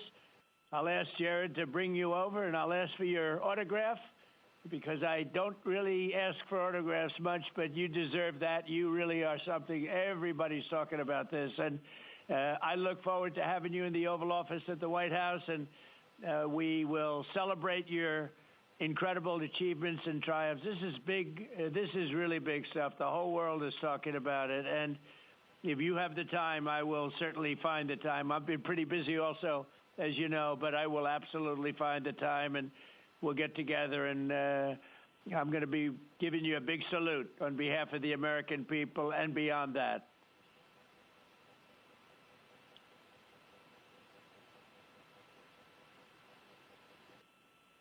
Thank you for that, Mr. President. And when you want us, we will be there.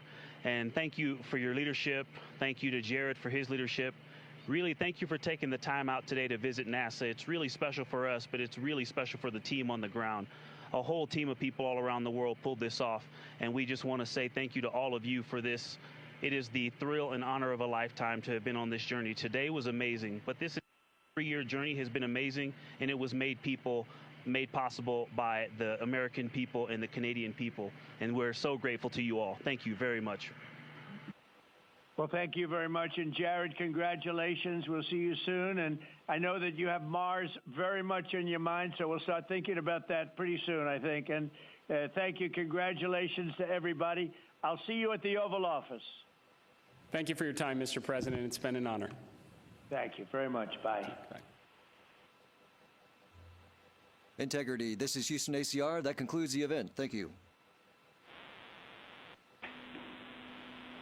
Thank you to all participants.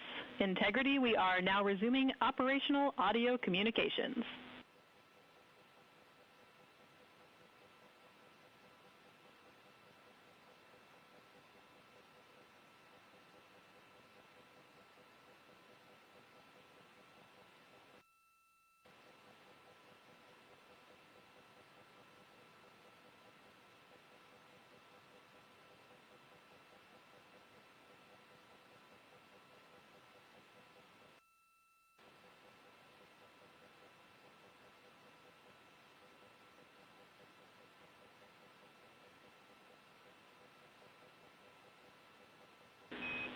Integrity Houston, great job on the event. Just a heads up, we are on track to start the next event on time at 4:15.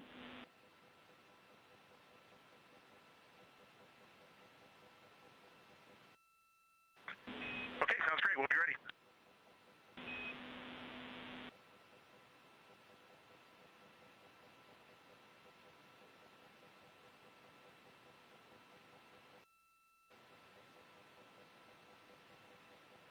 This is Artemis Mission Control in Houston, Texas. We just had that public affairs event with President Donald Trump and the crew on board the Orion spacecraft. And coming up in about 10 minutes, there will be another public affairs event. That event taking place at a mission elapsed time of 5 days, 4 hours, and 15 minutes. Currently on your screen, you're seeing a look at the Artemis Real-Time Orbit website, which provides updates on the velocity as well as the distance of the Orion spacecraft from both Earth and the Moon.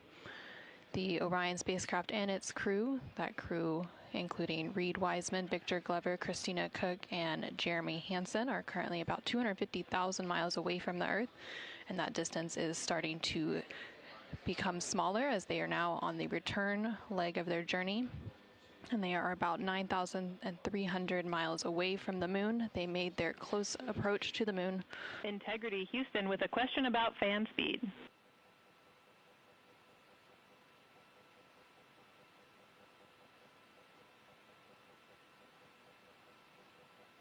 Go ahead.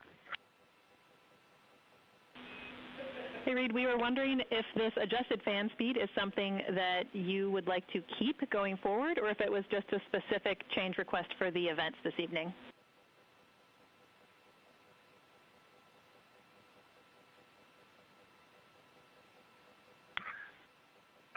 Certainly for PAO events, this is an ideal fan speed. If you're willing to give us this fan speed for routine habitability, I think we would take it and try it for a while.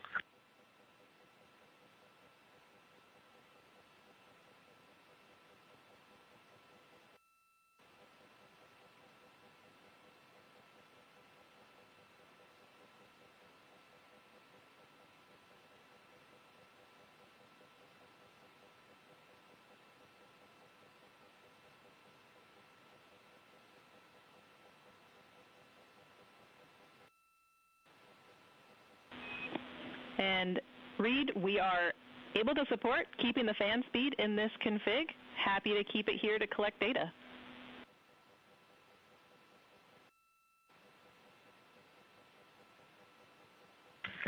Okay, you got 4 happy astronauts up here. We'll take it. Obviously, when we go to exercise, we'll need to bump it up, but I think for quiescent living, this will be great.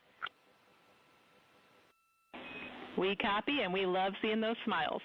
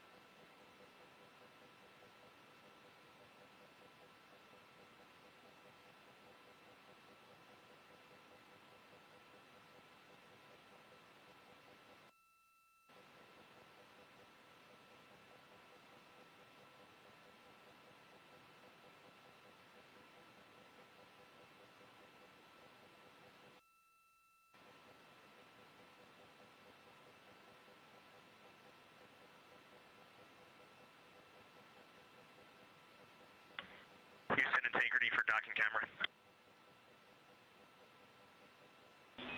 Go ahead.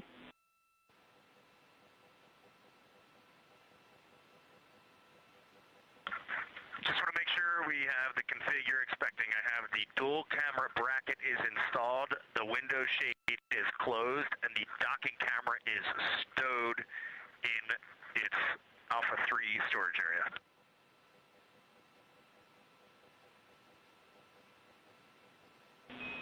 That's a good config.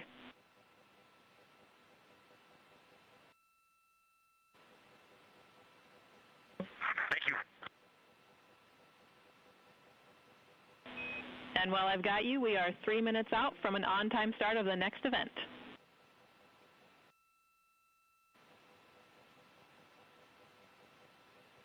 This is Artemis Mission Control in Houston, Texas. You can see a live look of the Artemis II crew inside the Orion Spacecraft cabin as they prepare for another public affairs downlink event. There on your screen is CSA astronaut Jeremy Hansen along with NASA astronaut Reid Wiseman and NASA astronaut Victor Glover popping up.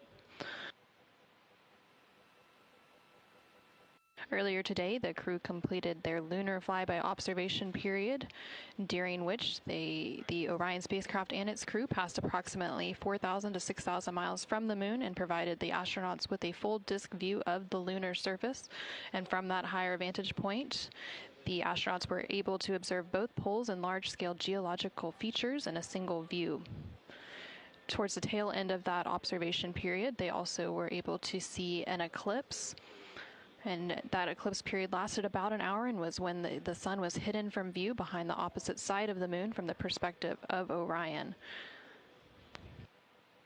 Since then, the crew has been working to clean up some of their observations and transfer some of the data and imagery down to the ground to begin processing, and the science team will take a look at that imagery as it comes down ahead of a post-lunar flyby conference tomorrow with the crew following their sleep period. Now we are standing by for a second public affairs event taking place in about a minute.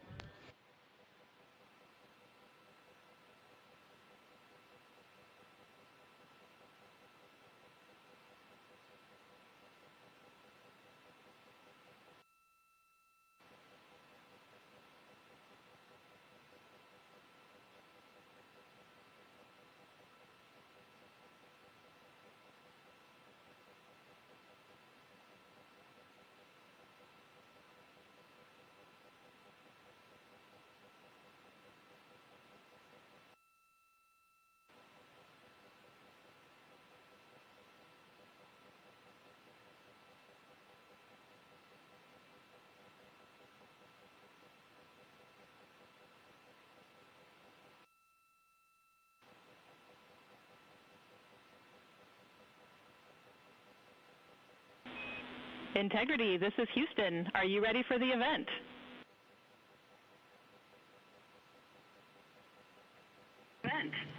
Houston, Integrity is ready for the event. Administrator Isaacman, this is Mission Control Houston. Please call Integrity for a voice check. Integrity, Jared Isaacman, comm check.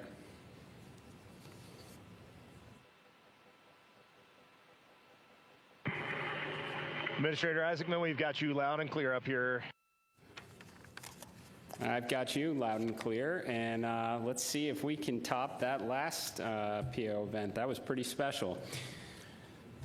So we are going to spend the next 20 minutes doing Q&A from a number of questions that have been submitted, and we are going to start with one from me.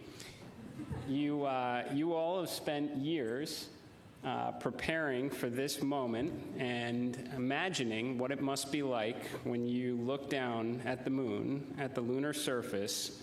What has surprised you all that you did not anticipate?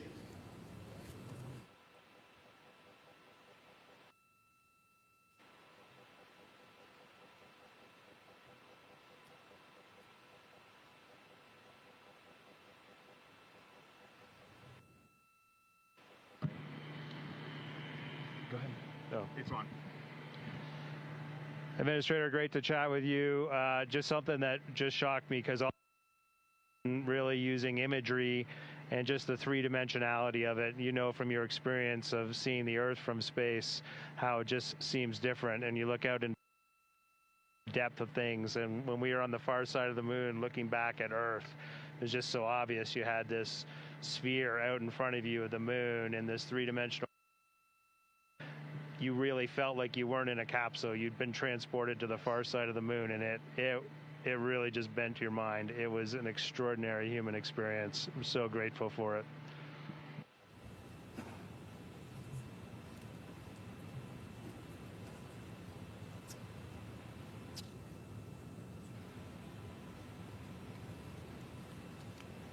Integrity, Jared, anyone else want to answer that one?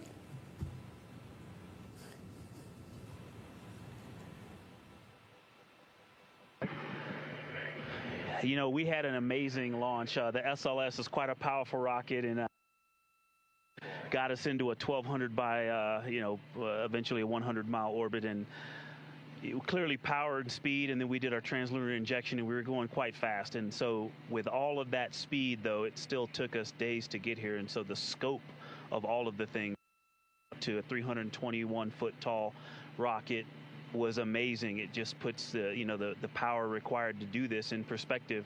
But then even with all that power and to get to those velocities, it still took us days. And the breadth of the distance we had to cover, watching the distance from Earth count up and the distance from the moon count down was one of the most surprising things I've enjoyed. Well, as I was trying to formulate an answer, at first I anything because there are so many things to choose from. I'll try to just narrow it down, but I'm going to go with something we did yesterday, a manual flight test objective, where we just basically got to sit at the vehicle. It was Jeremy and I this time, and just drive around using the rotational hand controller, basically just drive it with the stick, and how well it handled, how tight the control algorithms were, and watching it respond when we actually degraded it on purpose by going into 3 degrees of freedom control, by actually inhibiting some of the jets, which even though we have jet redundancy, of course, for each other in these complicated algorithms. So it was just amazing to be in a deep spacecraft and just be flying it around by hand. The one other thing I'll say, how fast it has gone by. I'm not ready to go home. I can't believe that something this cramped of quarters can fly by and still be fun every single minute. And I'll just close out with, I think just scale, Jared, is the thing that is just blowing my mind. You flew Polaris Dawn to some amazing apogee numbers, and on the International Space Station, we're 250 nautical miles up, and that's the most beautiful view I think a human could ever experience. And we are dealing with numbers that are 250,000 miles, and every time Mission Control points to this vehicle, either at the moon or at Earth, and it reminds me every day that humans have to go, we've got to explore, we got to go further to expand our knowledge, expand our horizons. And every time we take another step forward, it makes the world seem a little bit smaller and a little bit more manageable. And just putting these numbers in perspective, it is impossible as a human to look at these displays and comprehend them. But here we are, and NASA is doing this, an international team is doing this, and they're doing it very well. Excellent words, Integrity. So certainly a very wild insertion orbit. I can imagine the contrast between perigee and apogee, the scale of it all, the 3D, seeing the moon come alive, and then certainly manual control. Well, every Dragon crew for the last 5 years is very jealous on that. Okay, so we're going to questions here. This one, the Artemis II crew, inspire all of us, but what inspires you?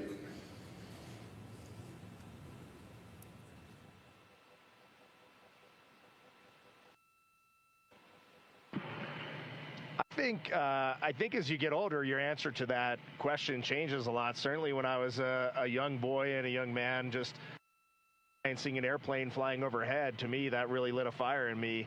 And then I think when you reach your middle age, it is interesting to watch leadership throughout the world kind of change the course of human. You can watch that unfold. And now now that I'm just a little bit over 50, you'll be there soon. Now that I'm just a little bit over 50, I mean, it all ties back to just family, and you understand just how much the people that you surround yourself with, and that is really every night when you go to bed, that's really what you end up thinking. At least that's what I end up thinking.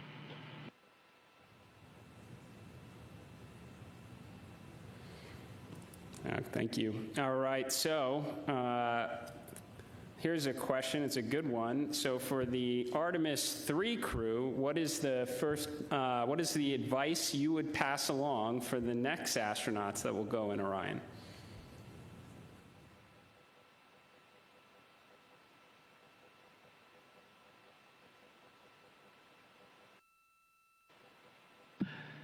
That's a great question, Jared. We've actually been thinking about the Artemis III crew since we were assigned as the Artemis II crew. It was the beginning of how we came up with how we wanted to fly this mission, how we wanted to buy down risk for the program, and values as a crew. And so, over the course of these 3 years, we've taken a lot of notes. So we've almost got a book to hand them. But I think a few practical things, just sitting here, we've been living for the past 6 days, how you pack is a huge impact to how you will live on the journey. And so things like food and your hygiene products, and then you know what's going on with our waste management system, the technology that we have, practicing that and being familiar with that and being prepared mentally. I used it on the space station. I used it at home in training. But I'll be honest, I wasn't really prepared to have to use it for over half the mission. And but we adapt and overcome. And so I can't wait to talk to that crew. I'm glad you said it, or else I was. We definitely have to fix some of the plumbing. Okay, this question is from Merriam-Webster. So wordy one here. So you are going to be, you've already surpassed more than 250,000 miles from Earth, farther than any human has gone before. So what are some words that come to mind when you try to wrap your mind around this very unique experience?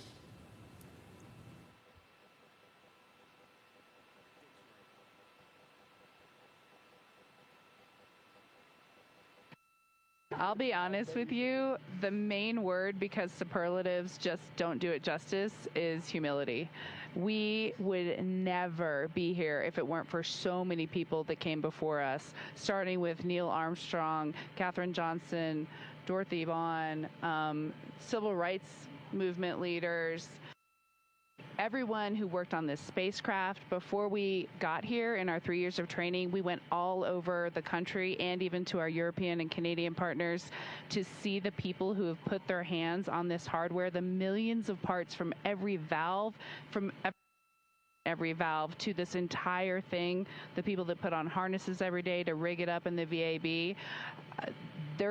They all passed the record. We definitely didn't pass the record up here alone. So this is actually very similar to the question the President of the United States asked just a brief bit ago. But during the quiet moments on your journey, when you were out of contact with everyone here on Earth, what were some of the thoughts that tended to occupy your mind most?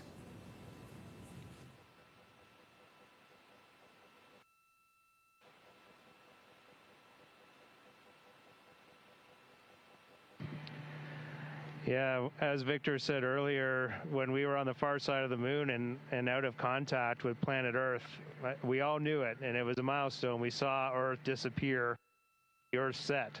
But we were so busy with the science, and we have such faith in our vehicle integrity, such faith in mission control, that we were just at complete peace and just doing our job. And just trying to do a good job to collect as much science data as we could while we were on the far side of the moon, and we were just giddy in here, like of our lives. He's being a bit humble, but as soon as we went out of comm with planet Earth, we did have maple cookies. As we just gathered together for about 30 seconds, each one of us had a maple cream cookie, and then right back into the science. But we had to take a moment to honor that time going behind Earth, and it was going behind the moon and out of touch with Earth, and that was a very surreal moment for this crew.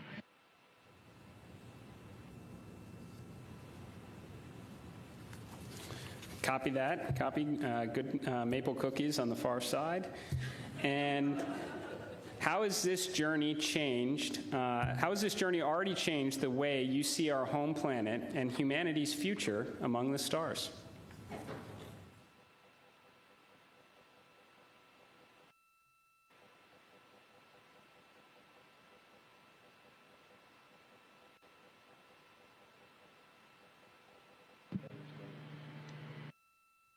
There's so many directions I think we could go with that, and I just, I think that there's, global, but I think real impact is local, and is to see the Earth as an entire thing and look at it, this system, and to see it all in once.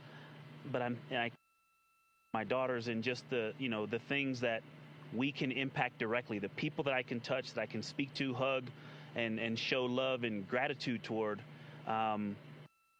is the thing that I think is going to change and last. And but you also talked about the future that we're going to have in the stars, and this mission, I think we swung for the fence and launched on our first try after learning a lot earlier this year. But I think it set the stage for us to go out and continue to swing for the fence hard in our Orion SLS and ground systems programs to go and get the next one teed up so that crew can knock it off out of the park. And so I have huge expectations for what's coming next.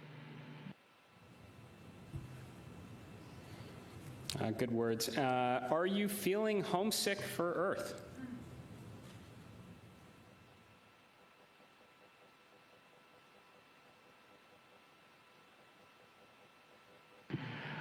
I will tell you, last of my eyes, I did start thinking about getting home. It's not homesickness at all, but the first time probably in 3 years, I let my mind get past the moon and back towards home, and I had to catch myself right there. You're an operator just like we are, and that is the place to be when you're up here. We got to look one step ahead. What's next? What's our next burn? How are we setting up our trajectory to get home? And we are going to do that. We are locked in, and we are definitely excited for the second half of this mission. And we are on guard. We are first crew to fly this vehicle. We are ready for any contingency in any scenario, and we are going to stay locked in every second until we are back on that Navy ship and then home reunited with our families. And copy that. Astronauts like being in space. That checks out. Okay, there's a lot of questions from the space photography community. How are the pictures going so far?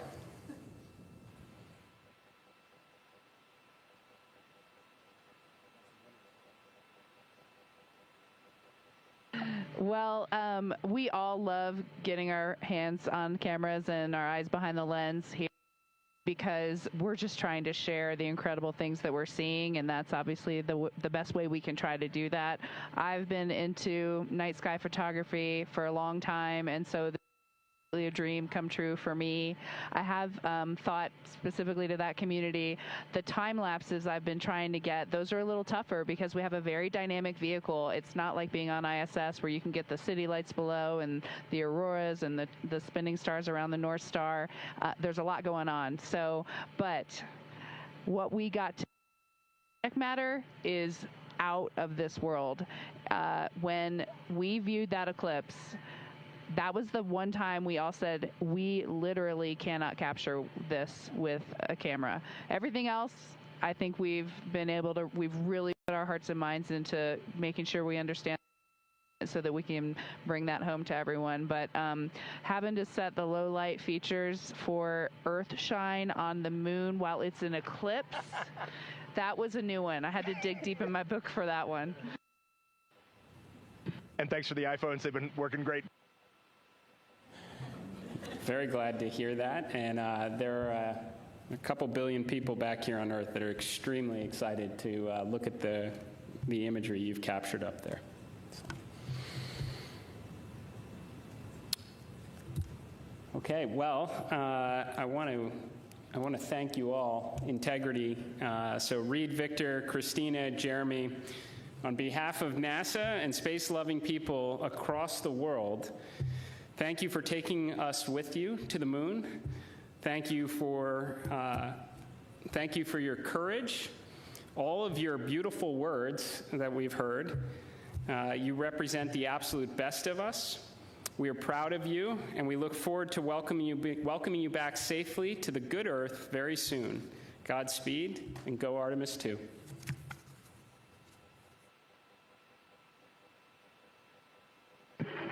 Thank you so much, Administrator. We are just proud to be a part of this team, doing our work every day, and we are supported by a huge world of humans, and we are just honored to be a part of that. Thank you. We'll see you soon.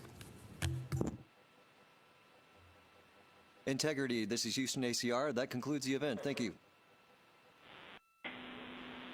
Thank you to all participants. Integrity, we are now resuming operational audio comm.